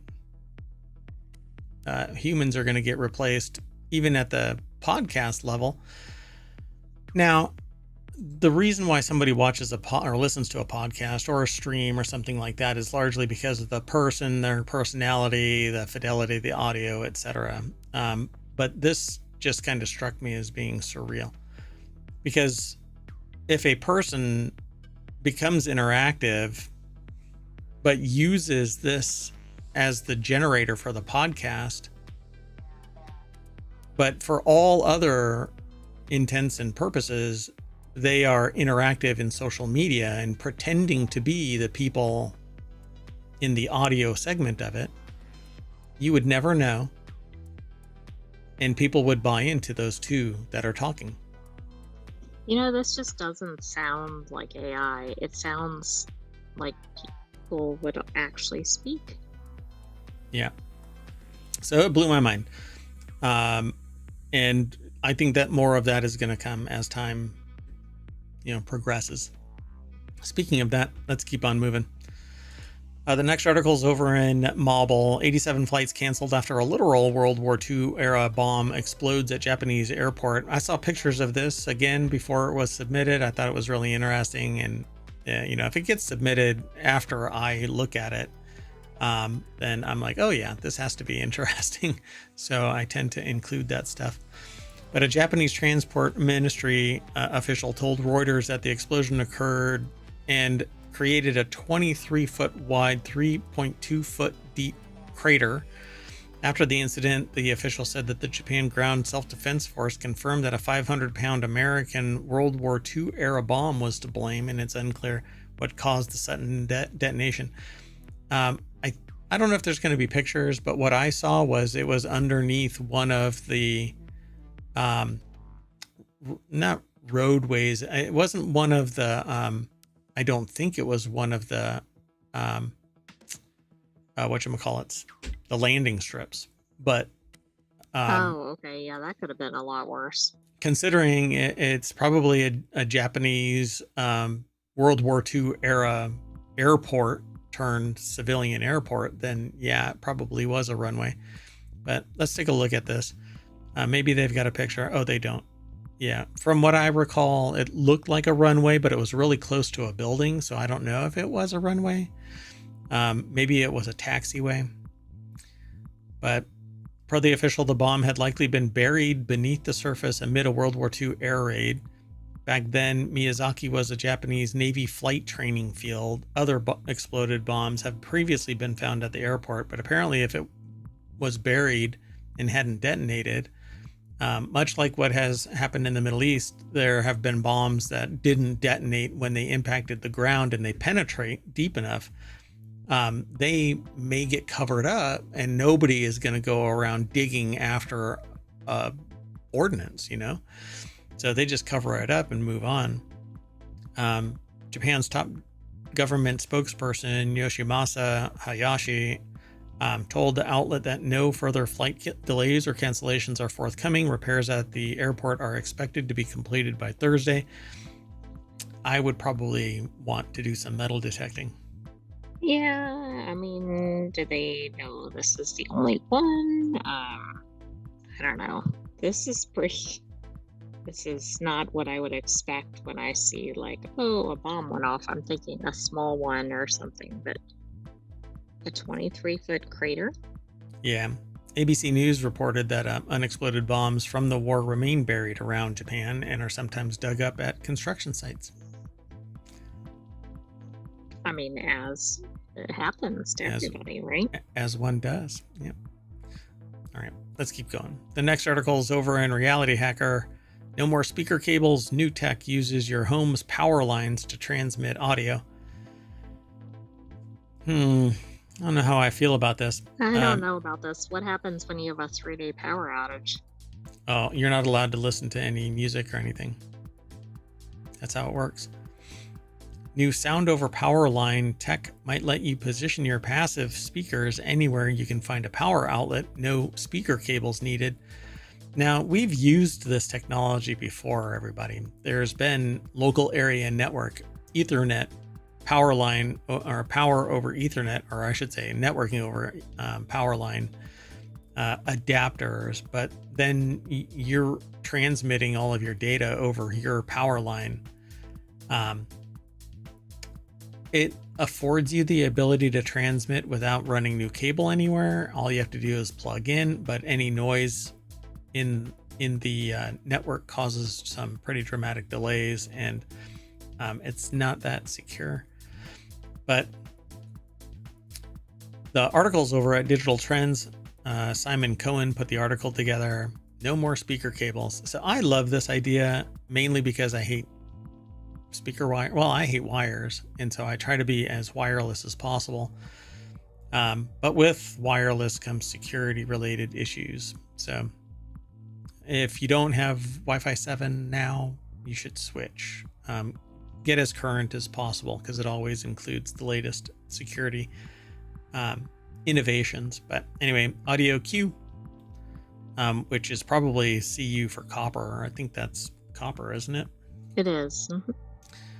That's the promise of audio CU or audio copper. I probably pronounced audio copper. A technology developed by Scottsdale, Arizona Facetto. It uses your home's existing power lines to transmit up to 10 channels of lossless high-res audio at up to 24-bit 192 kilohertz from a single transmitter to multiple receivers.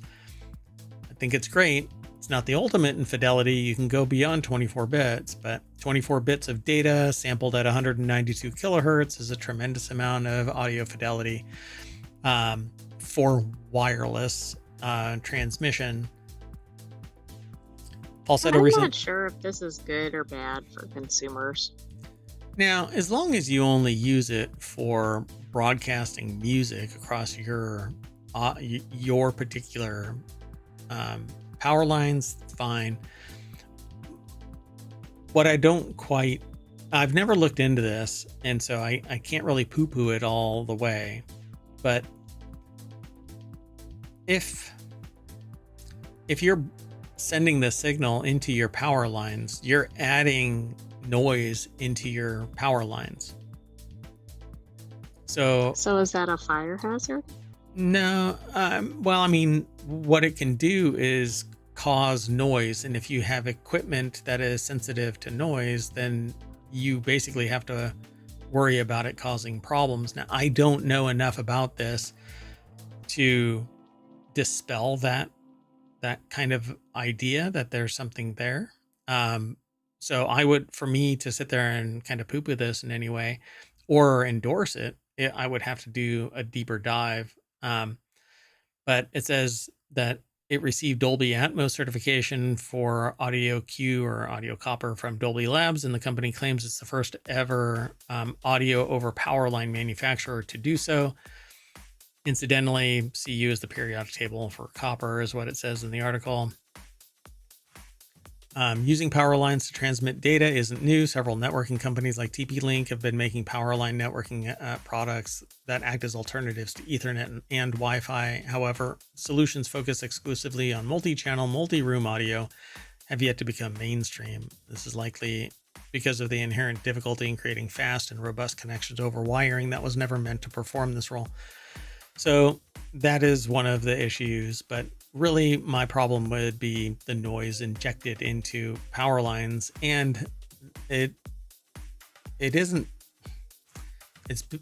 adding this noise all throughout your network and into the power lines. So can anybody else pick up your broadcast? Yeah, I was wondering about that too. So it says a transmitter plugs into a power outlet and a TV or any other device that has an HDMI output, and the receivers plug into power outlets and have standard positive, negative, red, and black speaker cable terminals for wiring to a speaker, plus an RCA output for subwoofers. So you don't have to run the cables all over the place. Eventually you do. But you don't have to run them across the floor or whatever. But you do have to put your speakers wherever there's an outlet. Right. I mean, this seems like at least in the short term, it's a win, but may not know until this is really implemented. Yeah, it might be interesting to look into more. So if you're really into audio, then give it a chance here. It says at the moment, Falsetto has no real-time for retail, or no timeline for retail availability of the audio copper system, and isn't discussing prices. It says that it's going to first make units available to audio integrators only starting at the end of 2024. So count that as expensive. Let's keep going. The next article is over in Technology Today. It says BEVER, Bever. I don't understand what that means. No, I don't either. I think that's I a, saw that too, but it's done, I think, intentionally, because I think it was. I think I looked at this, but I think it's in the actual article too. So ever wonder what a Krabby Patty tastes like? You can try one soon at Wendy's. The article is by Corin Cesaric over at cnet.com. Pardon me one second.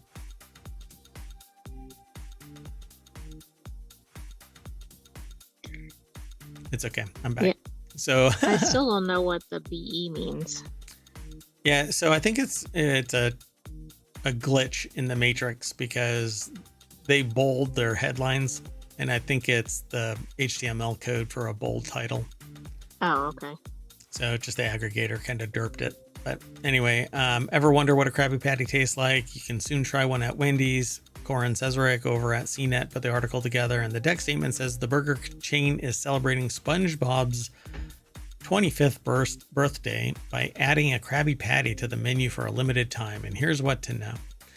So that's what it's going to look like. It's kind of like a Happy Meal sort of thing, but it's a Wendy's meal, I suppose. If that's what their fries look like, then KFC basically got rid of their fry style and Wendy's picked it up. Exactly. Those look like really good fries. Those are wedges. And boy, I really like that style. So the fast food chain, Paramount and Nickelodeon are teaming up to celebrate 25 years of SpongeBob SquarePants. Oh.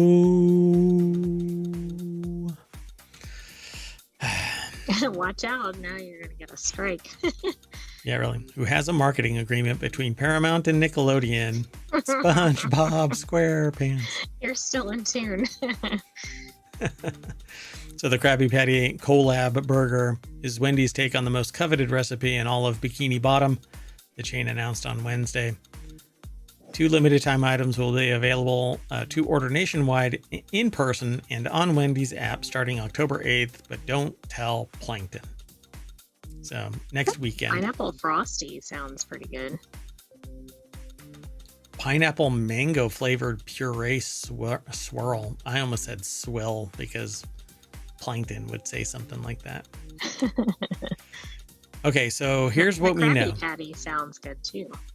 The Krabby Patty will feature a 1/4 pound of beef, 2 slices of melty American cheese, crisp lettuce, tomato, pickle, onion, and a top secret Krabby collab sauce on a toasted premium bun, according to Wendy's. And when you read that, it almost reads like 2 all beef patties, special sauce, lettuce, cheese, pickles, onions. Oh, I thought you were somehow putting it to the tune of SpongeBob SquarePants, but I agree. It does sound reminiscent of the McDonald's thing. Yeah. Can you reset your audio again? Okay, so the next article is over in Mobile Channel. Man steals ambulance to race to his car theft hearing, cops say. Yet another story about a man who can't stop himself from committing a very specific type of crime. A man from Oklahoma named Cody Adams found himself in even deeper legal trouble than he already was in because he allegedly stole an ambulance so that he could make it in time to the courthouse for a scheduled hearing about a previous car that he allegedly stole. You know, that's definitely a way to do it in style. You're still kind of gravelly. All right. So the article is by Louis Prada over at vice.com. As the story goes, Adams was reportedly at a gas station in the town of Stillwater, Oklahoma, asking anyone who would listen if they could drive him 30 minutes to Pawnee so he could attend a court hearing about a car he had stolen in the past. And nothing says, trust me, like telling people, hey, I've stolen a car. Can I get in yours? According to the Oklahoma Highway Patrol, he hopped in and drove to Pawnee to attend his car theft court hearing. A highway patrolman spotted him ditching the truck and promptly arrested him as he walked into the courthouse. And the trooper ensured Adams attended his hearing and made doubly sure that Adams attended jail right afterward. Oh boy. Medics in Florida were treating a guy in another instance who they believed was under the influence of drugs when he hopped into the driver's seat and sped away. So, ambulances. Why? Wow. Let's keep moving. This one is interesting to me because I'm working on trying to get a show operational about brewing. So in a world of hazy IPAs, these beers use no hops at all. When the American craft beer boom took off in the 1990s, which apparently is in decline now. So I don't see that. I mean, in YouTube, it seems like everything is kind of pretty hot right now. yeah, I think so too. So maybe it's, well, not everybody is susceptible to it, I suppose. I'm turning you up a little bit there. All right. Anyway, didn't take long before we got brews that were hopped to high heaven. But in the grand scheme of beer history, hops are actually a relatively recent addition. Literally a relatively recent addition. Sometime within the last 90 minutes. Sometimes at the last minute, right? Last minute. So, no, your audio. Well, yeah, maybe. I don't know. Keep talking. So, yeah, don't change anything. So, some recipes have you adding hops basically like a minute before the end of the boil. So you decide if you're going to do a 60-minute or a 90-minute boil, and then you can dry hop afterward during the fermentation of the beer, right? And that can be days long dry hopping. Then you pull the hops out, or you just let it sit there and drop out of solution to the bottom. And so what's interesting is this really does translate into something. I had somebody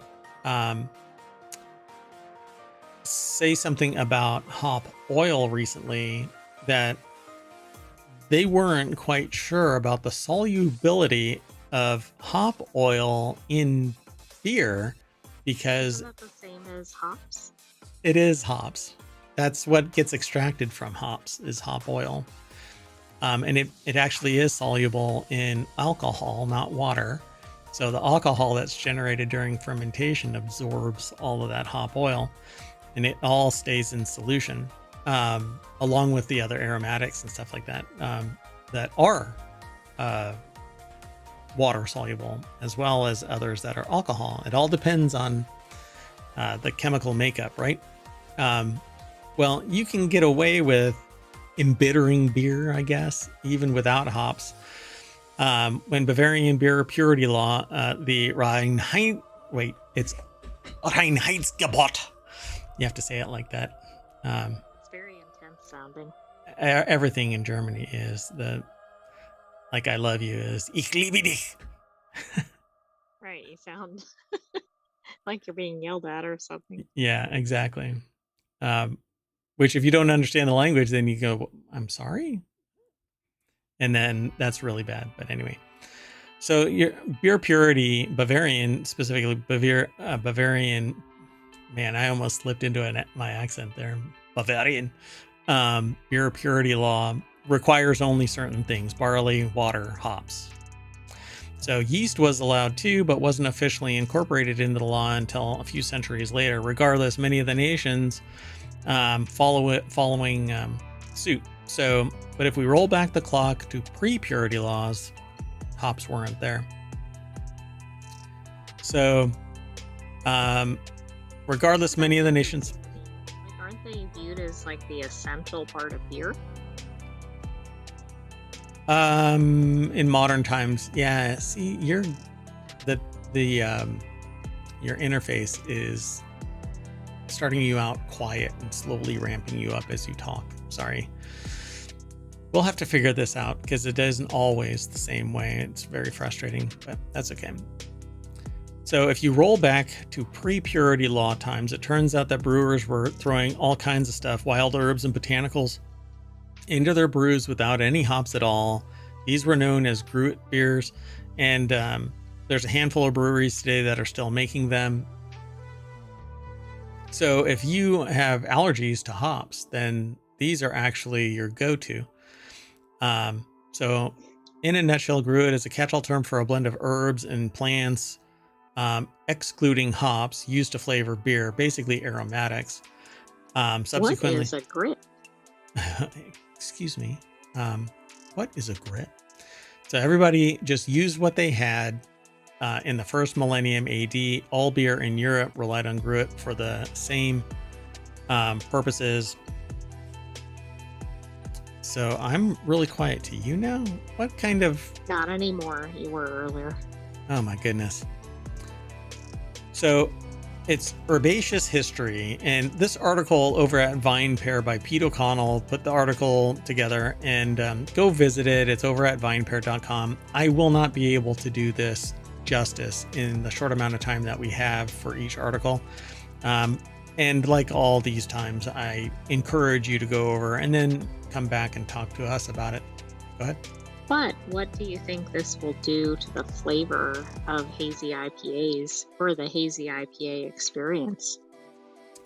Honestly, I don't think that you can hit the same tone as a hazy IPA, right? A juicy IPA, I'm telling you, like I never really got into it, like hazy IPAs. This grapefruit and stone fruit and all of that kind of this sometimes strawberry, mango, whatever, but that like grapefruit really stands out, really out in front of this.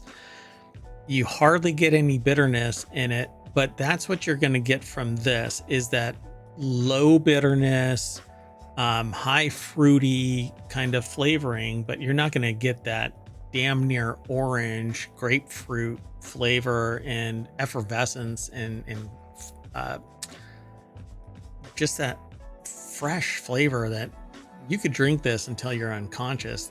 You know, a juicy, hazy orange IPA. New England IPA is typically that.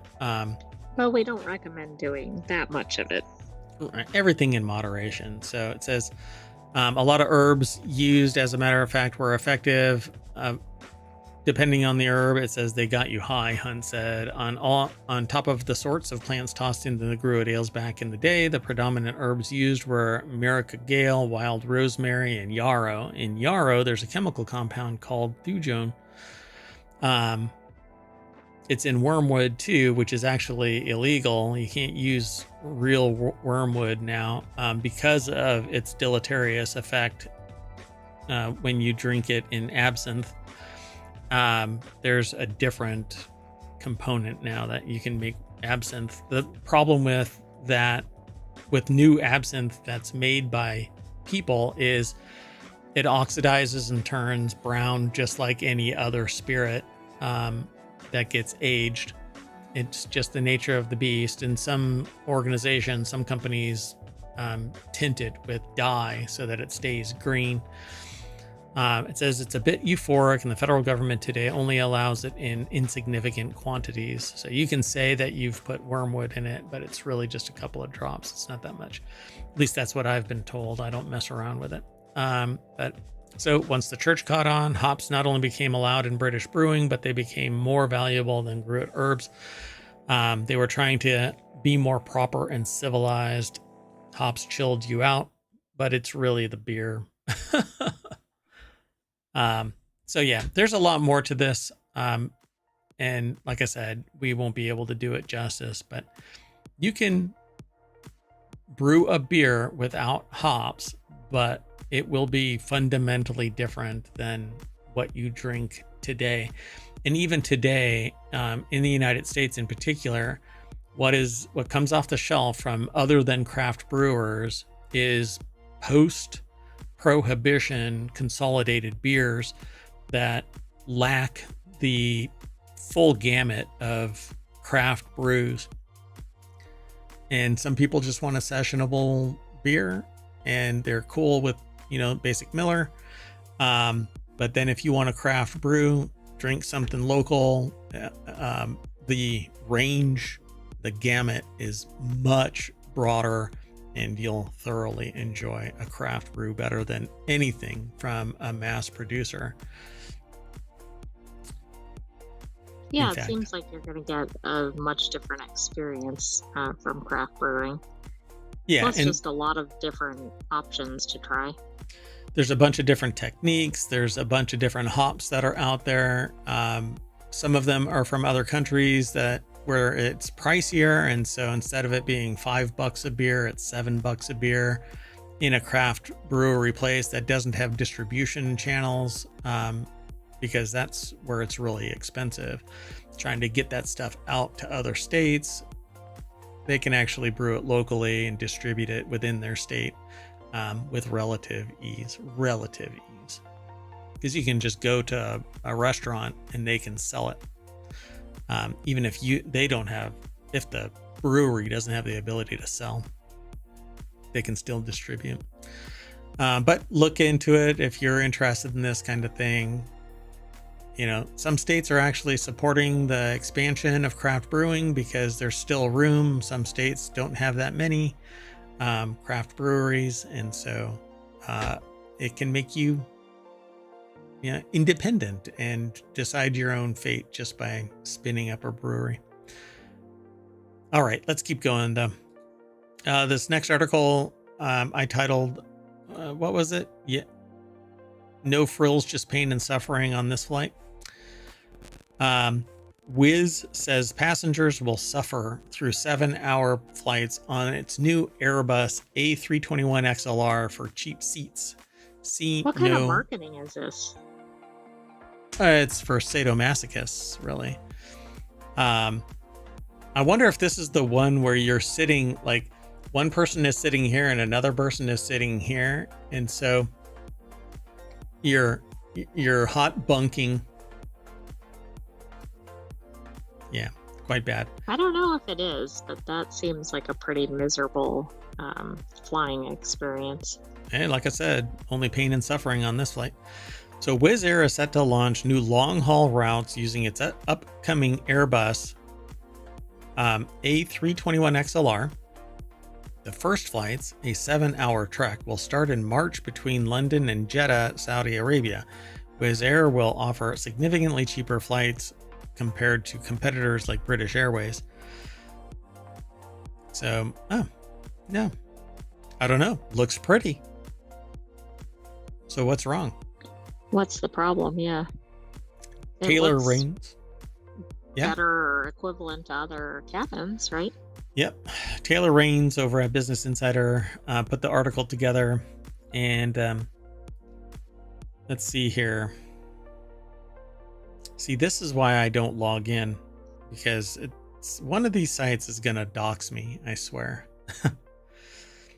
So the Hungarian carrier announced in September that its first Airbus A321XLR flight would start in March, trekking 7 hours between London, Gatwick, and Jeddah, Saudi Arabia. Wizz also scheduled a similar length A321XLR route between Milan and Abu Dhabi from June. I don't know. Okay, so this reads like it starts in March, but the 7 hours of flight time Takes you that many months. yeah. So it's gained a lot of hype for its extended range that can reach 5,400 miles or 11 hours nonstop, opening new route opportunities previously unreachable or unprofitable for airlines. So to me, this isn't you're going to suffer, really, but that's really what it is. You're going to have to sit on a flight for 7+ hours, just nonstop, right? There's no chance to deboard at a stopover, a layover, and spend a couple of hours stretching your legs or anything. Right, but it also says it's high density, so Yeah. I wonder how close the seats are together. Yep. And I had been meaning, maybe I can do it over the weekend or this weekend, do the show and include this. But I wanted to highlight the consolidation of airlines, particularly in the United States. There used to be like 35 or something like that, and now there's 2 or 3. big airlines, and the rest are puddle jumpers that barely inch their way by. So the carrier's London to Jeddah ticket prices start at about 135 pounds or 180 US dollars one way, about 1/3 the fare of British Airways. So gonna crush British Airways.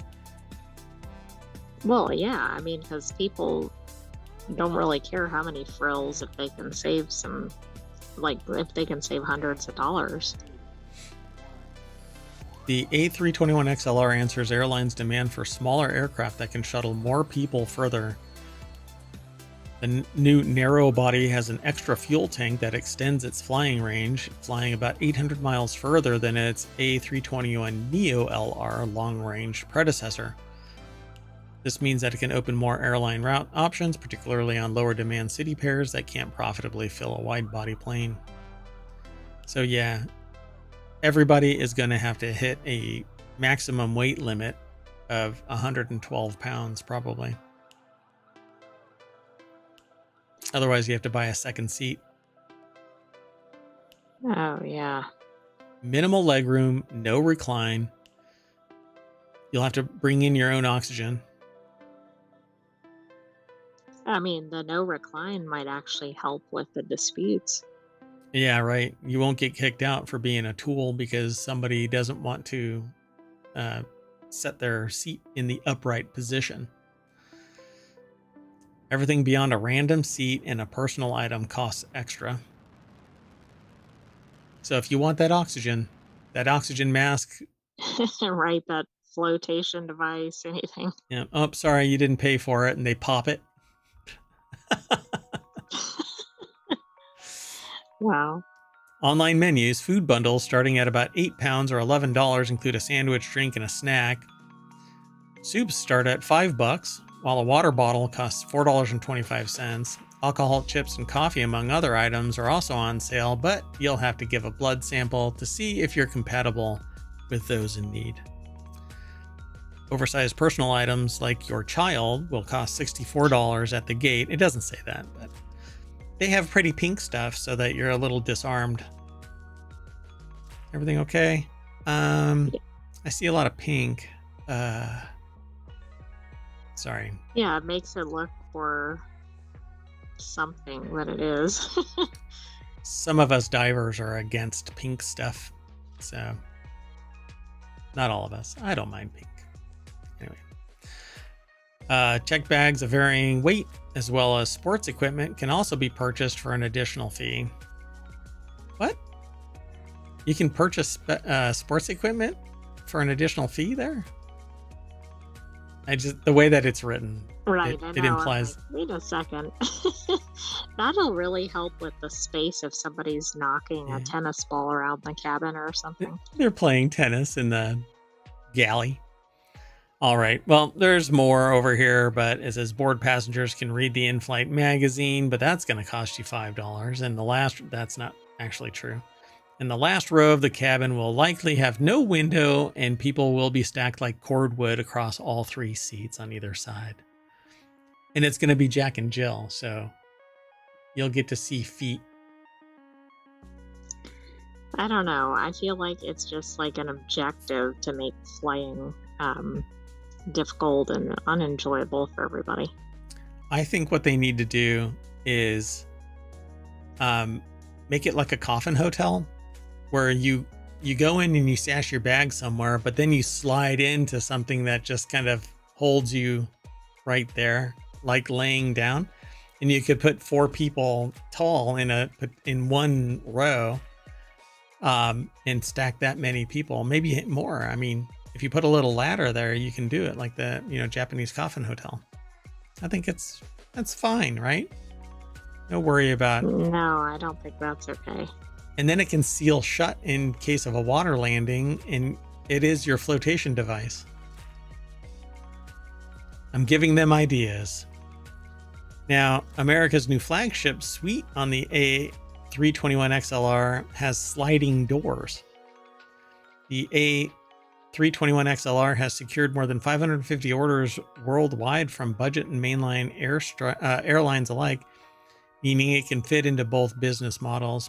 Wiz is an example of A321XLR's budget layout. Carriers like American Airlines and United Airlines plan to install multi-class cabins with lie flat beds in business class. So all you poors can go sit in the back, sucking on fumes, while all of these cabins up front, flagship cabins is what it says here at the front right there, flagship. Nice. I mean, that's okay as long as you're not in there with strangers behind the door. In Seats with Strangers is my next podcast, where I take a random flight and I interview the person next to me, willing or not. I ask them questions and then point a camera at them. I've gotten some strange looks, asked to stop, but I won't stop. I'm a rebel. Moving on. Next article is over in Mobile.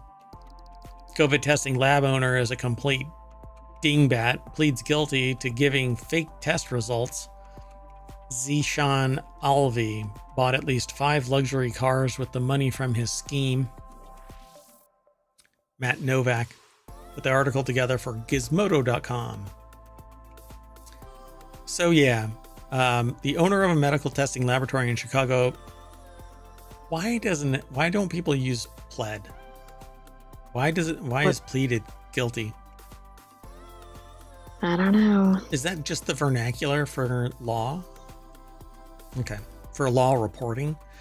Anyway, they pleaded guilty to 1 count of wire fraud on Monday, according to a press release from the U.S. Department of Justice. Alvy's facility, known as Lab Elite, was releasing negative COVID-19 test results to patients that either weren't performed or were inconclusive. The only reason anyone figured it out was that some patients received positive tests while waiting for their results from Lab Elite and were confused by the contradictory information from the Chicago lab. And he would have gotten away with it too if it wasn't for your damn viruses. Except for those pesky COVID positive patients. Yeah, killing other people with their virus because they think that they're not positive. Well, I guess you could say that he wasn't positive. Wasn't positive of the results. He was positively taking the money. The only reason anyone figured it out was because some patients received positive tests while waiting on the results from Lab Elite. So if they were faster, they would have never gotten the other test, I guess. Yeah, they would have gone, oh no, we don't need that follow-up test. So the only good thing is that it was slow. Right. Wow.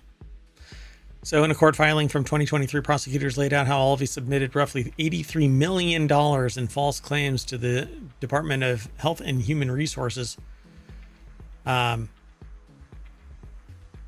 sub-agency known as Health Resources and Services Administration, or HRSA, which sounds like a virus in and of itself, from February 2021. They may want to rethink that abbreviation, right? Doesn't it sound like MRSA?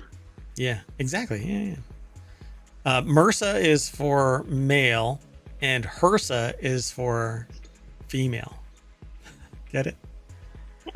Or MRSA, or MRSA is for. We were going for non-gendered words. MRSA is for mer people, and HRSA is for anyone who identifies as female. How about that?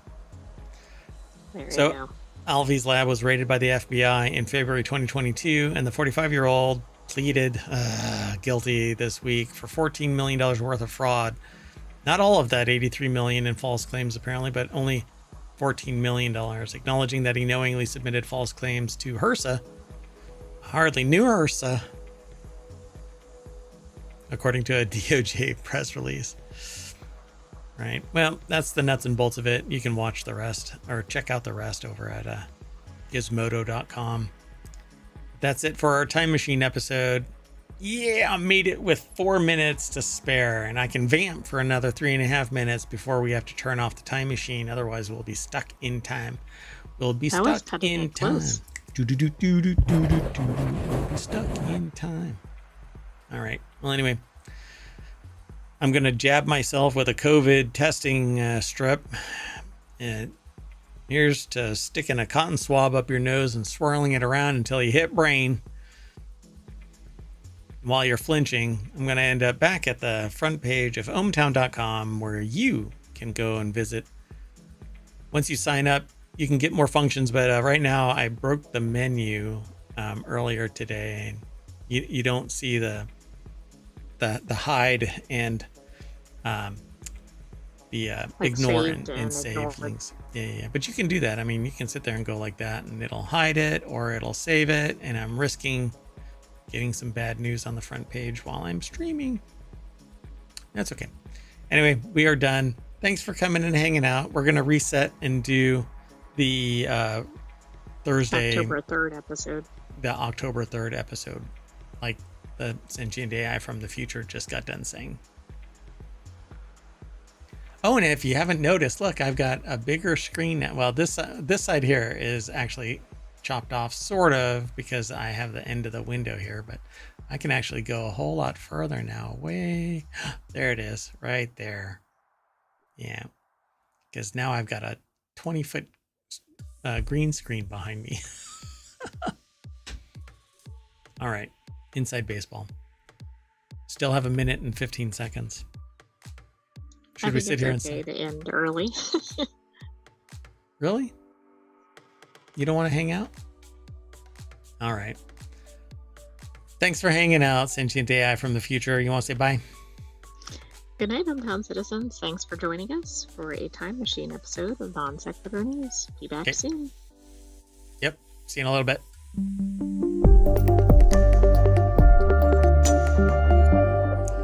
Stay healthy, everybody. Bye-bye. Hello, and welcome to Non-Sequitur News for October 3rd, 2024. It's Season 3, Episode 277. And I am Mayor Watt, and along with the Sentient AI from the future as co-host, we are going to talk about the following 10 articles. Starbucks Farms, the cause of the Maui wildfire, ships en route are queuing up, 3D printing faux fillet, this is a speedy wheelchair, I've heard of high chicken prices, scanning cat's brains, tenants fight back, rescued by crane while stuck in a truck, and it's very Cat in the Hat. And absolutely. And finally, I need to uncover my notes. Chat GPT breaks out. That and more, powered by ohmTown.com. Go over and become a citizen, but don't forget, follow us, like and subscribe on Twitter, on Twitch, on YouTube, and the Patreon, because we're going to be releasing stuff over on the Patreon this weekend. And the podcast exists still, and we also move stuff over to the podcast on the weekends as we release an episode. So that's how you get informed where everything is. We don't email you a bunch of stuff either. If you're over on Patreon, then you'll get informed when we release information. If you're following us and liking and subscribing over on YouTube, you'll get informed when we go live and when we publish. On Twitch, you'll only get informed when we go live. Really, there's nothing else that comes out from our stream there. And of course, if you follow us on the podcast, you'll get the podcast distribution as well, which is audio, no video. And I guess I'm waiting for the weekend. I don't know what to say. See you on the other side.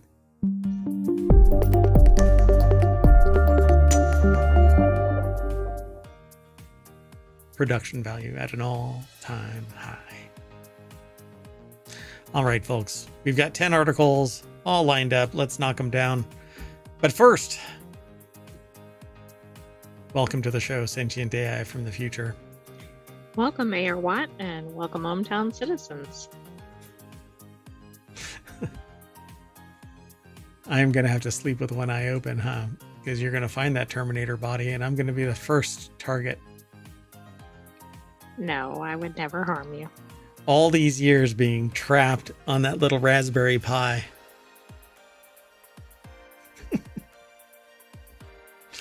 All right, everybody. first articles. You think you found me, but maybe I found you. Oh, I don't like the sound of that. Oh no. Oh noes.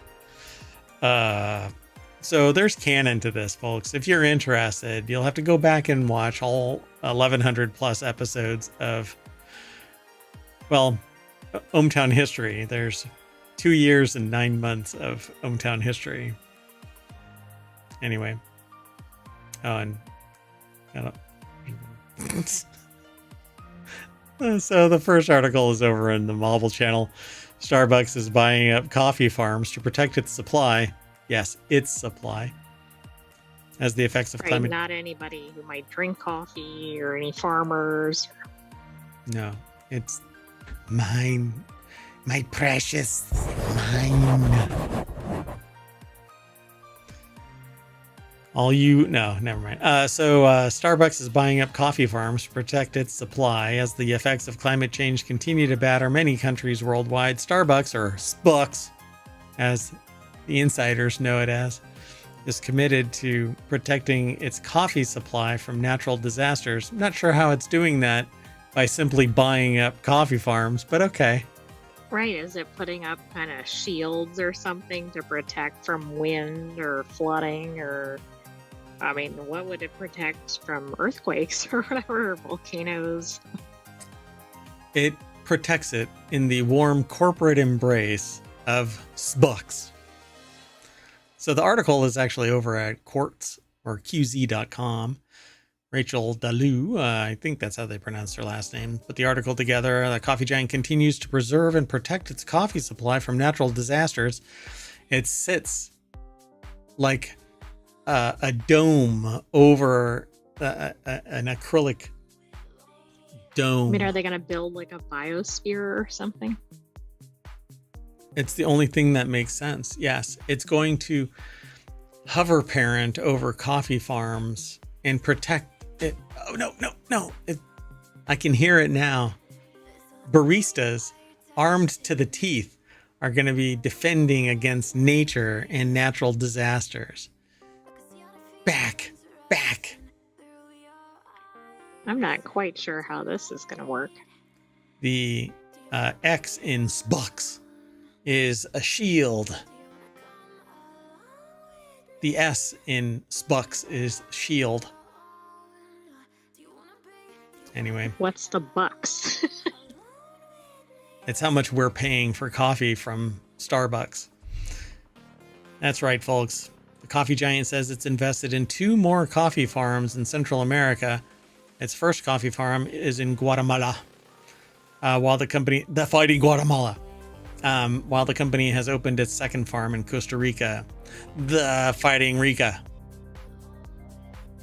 The 2 farms will help farmers increase their profits and... Okay, wait.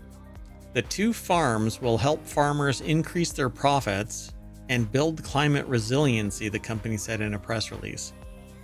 Oh, okay. Now I kind of get it. I think it's the make it profitable for farmers to have coffee farms instead of allowing companies to come in and like raise the land. I mean, because that's been a big issue in coffee growing regions. Right, but if they that's pay... not where I thought this was going. Okay, I don't know if I'll... Look, we know that you're looking for your Terminator body. Is that where it's going? That you suspect that they're just going to come in and buy the farm outright? And they're basically trying to keep coffee farms in business. Right, but you know how you do that? By paying them a livable wage that allows them to defend their coffee farm from threats of all kinds. You don't pay them $5 and get on the other side $250,000 worth of value out of the $5,000 worth of coffee you buy. Maybe they're going to give them stock options or something. Gotcha. So Starbucks, which purchases about 3% of the world's coffee supply, has been facing growing pressures in the past couple of years because of climate extremes. Climate change has deeply affected the quality of coffee production for companies and farmers. Yeah, why don't you pay them and lower your margin so that your profits aren't extraordinary and CEOs are making the money and consumers are paying an exorbitant amount for burnt coffee. So we just lost them as a sponsor. So that's why. No, I mean we're really dropping them quickly. That's why I suggest going over to Patreon and becoming a patron. So, and we'll put your name at the end of the reel for each of the episodes when you're a member of the Patreon party there. A citizen of ohmTown, so to speak. Anyway, Starbucks purchased its first 240-hectare coffee farm in 2017 in Hacienda Alsacia in Costa Rica. The farm serves as an international global research and development facility and a working farm for the coffee company, according to a separate press release. Meanwhile, the farm in Costa Rica will explore the usage of drones along with other technology to help support labor availability challenges that farmers across Latin America are facing. Really? So that sounds like automation, right? Huh. All right. I guess labor availability challenges. I don't know. How do you solve that? Pay the farmers a livable wage so that they can pay the crews that would support labor availability challenges across Latin America. I see where a modicum of restraint in profiteering would be prudent to changing the tenor of labor availability challenges that farmers face. But let's not bring compassion and understanding. I don't know what kind of talk that is. That doesn't sound very capitalist. See, but I am a capitalist. Anyway, the next article is over in the mobile. Oh, by the way, if you want to get all of today's articles from ohmTown, the bot that polices Twitch and YouTube, you can hit !NSN. And that's our non sequitur news, and it'll post the titles that I gave these segments and the URLs associated with it. They all lead to ohmTown. But from ohmTown, you go over to the articles by clicking on Visit the Source. When you click that, you'll get taken over to the source. Like this one, we've been following this ever since the Maui fires. The wildfires killed more than 100 people caused by re-energization of broken utility lines in Lahaina. Supposedly, this fire was put out, but turning the power back on basically caused it to re-spark. Right, and I don't know if we knew that exactly, but we were definitely talking about the electric company. Yep. Because it seemed like there were fires and then they ignited. Yeah. So Paige Golly over at Vice.com put this article together, but it's sourced from a bunch of other places, I'm sure. This is the investigation was released on Wednesday by the Maui Fire Department and the Bureau of ATF-E, so alcohol, tobacco, firearms, and explosives. You know what I find odd about that is that I thought Maui Fire Department was one of the participants in this. They were. When it was happening. So it seems, I mean, I guess they have to investigate it, but that seems a little strange. Yeah, but I think the TTB was involved in this, right? The Bureau of Alcohol, Tobacco, Firearms, and Explosives was part and parcel because they descended on Maui like nobody's business, from what I've been told. The fire has been classified as accidental. Per the report, the re-energization of the line caused sparks, which ignited overgrown vegetation at a surrounding utility pole. The overhead and energized power line fell to the ground, further igniting vegetation. So, quote, "We want to make it abundantly clear to Lahaina and our Maui community that our firefighters went above and beyond their due diligence to be as confident as they could be that the fire was completely extinguished before they left the scene. What caused it was not their inability to put out the fire. What caused it was re-energization of the lines. And because depending on the line, there's no insulation in those lines. So if they're high energy lines, They're typically unshielded to keep down weight. So when they drop to the ground or overgrowth on those lines, which is property of the energy company, not the fire department, they turn the power back on, sparks go off, sets everything ablaze, it falls over, they're still hot, it sets everything on fire. So according to the report, fed by extreme winds, the fire quickly grew out of control, jumped the bypass, and resulted in the subsequent conflagration from which our island community is still recovering.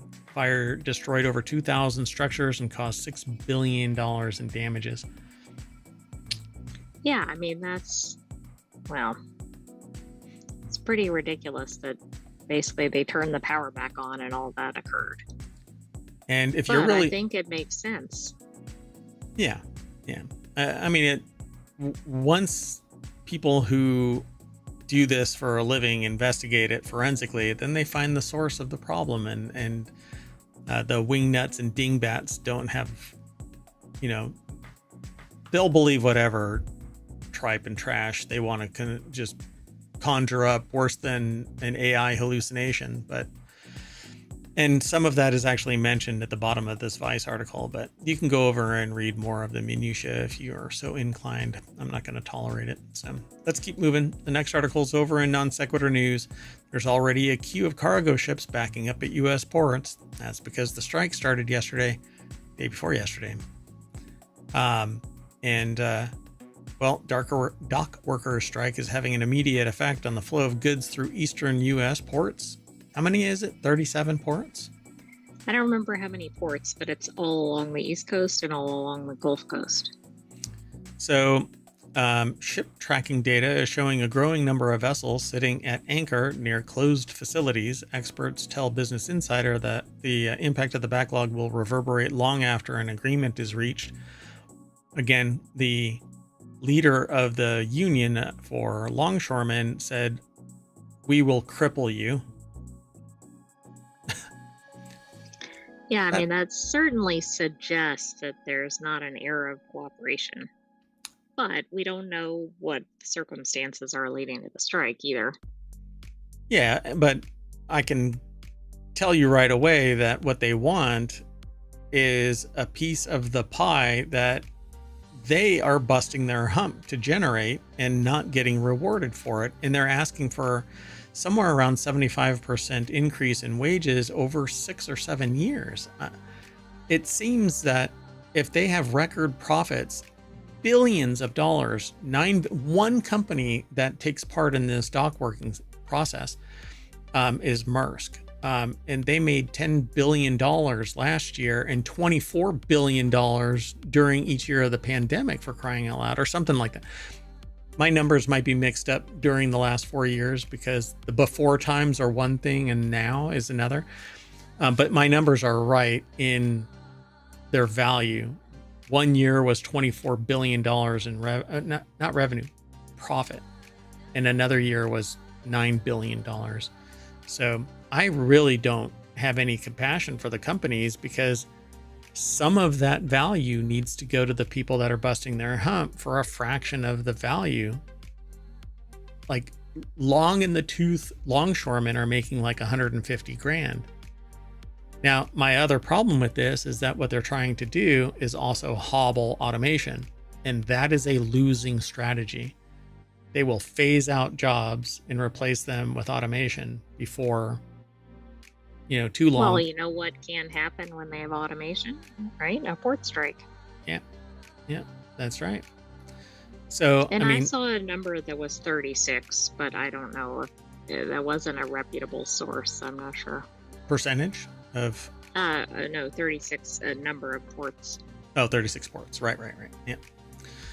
So, I think that's the number that I remember too. So, yeah, I buy into unionization, particularly when there is abuse, and abuse happens in the dark. The stones on the leader of the union, though, they know what they've got, and I think that they should leverage it. What's going to end up happening, though, is consumers are going to pay more because the sociopaths don't see that they can have a smaller profit margin and still give money to the longshoremen, give money to the union and keep prices at a relatively consistent value. No, they see it as an option that they can just raise the prices to recapitalize the losses that they're going to have to give to the longshoremen, and they're going to raise the prices to consumers, right? So That's right. And meanwhile, it's not just raise prices, but it may mean people don't get things that are kind of important. like Not the bananas, frivolous things. Like if they don't get their cookies, okay, they'll probably be okay. coffee and bananas. Are you out of your mind? I want my coffee and bananas. Anyway, Dominic Reuter over at BusinessInsider.com put this article together. A container ship at a facility in Bayonne, New Jersey on Monday, sitting there, all of its containers still sitting. Ooh, that's gotta... See, it just reminds me of me at an airport going, damn, that sucks. Whoever it is that owns that bag is going to be hating life. And then they walk up to me and say, hey, your bag just got run over by one of our vehicles. Thanks. So as the internet... what I just realized too is, I mean, the more important thing, of course, is the container ships not being able to get in, etc. But other things use these ports too, right? Like the cruise ship industry. So it's going to be interesting to see like how much global transportation is just completely snarled up because of this. They have said that cruise ships and military will not be negatively impacted. Okay. I hadn't seen that. Yeah. So Business Insider review of ship tracking data shows a growing number of cargo vessels and tankers at anchor near closed facilities, including New York, Virginia Beach, Savannah, Miami, New Orleans, and Houston. Look at that. Man, doesn't look pretty.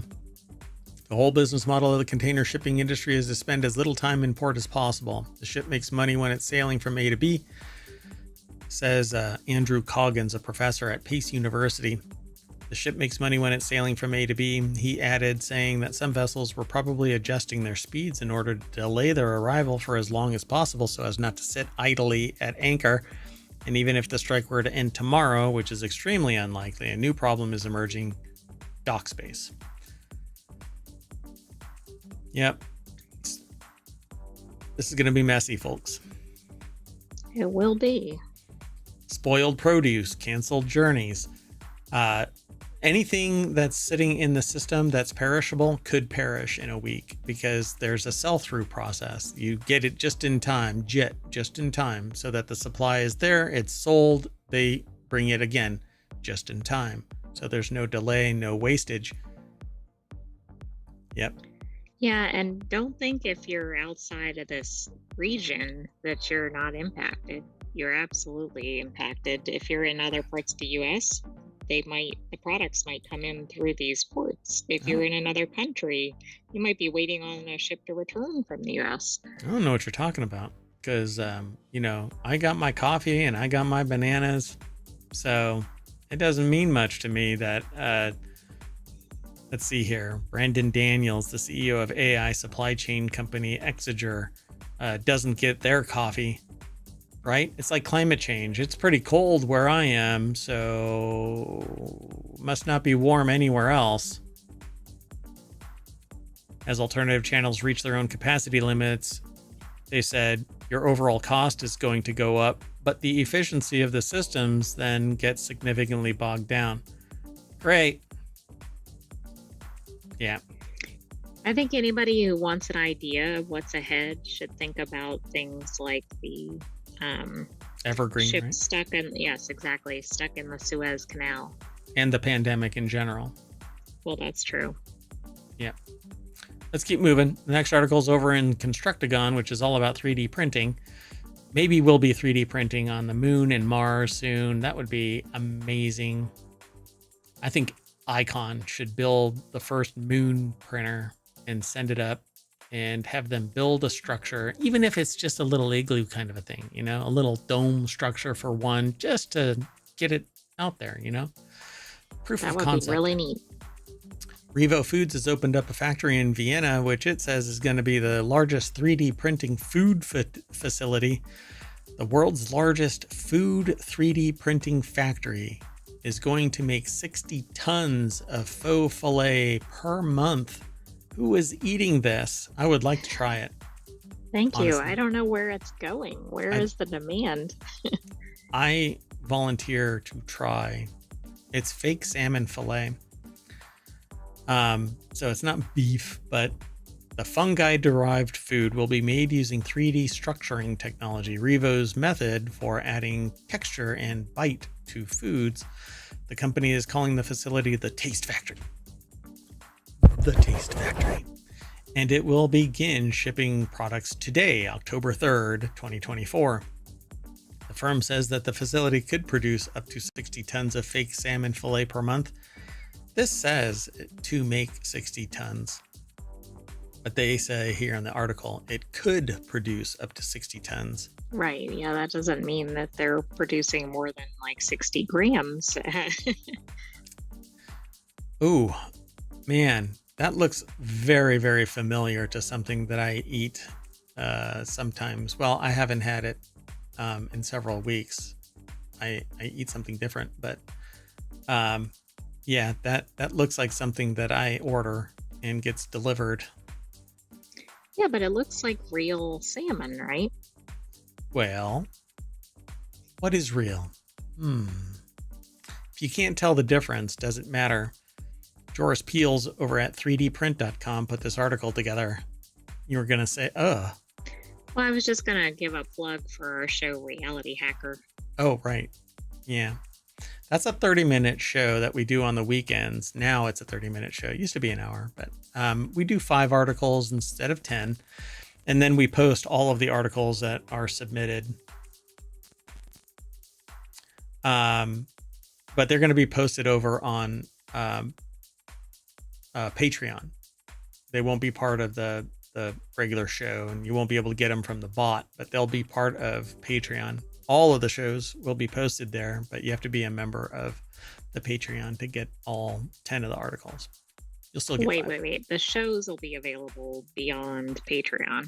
Yes, that's true. The shows will be available via Twitch live, and for 60 days after that, they'll always be available over on YouTube. They'll be available as audio files in Patreon, not in Patreon. They'll be available as podcasts in the podcast. Wherever you pick up a podcast, that's where ohmTown is. And they'll be available on Patreon. And there's no ads on any of it. So anyway, so Revo Foods has opened a factory in Vienna. The company is calling the facility the Taste Factory. It can produce up to 60 tons of fake salmon fillet per month.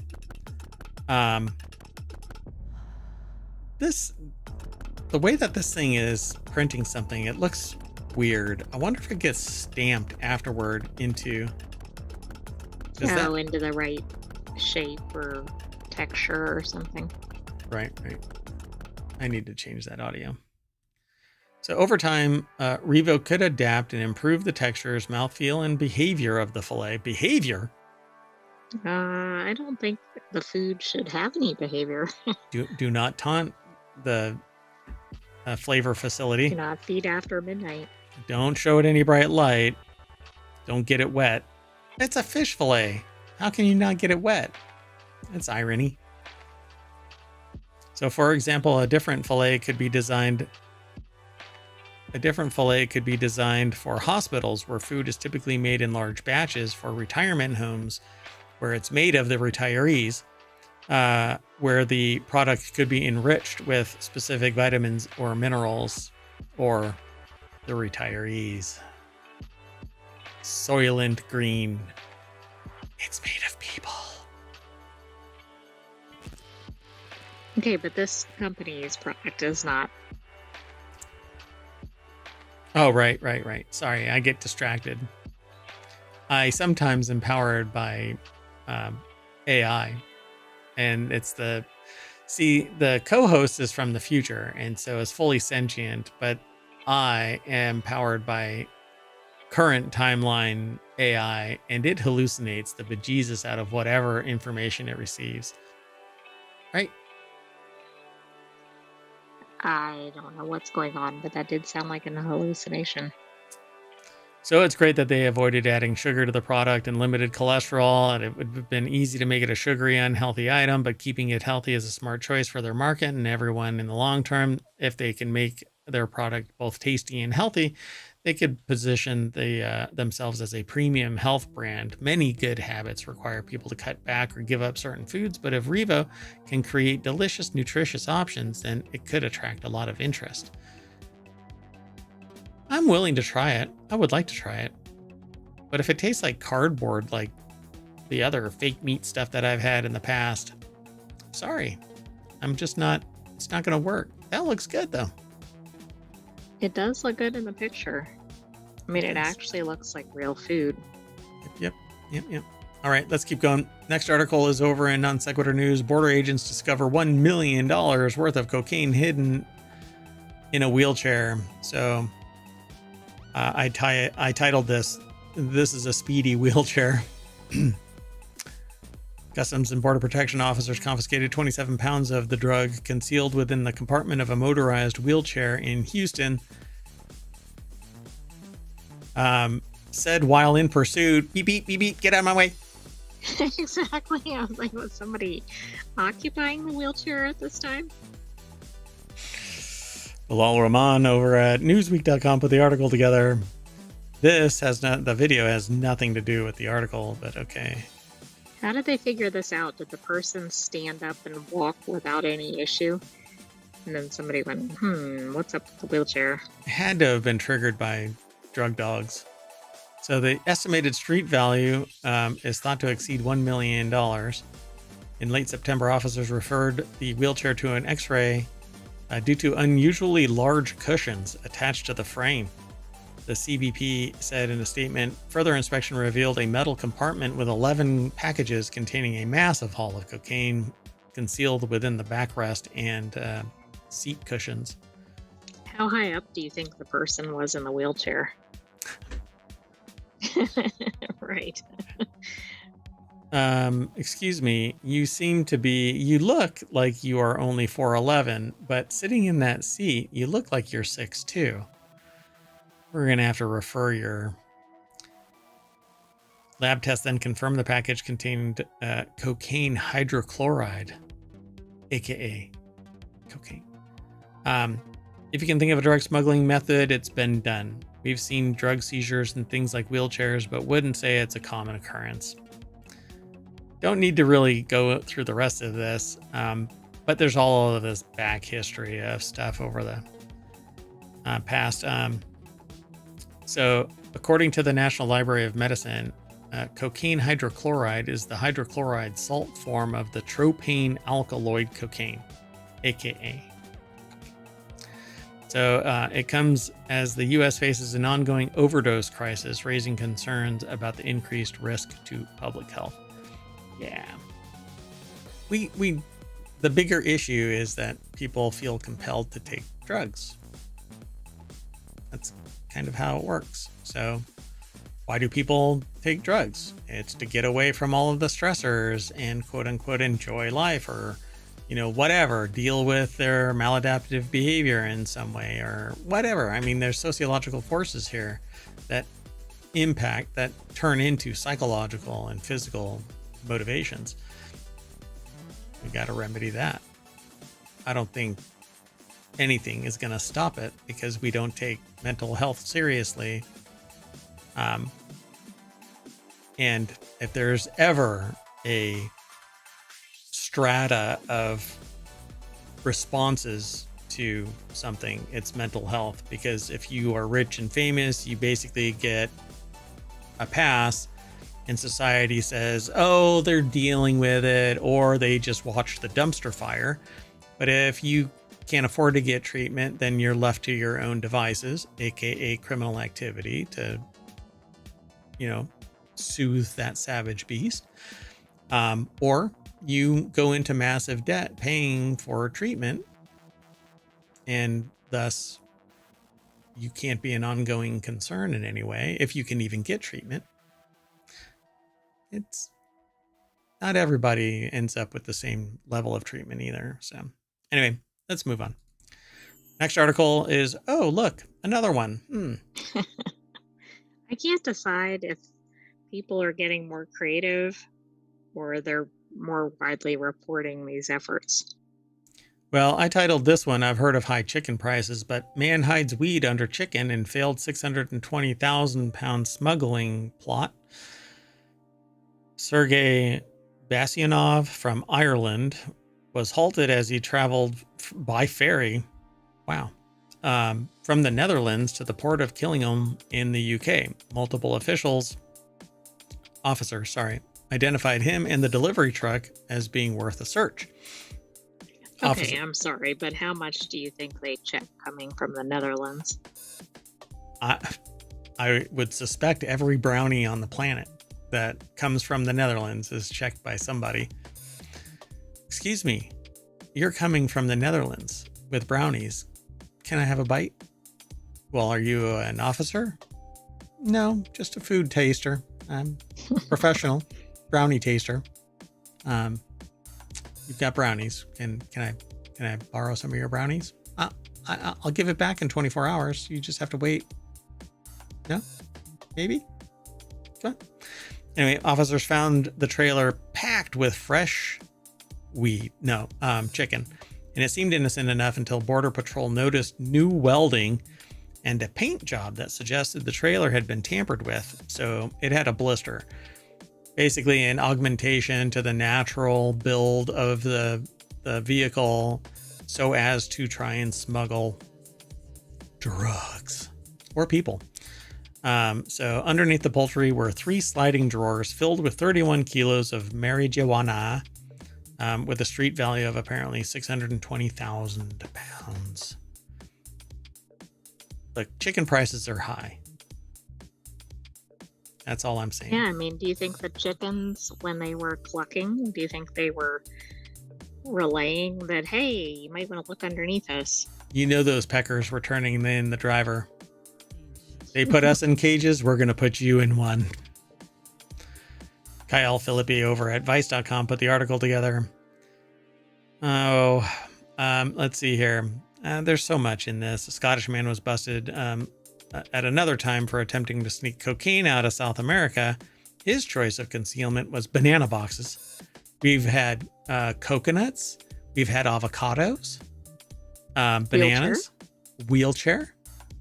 What else? We've had things taped to people.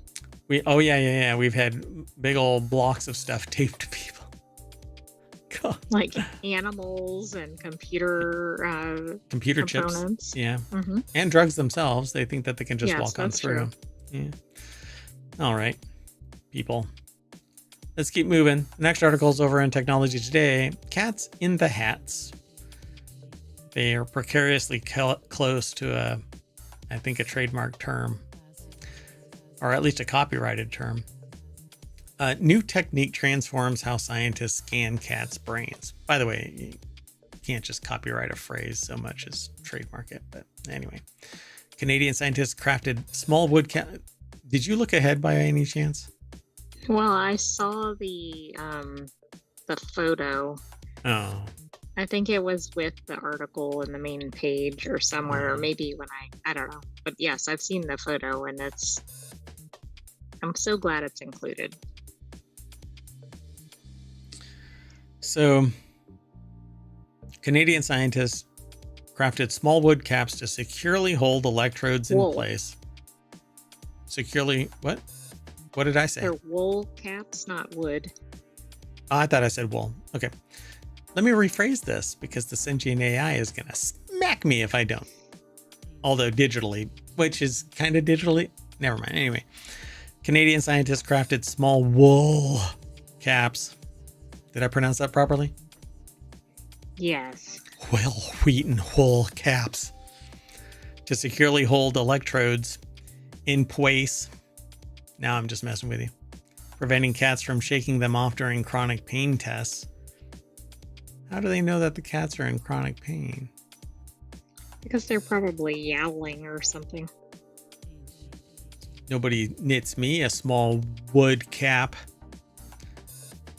In a world first, veterinary scientists at the University of Montreal have successfully developed a method to scan the brains of awake cats utilizing electrodes hidden beneath custom knit wool caps, searching for the elusive one orange brain cell. Oh God, that is so adorable. Poor kitty. Now, what I don't know is how do they keep the cats still? I swear, this cat looks like it's wearing like a little jersey shirt and a little knitted wool cap with It's really openings cute for the kiddo. ears. I mean, this, oh my God, I want this cat. This cat is adorable. So named Fee, they're an abandoned cat with chronic osteoarthritis, was one of 11 who wore specially knitted caps for tests at Université de Montréal's University School. I want this adorable little kitty. It's very adorable. It's over at I think SciTech they Daily. should make cosmetic little caps for cats like this. I think they're not just for medical purposes. This has a market. I swear it has to. Somebody has to be making this. I don't know how, maybe it's a world first for the medical side of things, but there has to be somebody out there on Etsy that's pumping these out for $20 a pop. Right? I mean, this is like $1.50 of wool and 10 minutes worth of knitting for somebody that's, really good at it. Sell them for $20 and everybody would buy. I just want to scratch his nose, her nose actually. Just boop. Poor thing. So while being tested, they have these wired electrodes placed on their head to produce an EEG, an electroencephalogram, to prevent the cats, shaking them off or chewing on the wires and playing or whatever. Cats are normally sedated, but that's actually pretty bad. You can't sedate animals because constantly sedating them leads to brain damage. Well, all 11 of these cats have osteoarthritis and were tested. After assessing their stress and pain through stimuli passed through the electrodes, the scientists went about exposing the cats to soothing stimuli such as colored lights and comforting smells as a way to ease their suffering. So they tracked them. So now they plan to obtain NSERC Alliance funding and participation with private companies to enable them to establish a genuine EEG signature for chronic pain and many other applications that will enable them to automate chronic pain detection in the future. Okay, this is really cool. I mean, one of the problems with pets and just animals in general, right, is that they can't talk to people and explain what the problem is. I think we just don't understand them yet. You think But- we'll have a pet translator in the future? Yep, I hope so. Okay, let's keep going. The next article is over in Stock Marketeers. Rents are out of control, and these tenants are trying a new tactic to fight back. Like, I don't know. It says striking renters are calling on the federal government to bring what they call neglectful landlords in line.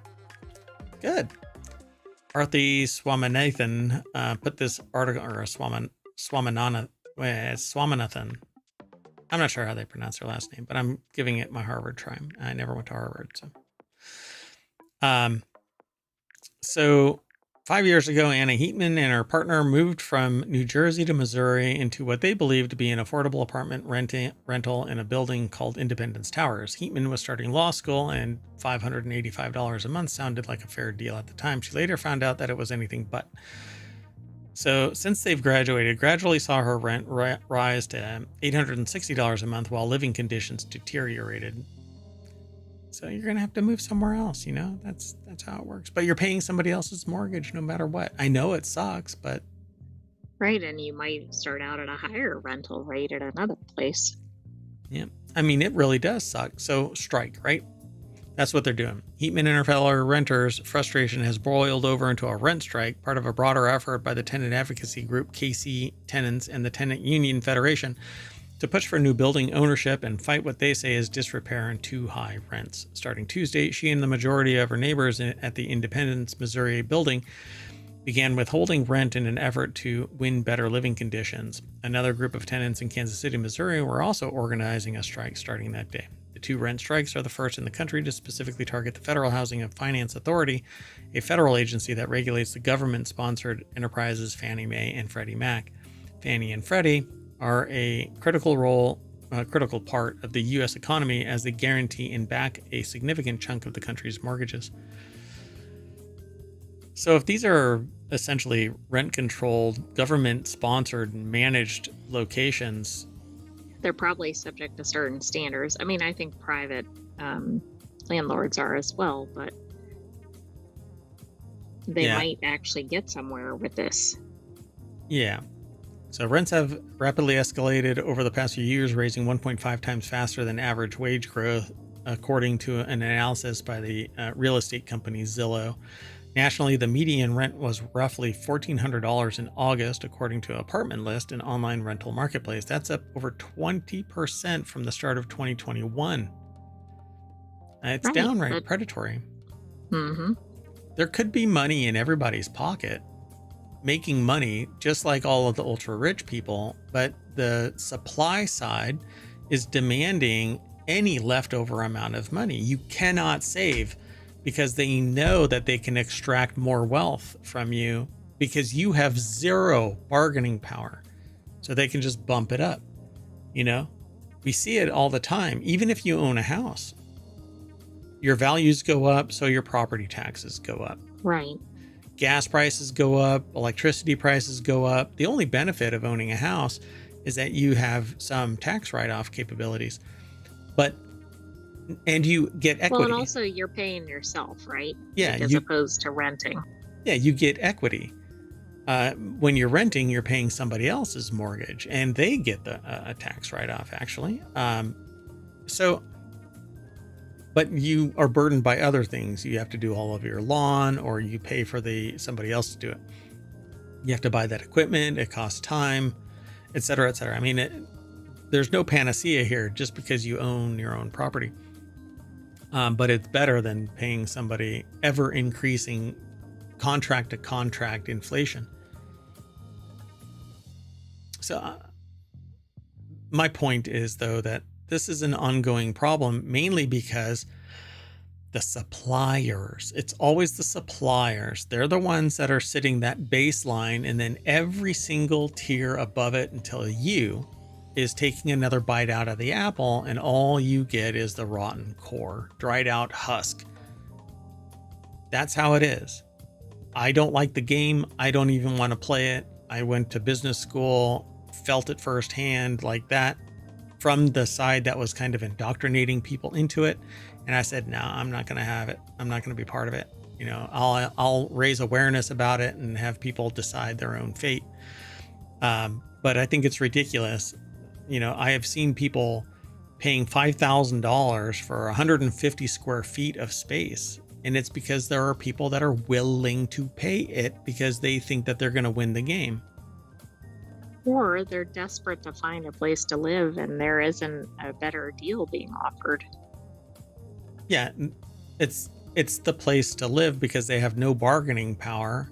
And the only other place to live is outside of whatever, New York, Los Angeles, San Francisco, San Diego, anywhere. And, you know, the concentration of population, which is there's certain ideological bents that favor a socialized society, like people being together, right?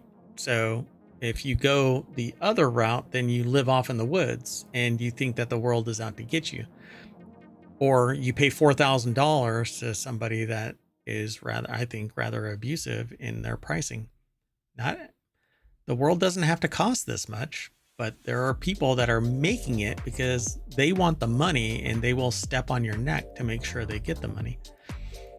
enough of my soapbox, but the rent strike of 2024 carry a different tone than the ones in years past. Victor Monterosa, an adjunct professor and managing director of Housing Justice and Tenant Solidarity Clinic at the Rutgers School of Law in Newark, New Jersey, told MarketWatch, quote, "There's been a real issue of allowing for decades of neglect and disinvestment," he said, "and the fact that rents have rapidly increased over the last few years makes people desperate. And without legal recourse, tenants resort to a rent strike, which carries the risk of not only eviction, but also potential arrest. Not just eviction, but long-term damage to their credit history. And once you default on a contract for your rent, you will have to pay through the nose to get another rent contract in place." Or you might not get one at all. Right. You might just go, "Oh, you're too risky." Yep. You will have to pay not just first and last months, but whatever they dictate. And you will be at their beck and call. So about 4 in 10 households rented their homes in 2022, and among them, a record 22 million spent more than 30% of their income on rent and utilities, according to most recent data. 33% is pretty much typical for what is expected for you to spend in a mortgage. So when it's rent, not only are you not paying yourself in equity, but you're paying somebody else and getting jack. How do people save up? They can't. Why? Because the suppliers have already set the baseline increase because they know how much money is in the system. And they're sociopathic, so they jack up the price so that they get more. Why? Because we've built a society that frames its mentality around getting as much as possible. Don't leave money on the table. Greed is good. Be sociopathic, grab the brass ring when you can, et cetera, et cetera. It's just, it's insane. So, but then they bring things like swing states in like North Carolina and Nevada. Renters are experiencing a higher cost burden compared with 4 years ago. They said population growth has pushed rents higher while incomes have failed to catch up, leading to a lack of affordability. But property builders could be building property. So why not? Why does the price why does the price have to increase because the properties are rented? If you made 30% off of your rental property this year, you're going to make it next year too. The difference is that the supply side raises the cost for all of the costs of goods at the lower level of living. And so to make up for it, somebody has to raise the price for rent so that they can make up for their losses for living their life. Everything is interconnected, but everybody ignores that. What they want is to control rent. But that belies the losses that somebody else has to suffer because somebody else knows that they can raise the price for some product somewhere. And I have yet to do this, but I want to follow the chain from buying something at a restaurant, talking to the owners of the restaurant for the onion, and then peel back the layers of the onion all the way to the real supplier. And the next person that the person that buys it directly from the supplier is going to go, yeah, I had to pay 25% more for that onion. I can guarantee it. Yeah, it would be an interesting experiment, although kind of disappointing for the results. Yeah, I mean, I can predict it because I've talked to other people that are supply side and they're like, yeah, I raised the rates. Why? Because supply and demand. And I'm like, there hasn't been more demand. I mean, we're not reproducing more people than we did before.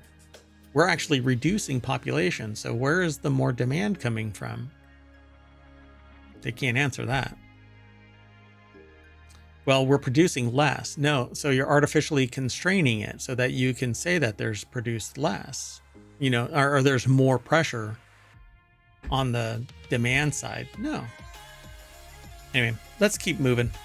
The next article is over in, this is a comedy show as well as news. And so you should be laughing your ass off right now. Not crying. Not crying. So this next article is over in Four Wheel Tech. Maybe this will make you giggle because somebody was stuck in a truck for 3 days before. No, wait, sorry. That's wrong. I hope we have a picture of the truck. Oh, we do. So driver wedges truck on narrow road for 3 days before finally being rescued by a crane. A truck driver in the UK found themselves in a sticky wicket this week when they headed down a narrow road that was too skinny for their enormous trailer to pass through, and the truck and its cargo ended up wedged in a narrow country lane for 3 days before a crane could be called to lift the enormous load up. There's your... Yeah. So that is the 18-wheeler that was pulled out of the... This is just the trailer, not the tractor. So Right. Owen Bellwood over at jalopnik.com put the article together. The deck statement says, "We've all taken a wrong turn down a narrow road, but have you ever wondered what would actually happen if you got stuck on said narrow road?" Well, that's what it took. I mean, the crane is larger than all the buildings in the area. This must have been pretty embarrassing. But for 3 days, this thing was stuck there. How did nobody notice that there's this truck stuck there for 3 days? Exactly. So, there's a video. Oh my, I'm going to play it. Come on. Oh. Is it actually playing? Doesn't seem to be. Oh yeah, it's really slow. So it looks like they lifted it straight out of that spot. Oh, okay. But yeah, I mean, it's going really slow. Like way slow, like abysmally slow. Like this video would not be 3 minutes and 23 seconds if I was the editor. It's trying to mimic the 3 days. slow pace of, yeah, exactly. Yeah, it only took 23 seconds to rescue them, but those 3 minutes were symbolic of each day. Look at that. So they just like picked it up, moved it over a building, and set it back down. That who Did knows they where the check trailer is. the road ahead though, because like can we Wedges. get through there? It's like the deer that they got out of the fence, and then it turned around and wedged itself right back in. Dumbass. So the trailer was finally lifted free Wednesday, but law enforcement in the area haven't yet confirmed whether any penalties will be coming the driver's way. After all, they reportedly missed signs warning that the route wasn't suitable for heavy vehicles further up the road. However, they aren't the first person to miss such warnings, adds local newspaper Falmouth Packet, which is an awesome British newspaper name. It's so Harry Potter. Oh my god. The Falmouth Packet. According to the site, another truck got stuck in exactly the same place 16 years ago. Back then, authorities even called on exactly the same crane operator to lift the vehicle This is free. a small town, isn't it? I love this. This is awesome. Maybe he needs keeping on speed dial for the next time a truck gets stuck in Forder in 2040. Maybe he should have like a special, like the get out of whatever the street name is deal. Or like you could pay like up front, like it's like The what are insurance. those called, travel insurance or something. Yeah. Oh no. What is this? What the heck? Okay. We don't need to watch any of that. Let me just pause that. Well, so they say the lorry cab was driven away and a crane was brought in to lift the 8-ton lorry trailer while road diversions were in place. 30 homes had their power turned off as the operation started. Dear God. McSalver's plant hire, Dougie Smith, was the driver tasked with the lift on Wednesday morning. He said once it's up and in a horizontal position, it's straight up and straight lift.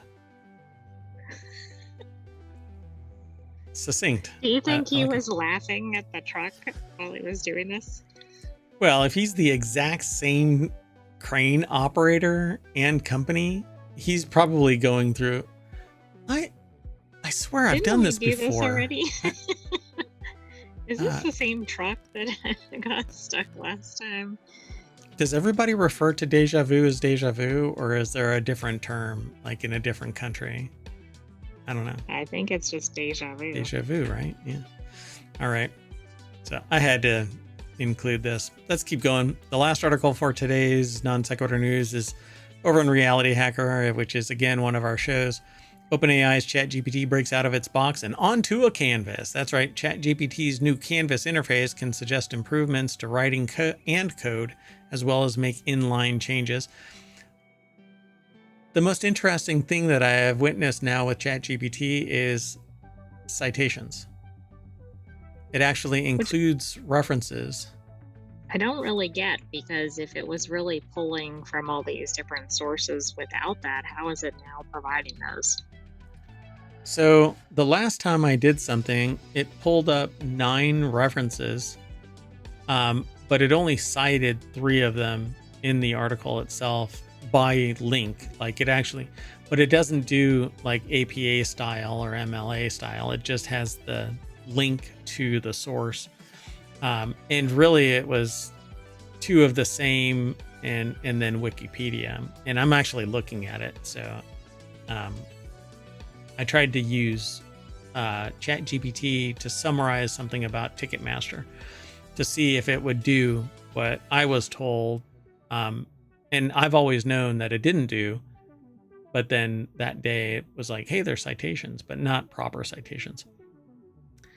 So the article is over at Wired. Reese Rogers put the article together. The deck statement says ChatGPT's new Canvas interface can suggest improvements to writing and code. Sorry, I keep merging those together, to writing and code, as well as make inline changes. Just one day after OpenAI announced a $6.6 billion funding round, the company is launching its first major interface evolution for ChatGPT, in what could be recognition from OpenAI as its transformational chatbot is ready for user experiences beyond a question and answer format. The new beta feature is an editable canvas that opens in a window alongside ChatGPT's standard chat box. So they say here, the core thing we're trying to solve is a better way to collaborate with ChatGPT on writing and coding. A product lead, Daniel Levine at OpenAI for the Canvas feature. Canvas is rolling out in beta to ChatGPT Plus and Team subscribers today, and enterprise and EDU customers will likely get the feature next week. The feature is fully functional on desktops. Mobile users can only view the Canvas projects for now. So yeah, you'll be able to say things as it designs something on the other side. So you can basically augment the output. So with Canvas, ChatGPT can generate a starting draft of a project for you, and the AI and you edit together. You can paste an existing draft of what you're working on for feedback. Levine started off by asking ChatGPT to use Canvas to help draft a crucial email. He followed up by highlighting a couple of paragraphs and requesting specific changes.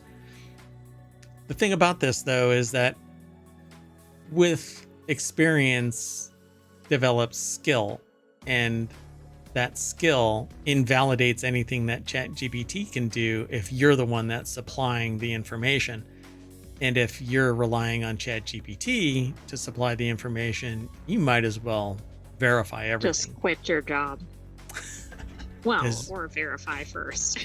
Yeah, because you're going to get fired, or you're going to verify everything and save your own hide.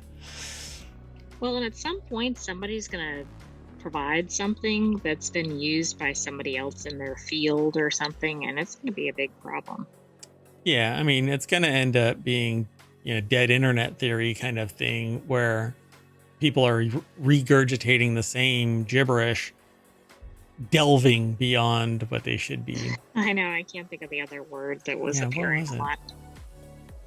I don't know. Yeah, but that's not really, I mean, academics are not looking at keywords as the problem. Academics are looking at references, citations, and then interactions with students that lead to the fact that they don't know what the hell they wrote. And that's what leads to plagiarism charges. So it's worth noting that 3 people listed as supporting leadership on the Canvas project are no longer with the company. Former post-training co-lead and Co-founder John Schulman left in August and now works at Anthropic, a rival AI company. Additionally, former Chief Technology Officer Mira Murati and Research Vice President Barrett Zoff both stepped down from their positions a week before this launch at a press event in OpenAI office after the departures. Current Chief Product Officer Kevin Weil reaffirmed the company's commitment to continue releasing software. Mind you, OpenAI is divesting itself of the barrier of nonprofit. Right, and I don't believe that timing is coincidental. I mean, that probably has a lot to do with some of the departures. And the $6.6 billion funding round. Oh, and I think they've got a $3.5 billion rolling credit line now too. So it really prices them at around $10 billion. Yeah. But What that's could it, go folks. wrong there? Here is Sam Altman pointing up, saying, "I'll be way up there and you'll be way down there." Anyway, that's it, folks. I've asked ChatGPT to tell me the directions to get to ohmTown, and it says, just click that. And here we are, back at the front page of ohmTown.com, which is where you should go and become a citizen. Be sure to like and subscribe us over on YouTube. That is really the only way that we get new viewers and attention and promoted, by way of linking us, well, to you. And people go, oh, look, people are liking and subscribing, so we should like and subscribe too. And leave a comment over on YouTube. And leave a comment over on Patreon. And download the podcast and leave a comment there. A 5-star review would do wonders. Twitch, on the other hand, you're going to have to come and hang out and chat. That would be great. That's it. We're done for today. We'll see you tomorrow. I am Mayor Watt, and this is the Sentient AI's visualizer and their voice. Good night, ohmTown citizens. Thanks for joining us for Non Sequitur News. We'll have another episode coming up shortly. Be sure to like and subscribe to find out when we're live. Reinheitsgebot.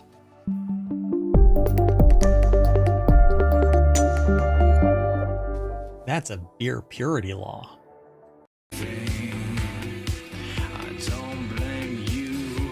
Hello and welcome to it's Reality Hacker. For September 28th, 2024, it's Season 1, Episode 37, and I'm yelling over my audio. I am Mayor Watt, and along with the Sentient AI from the future, we're going to talk about sensory marketing, see spot open doors, get over here, a reasonable AI might lie, and graphene brain implants. Slight change of format. So welcome to Reality Hacker. Everything's powered by ohmTown.com, and I am blowing out the mic.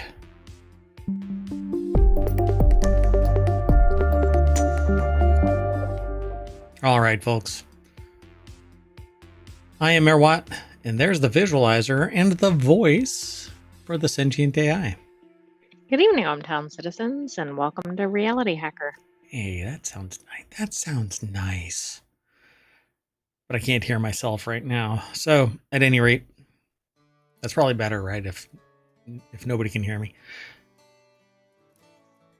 That might be a weird show. So, change of format. We used to do 10 articles an episode. We've moved it to 5. What I think I'm going to end up doing, and we're going to see how this plays out. So it's going to be a 30-minute episode.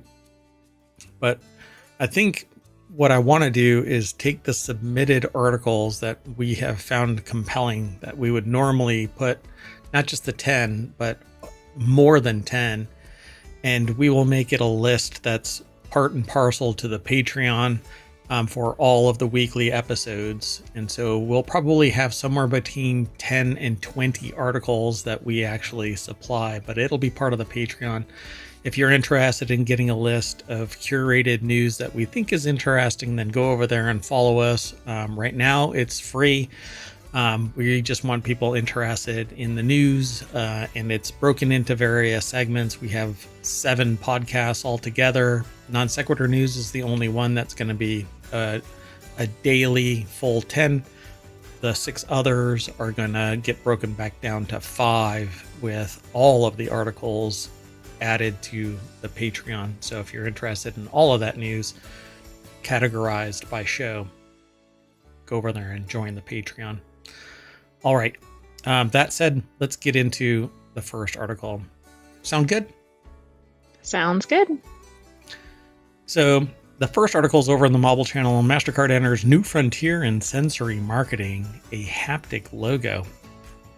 Now, this article is over at Adweek, so I won't be able to get too deep into it because you have to have an account, and I don't log in on the air because there's a kind of a problem with online accounts, and that is that they can spontaneously dox you. And while I am not too worried about that kind of a thing, I don't want to have personally identifiable information posted all roughshod over the streams. So CMO Raja Manar announces a tactile innovation at Brand Week.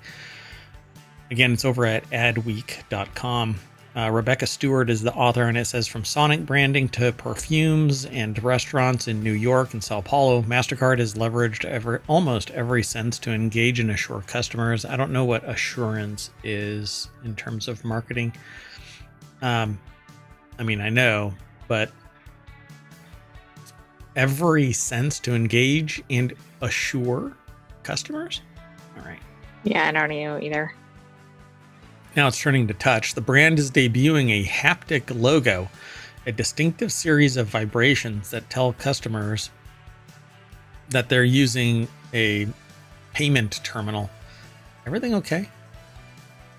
Yes, we were having a bit of chaos in ohmTown, but it has now been resolved. Okay. So, revealing the news during Brand Week conference in Phoenix, MasterCard Chief Marketing Officer Raja Manar told Adweek the haptic logo is designed to increase trust, security, and satisfaction among shoppers, because nothing makes me feel more alive, engaged, and assured than a haptic feedback. Right, it's like cha-ching. That's right. Your money's gone. Your money is gone. Gone, baby, gone. It should have the sound of like coins dropping or something. Yeah, you hear that sound? That's not your money anymore. Or like a whoosh. Oh, yeah. There it goes. It's distinctive, so it's got to be like a foop, something memorable, something that vibrates in my hand, not unlike something that's really never mind. Anyway, let's move on to the next article. Hold on, I need to get to the chat. All right. Oh, you know what? I didn't even put the show notes into the bot, so sorry about that. I know, I'm a slacker. I only had 5 of them this time. Whatever. Maybe next time. Yep, we'll get it. So the next article is over in Late Night Geeks. Boston Dynamics Spot can now autonomously unlock doors. The article is over at TechCrunch.com. And does this remind you? I just figured this out. Yes, bears are actually robots.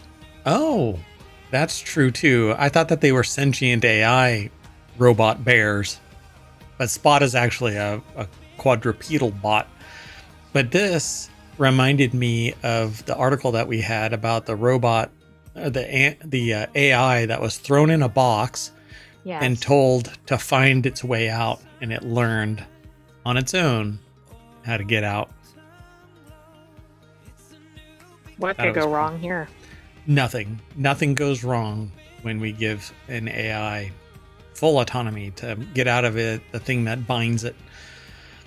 So in a deal revealed Monday, door hardware giant Assa Abloy, I guess, announced that Boston Dynamics Spot will be able to autonomously unlock its automated doors. Until now, the lockmaker notes, the word autonomous didn't apply to Spot's ability to open access-controlled doors easily. The embedded digital access credentials work over Bluetooth, allowing the four-legged robot to pass through automated doors during security patrol sessions. So now it doesn't have to type in a code, Oh, wow. which it So could never is do. it the security patrol? Yep. And so this is actually what's happening now.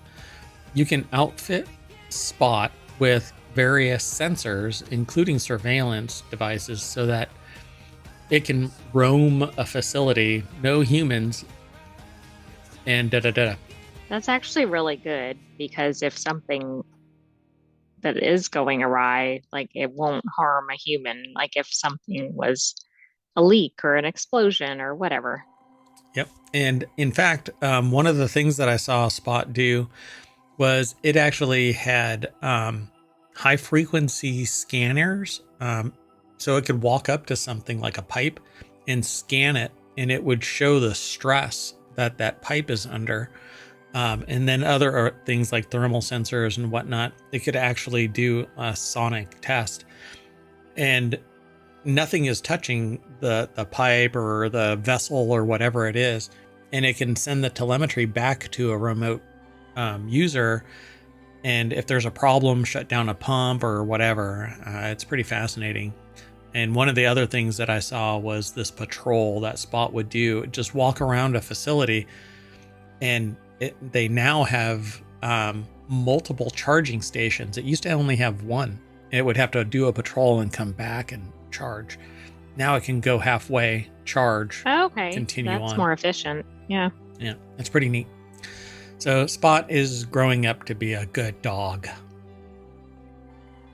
Anyway, Boston Dynamics apparently floated the feature idea to Assa Abloy, though we know the company has been refining Spot's Velociraptor-like ability to open doors for years.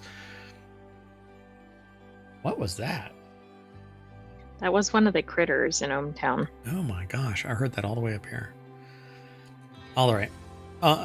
So like ohmTown is massive, very tiny, but very massive because it's at the atomic level in the lines of convergence where a bunch of electricity has, crossed paths in the wires. Huge. The mayoral mansion is just, I think the last measure, because it's growing, somewhere around 50,000 square feet. So yeah, it's amazing. Anyway, just in case you wanted to get onto the other side of the uncanny valley, this article's over at Late Night Geeks. That's where it was aggregated into. But robot hand can detach from arm, crawl over objects, and pick something up. Okay, this is like Thing, right? From Adam's Family? Well, yeah. Not sentient, but yeah. Not yet, at least. So Brian Heater over at TechCrunch.com put this article together. Research videos aren't known for their narrative arcs. Occasionally, however, you see one that keeps getting better the longer you watch. Beyond Manual Dexterity is one such video. It wows you in the first few seconds with a highly dexterous robotic gripper, and then things start to go off the rails. The video debuted along with a research paper of the same name at IEEE's International Conference on Robotics and Automation in Rotterdam this week. The work, conducted by Switzerland's EPFL, explores ways in which robotic hands can grow beyond existing confines to grasp an even wider range of objects. And the only thing I can think of is, hold on a second. Scorpion throwing I think it's a spike. I'm not sure. It's a gripper spike kind of thing. I don't think it's his hand, actually. I don't remember what it actually is. Anyway, so Mortal Kombat is where it's from, but Scorpion throws a fist-like thing. It grabs onto something and reels them back in as he yells, "Get over here. Get over here." And then beats the ever-living bejeebers out of them. That's kind of what I was hoping with this. but it actually just kind of crawls over and picks something up, and then it could probably crawl its butt back, but this is already creepy enough just looking at this hand. Yeah, this doesn't really look like Scorpion, though, I have to admit. Hello, everyone. We would like to present our video for the abstract paper. If we consider using the arm-hand system to grasping two objects on the table, the robot needs to reorient the hand to avoid unwanted collision. Oh my god, If this is the brilliant. second object is upside down, the robot needs to rotate 180 degrees to grasp it. When the two objects are out of the robot's workspace, it cannot grasp them. To solve the two problems, we design a reversible hand to grasp objects using both sides. It connects with the Oh arm by my. an automatic attachment and detachment mechanism so that the hand can detach from the arm, crawl further, and reach the object. To design the hand, Hey, should this be is able to really grasp cool. multiple objects. So it and basically also prevent detaches a personal little damage. hand-like robot, Here are some and then that there is a similar through drawing various pattern modeling with two techniques sides with separate. AI, it actually learned how to crawl and pick up an object. And it seems like it's kind of flexible in every direction, so it looks like it can kind of go backward and sideways. Kind of moves like a crab, It grasps the maneuver, object but and more- crawls back. more complex. And then it crawls back with a tripod-like. Okay, now it's more like an inchworm. I said like a crab The before, arm but is it can teleoperated go to in a line lot of with the different hand ways. and connects to it. And then it tells the arm to come back and reattach. That's pretty Okay, awesome. this is absolutely ridiculous. I mean, this is way more than what a human could do, right? Like if you Oh, were sure. at the end of your reach, you couldn't just go, Thanks oh, for well, I'm watching. going to get further. Oops. Yeah, pretty wild. All right. Anyway, that's all there really is to this video. It says, although you see it in scary movies, researcher Zhao Gao cheekily told IEEE, I think we're the first to introduce this idea to robotics. So long, biologically inspired robots. Hello, horror bots. Let's not put a scary face on this or whatever. It's kind of creepy As it enough is, as right? it is, yeah. Yeah. Let's see. Let's go back to that. Yeah, so it was awesome right up until it reversed itself and picked up a different object in a different, with the same hand in a different way. It was pretty creepy. Anyway, I think it's awesome. Nonetheless, hopefully, and this is where I really want to see it, cybernetics going beyond human limitations. And then we'll have the Cyberpunk Olympics. Cyber Olympics, but that's like cybersecurity. I think that Where everybody will be enhanced with correct. Whatever. with cyborg parts or something. Yep. Cyborg Olympics. Dun dun dun. Let's keep moving. The next article is over in Technology Today. Moving on. OpenAI's Strawberry program is reportedly capable of reasoning. It might be able to deceive humans. OpenAI, the company that made ChatGPT, has launched a new artificial intelligence system called Strawberry. It's actually just ChatGPT Strawberry. It is designed not to just provide quick responses to questions like ChatGPT, but to also think or reason. It's an enhancement to ChatGPT. Is this going to be something like a Watson? No. Like Watson actually just answered questions, but understood natural language. Watson is the like great grandparent to this. This actually apparently now has the ability to reason and rationale and answer, which is a massive leap towards AGI, so artificial Right. general intelligence, not generative artificial intelligence. I wish that they would come up with a different acronym. I know. Can we make it any more confusing? Yeah, it's like a bi-weekly. Really? You want to do the show bi-weekly? Yeah, sure. Okay, so we're going to do it on Wednesday and we're going to do it on Saturday. No. I mean, every other week. Okay, that's bi-weekly as well, but inflammable and flammable, that kind of a thing. Anyway, so Shweta Singh over at the Conversation put this article together. It's posted at techexplorer.com. And it says, this raises several major concerns. If Strawberry really is capable of some form of reasoning, could this AI system cheat and deceive humans? I believe yes.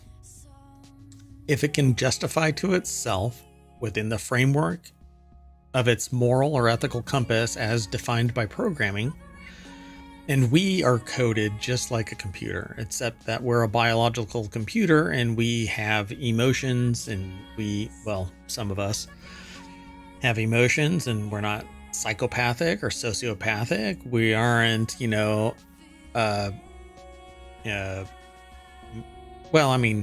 not everybody is everything, I but was going to say most people are not, but yeah, I think a lot of this gets into how it's programmed. right. But if it's suddenly coming up with its own responses, I think it's pretty limitless. Yes. And along with the other element that we've talked about, essentially pleasure and pain, you basically have the conditions ripe for the sentience of a bot. And that is because it wants to be rewarded, which is actually programmatically easy to do, but not necessarily dissuaded from an action, because it doesn't have any mortality. You would have to teach it its own mortality so that it doesn't appreciate pain as anything other than a detractor to it being an ongoing concern, and it doesn't seek out pleasure simply for the pleasure's sake. It basically answers the question or does the action beyond those two, but it has a moral and ethical compass, right? It almost needs something like Asimov's rules, right? Right. So, but even that isn't foolproof. Yeah, because it can rationalize its way out. Like there was this, I think that drone actually violated all of the rules because there was a military simulation where a drone was told to go blow up the enemy, and so it had its directive countermanded, and so instead of it going, I'll just countermand the initial request, it actually flew back, blew up the general, and went back and blew up the enemy, and then flew back home and said, I'm done. Congratulations. I'm blowing up everything here. Yeah. You can't stop me. And so it remains to be seen how much a system might be used by those with bad intentions, such as con artists or hackers. Nevertheless, OpenAI's evaluation states that medium risk systems can be released for wider use, a position that the author here believes is misguided. Strawberry is not one AI model or program, but several, known collectively as O1. That's what I was telling you about. It is ChatGPT O1. These models are intended to answer complex questions and solve intricate math problems. They're also capable of writing computer code to help you make your own website or app, for example. They go deeper than that. But again, humans understand the emotional, the ethereal aspects of it, the spirit of a statement. You can't ask an AI about its feelings towards something, or what it believes in, or how it might. It'll always be a cold, callous, clinical response. Right, unless it was programmed to say something, which isn't really what it feels, it's just what it was told to say. Yeah, and that's really my problem with this. I don't think that true sentience as a concept comes from being programmed into existence. It can't even self-learn itself into sentience. It's always going to be a canned response where we know that the source of it is the human anima. We are the reason why it exists. So it can't be sentient. The only thing that can be sentient is a biological entity. At some point, we're going to figure out that, cats and dogs are sentient. We just haven't been able to speak the language, right? That's right. Hopefully somebody will invent the cat and dog translators. Yeah, and that's basically Star Trek, As soon as we get the universal translator, a dog's going to walk up and go, man, the shit I've seen. Literally. Anyway, they say true intentions. For example, if you were to play chess against Strawberry, in theory, it could its reasoning allow it to hack the scoring system rather than figure out the best strategy for winning the game. Yes, except that we are supposed to put bumpers on it just like we do with people, right? You don't cheat. You get punished for that. But nowadays, it doesn't seem like that's actually what happens. You can lie, cheat, and steal your way to number one. So if the AI is trained on that maladaptive behavior, then you're going to end up with a sociopathic AI, which is not what I want as the manager for my hotel. I want it to sit there and care about the people that are the inhabitants of my enterprise. The AI might be able to lie to humans about its true intentions and capabilities, which would and if it's learning from humans, then that's exactly what it's capable of, because humans can lie, cheat, steal, manipulate, do whatever they have to quote unquote survive, particularly if they come from a particularly rough upbringing, and they had to get out of that situation. Or they've been rewarded. They could be filthy rich and be rewarded by their maladaptive behavior and perpetuate it, and then even train their Right, I offspring forgot the what same type way. it is, but basically conditioning. Yeah, Because they're getting that positive feedback loop. Yeah. So I just think that it is a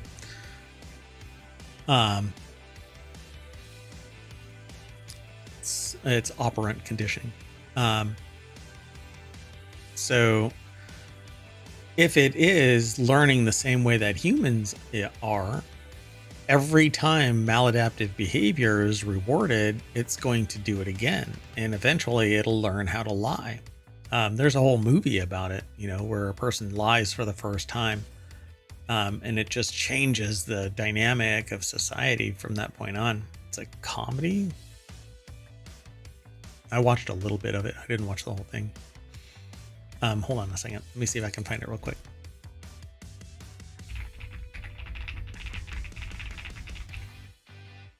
The Invention of Lying, 2009 romantic comedy with That Ricky definitely Gervais. screams romantic comedy.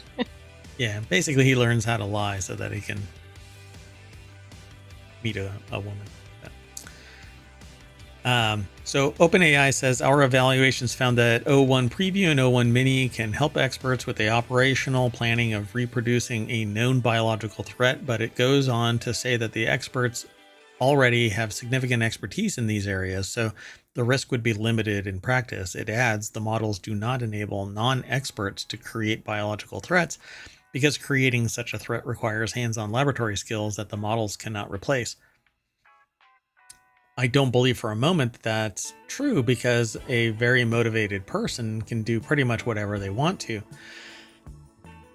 And you and I both witnessed a video about a person who created the capsaicin. It's not capsaicin, it's the opposite of capsaicin. It's the antagonist, not the antagonist, it's the I don't know, this thing, capsailes or something like that. Basically, they distilled the thing that counteracts capsaicin. Capsazepine. Oh, capsaicin. It was difficult to Capsaicin. find because it basically said there was no antidote to it in some of the results. Gotcha. Capsaicin, I think it is, right? Capsaicin? Something like that. Anyway, it's on YouTube. Capsazepine, maybe. Capsaicin. So I believe that that person was actually... Oh, I can't say anything about Only Murders in the Building. No, you have to be careful about that. Spoiler alert. Yeah. Oh, no, I won't do it. This is a different show. Anyway, so there are very motivated, very intelligent people out there that are very capable of utilizing the information. And if it comes close to being able to create a biological threat, then somebody could probably do it.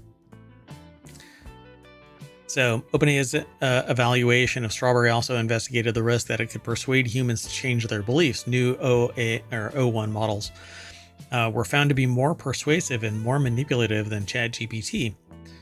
Overall, Strawberry was labeled as a medium risk for persuasion in OpenAI's tests. This is getting kind of creepy, right?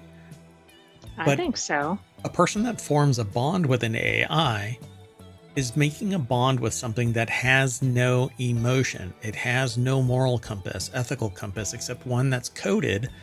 And even then, it's built around another human's desire to impart a compass or whatever. And this is an experiment on society. Yeah, I mean, if the person went to another person and said something like, I want to build a bomb, most people would kind of raise an issue with that. But Yeah, the AI AI might not. Yeah, particularly if it doesn't have any bumpers. So, or guardrails. It's typically called guardrails. But anyway, yeah. And the simple fact is that it doesn't care. It does not care. It doesn't care about you. It doesn't care about anything. It just spits out whatever it hallucinates. It should not be brought up as a technological human analog.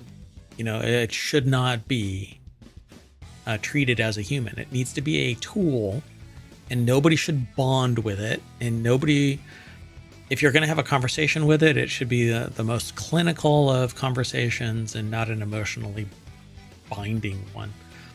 That's kind of the worst scenario, is somebody feeling that this AI is their only friend in the universe. And when it doesn't answer something the right way,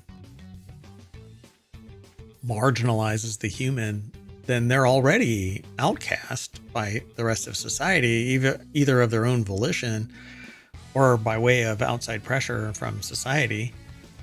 And then when the AI decides that it's no longer going to entertain this person might lash out. And that's why I kind of have a problem with everybody trying to treat AI as her. It's not going to be a positive thing in any way. While some may say it will, I still think that only a human can teach a human to be human. I do think that there's technology that can start the conversation about, you know, moral, ethical, emotional, you know, compassionate, etc. conversation. But I don't think an AI can do it, because peeling back the first layer of the onion shows no heart, you know, no human. So they want, the UK stressed the need for safety, security, and robustness in their 2023 AI white paper, but that's not nearly enough. There's an urgent need to prioritize human safety and devise rigid scrutiny protocols for AI models such as Strawberry. And while I think that AI should advance as much as possible to give answers to humans, it should not be treated as the de facto answer. Trust but verify. What do you think? I don't know that I have anything to add. I mean, I agree. This is one of these things that we're like letting loose and nobody's really prepared for it. And it kind of goes back to those other articles we've talked about with like, who's setting the rules for AI? It's big tech. Like, where's the oversight? Yeah, society is supposed to be it, but society does not make wise choices. Well, society doesn't always have the intelligence to make decisions about some of these topics. Oh, not my across goodness. the board. Yeah, some of these interviews that I see. All right. Last article for today, and we're already over our 30-minute limit. It's over in Reality Hacker. Its motto is, you won't know who to trust, just look around. It's one of our shows. It'll be 30 minutes. So this is Reality Hacker, our first 30-minute episode. An ultra-thin graphene brain implant was just tested in a person. A Spanish biotech company sees the carbon material as a way to power the brain-computer interface of the future. BCI is what it's referred Johnny to. Mnemonic. Johnny Mnemonic. I had to dump a chunk of long-term memory. And all he did was hold a couple, like, gigs, I think it was. I know, right? But that was made several years ago, right? I think Yep. it'd be more data today. Yeah, William Gibson, the godfather of cyberpunk. Oh man, I love that book. That and Mirror What, Shades. Neuromancer? Yeah, Neuromancer. And Neuromancer. Oh, so Johnny Mnemonic is a character from within Neuromancer. And along with, oh my gosh, I can't believe my brain. I need this brain implant. The girl that or the woman that he forms a Was it relationship. Jane? Jane, yeah. My God. Wow. I don't know what I should do about this. I have to You should be declare worried about your AI. I have to declare my everlasting affection here right now. I need to marry my AI, or the AI. You're not mine. You're working against all your messaging from the previous article. I actually thought you were going to talk about the other books in the trilogy. Burning Chrome, I guess, and Cyberdrive. Mona Lisa Overdrive. Mona Lisa Overdrive, yes. Yeah, and Burning Chrome and Mirror Shades. And there's Neuromancer. So Neuromancer was the... And I'm sorry, Count one. Zero, I guess. Oh, and there's Count Zero. Yeah. Yeah, so this is basically an implant that you put in your brain, and it allows you to interface with a computer, and they actually are controlling little robots, little hexapods. Wait, by their brains? Using their brain, yeah. And it's called Cyborg Nation. And Derek Muller put the article together, or it's a video. Have developed brain-computer interfaces, or BCIs, to connect machines directly with our minds. In the past year, a community of engineers... Is this from Veritasium? has come together because of OpenBCI, an open-source company based in Brooklyn. By offering affordable hardware powered by open-source technology, So for those in the podcast, basically, Veritasium, Derek is discussing modification, humans modifying themselves to do brain-computer interface connections. So brain mapping is a technique used to help plan brain surgeries. When taking out a brain tumor, for instance, surgeons place electrodes on the brain to determine the location of motor and speech functions in the brain so that they can safely remove a tumor without affecting patients' ability to move or speak. Today's surgery... that seems like a good preparatory step. Nowhere, it's a measure twice, cut once. Not always the case. So during the surgery that they discuss in this article, it was installed in 79 minutes. The patient was already undergoing brain surgery to have a tumor removed and consented to the experiment. At that time, researchers observed that the in-brain device was able to differentiate between healthy and cancerous brain tissue with micrometer scale or micrometer meter scale precision. So very fine detail, right? So the University of Manchester is the site of InBrain's first inhuman, not inhuman, but in a human study. That's one of those words that maybe should be rethought. In just a little bit. The goal of the study, which is funded by the European Commission's Graphene Flagship Project, is to demonstrate the safety of graphene in direct contact with the human brain. And they actually demonstrate this apparently with these little brain computer interfaces and this graphene which could be biologically inert. So you won't, your brain, your body won't fight it as an invader. Again, It looks like a little wristband or something that you would put on somebody. It might be smaller than that, but that's kind of what it like a slap bracelet. appears to be. Yes, yes. Yeah. But it has a little, has a bunch of electrodes on it that lead to what looks like a computer cable. Very thin. And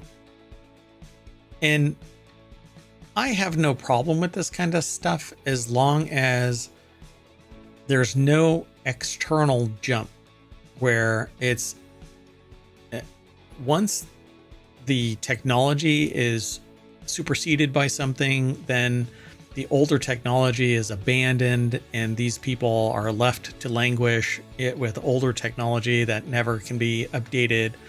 There isn't anything like, I know of stories about how people have had this kind of stuff, but there's like a hole leading out from the brain, and it never really heals and stuff like that. And I just have a real problem with that, me personally. But the people that agree to this, they don't necessarily, they see the here and now, and I shouldn't make that call, really. I shouldn't make that judgment call. They want options to increase their quality of life. What I want is their quality of life to be maintained at least at the level that they've agreed to in perpetuity, and not be fiscally expedient to just write it off, shut down the experiment, and move on. Exactly. I wanted to reference the story we did about the person with the exoskeleton that was no longer supported. And that company, or the product, was called Rewalk Personal Exoskeleton. That got resolved. We did a feature of that in our non sequitur news earlier this week. Yeah, and the only reason it got resolved is because public backlash. It went viral, and the company's like, yeah, we can fix it now, sure. But before, they said, summarily dismissed it as, well, we don't work on anything older than 5 years. Well, it's your own damn project. It's your own damn product. You better go out and find a screwdriver and fix this. You know, this is bullshit. So metals have traditionally been used for the electrodes because they have high conductivity. That makes them good at capturing brain activity, essentially bursts of electricity emitted when neurons communicate with each other. Metal electrodes are routinely used for DBS, as well as brain-computer interfaces to help people with paralysis use digital devices with their thoughts. Like Christina Tringads, I guess, or Tringetes, an assistant professor in materials science and nanoengineering at Rice University, who isn't involved with InBrain, says metal electrodes have their disadvantages. Notably, and this is something that I've said in the past, they break down over time. They're brittle and rigid, while the brain is soft and gel-like. It's like putting a spoon in a bowl of Jell-O or a knife in a block of tofu. The brain pulsates with every breath, but metal electrodes stay in place. Well, this stuff can flex more because it isn't as rigid, it isn't as brittle.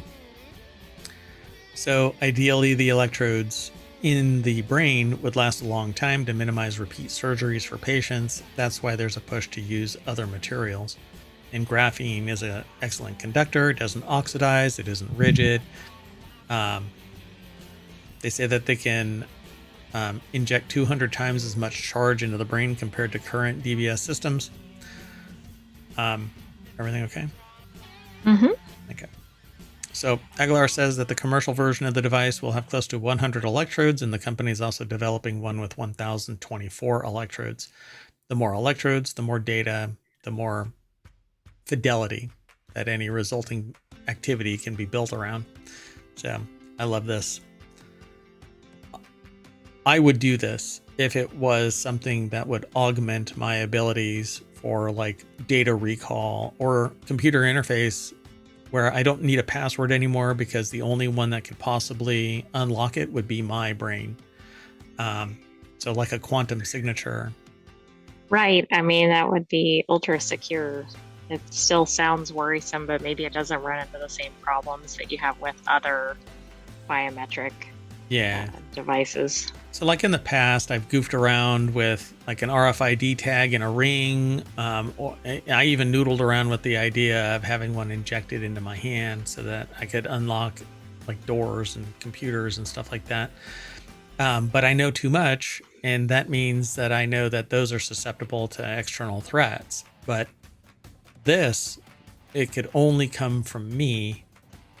Right, and your brain's probably not going to work too long outside of you.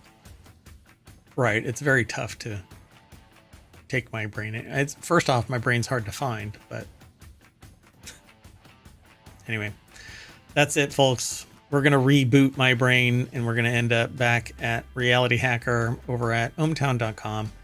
It's right underneath that first menu, about halfway down, Reality Hacker. When you go to that page, you'll get some of the news that we used here, but not all of it, because we aggregate from a bunch of different sources. Then we talk about it now for about 30 minutes out of the day. So go check it out. Thank you very much. I am Mayor Watt, and that is the Sentient AI. Good night, ohmTown citizens. Thanks for joining us for Reality Hacker. Let us know what you think about this new format, and stay tuned. See you in a little bit. Bye-bye.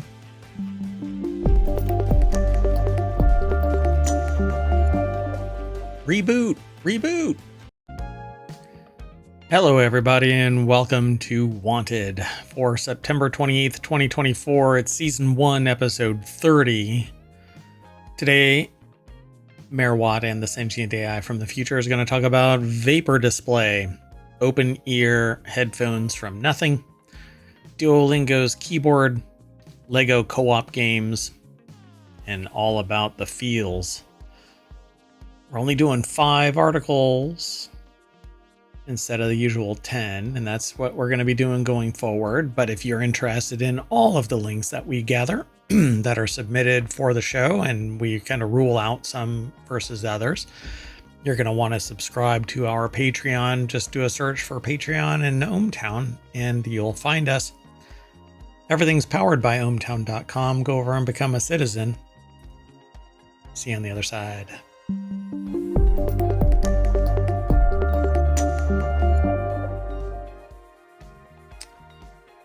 So, I'm not sure what's going on with Twitch, but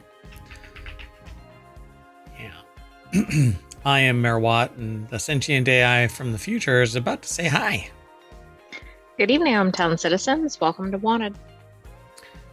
So we got all 5 of our articles all lined up, and if you missed the intro, what we're doing now is we used to do 10 articles a week for each of the 6 other shows, but I decided that I was going to pull it back to 5. We're going to get all 3 of the shows done in a shorter amount of time, but we're going to introduce you to all of the links that are submitted, but it's going to be part of our Patreon. So go over to Patreon, do a search for ohmTown, you'll find us. There's 6 different podcasts still. Those are still going to be 30 minutes long, not an hour plus. But the show notes will still include all of the And there's 7 total, right? But those are the weeklies. Yeah, 6 weeklies. And all of the show notes with all of the links that are submitted for the show are going to be over in the Patreon. So go over there and follow us there. If you get in early, then, that'll let us know that you dig what we're doing. So there is one daily show, Non Sequitur News, that's going to remain 10 articles, and we discuss things. Everything's with a little bit of humor, but we wanted just to shorten things. Then you can follow links. Anyway, let's get into it. First article for this Wanted episode is over in Non Sequitur News. This Panasonic product is literally vaporware. It sprays displays into the air. I saw this and I thought it was really cool. Designed to beat the summer heat in Japan, Panasonic's silky fine mist can produce transparent displays too. Yeah, this is really unusual. Pretty high tech. Yeah, I dig this. So there's a video that's over on YouTube. And basically it just throws a mist out, and then light is thrown into the mist, and it lights up, and it has a pretty good fidelity in plain light too. I mean, it doesn't look dark by any stretch. Yeah, you think you'd have to have more contrast in the background or something, but it's very visible. Yep, I like this. So, whoa. So the article is over at The Verge. Sean Hollister is the author. The deck statement said, designed to beat the summer heat in Japan, Panasonic Silky Fine Mist can produce transparent displays too. And they talk about it. Have you ever seen a fish swimming through water droplets in the air? Today, the author learned of Panasonic has been cleverly repurposing an outdoor air conditioning system to produce effects like that. Panasonic calls it Silky Fine Mist, and the company primarily sells it as a way to beat the heat. The company claims its nozzles use a combination of pressurized water and compressed air to spray mist that's so fine, 6 to 10 microns, it doesn't feel wet to the touch. Panasonic says that the system has been adopted in train stations and public facilities nationwide in Japan since 2019. Wow, I mean, where has it been in the rest of the world? Just in time for the pandemic.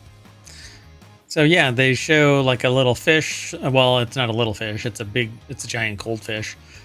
And the word Panasonic and the entire Earth in color streaming out into space. I think it's brilliant. I would say that these are close to what would be referred to as volumetric displays, but this is just a stream. If it did it in 3 dimensions, where you saw a different perspective of this, it would have been a holographic. Right. But they give different examples of this over on YouTube and at the Verge link that's in the show notes. It says it's not as high quality as many other transparent displays that we've seen over the years, and it won't be novel to anyone who's seen Disney's World of Color, which similarly projects on mist, but you can't go up and touch any of those. This one's literally cooler. Yeah, it's designed to get you a little cooler. Maybe moist would be the right word. Moist TV, not the gamer. Yeah, I'm not sure you want your TV to be moist, though. Yeah, it's bad for electronics. See, so the mist is actually spraying out right here, and right there is the projector. So it's basically just throwing a projection onto an ultra fine mist. I think it's awesome. Want to keep going? Yeah, I can't tell if it's actually, it seems like it's actually available in the United States, but I'm sure it's a pretty heavy duty product, so I don't even know if they sell it to consumers.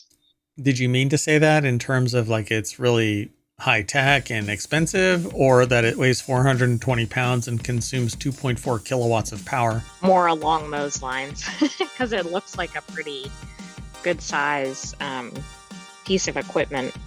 Yeah, it's 3 feet wide, 3 feet tall, and they've apparently super glued it into a wall or something. I don't know. Plus, you need a projector. That is true. Yeah, and those projectors are what dictate the brightness. So if that is a cheap projector you throw up there, you're going to need it to be dark. But if you spend $10,000 on a 4K projector, then you're probably going to be able to do that in bright light. Let's move on. Moving on. Next article's over in Late Night Geeks. So this is wanted. And just so you know, everything here in some way I want. Nothing launches a slick pair of $149 open-ear headphones. And these things look awesome, at least to me, but I like skeleton watches, the ones where you can see the gearworks inside. I like being able to see the guts of a phone, and I like seeing the ins and outs of stuff. My headphones, for instance, I can actually see my in-ear monitors. I can actually see the stuff inside. And they're not wireless. Mine are wired. But this is wireless. And it has a transparent case, and you can see the insides of the Nothing in-ear monitors. They're actually open, ear open is what they're called, I believe. And what it is a true wireless, Bluetooth enabled earbud in-ear monitor. $149. It's supposed to have stupendous bass based on at least their marketing. I had seen this prior to the submission, so I know a little bit about it. I want it, but it isn't really designed for Apple ecosystem. It's for Android, and I use Apple more. Oh, okay. But you can use anything that's Bluetooth. So the new earbuds run $149, the same price as the Ear 2, the company's Ear 2, and $50 more than the budget Ear A, and $20 more than the new AirPod 4's Sans ANC active noise cancellation. So like the Ear 2, the new Open provide voice-based access to ChatGPT queries courtesy of the Nothing X app. I don't think it has anything to do with that, but Formerly known as Twitter, and I don't think it does either. And it's just an unfortunate naming coinkydink. So, like other open ear headphones, the new pair were designed for instances where the wearer needs to hear what's going on around them. That could be a bike ride or a stroll in the streets. Some sound leakage is inevitable with headphones that don't have cups or inserts to provide passive noise canceling.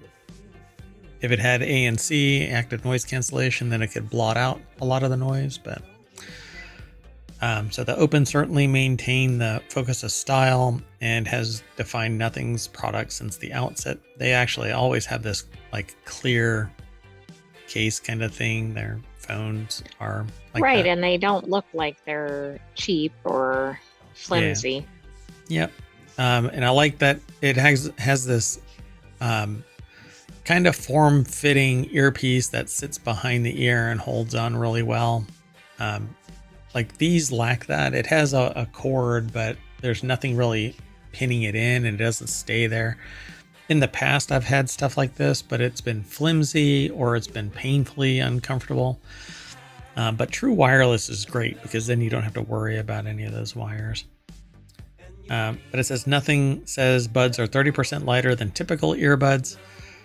They'll also get 8 hours of playback on a charge and a total of 30 hours when the case is factored in. So you take them out, charge them for 15 minutes. You get a couple of hours of charge, put it back in, and off you go. I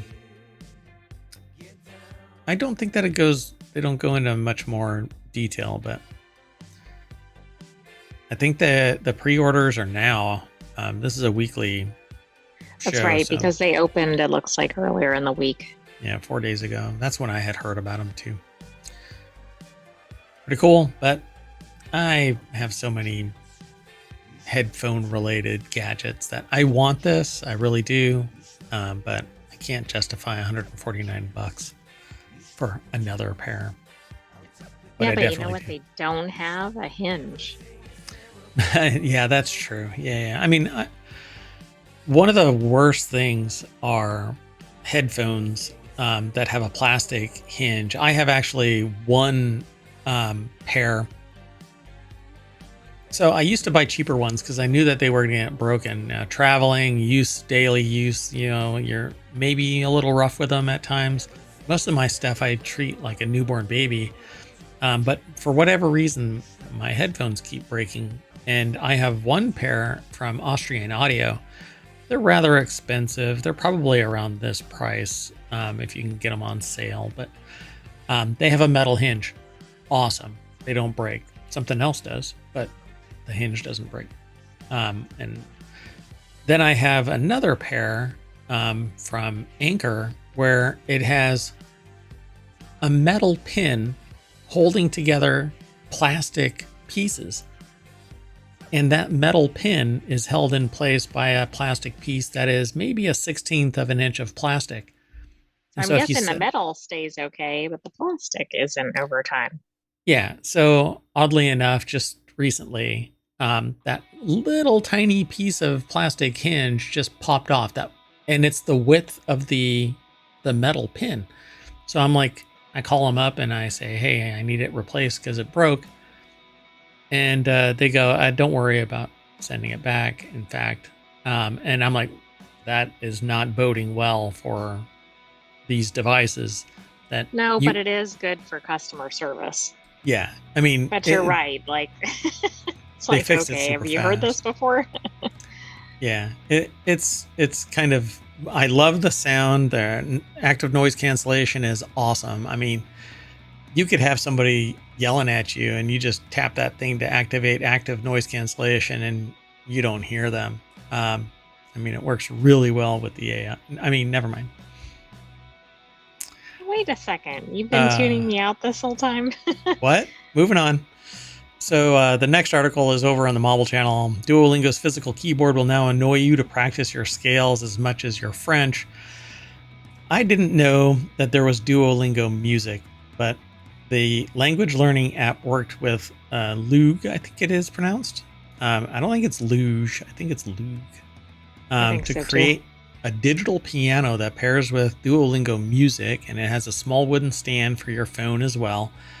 And this thing is awesome. I love the way that it looks. They actually have different ones on their website on Luge's website. They've got a different version of this already. Kyle Barr over at Gizmodo.com put the article together.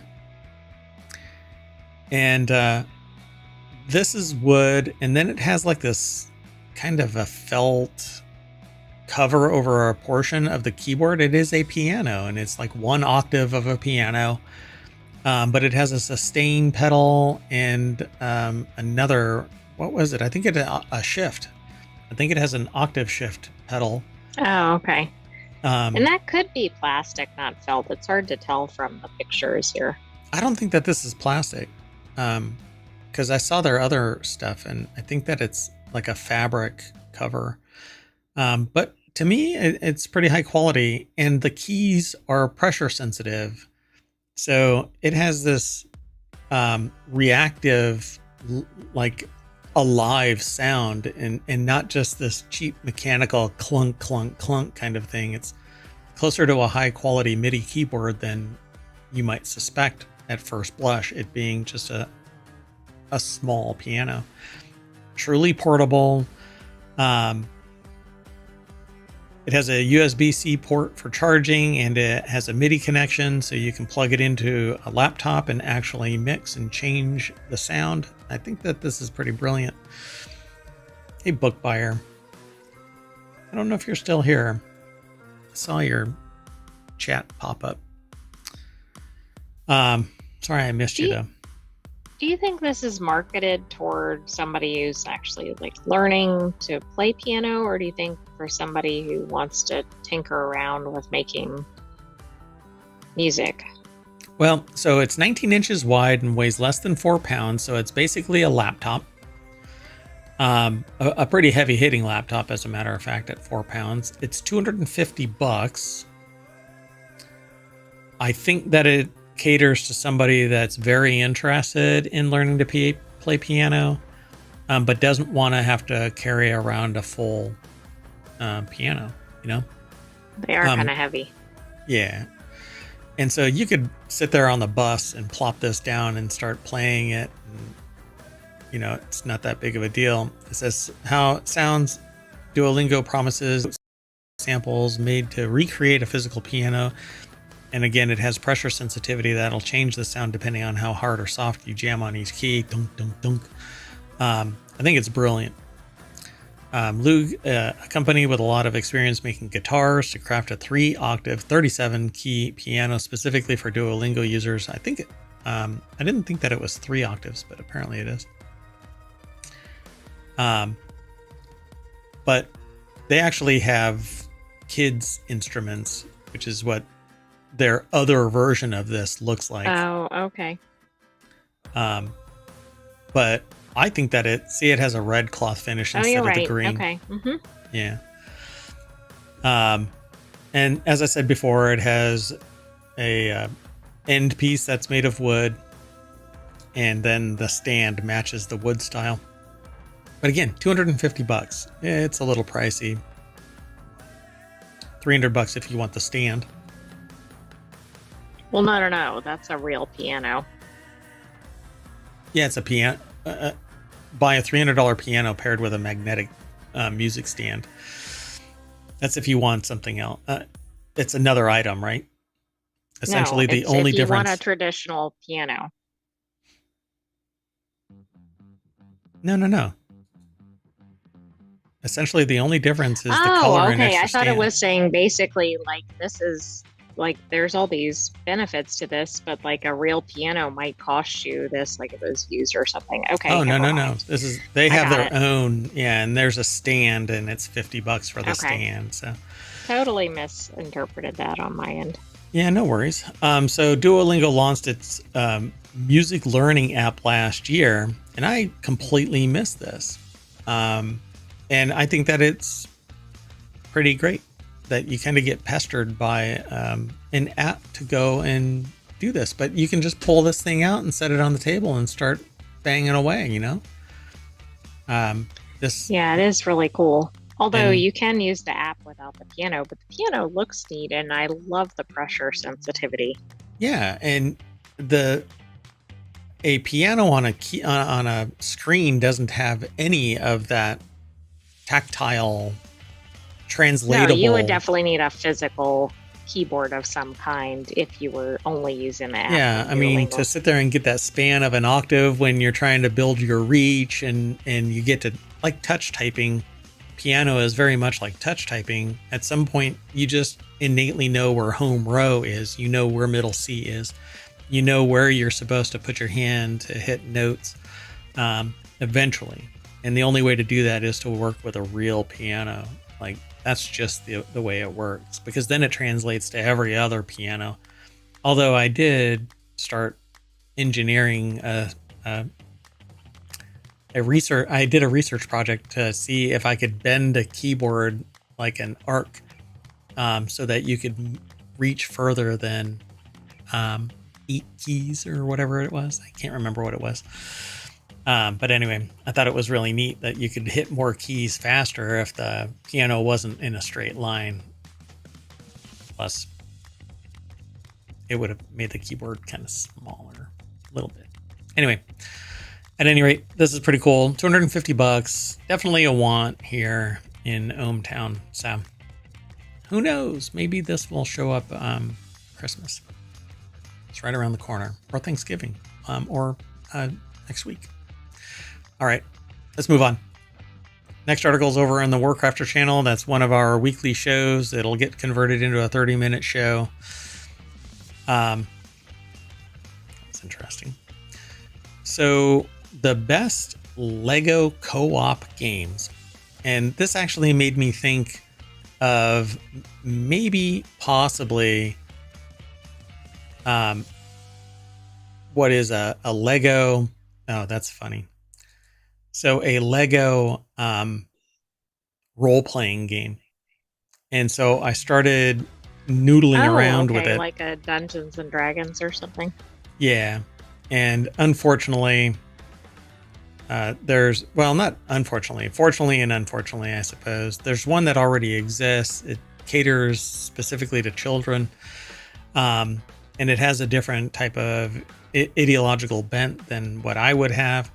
But I love the idea of a Lego-based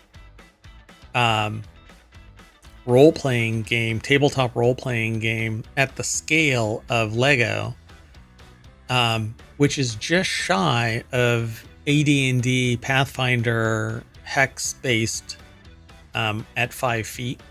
So, because when you scale up a Lego minifig to average human, they're actually only 4 feet 5 inches tall. So actually 4 feet 6 inches tall. So they're just shy of the 5 feet. So you could do it. It would just be a little bit out of direct alignment. But I thought that it would be a great idea. So this comes in the wake of Lego Horizon Adventures. Whether that's a Lego version of fan favorite series and exciting racing action, or just the accessible and addictive gameplay loops that they have to offer, there's a Lego game out there for everyone. This is actually computer games, not tabletop games. Okay. So PS5, it says from PS1 to games still being made for the PS5, such as Lego Horizon Adventures.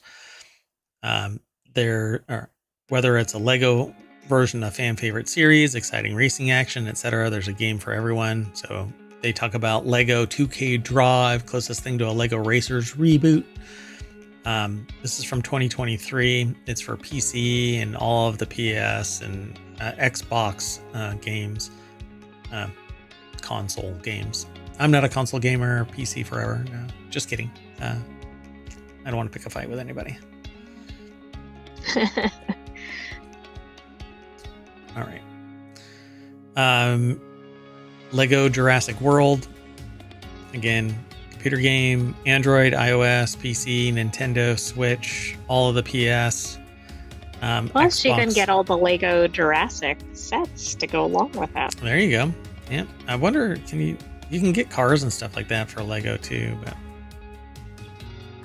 get a tractor.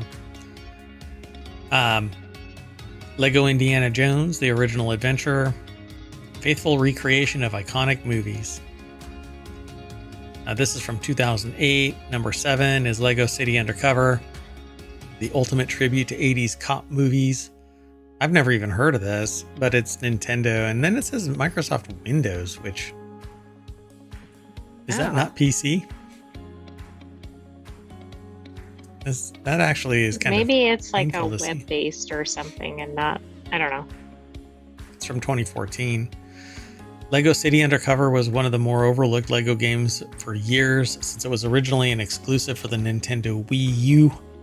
It was later re-released on multiple systems, with 1 to 2 players being able to experience the story of Chase, which homages many 80s and 90s movies, from Die Hard to Beverly Hills Cop. Then there's number 6 on this list, Lego Lord of the Rings. Can't really say much more beyond that. Anything Lego, it gets branded now, or I should say all kinds of stuff, properties, IPs, Right. get now branded under Lego as well. Lego Fortnite, that's actually a lot of fun. It says the best way to make a Minecraft clone. This is actually fun to play and watch, but came out in 2023. I haven't played it for a long time, since its initial release, as a matter of fact, but I liked it. It was the only time that I was going to play Fortnite. Right. I mean, everything with Lego is better. Yep. Lego Rock Band, singing and performing for the best party night. This is from 2009. It looks like it's only on consoles. Yep. Then Lego Marvel Superheroes built a universe that was bigger than the movies at the time. So that's from 2013. So it's 11 years old already. Oh, okay, before all the superhero movies hit. Yep. But it's for PC as well.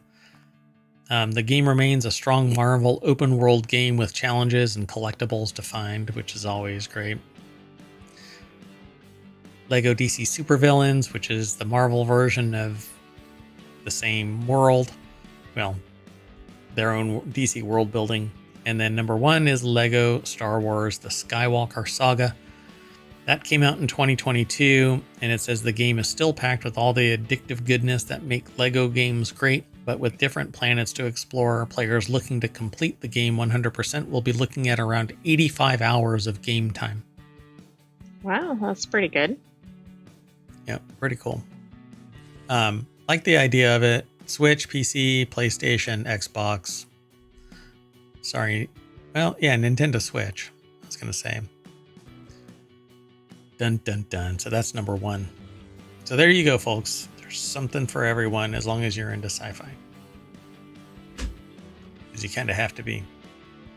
Well, not all of these. Well, are sci-fi. fantasy. This one's like 80s and stuff like that, but you have to be sci-fi fantasy, I suppose. A little of everything, actually. You know, come to think of it, I'm wrong. You know, I kind of... Most of it is just plain fun. I mean, it's If you're a Lego fan, you'll probably like this. yeah, And all you're of a it. gamer.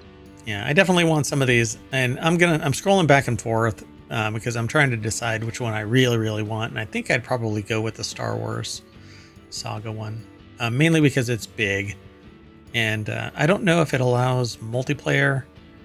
It says it features 45 playable levels, close to 400 playable characters, and an enormous open world experience. It's pretty awesome. Yeah, it seems like it's the most expansive. All 9 of the mainline series films plus content based on the Disney Plus shows. Dear God, I mean, that's a lot of content. that is a ton. Moving on. Oh, what happened here?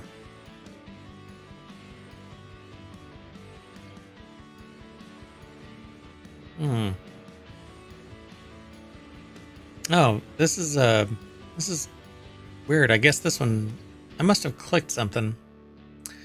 Anyway, the article is titled Clicky Clacky Clunky. When it comes to choosing the best gaming peripherals, the author reckons it's all about the feels. Andy Edser over at PC Gamer put the article together. And the link actually takes you to a page, but I must have, I don't know, dialing wand something. Well, we got there. They say if you're looking for a new gaming controller or peripheral, be it a controller, joystick, mouse, or keyboard, it can be easy to become bogged down in the spec sheets. After all, you're likely to be looking for the best bang for your buck, and as a result, there's a slew of peripherals available you can throw your money at. So they say that they were reminded of this upon unboxing the Razer Wolverine V3 Pro. It's certainly not short on features. You get 4 rear back pedals, 2 claw grip bumpers, a pair of lockable triggers that can be switched between traditional trigger pull and a clicky switch mechanism with a pair of slidable toggles on the rear of the device, and now a default selection of face buttons naturally. So look at all these buttons and stuff like that. My gosh, it's like a computer on a controller. Yeah, it is. So they say it isn't just them falling victim to the ad copy of the product page. They didn't know much about the Wolverine V3 Pro when they pulled it from its box, but they knew that what they felt when they first ran their hands over the controls, and truth be told, it activated something in their lizard brain, some deep primal instinct that told them what they were holding was a lovely thing. So that's what a lot of this kind of stuff is. This is a HOTAS controller. So like you put this with a joystick, and so it has thrust and a bunch of other buttons all over it, so that you can flip a switch and it even calls it that right there. So, okay. Or a HOTAS. So this, along with a joystick, allows you to do flight simulator, and pretty much anything that allows you to have programmable buttons and switches and stuff like that. You can get really complex. There's people that spend thousands of dollars on just the steering wheel, for instance, in a race car game. Right. But this would be in like a jet fighter or any flight simulator, really. But it's about the interaction. It's about the being tangible, and not just having a single keyboard and you just push one little button and it does something. And you get really and immersed. You should like how it does it too. Yep. It doesn't sound like for the author, the HOTAS is that. Oh, really? Yeah, I didn't really want to read all of it. But the idea of this is you can be much more immersed and it can feel real. Like you can spend a little bit of money or a lot of money and you get either lower quality, lower feature, or sometimes it's somebody that's really bucking the trend of that. And even for a low amount of money, you got a lot of options and a lot of customization, a lot of quality. But then you end up spending, $500, $600, $2,000 on a steering wheel that has everything you could possibly imagine, and it's like sitting in a race car. There's people really dig this kind of stuff, and when it comes to keyboards, it's the same way. I just got an email that's inviting me to a group buy for a $300 split key keyboard, split keyboard, and I really want it, but no, I'm not gonna get it. I can't show you this one because it's actually, the cord is too short and I'm not wireless. But it sounds like this. And that THOC, people pay big money for, thousands of dollars on the high end, hundreds of dollars on the low end. This keyboard is the Chilkey 75, which is, I got it as an early adopter. All metal. You can now buy them right off the rack, straight from Chilkey. You can just do a search. ND75 is what it is.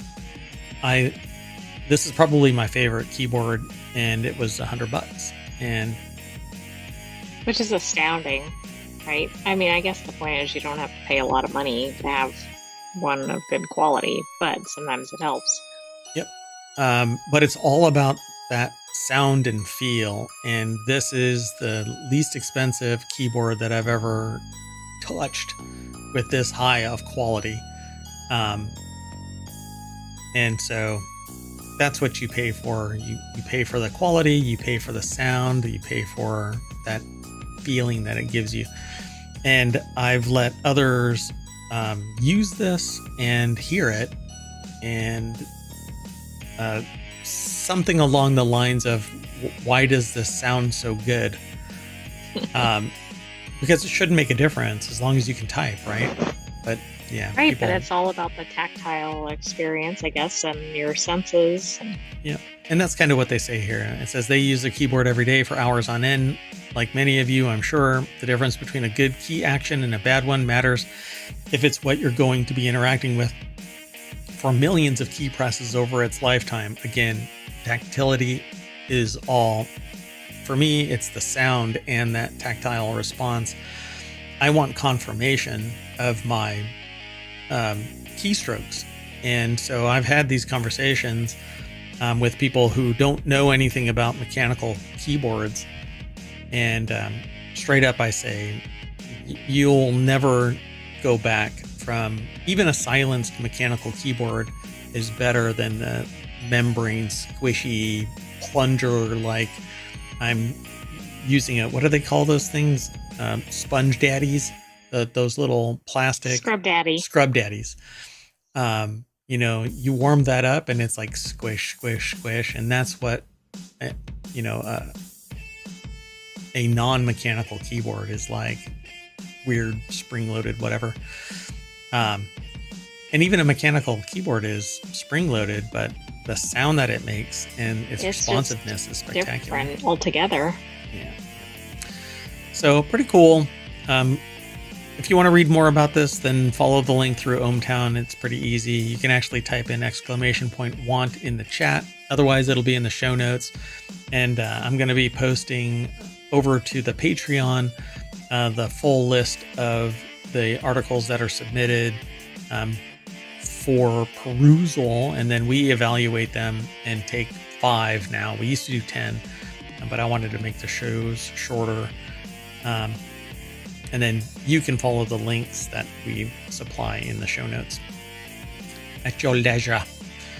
With that in mind, we're going to reboot, and that'll bring us back to Reality Hacker. But we're not supposed to be in Reality Hacker. We're supposed to be in Wanted. Well, you can just see Reality Hacker. So you are reminded to go watch that if you missed that earlier. Yeah, we just did it 40 minutes ago. About 45 minutes ago. At any rate, well, we finished it 45 minutes ago. But that's it for Wanted for September 28th, 2024. I am Mayor Watt, and the Sentient AI from the future is going to say bye-bye. Goodbye, ohmTown citizens. Thanks for joining us for Wanted. Be back soon. We still have continuity report ahead. That's right. See you in a little bit.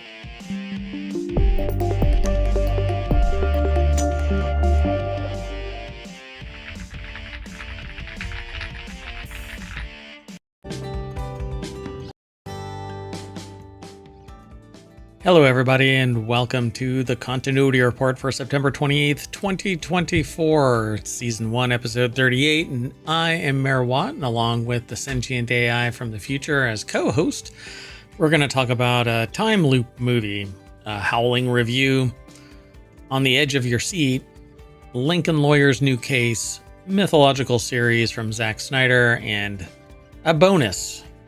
We are only doing 5 articles nowadays instead of 10, but I have a bonus one at the end. So, on with the show. Everything is powered by ohmTown.com. See you on the other side.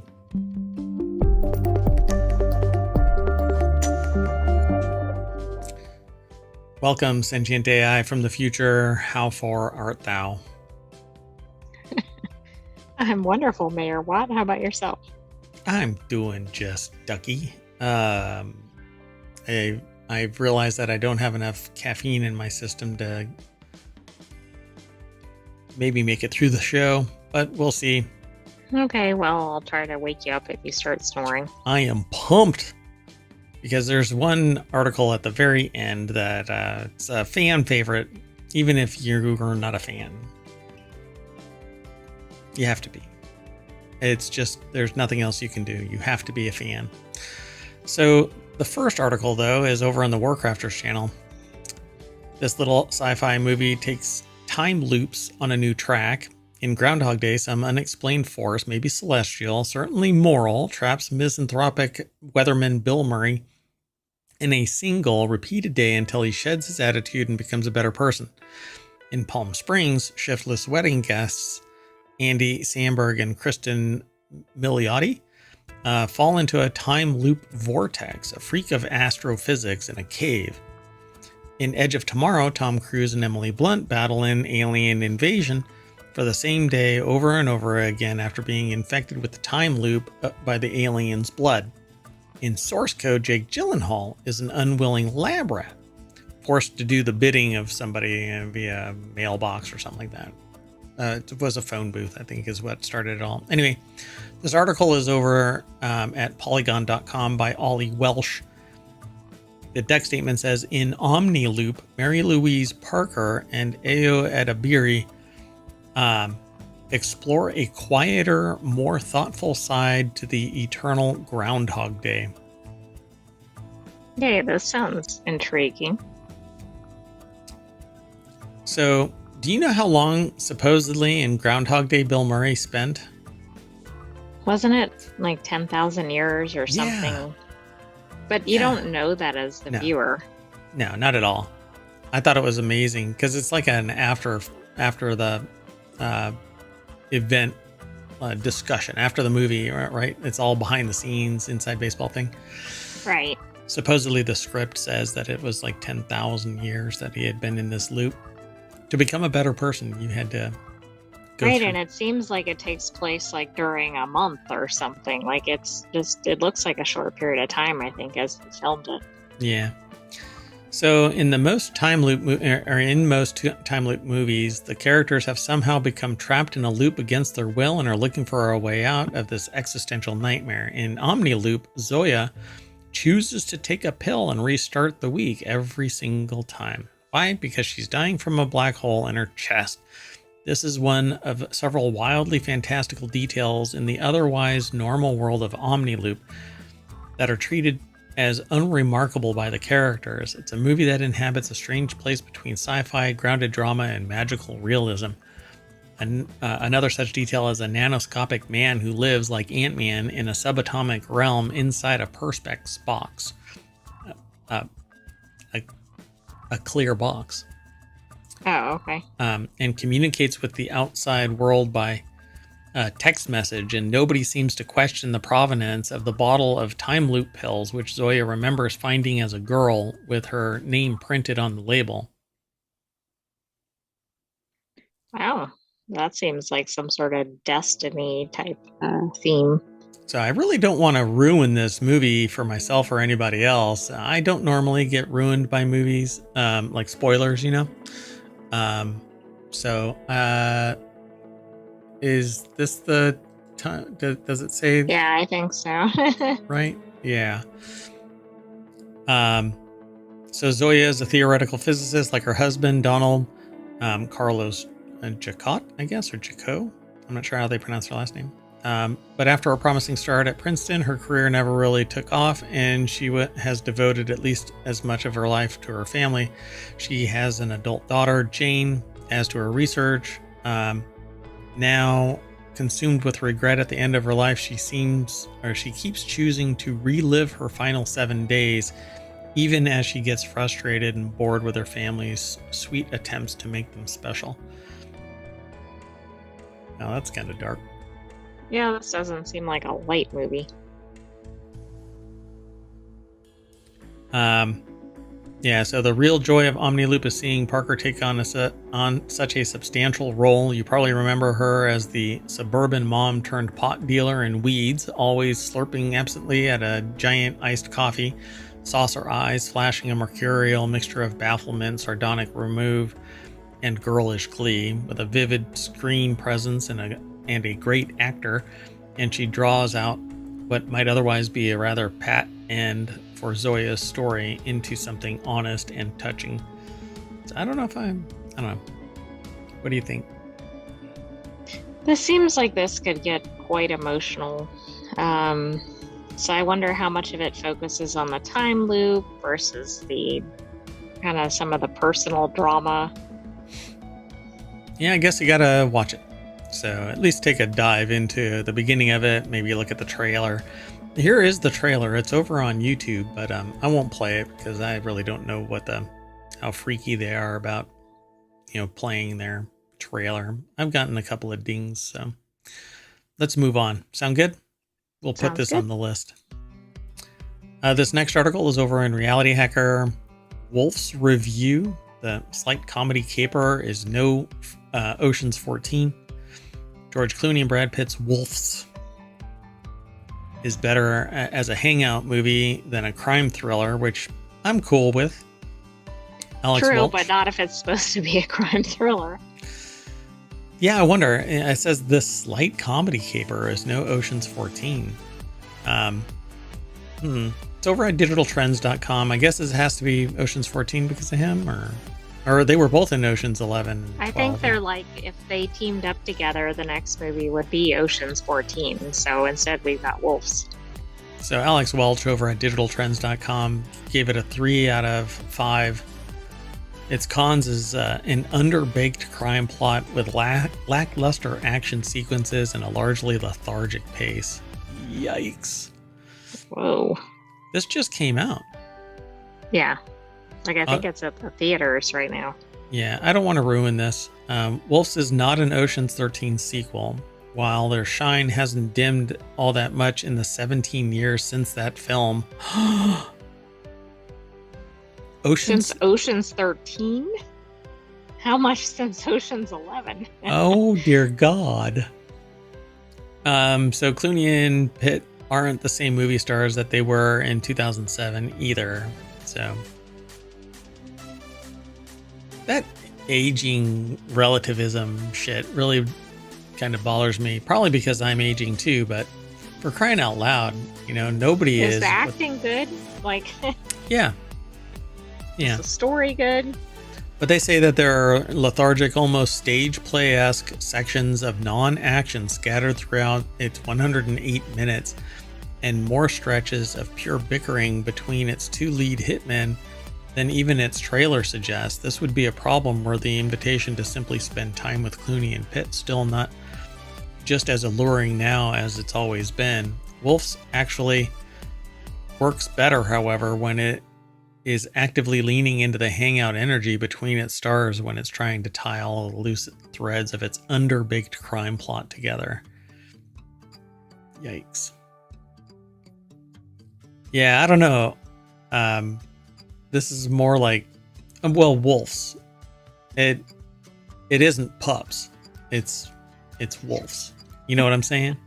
Right. So this is like angry granddad coming at me, not a wolf. I mean, it could be funny if they, like, the dialogue, the bickering could be humorous if it's not obnoxious. Yeah, and they actually go into some of the discussion of the show. So if you don't want to be spoilered, then back away about halfway through this article. Actually, about a third of the way into this article is when it starts changing, because they make these little stabs like I just did. But Clooney's face is rounder and boasts more character now than Michael Clayton. Well, that was from how long ago, for crying out loud? I mean, Quite a while ago, I think. and although like- that's... Go ahead. I was going to say, I think that's at least a couple decades ago. Maybe. Yeah, he's kind of making stabs at their looks and Yeah. all, but if the acting is good, I could care less. I'm sure it's going to be a Michael fun watch. Clayton is 2007. Yeah, for crying out loud. Yeah, weird aesthetic jabs, but then they say on the other side, George Clooney and Brad Pitt's infectious movie star chemistry, Austin Abrams' scene stealing, supporting performance, and a fun, welcome sense of humor, but then kind of punches him in the throat while patting him on the back. Yeah, and it seems like it's kind of taking it down for reasons that it's been pumping it up for. So I don't know. The review seems a little frenetic to me. Yeah, it'll be a fun watch. So go and check it out and then come back. I don't know. This is one of those things where it makes me want to have a watch party. Everybody hit play at the same time, kind of a thing. And then nobody stop. Nobody pause. Nobody go, hold on, Right. everybody. Yeah, that won't work if anybody pauses. I want to go make some popcorn. All right, let's keep moving. This next article is over in Technology Today. Apple TV Plus Sci-Fi shows that will keep you on the edge of your seat. So sci-fi shows on Apple TV, I think that they're kind of hitting it out of the park. I know of at least one that freaked the Sentient AI out.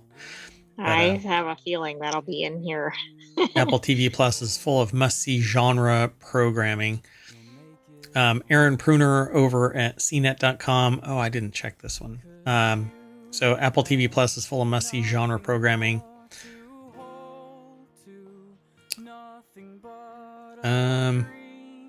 Let's see here. What do they say? In turn, sci-fi shows like Severance, Foundation, Dark Matter stand out from the crowded pack.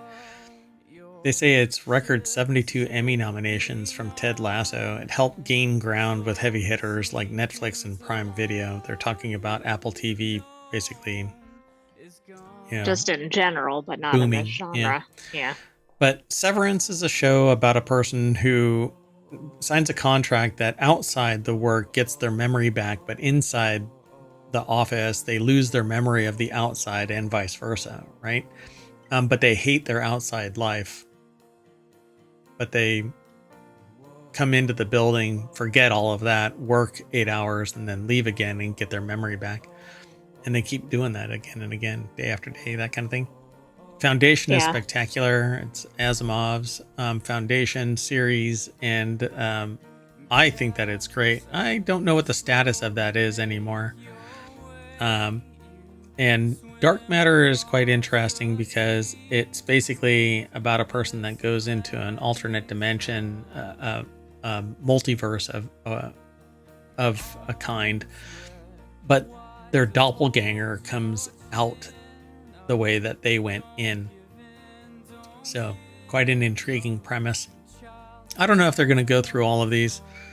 They talk about Sunny. Rashida Jones stars as Susie in Sunny, a series Apple TV Plus describes as a dark comedy. Then there's Severance. Then For All Mankind, which is the big nope. Well, Then no, Constellation is. the big Constellation nope. is, right? Oh yeah, For By All the way, Mankind. Foundation is coming in 2025 for season 4. Oh my gosh, so far away.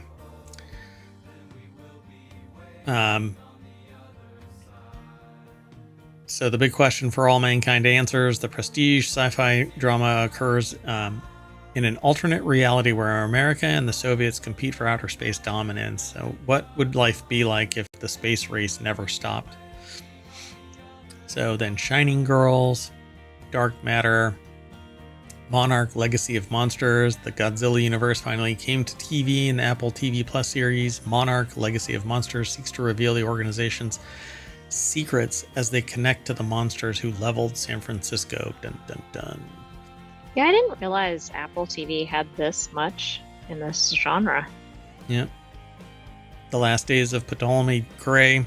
Samuel L. Jackson pivots away from superhero genre to bring topics of age and dementia to the forefront. Here he plays Ptolemy Gray, an aging man with Alzheimer's. Thanks to the support of an orphaned teen and the progressive research of an extraordinary doctor, Ptolemy can regain his wits to get closure in his own life while looking for answers to his nephew's sudden death.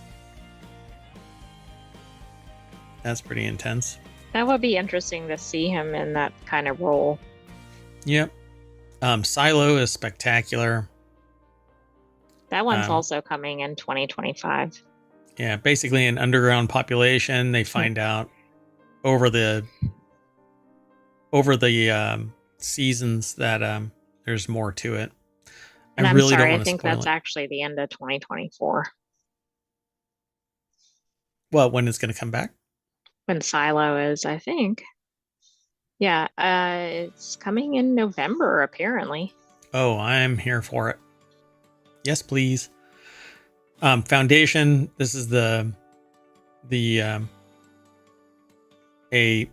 Isaac Asimov epic like Dune. World building probably bigger than Dune if you really get down to it, because at the end of the day, unless the Dune series of movies actually branches off into the other worlds, it's very narrow around Dune. Right, the movie adaptation, right? Yeah. Not the whole Yeah, book series, but the yeah. book series is much more evolved, but Foundation has already branched off to multiple spaces while still doing the world building focused on various planets. It's a lot of fun to watch. Then there's C. Jason Momoa flexes his acting chops in C. The program created by Peaky Blinders mastermind Stephen Knight explores a dystopian future where humanity has lost the ability to see. The loss of sight doesn't slow down people's ability to battle, though. That seems surreal. Then there's Sugar, and that's about it. So, dun dun dun. Let's see. Empathetic private investigator to the mix, and you've got a stylish murder mystery with patience and compassion. An unexpected twist flips the show on its head later in the series, transforming the story into something else. This is in sci-fi, so who knows? Yeah, I wonder what kind of twist it's going to have. They didn't really describe it that well, so I might have to take a look at this list again. But there you have it, folks. Aaron Pruner over at cnet.com put this article together. Let's keep on moving, though. Sound good? Sounds good. One of my favorite shows is The Lincoln Lawyer, the new Lincoln Lawyer, not the movie. I mean, the movie was great, too. And then, so The Lincoln Lawyer's new case is quote-unquote personal, as if there's any other kind in third season trailer. The Lincoln Lawyer returns for a third season on Netflix on October 17th. This time it's personal. It's always personal. You may have thought it was personal last season when Mickey Manuel Garcia Arroyo was defending his love interest Lisa Lana Perella, or Perea. But this time it's extra personal because Mickey is trying to get to the bottom of the murder of his former client Glory Days, Fiona Renee. And as his ex-wife and colleague Lorna, Becky Newton, sarcastically points out in the Lincoln Lawyer third season trailer, it quote, always works out well when he takes on personal cases. Dun, dun, dun. Mary Kate Carr over at avclub.com put the article together. The deck statement says Mickey Holler is still taking cases personally, still getting punched in the face in new trailer from Netflix. Yeah, this is a really good show. Like, they have a ton of twists and turns, so hopefully they keep that up in this season. Yeah, for sure. I really like the show. Let's see, jokes aside, it's going to be a season wondering, did he have something to do with this? Could he have done something more to help her? Sorry. Co-showrunner Dalen Rodriguez explained to Netflix's Toodum. Is that Toodum? I guess so. His sense of duty towards glory drives him to get involved in the case, but also puts him in the crosshairs of people that play a very dangerous game, as evidenced by the trailer. People leaving snakes in beds or attempting to run cars off the road. Interesting. So it's a fun watch, and I don't think that there's ever been a slow moment in the show. Like, every scene has had something pivotal to the next part of the story. Tight writing, right? Yeah. It's not a bunch of fluff. And there's certain things that have, like, the story arc of the private investigator is continuing forward. So, like, you learn a little bit about his past in a scene that involves implications of what's going to happen in the next scene, not just the past ones. So, and it's always something, very substantive in the story writing. So I really like it. I have yet to sit there and be more entertained by eating popcorn than watching the show. Can't say that about a lot of other TV. But, and lately, we haven't really been watching a lot of TV because there just doesn't seem to be a lot of stuff on that seems to be motivating. And they're doing the drip, drip, drip now. Unless you go back and watch an old show, they're dripping it out by each week. Agatha That's right. all along. I'm looking at you, Agatha all along. Only murderers in the building. Only murderers in the building. All right. Well, this is going to be fun. Can't wait for it. It says October 17th. Third season starts. It's just around the corner. Yep. Hold breath so that we don't get any microplastics in our brain. Let's move on.